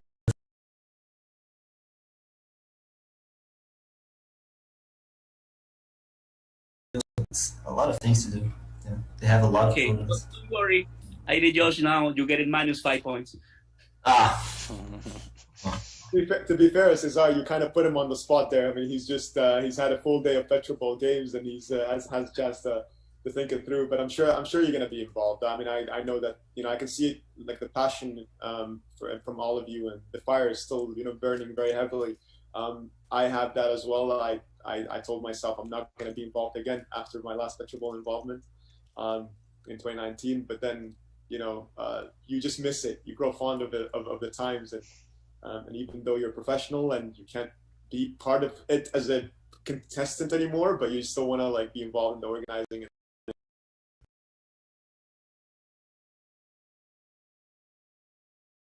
You're going to want to be involved, maybe not in the same capacity, but in some respects. And you have colleagues now at OU, so there's also a transition there you can make. Who knows? Who knows? It seems to be the progression now for you now to go to OU, so why not?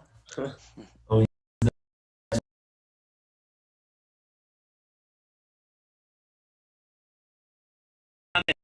that was a just icebreaker question. No, I appreciate that question as well. It's good to always like float that. Adilson, you're also leaving UFRJ this year, and then you're going to Pastures New. So what are your thoughts on that?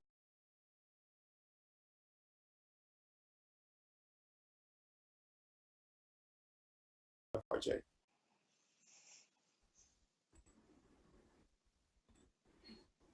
I can start to answer these questions.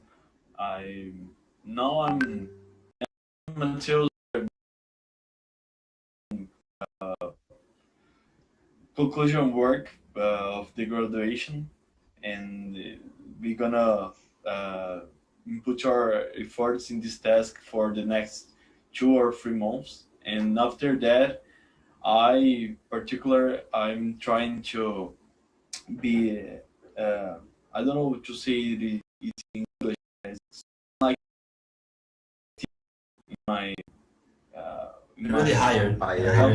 Hired, yes, in the internship program, and this is the way that I'm taking for now. It's a very interesting fact. After this short time of retirement that I have, I really don't know how to plan my next actions on my life, because all my attention was being inputted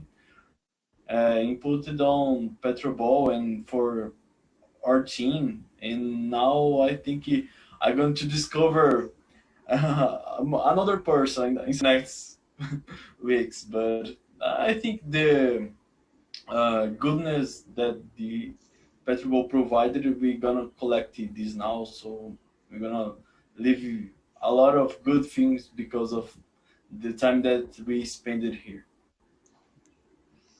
Well, it's fantastic to hear. And I think the lessons that we've learned over the past few months or so, or maybe the last couple of years, is that it's important sometimes to live in the here and the now and not think too far ahead, because you can get overwhelmed just trying to like plan too far ahead. But there is such a thing also as like building up everything in your life and having like the focus be on one thing, and then once that's concluded, or like you've sort of checked that box and you're done now, you're like, what's next?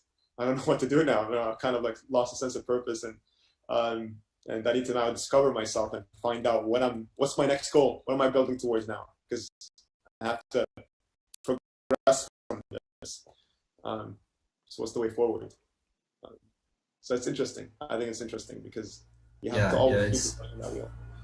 Yeah, it's really what we have to do now. Like, we're gonna have a lot more free time now. So what do we do with it? Just keep studying, keep finding new ways to improve our stuff. So PetroBowl is also in the end a way to do that. It's a motivation to do that. In the end, we really try to win trophies and medals and stuff, but really, I mean, the knowledge I was able to gain, the high level of study and training is, I know, it's insane, really. So, and also being able to apply everything that I learned. Like, there was a question in this championship that I just learned like 2 weeks ago from my colleague at work. I was like, what does that acronym mean? What does that acronym mean? And like, oh, it's this, complete well on paper. And I was like, okay. It was a question here. So it's really, I don't know, I think I'm going to miss all the fun, but I'm sure me, Adilson, everyone who leaves PetroBowl is always going to find something to be passionate about later. Even if it is, as you said, PetroBowl, but in a different capacity, I think it's bound to happen. The players are passionate people by heart, I think, by nature. You're getting me worked up here, Matthias. Honestly, I'm also like, I'm half tempted now to like start this like sort of like rally and cry to like, let's just start the professional version.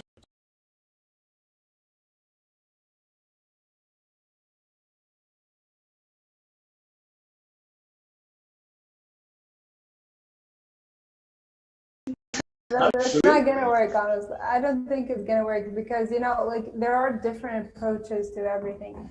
Like, let me give you an example. If you spoke with someone who is working in petrophysics and someone who's working in reservoir engineering about something as, you know,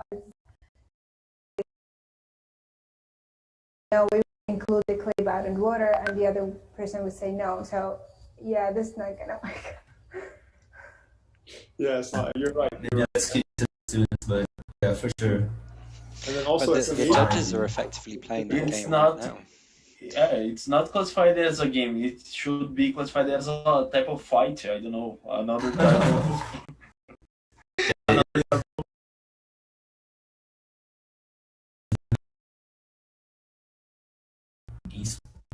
It is quite trendy. But I mean, I was going to say, like, we've had, so when I was at IFB in 2019, we had the French section very active with us, the SPE France section. And so they had,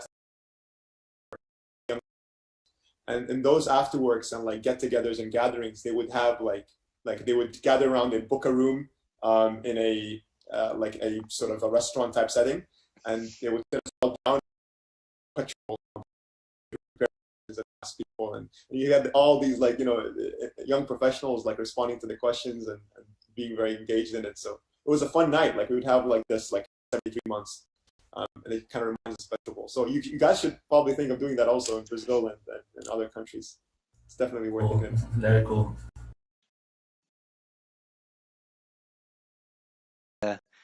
Nearing halfway through reviewing the first half. There's been a couple of questions here that have caused a few issues, I think, but they're starting to make their way through the questions again. So I want to take this opportunity to again say congratulations to you all, but I think we might go and head over to room A and just have a listen to how that process is going on, and hopefully soon we will have the results of the first half. But congratulations again, everybody. Yeah, thanks. We're gonna go cheer for our friends at OU probably. Really cheering for them. They really deserve it. Yeah, for sure. So yeah, thanks for all. Thanks for having us. Well done, everyone. Parabéns. Parabéns. Gracias. Gracias, Cesar. Gracias. And obrigado. Honestly, like, congratulations. Wow. In the Cool. Very good pronunciation. One separator removes the major Thanks everyone. gas. Should be going now. Thank you. The answer is the first Bye. stage. Ciao. The audio is showing the first one. Thanks. First stage. Are we okay with this one? I think we've counted that in the past. Perfect, thank you. Name one of the three types of CO2 sequestration. We have terrestrial, geologic, and mineralization. Thank you. So actually, I had problems with my internet terrestrial, connection, and then I had to go grocery shopping because I've been sitting on my laptop the whole week and I Name don't two have types any of food. artificial lift systems that I involve had to go pumping get something. It's easy to forget Options about include things like PSP, food beam pump, when all plunger this is going lift, on. PCP, hydraulic pump. Getting a blank answer from UTP, that's no. Thank you for being here. And then from OU, we're Not at all. getting It's always a PCP pleasure and being soccer with you room. guys. So those are good. It's quite midnight over there. In what year was the PetroBowl video almost contest 10. launched? 2015. Getting a blank answer from UTP, that's a shame. So James tell me that he would like to see the sunset. That we're going Which to get it back technology today. development So 1 company hour more, we specializing start in to see the carbon sunset. capture solutions did Baker Yeah. Hughes Yeah, acquire we don't get on much sun November in London, 3rd, no. 2020? It's all cloud. Compact Yeah. Carbon Capture Technology, or 3C. UTP got that right. Good job there. What is the most popular steel refining process or technique that involves casting of steel from a BOF or electric furnace into cylindrical ingots? Vacuum arc remelting, or VAR. James, We're how getting does that like the from first OU. So that is a yes. questions? Sorry, what was that? What is the term for slow movement of Sorry, a just turn this solid due to an applied How looks stress? like the first counting? Very sensitive to time and Oh, Or the we're question on link? 29 of 50 at the moment. that is creep. We're getting So creep usually from they've been Oklahoma. getting to about 30, 35, maybe a In bit the higher. context of HSE, We what should does the be close acronym OGCI to finding out what the stand for? halftime results are. Oil and Gas Climate Initiative. Getting that from OU. Good job. Nothing here. In what year did Schlumberger officially complete its merger with Cameron? Is 2016. Getting that from UTP. The cement hardening chemical reaction is classified thermodynamically as what type of reaction? You see how specific this question is? That's a good question. Yep. Exothermal reaction or exothermic, and we're getting that from OU. Just to confirm, we got, yeah. A double logarithmic plot of resistivity in the x-axis versus porosity, which helps determine which zones contain hydrocarbon. Name this plot. It's a Pickett plot, and we're getting that from OU. In the framework of a particular gas flowing through pores of a reservoir to the wellbore, the magnitude of change of temperature with pressure depends on which coefficient? All right, coefficient, right? Joule-Thomson effect is provided as an answer. It's talking about effect, which is the phenomenon. He's asking for the coefficient. The UTP team shared Joule-Thomson effect, which is really what the answer is listed. I'm just wondering, do we like this, judges?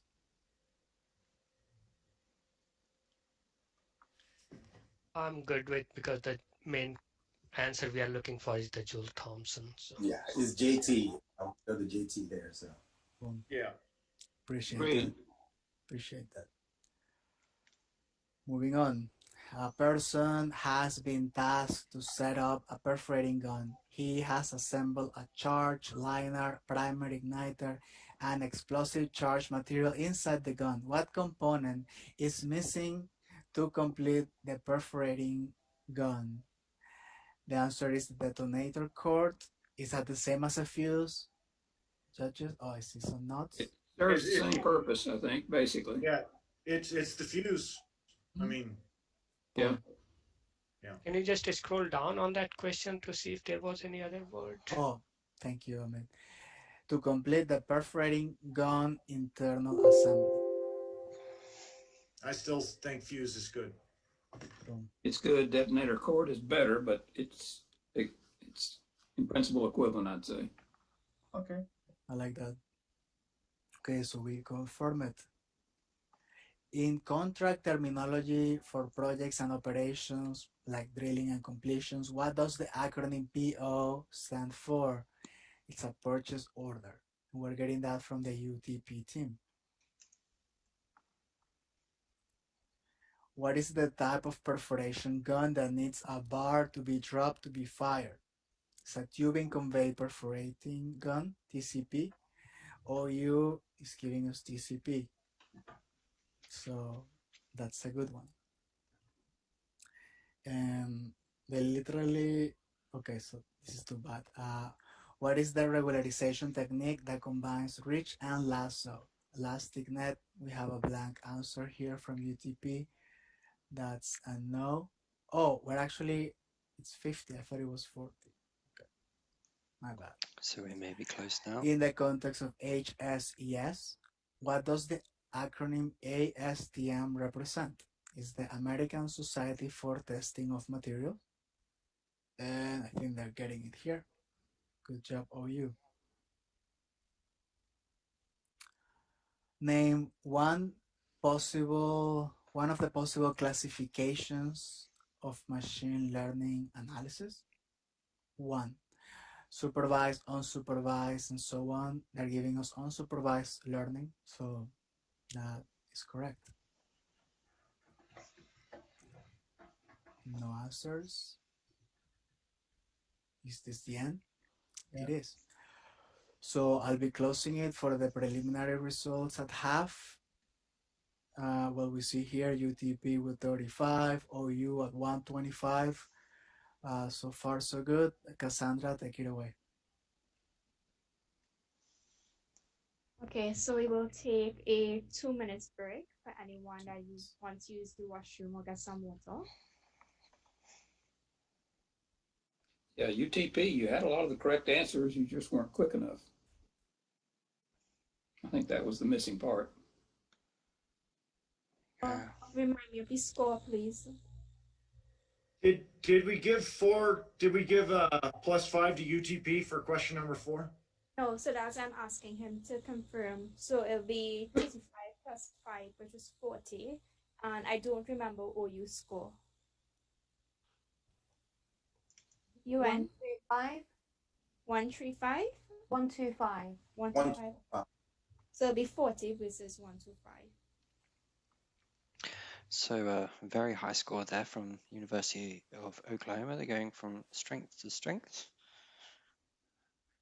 And as Buddy noted on that, it seems that the response time may have been a washroom was break. the factor in that round. So And, Cassandra, how much can you deadlift?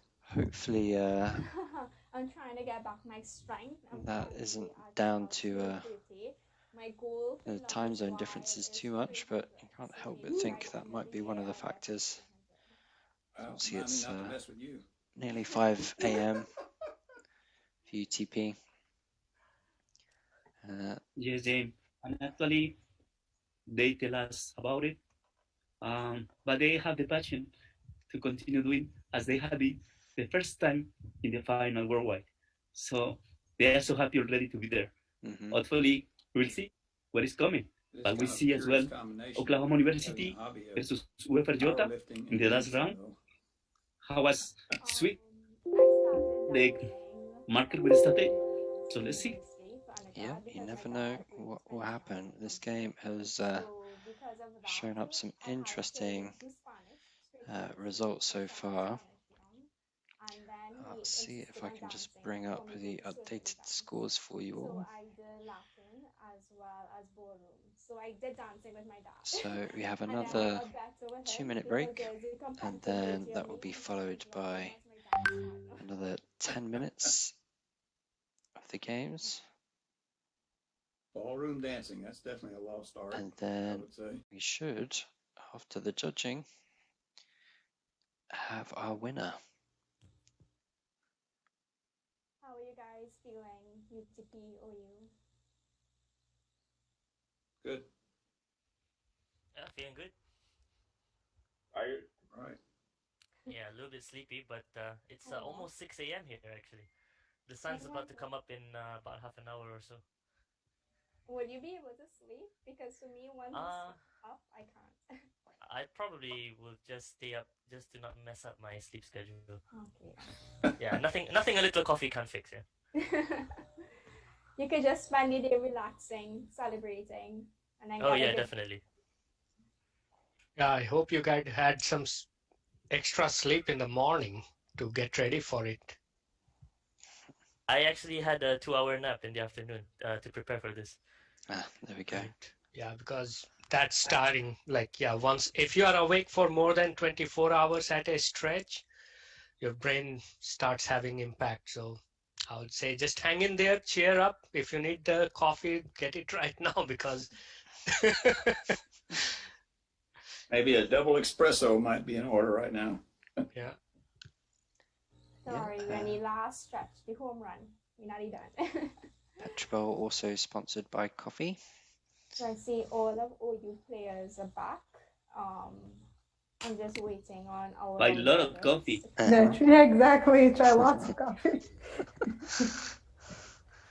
So just to recap how we've got here today again, if you're just joining us. Victor, how are you feeling? So we're on the finals now. We're on the second half. And to get here, we've gone through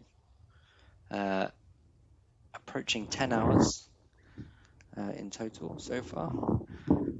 So UTP started us off against Youyang. And obviously you can see them here now, so clearly they won, but only by a short margin. So that game really could have changed the whole competition so far. Just 5 points between UTP and Rio.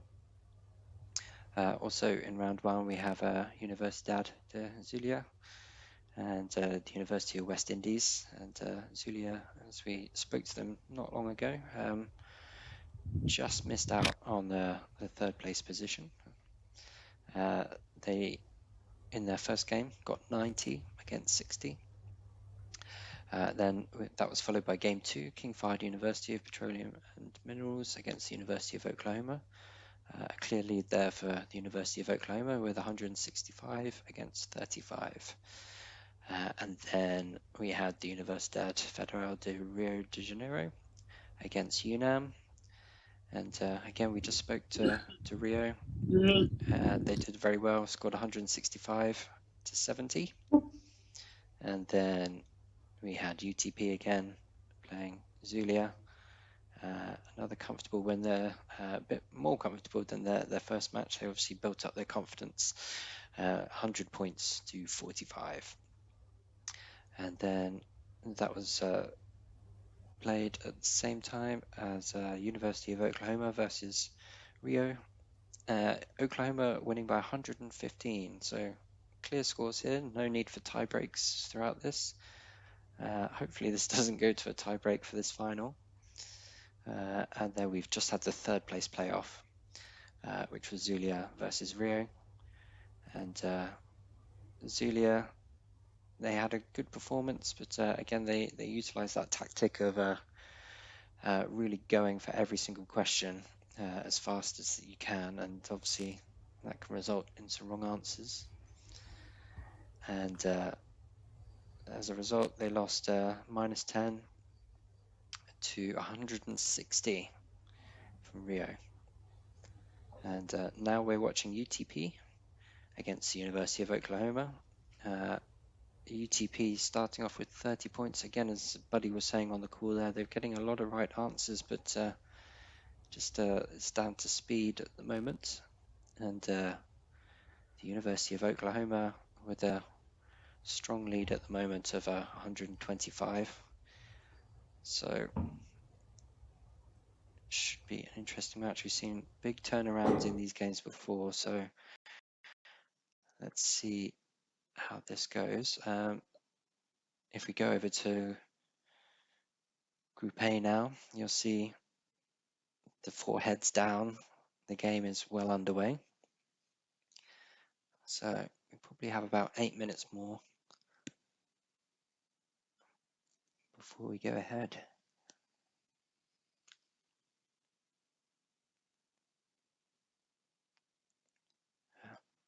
While we're waiting on them, let's have another look of how we got to what happened in round 2. And we can see how the teams got hit today.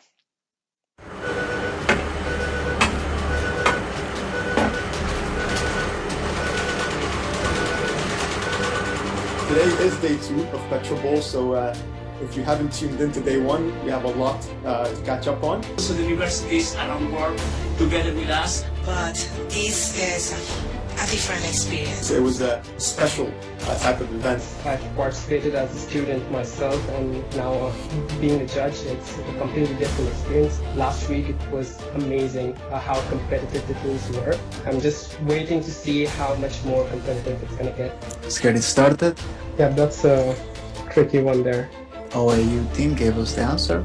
I think it's also correct. I want to appeal for this answer. Definitely a no, but also let's revise this question. This is our first appearance in the International PetroBowl competition. We couldn't make it to other championships because of visa issues. We're happy we made it to the quarterfinals. We just came up with a victory against King Abdullah University of Teknologi. It will be wonderful to meet you in the quarterfinals. We hope it will be a good game. A lot of pressure on us.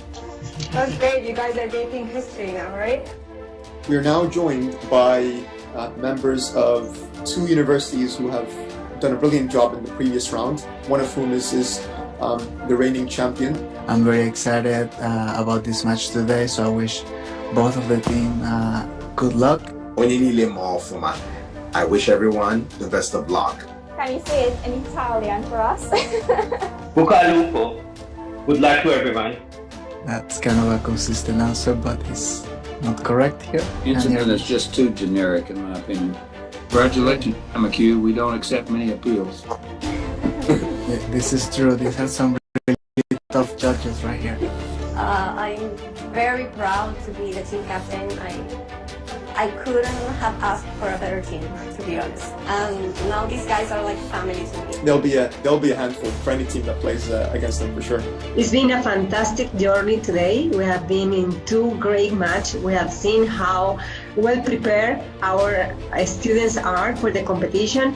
This is actually incredible, you know? Hello everyone, my name is Nhung Nguyen. I'm currently a senior at the University of Houston. My name is Felipe Cruz. My native language is Portuguese. I'm a PhD student at the University of Oklahoma. This is Ahmed Abdelal, the team captain of Fahd University of Petroleum and Minerals. So we are from the Federal University of Technology, or WERI. Can I challenge that, please? This EUH, his answer is correct. Judges, help. Does anybody have any clue what this is? Ahmed is putting himself in a risky position here. And I'd like to thank the Photo University for this participation. We've had a very heavily contested evaluation process, to say the least.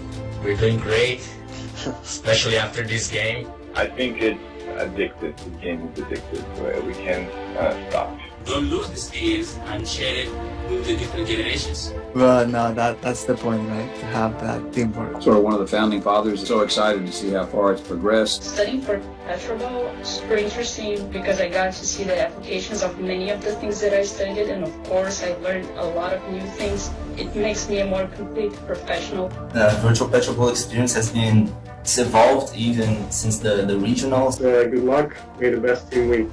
¿En español? Sí, en español. Bueno, pues yo soy Daniel Bustamante, el capitán del equipo de la UNAM. Bueno, buenos días de aquí en Ecuador con todos. Yo soy Alejandro Villalba, capitán de la Escuela Politécnica Nacional. Both of the universities, so no, it's not presidential award. Wait. Overall, I would agree, like it's not really answering the questions. Would you like to appeal, Matthias, or is that just a remark? Fascinating next week also to see how they get on. So congratulations UNM, you guys played really well. And for the EPNs, they were so competent and they played really well. And I wish both the teams all the best and look forward to guys again in the next year. I think I'm done for the day, so.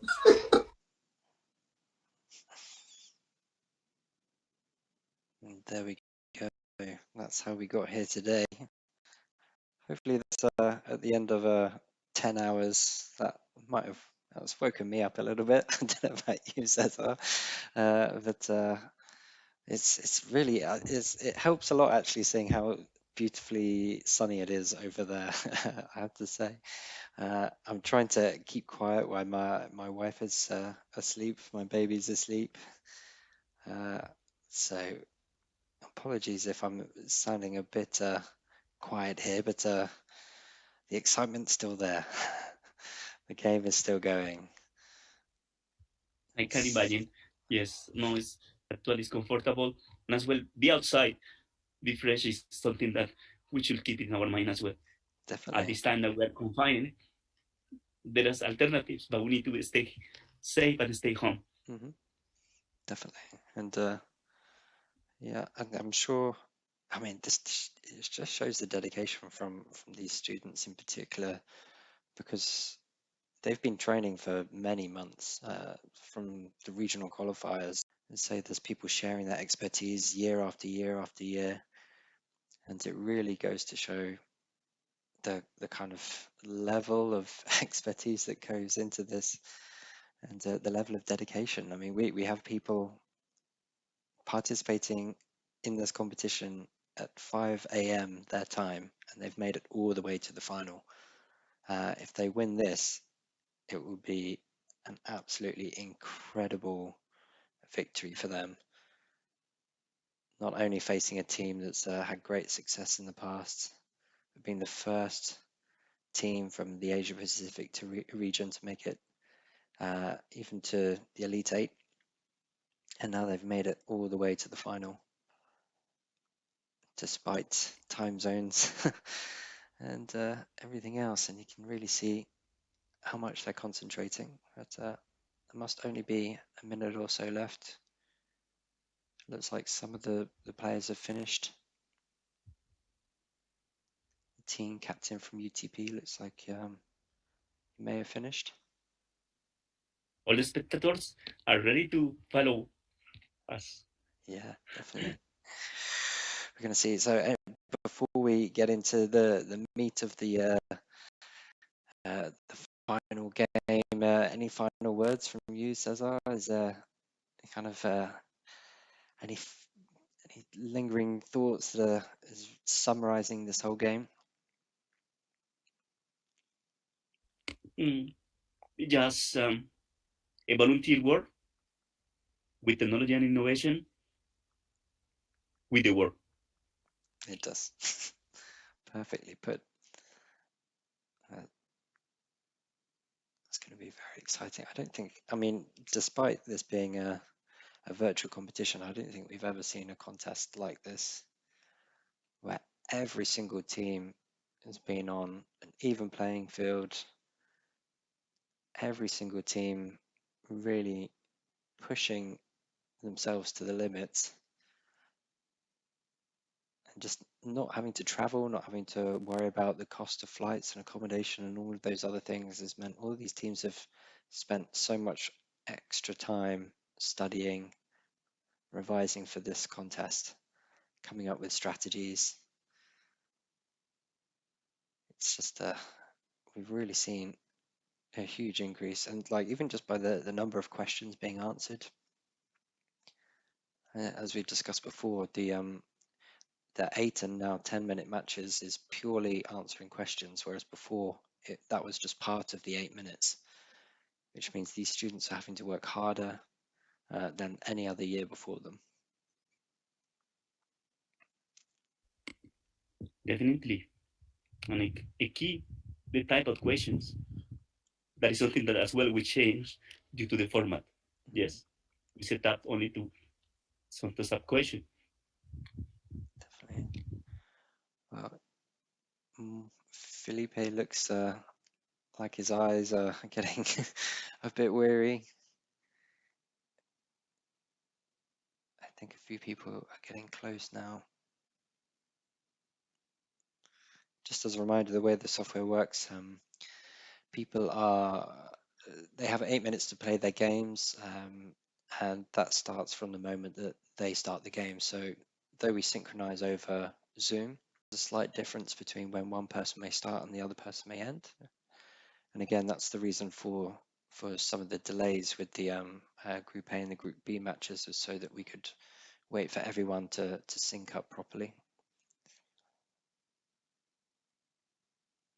That's hopefully soon we'll be hearing the results from this game.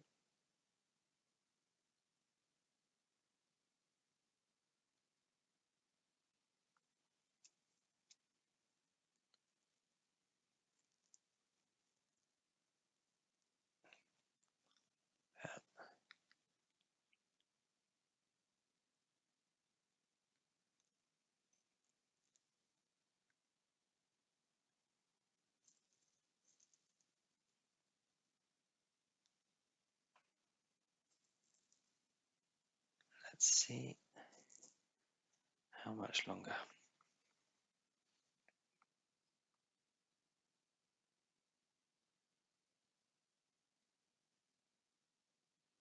Everything's gone quiet on the WhatsApp groups. It's interesting. I think we've probably got about,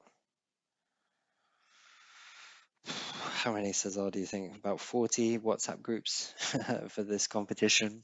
We have WhatsApp groups for each of the teams. We have WhatsApp groups for the judges, for the organizers, for all the different organizing committees. They have been constantly buzzing for about the last 2 months, if not more. And each morning we will wake up to about a couple of hundred messages at least. And now we've reached the final, everything's gone quiet. So it's interesting. Yes, I think a lot of tasks have been already done. A lot of people have been already proud of what have been delivery to all the process. We are now reduced. This morning we have more teams, more judges, now quite few ones. So they are busy. They are indeed. And I think even my phone will be glad to have a rest after today.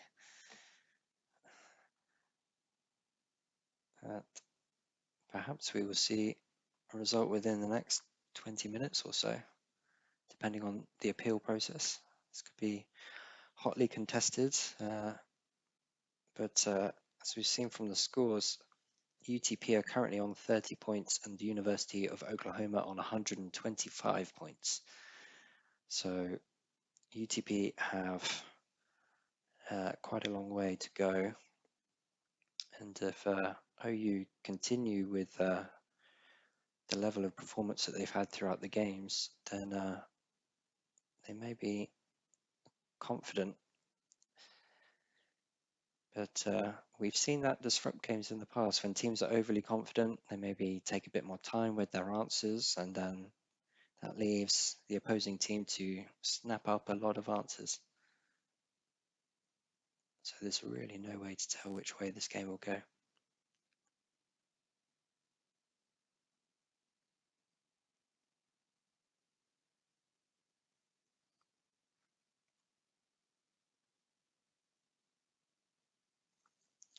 It's tense.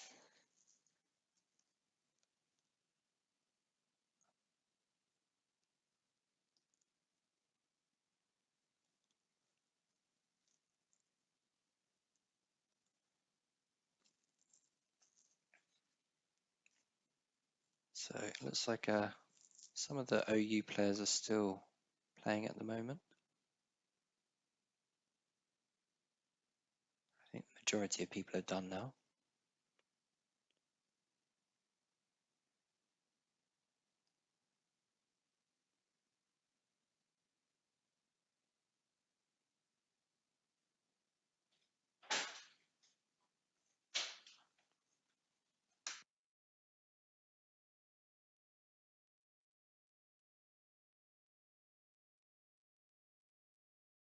Okay, I was waiting for the last player from Oklahoma University.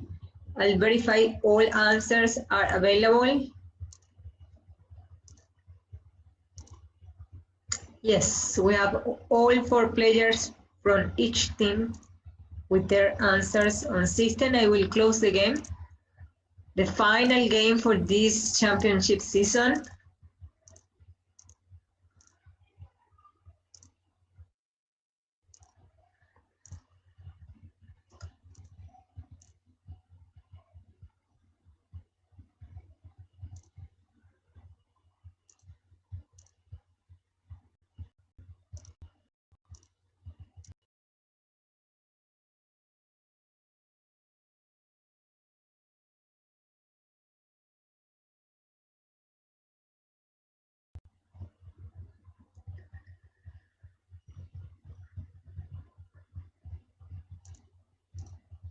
Can you all see the software screen? See, no?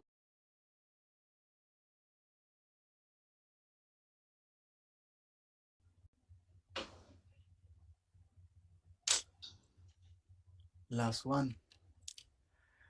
All right. In the context of gravity drainage models of steam flood design, name one of 2 models which address post-steam breakthrough performance of steam flood and require steam injection rates for heat management calculations. Okay, so he's talking about models. OU team is sharing CSS, cycling steam. I don't know what CSS is, but it's not exactly what we're after. It seems the UTP team is sharing the Neumann model. So that is actually what we're after. So great job there.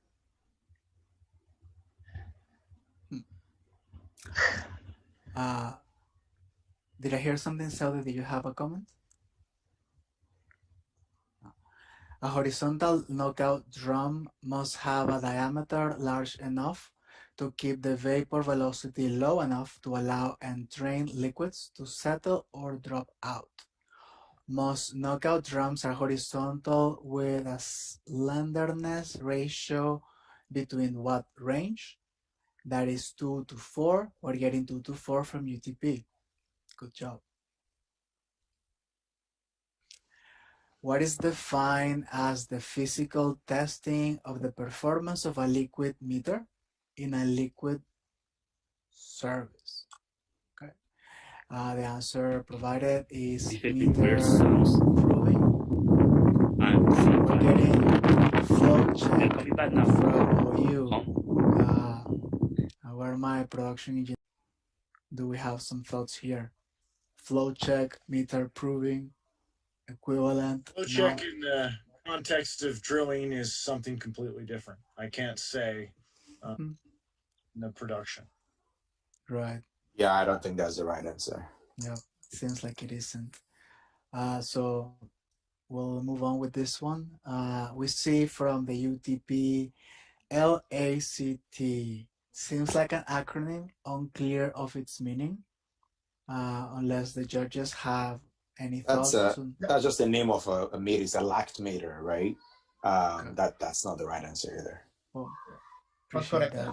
That is essentially your sales meter, right? Got it. Thank you, Dosi. Thank you, Hank. I hear something. Yes, Cassandra? Can you check the source, please? Because the source has lack in it, so I just want to make sure. Okay. So, I mean, I'm sharing the screen, so for me it's difficult to look at those. If somebody else can just confirm, I mean, I take Cassandra's. But the question is asking for the process, right? Yeah. I agree. It is not a correct answer. Lack is the name of the meter. Yeah, exactly. It's not the process.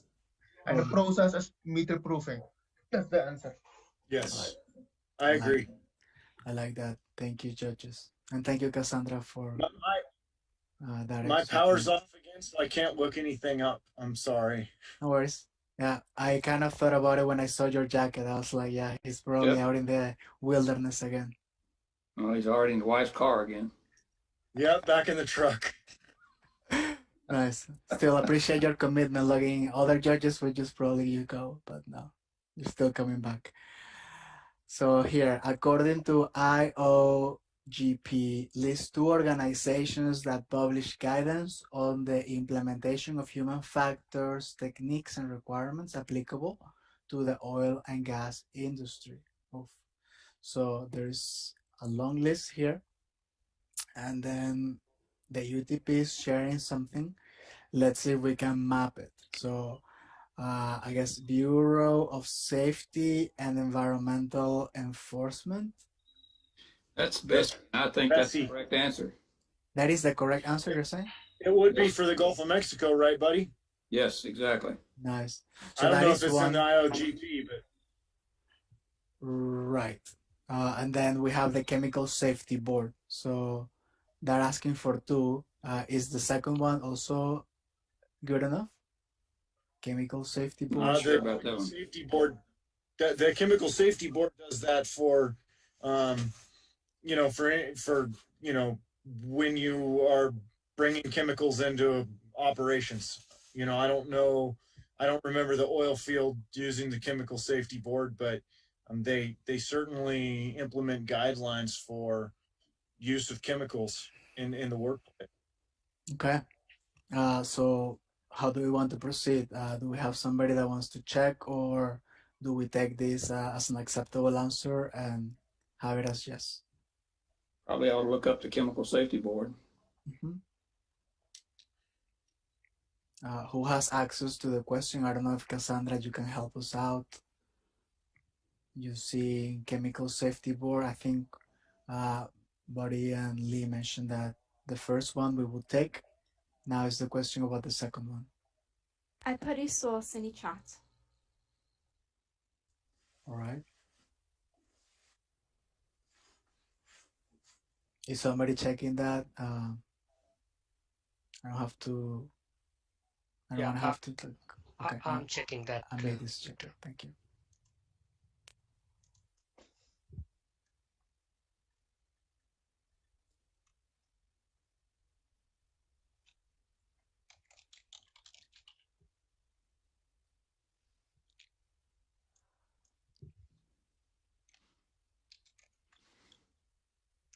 So in that report that was shared by Cassandra, I could not find the word chemical safety board yet.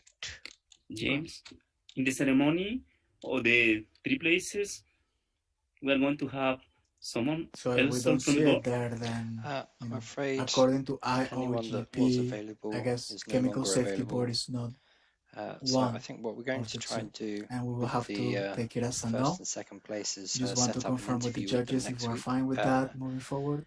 and we will share that with I everybody agree. afterwards. Yeah, from what we now know, I would say Unfortunately, I that's don't not think we are going to one be of able them. to. Great. Thank you, Amit, so much for checking. Thanks. Okay, no problem. Thank you. Moving on. There is this question with a blank answer, so may not be a need to read it. Just give it a no. All right. Bubble point pressure can be expressed as a function of 4 parameters: temperature, oil and gas specific gravities, and which fourth parameter? That's the solution gas-oil ratio, RS, and UTP shared, RS. So little debate there. Name the SPE committee that promotes gender diversity and creates opportunities for women to enable them to step into leadership roles and pursue their career goals. The answer provided is Diversity and Inclusion, DNI, formerly WIN Committee, Women in Energy. OU share Women in Energy. So are we okay with taking the former name? Yeah. Sure. Perfect. Thank you. So that's a yes, and we move on. What do we call the diagenetic process that converts carbonates, in parentheses limestones, to dolostones through calcium carbonate dissolution to cause precipitation of dolomites? Dolomitization is the answer. We're getting that from OU. That's a yes.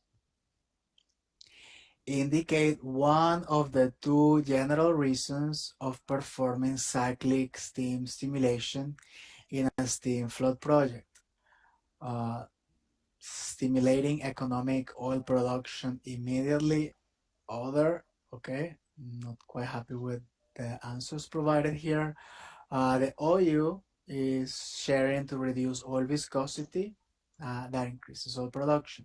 I'm actually happier with that as an answer than the ones that we have from the system. And let's mark here, improve provided answers.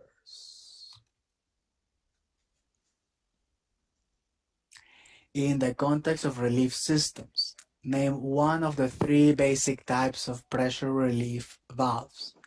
We have conventional spring, balance spring, the pilot operated. It's asking for 1. We're getting from OU the pilot operated, so that fits the bill.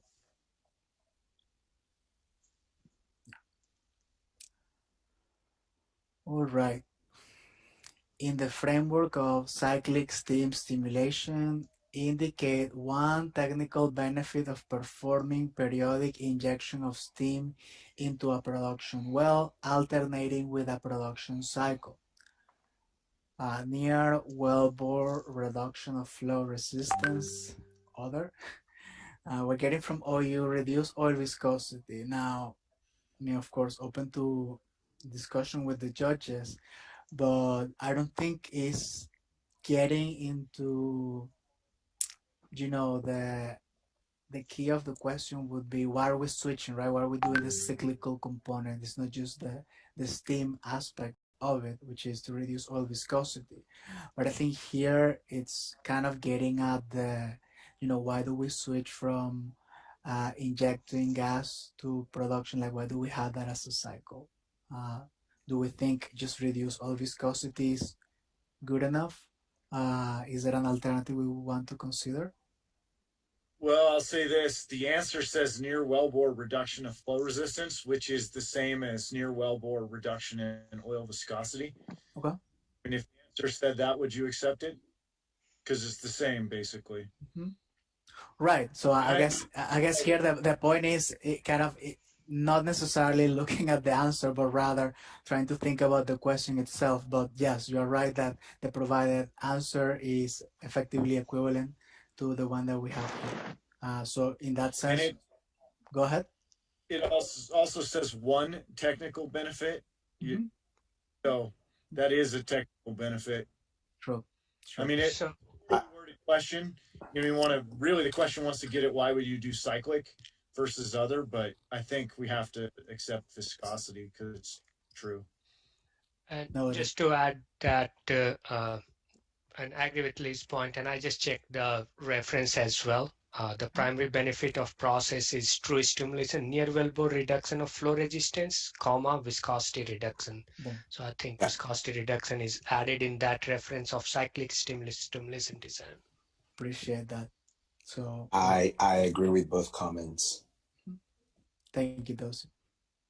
I guess we are confident in moving on. I would make a comment that the question possibly could be better. If they really want to get at the cyclic steam aspect of it. Definitely making that note there. Okay, in the context of shared Earth model for reservoir characterization, name one of the two main elements of 3D sedimentary models.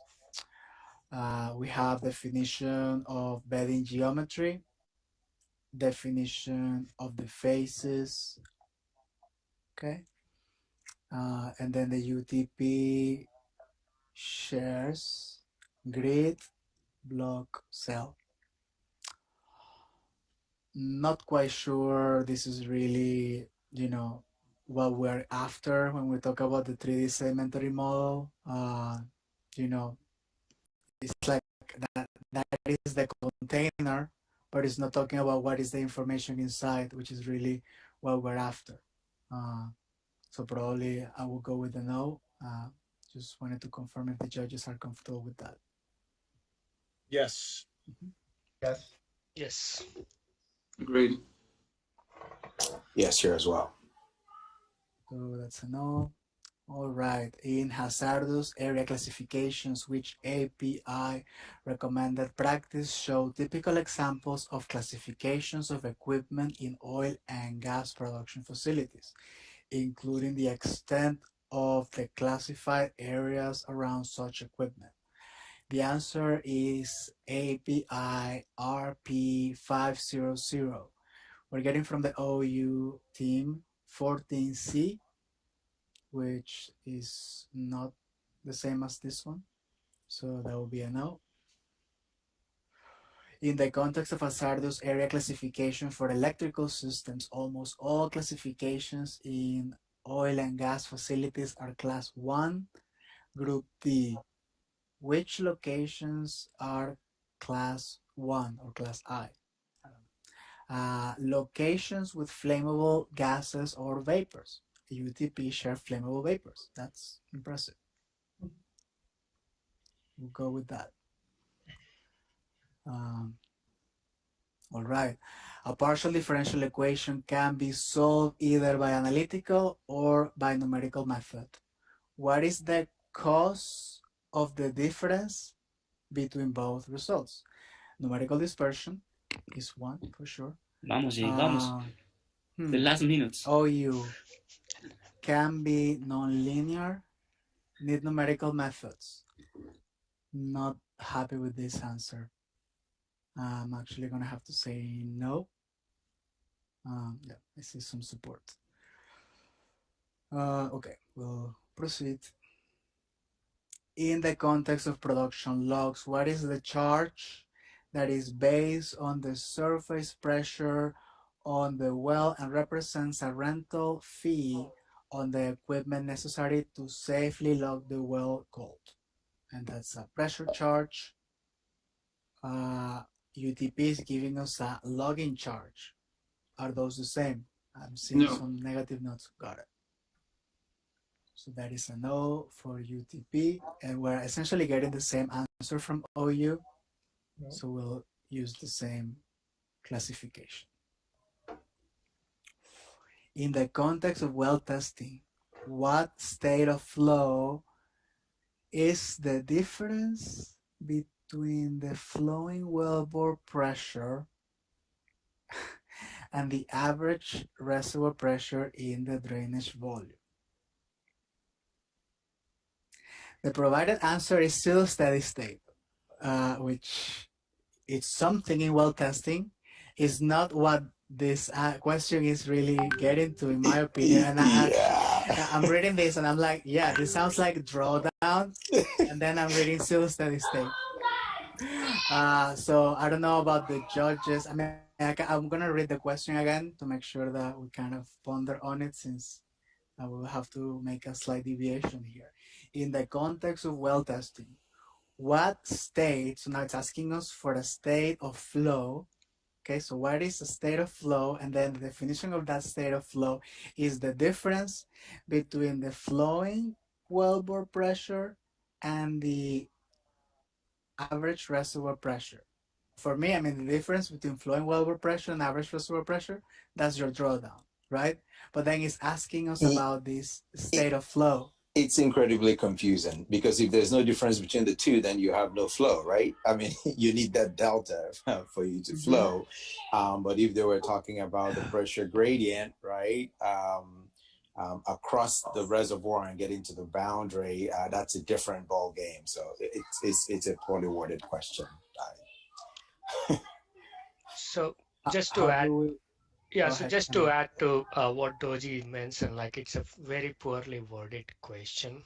But if I understand, like if they are asking about the state of flow, where the other pressure will be representative of that average reservoir pressure, like hey, if we have to wait enough time, or like if you are in the radial flow or pseudo steady flow or linear flow, we have to wait enough that the other pressure is representative of the average reservoir pressure, what that flow state would be. That's what they are I'm just trying to read into the question, like that's what they are trying to ask. Wow. But the way the question is written, it's very confusing. So definitely. The word they missed was constant.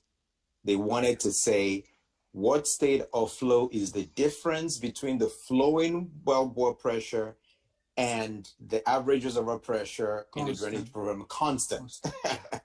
That is the word that is missing. And in the absence of that word, anybody could have answered drawdown in 15 seconds, right? Right. So now the tricky part is, do we want to say this as a yes, or even not consider it at all and just proceed? I mean, I agree with all the arguments here. It's a terrible question, but it does ask clearly what state of flow, and drawdown is state of flow. I don't think drawdown is a state of flow, is it? No, it's not a state of flow, but the question also doesn't tell you what to look out for to define that state of flow. That's the problem. Yeah, I mean, I get that, but I also am seeing those Buddy's point that, you know, they're asking for a state of flow. If they had answered a different state of flow, maybe it would have been a little bit more kind of open, but then they're answering something that is simply the difference of the two pressures. Which, I mean, we understand why they will get that as a confusion point, because if you extract a subset of the words, you would say drawdown. But then in the context of what state of flow, drawdown is for sure inappropriate. So considering all the factors, are we comfortable with having this as a no? Yes, it's a no. I am. Perfect. Yeah. So I don't know if we have the option or the opportunity to kind of say like, hey, we want to throw out the question because it's so poorly worded. No, we can't, unfortunately. Okay. Yeah, we can't. We I'm just gonna, I don't think we can. I'm just gonna read out the source, right? So for constant rate production under pseudo steady state, the difference between the flowing wellbore pressure, and the average reservoir pressure in the drainage volume is constant, and the pressure drawdown is a linear function of time, right? Resulting in the unit slope in the log-log pressure derivative. It is referring to the rate, right, of change, which refers to that drawdown. But to be fair, it's not a state of flow, right? But again, I feel bad, like, you know, punishing a team because the question was poorly worded, but I will completely, you know, succumb to what the majority goes for. Again, it's a poorly worded question. Thank you, Dulce, for that. Now, and I just wanted to confirm with Cassandra or others from SPE, are we allowed to simply throw out a question? Like, for example, if I don't confirm here and I go back, then this has not been judged. So technically I do have the option. Is the question of, do we want to do it? And if it's within the rules. Cassandra, any advice? This is the first instance I've had of this. So I just need Zeoli to confirm if we leave it blank, if the score remains 0. I don't know if we could do that. So I just need yeah, actually, I don't know because that's not an option we consider. So just leave it blank and we can check once you close. So we can verify if it is empty, no points, and then we can come back and check it. And it's number 21. Yeah, but alternative. No, but I don't think we should dismiss the question. It was a wrong answer, and if the question was not formulated well, then the team has the option not to answer the question. So good point, Hank. Yes. If they didn't understand the question, then they should have answered it. Strong argument. In the final analysis, when we get to the very end, you know, we will see if the difference between the two teams is about 1 point, right? So. But I really appreciate at the end. Yeah, great argument. Yes. I appreciate Make Hank's a note point. to throw the question out.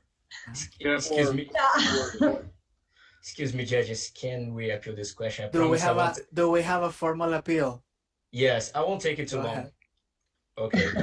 The critical word of the question is constant, right? So if you don't have the word constant, what if the steady state, if the question was written as 0, the difference between the flowing wellbore pressure and the average reservoir pressure is 0. It's a steady state. And another argument, all of these questions they pass through a filter after coming to the competition.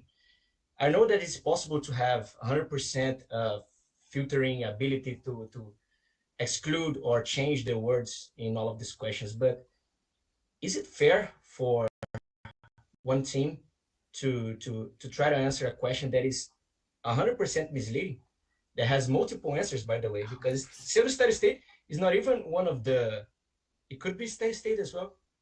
Nothing is saying here that it's constant or 0. I'll definitely let other judges chime in as they see fit. Thank you for sure for that appeal. I think we share part of your concern with the question. I guess, you know, here, if you had answered a different state, we would be a lot more comfortable with, you know, having some flexibility. The reason that we're giving it as a no is that you are not answering a state of flow, you're answering something different, which is like a difference in pressures. So it's a little bit unrelated, even in the absence of those additional information that you are referring to. And I think I'm going to put that on a frame from Hank that he said, if you are not comfortable with the question or you don't understand, just don't answer it, because of course it's a risk, right? And then if you don't understand it and then and actually this is true in real life. I mean, if somebody says something and you are not sure what they mean and you are interpreting something and you answer, you may get into more trouble. So it's always better to kind of take a step back, rather not really get there if you don't understand it, and, you know, let the chips fall where they may. Well, we do have a precedent. We do have a precedent in previous PetroBowls to throw out questions. All right. Okay. We do. We have thrown them out in the past. Yeah. Okay. Yes.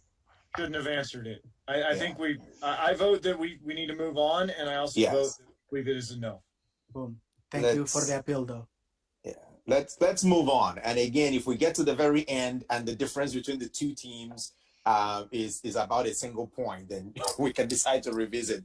But at this point, let's get to the very end, and we may figure out it wouldn't really matter, right? How many appeals does the OU team have left? Two more. What was the purpose of establishing the first carbon capture project in Texas, 1972? The answer is enhanced oil recovery. We're getting from the OU team drawdown, which kind of makes me to believe they're talking about the previous one. So at least two players thought drawdown, which is great. But again, Saudi, I'm gonna need your help here to tell me if there is another OU team that answered faster than the UTP team. Let me check. Yes, and then if I mark them as no, we need to give them 5 points at the end. Oh, no, actually, UTP was faster than Oklahoma University for that question. Yes. Okay, so I'm gonna mark OU with a no. We need to give them 5 points at the end for that. All right. So we confirm here, and UTP is saying reduce carbon emission, and I don't think that was really the focus at that time. No, that's not specificity we were looking for. So that is a no, and we confirm and we proceed. Our favorite set of questions. Name United Nations Sustainable Development Goal number 4. Quality of education. UTP got it right. Man, I'm actually I'm gonna have to go back and learn these. Me too. That's what I was gonna say now. I'm just gonna go and read all of them and memorize them. If the students know them, number 12, number 4.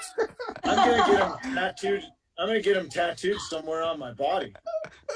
The thing is, they change every couple of years, so maybe have them on a Word document. So moving on. Okay, what is the name of the Global Oil and Gas Industry Association for Advancing Environmental and Social Performance? And it's IPIECA. We're getting that from UTP. Good job there. What is the TAB, time after bit? When bit resistivity is taken during a bit resistivity measurement? Oof, okay. Not sure if I understand the question. The answer is 0. We're getting a response from OU. It's the delay in the bit resistivity measurements that affect results, which kind of confuses me even more. I'm gonna have to rely on my panel of experts here. What do you guys think?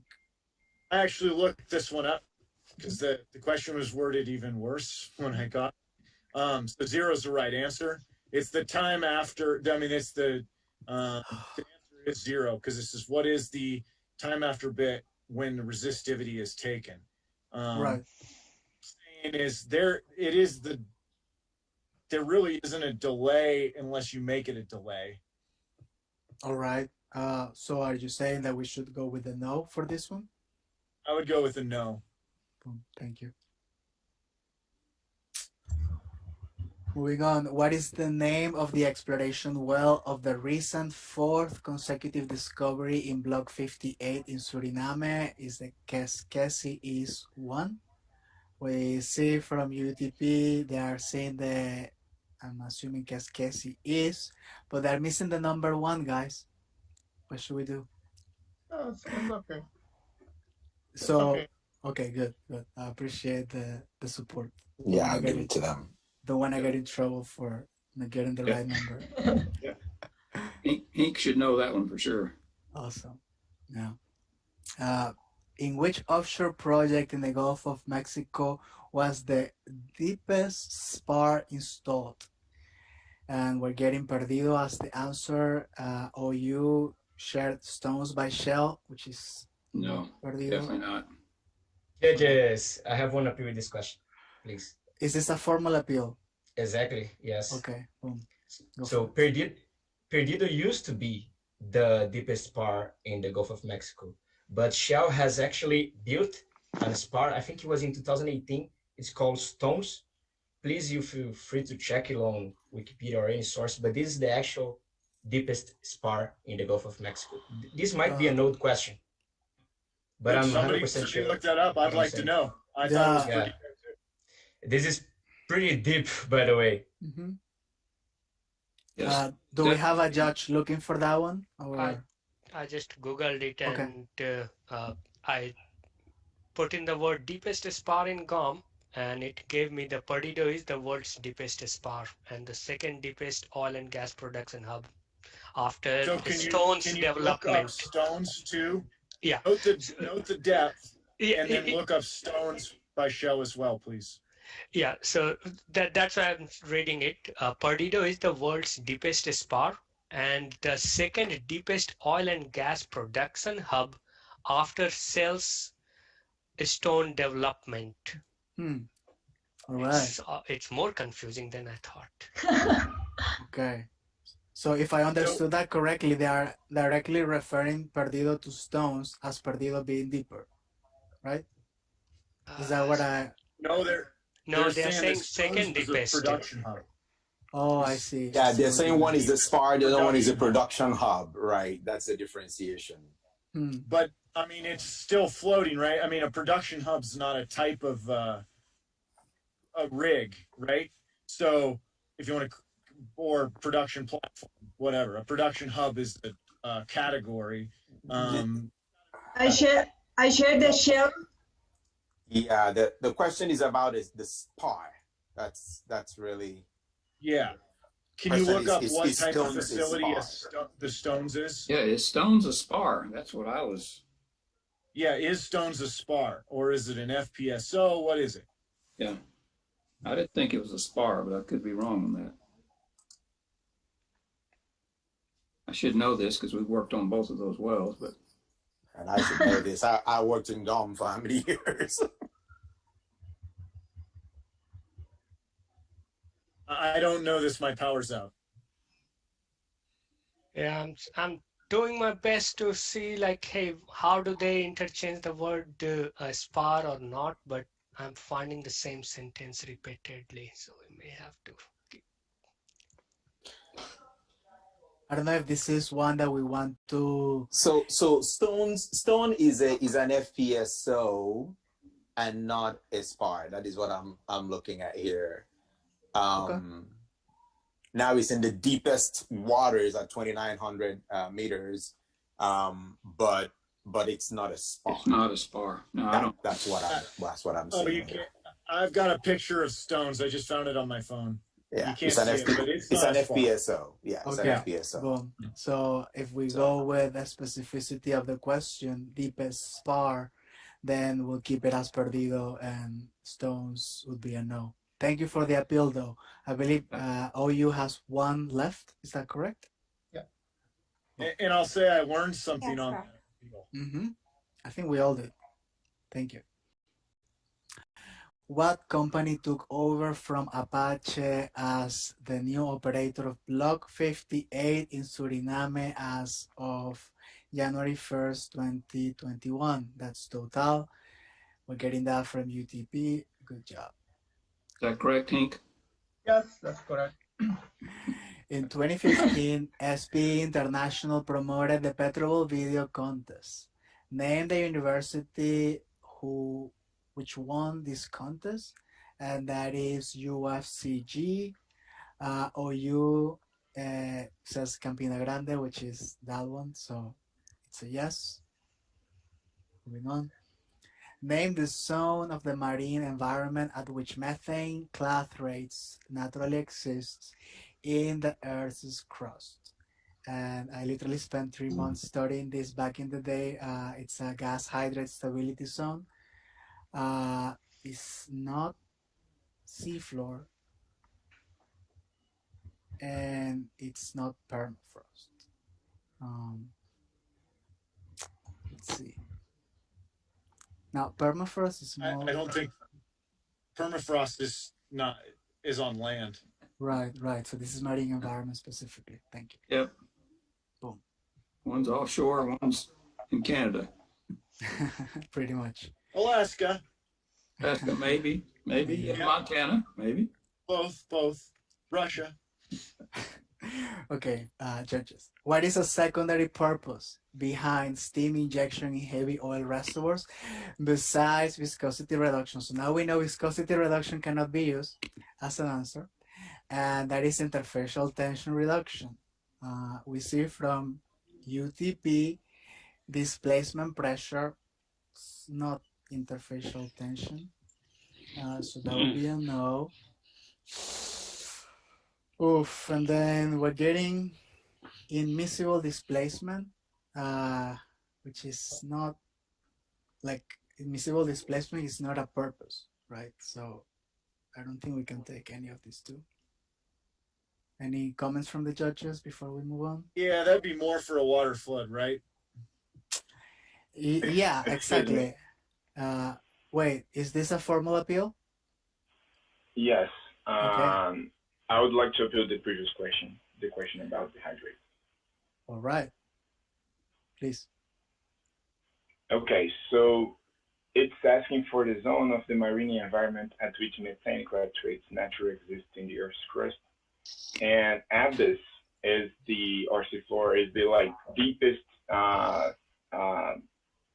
sea zone or marine area in the Earth's crust. And that in there, the conditions are of like low temperature and high pressure due to the high column of water, which are prone to form the gas hydrates and that can seep through the rock formations from like below that. And you can actually have a lot of gas hydrates accumulated in the seafloor in the abyss zone. Okay, so I'll probably also would like to hear from the judges. My understanding when you're talking about seafloor, you're giving a very specific demarcation in depth, whereas here we're really talking about an interval, and it's not really at that, I guess, seafloor water interface, but it's really deeper. So it's really in sediment. So we actually want to get below the seafloor. So just from that logic alone, I would still keep the answer as a no. But unless there are any other thoughts from judges, I see Lee. I agree with Victor 100%. The seafloor indicates the demarcation between water and sediments, viscous substance. Right, that one. But thank you. Now, officially, OU has no more appeals. We move on. Wait, did we finish James, with the last how you one? see so far? I believe so, but we can double check. We set them both as no. Nearly there. Yeah. Did we confirm both? Yes. Okay. Let's double check. In matrix acidizing, a chelating or sequestering agent is added to the acid. Describe the function of this chelating agent. It prevents precipitation of the iron ions, Fe ions. OU is sharing envelopes, the substance, and take out the solution. Well, that's the opposite. Yeah, that's coagulation. Yeah. Okay. Yeah, if it came out of solution, it would precipitate. Right. Or some other, usually a precipitate. It stays in solution if it chelates. Prevent. Yeah. Okay. That's what a chelating agent should do. Perfect. So that is a clear no then. Yeah. Thank you, judges. Tank vent piping should include a device which protects the tank against ignition of the vent gases owing to lightning strike or a discharge of static electricity at the vent location. What is the name of this device? It's a flame arrestor. We're getting from the OU team a flare system, which seems unrelated. No. So that's a no. Okay. In data science, what is a technique through which attempts could be made to improve the performance and stability of the neural network so that the mean output activation remains 0 with the standard deviation at 1? The answer to that is normalization. We see that the OU team shares CNN, which is, I think, convolutional neural network. That's a no.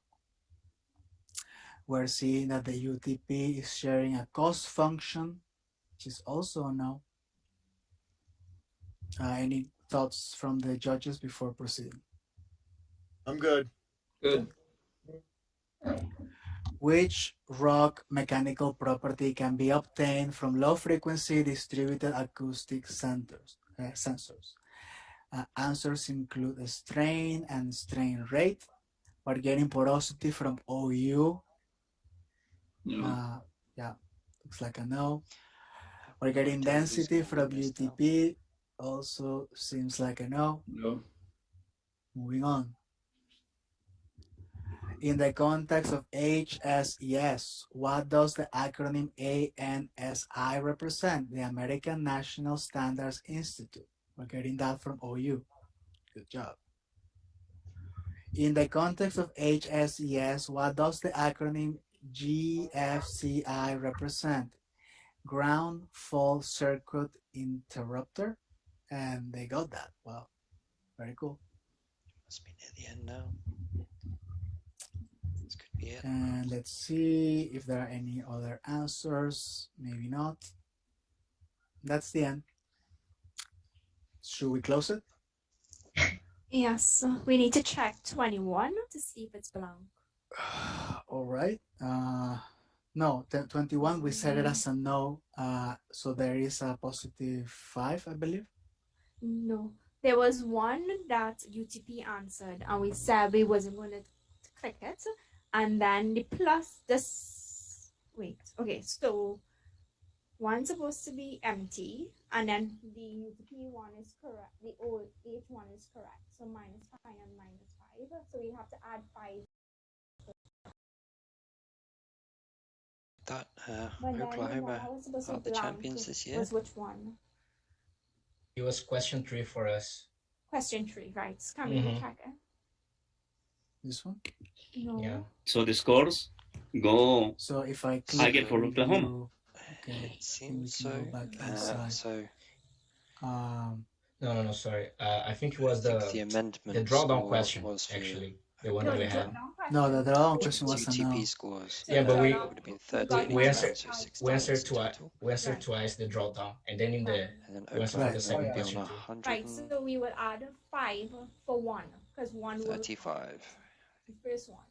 But there was a question for OU where we said we was going to leave it empty. I mean, for UTP. Victor, can we go back to all the questions again? Do you want to Sure. I believe that because there was no certainty if we could do it. Well, let's. But I'm almost sure. Did we miss it? Go back a little bit again. Let's go back from the beginning. Okay. Was it this one? No, the next one. Okay, go back. Go forward. Writing 1. Was it this one? No. Or this one? No, I mean, this is a blank answer, so that is just no. Yeah, UTP had, so that one was in first half or second half only? This is second half. The first half we had to add 5, which we did. Yeah, no, I think what you're referring to was a question that we were not sure if we should mark as a no. 21. It was that we 21. We mark because the idea was not drop the question out, but what we consider is to come back just in case we need this for discussion based on the results. Right. No, but I think the initial point was, I mean, after the deliberation, there was an appeal that this is a no. So let's. Yeah, and then I think the next one was the Exactly. repeat of the drawdown, which we were going to add back, right? Thank you. Yeah. Yeah, I can't remember the one for UTP. I just wrote it down. Got it. All right. So I guess hi, that's. Sorry, this is an appeal. Just wanted to check if question 28 was confirmed. Maybe that's a question.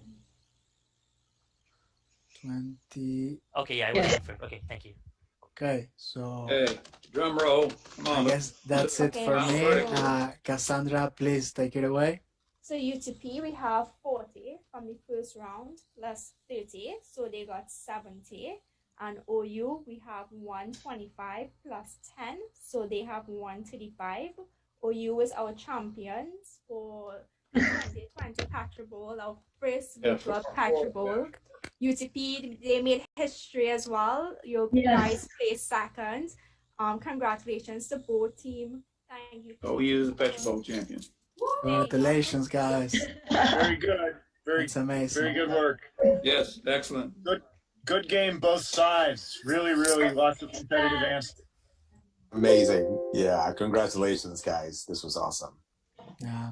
Somebody please call Carl and tell him the good news.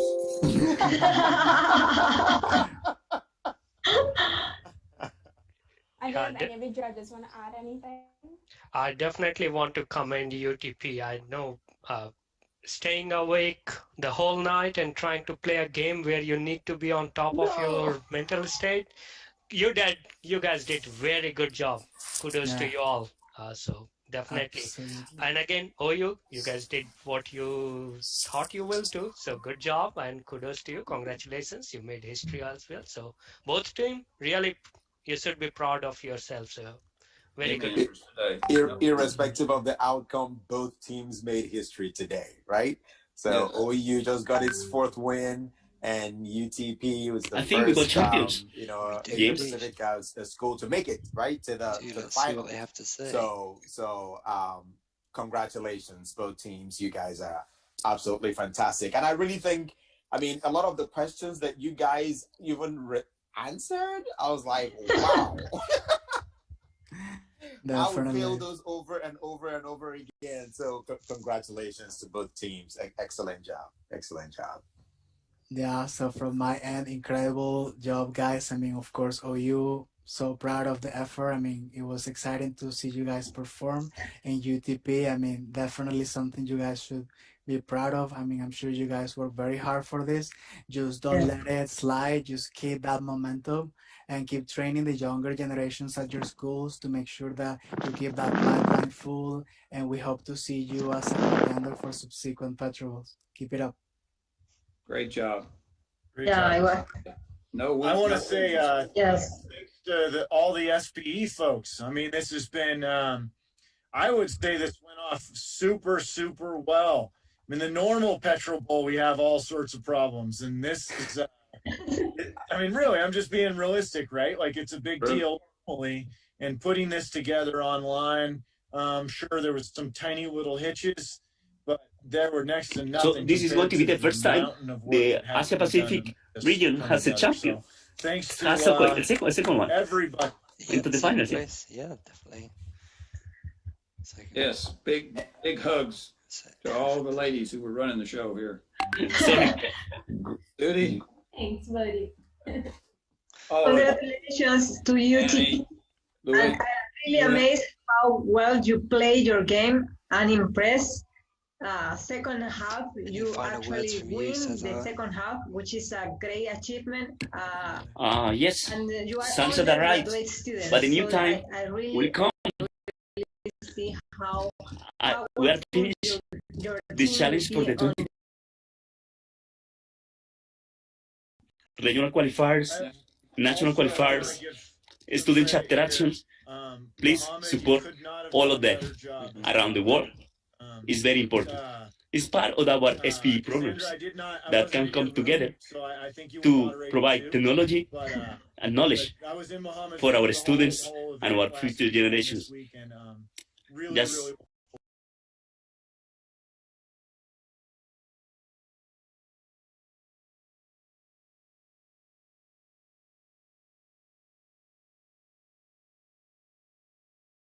polite and respectful to all the students. Whenever the she next saw week, that so we we can get a were proper getting chat with outside them. the lines, But, she would be like, "Hey guys, I think what that's are you pretty much doing?" it So from really us. So I appreciate will Cassandra's efforts throughout all the leave you with the Seriously, final comments from the Victor, teams one of here. the But things thank I you so much for appreciate joining us all today. most about the way you handle things is you Thank try you. to congratulate both teams wherever you could and offer some encouragement when they stumbled. You know, you were very compassionate about the way you judged. Thank you. Yeah, I just want to add to what Victor just mentioned. Cassandra, I don't think PetroBowl 2020 would have been possible without you. So you should be proud and really now you can take some break, I hope. So, and I have regionals and nationals. You were working Also, 24/7. I was chip in. I was just to pile on Cassandra. Excellent job. And I know you didn't do it by yourself. So a lot of other people as well on the committee, each person doing their little part that made it all successful together. But I also just really wanted to give a lot of credit to the folks behind the scenes that we didn't see today. And that's the professors, right? You know, the universities that produce such smart and excellent students who are participating in these competitions. So, you know, big thank you to the schools. And I hope when you all go back out, you know, you give your professors a big hug. They're doing an excellent job. Well, it is COVID time. Always, you know, a virtual hug. A virtual You hug. got to do it like this. but I feel You like Zoom hug. they're not as appreciated, but they do so much for all of us. So thank you guys. Yeah, awesome. And the And then judges obviously, play an excellent role. I'm really grateful for all your valuable knowledge you share during each evaluation. You stop in each question the student was needing to have deep knowledge in. So I really appreciate your time and your efforts to get with the students to learn and to transfer your knowledge to all of them. So well done. High fives, judges. High fives. High five. And before I forget, I mean, just in the same spirit of those who's talking about behind the scenes, UN and James, I mean, these guys obviously have done an amazing job of kind of coordinating the whole effort from where they are. And I'm sure like doing it virtually is so much difficult. So again, I just wanted to take that moment to appreciate what you guys do. Thank you. Somebody remind us of the awards for the top. You know, what are the numbers? Yes, it's 5,000 for number one, 3,750 for number two, and 2,500 for third place. So nice. Yeah, great. That buys a lot of beer. I just want to add to it all. So for us, like Zeodi, Caesar, this was a dream come true. It's something we started regionals. And we didn't expect it to get to this level at championships. And even now, with Zulia having to use the software for all the regionals, as well as for the internationals in Latin America. So for us as a team, it was great. And then it was even better that we got to work with Ewing and James, because without Ewing and James' support, definitely we could not have done it. For the regionals, we did 16 teams. And for the championship, it was 32. So it was a lot more to manage, a lot more emails and communications. So James and Ewan definitely deserve a lot of credit for that. And then James, we're not going to do the ceremony to give me the prize. And Amanda, who is not here today. I hope I don't forget any names. Don't kill me after. Philippe.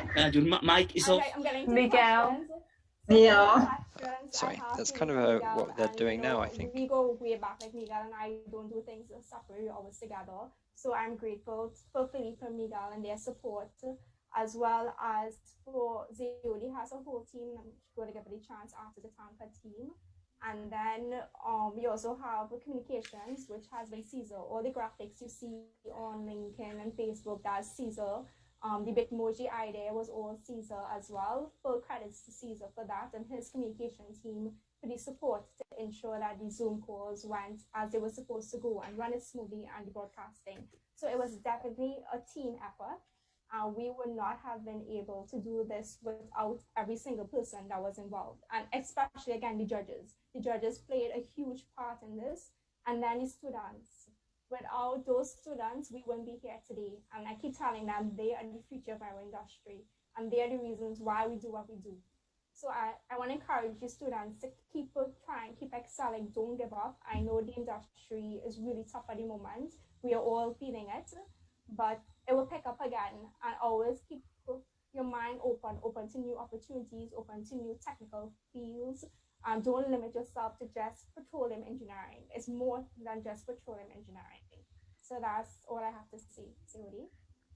Yeah, and a big thank you to our sponsors, Chevron, as well. We wouldn't be able to host this event without you, so thank you so much. For all the And prizes. Chevron, We're look at moving those. to energy, from oil companies to energy companies. So it's we're having a lot of energy with all these young professionals and also with the students. I'm really proud. I mentioned on the previous Zoom group, I was congratulating Mohammed because as a young professional, we are really proud of seeing this generation of young professionals so committed with promote changes in their communities, in their countries around the world. So this is an example. I'm really proud to see all of you committed with this competition, which for sure has an impact on young generations, and you are an example for all of them. And Chevron, you need to get us some new shirts. This one's getting old. Yes. Easy peasy, buddy. Yeah, I think all of you must be aware, like, Chevron, we do say human energy, and this is the example of human energy that we are talking about, like all the passion, all the energy that you all are bringing here for, I think now it's 11 hour, 6 minute stretch. So 11 hours, that's hard.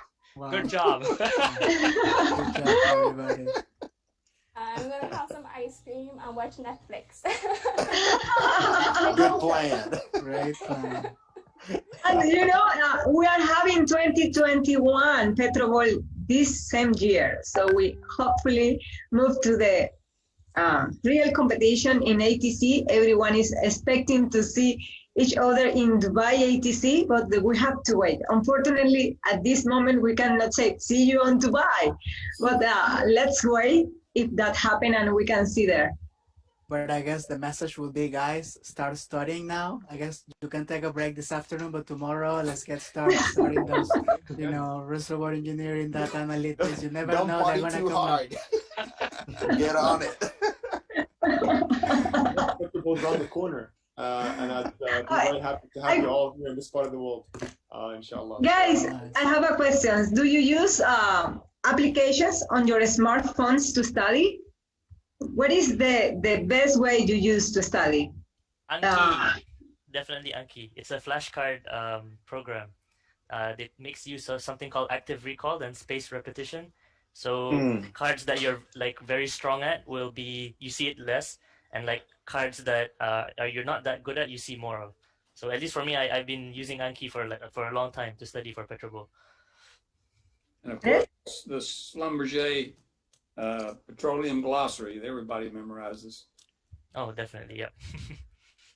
Yeah, and PetroWiki as well. The Petroleum Engineering Handbook, the 5 volumes, they are essential for the preparation of PetroBowl. Schlumberger Defining Series, they are very good as well, easy to read, they are fast, you can get a lot of information in a short time. And for history, because UTP really did a great job on history questions.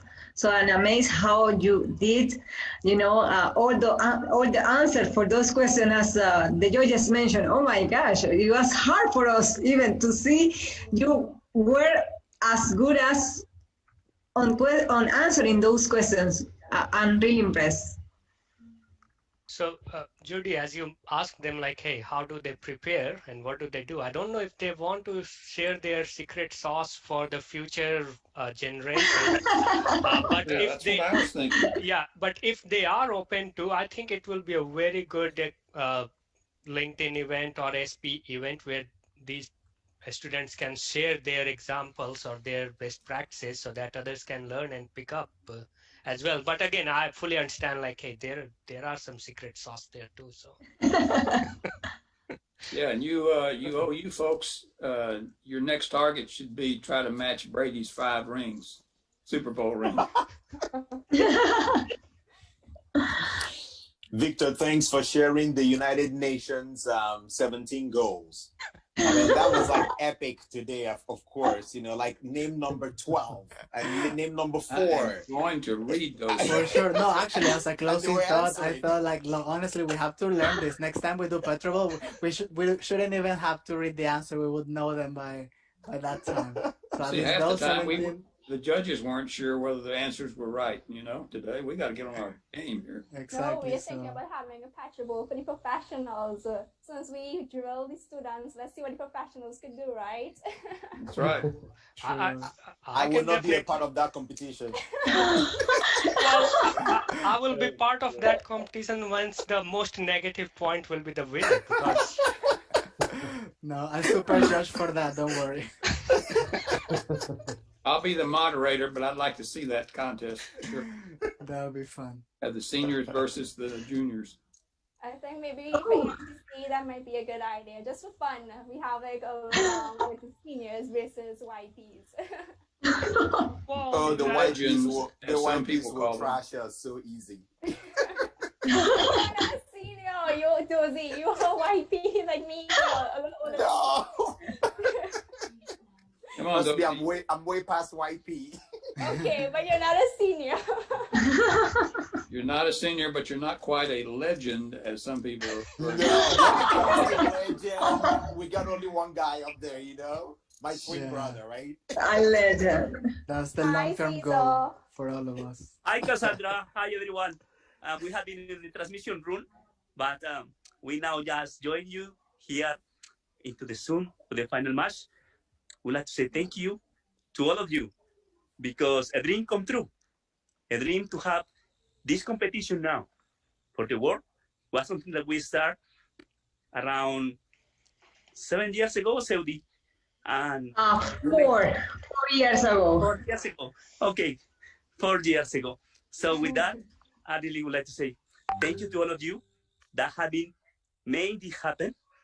Judges, planning, volunteer, communication, SPI staff, and every team, because I think all are winners.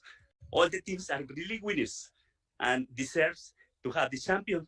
And congratulations, Oklahoma University and our first region Asia Pacific team that are making history.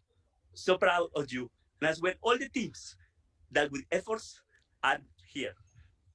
The only thing that we would like to have is bring the sponsors, bring everybody that collaborate with this initiative.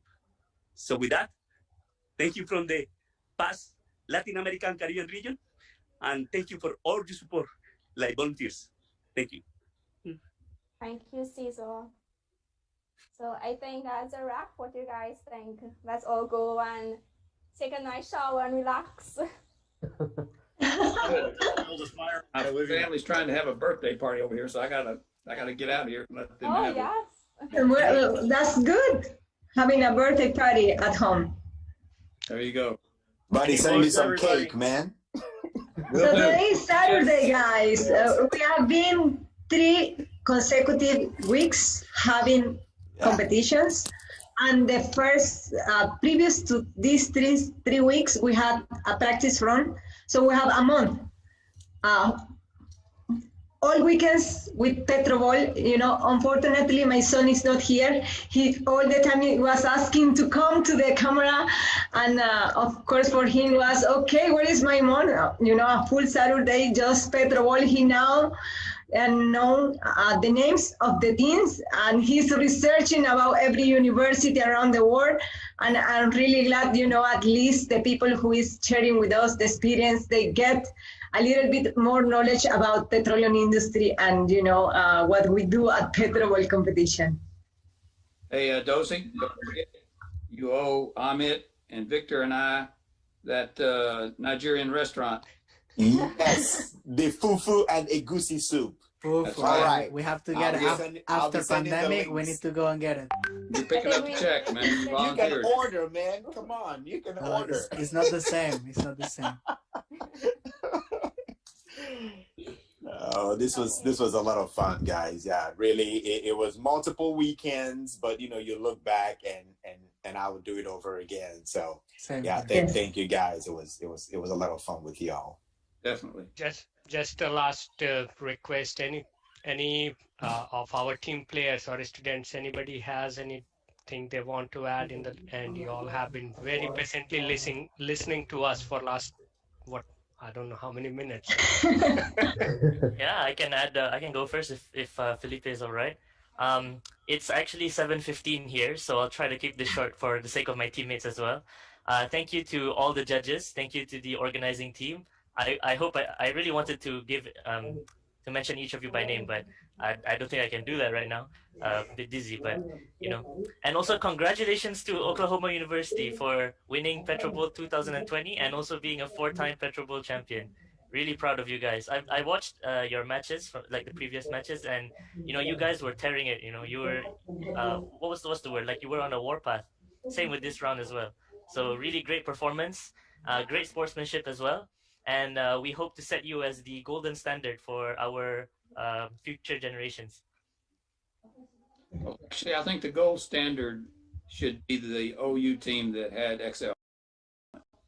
That's the gold standard for individual team performance, I think.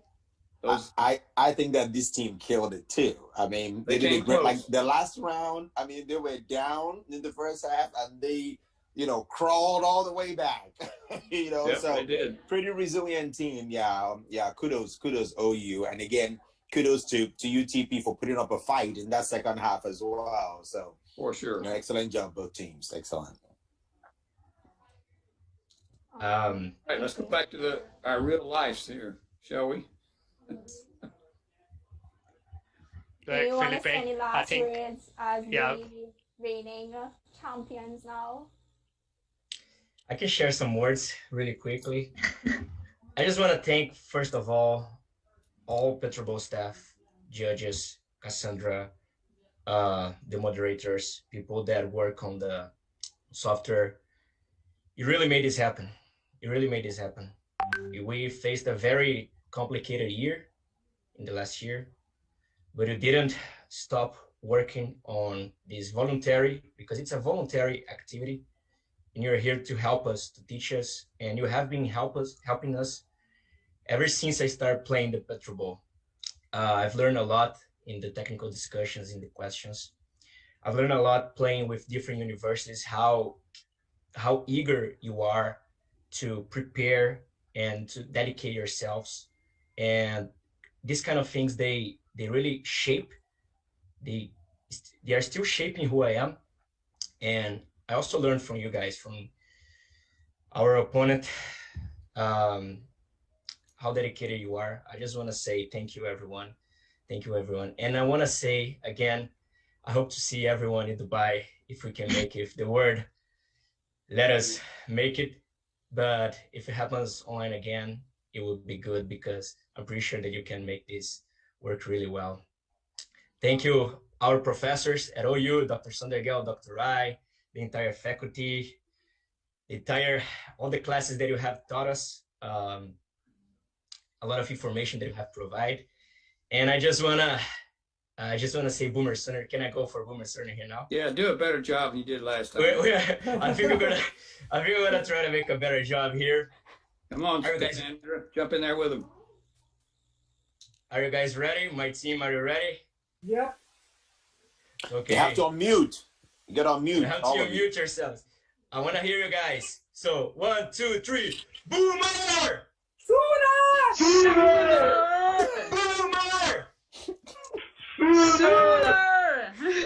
No, not so good. I think my team is tired right now. Still better, but I think the first one was a little bit better. I think we are better at PetroBowl. I think we are really better at PetroBowl. Yeah, practice that next year before the next PetroBowl. So yeah, sleepy now. It'll be a little sharper. Yeah. But that's it. Like, thank you everyone. Thank you everyone. I hope to see you again in the next ETC and in the regional qualifier as well. If it happens, I'm pretty sure it's gonna happen online. Is it right, Cassandra? It's going to be online. The North America is in March, so the 27th and the 28th, I think. I may be wrong about the dates. I'm not too sure, but it's the last week in March for North America. And it is 26 and 27, I believe. 26 and 27. This is a comment. Both teams on this call won't have to worry about that, because they'll be making it to the final of the World Championship straight away. So don't worry about that. Yes. So UN will be in contact with the top 3 teams about your prizes. And I think that's it for tonight, or for this morning for UTP. Thank you all. See you all soon. Take care. Be safe. Bye, everyone. Oh, when do the judges get our checks? By the way. Buddy, right after the birthday. You're checking for the post, buddy, but due to pandemic, you might take longer. Yeah, slow mail, real slow. Yeah, snail mail.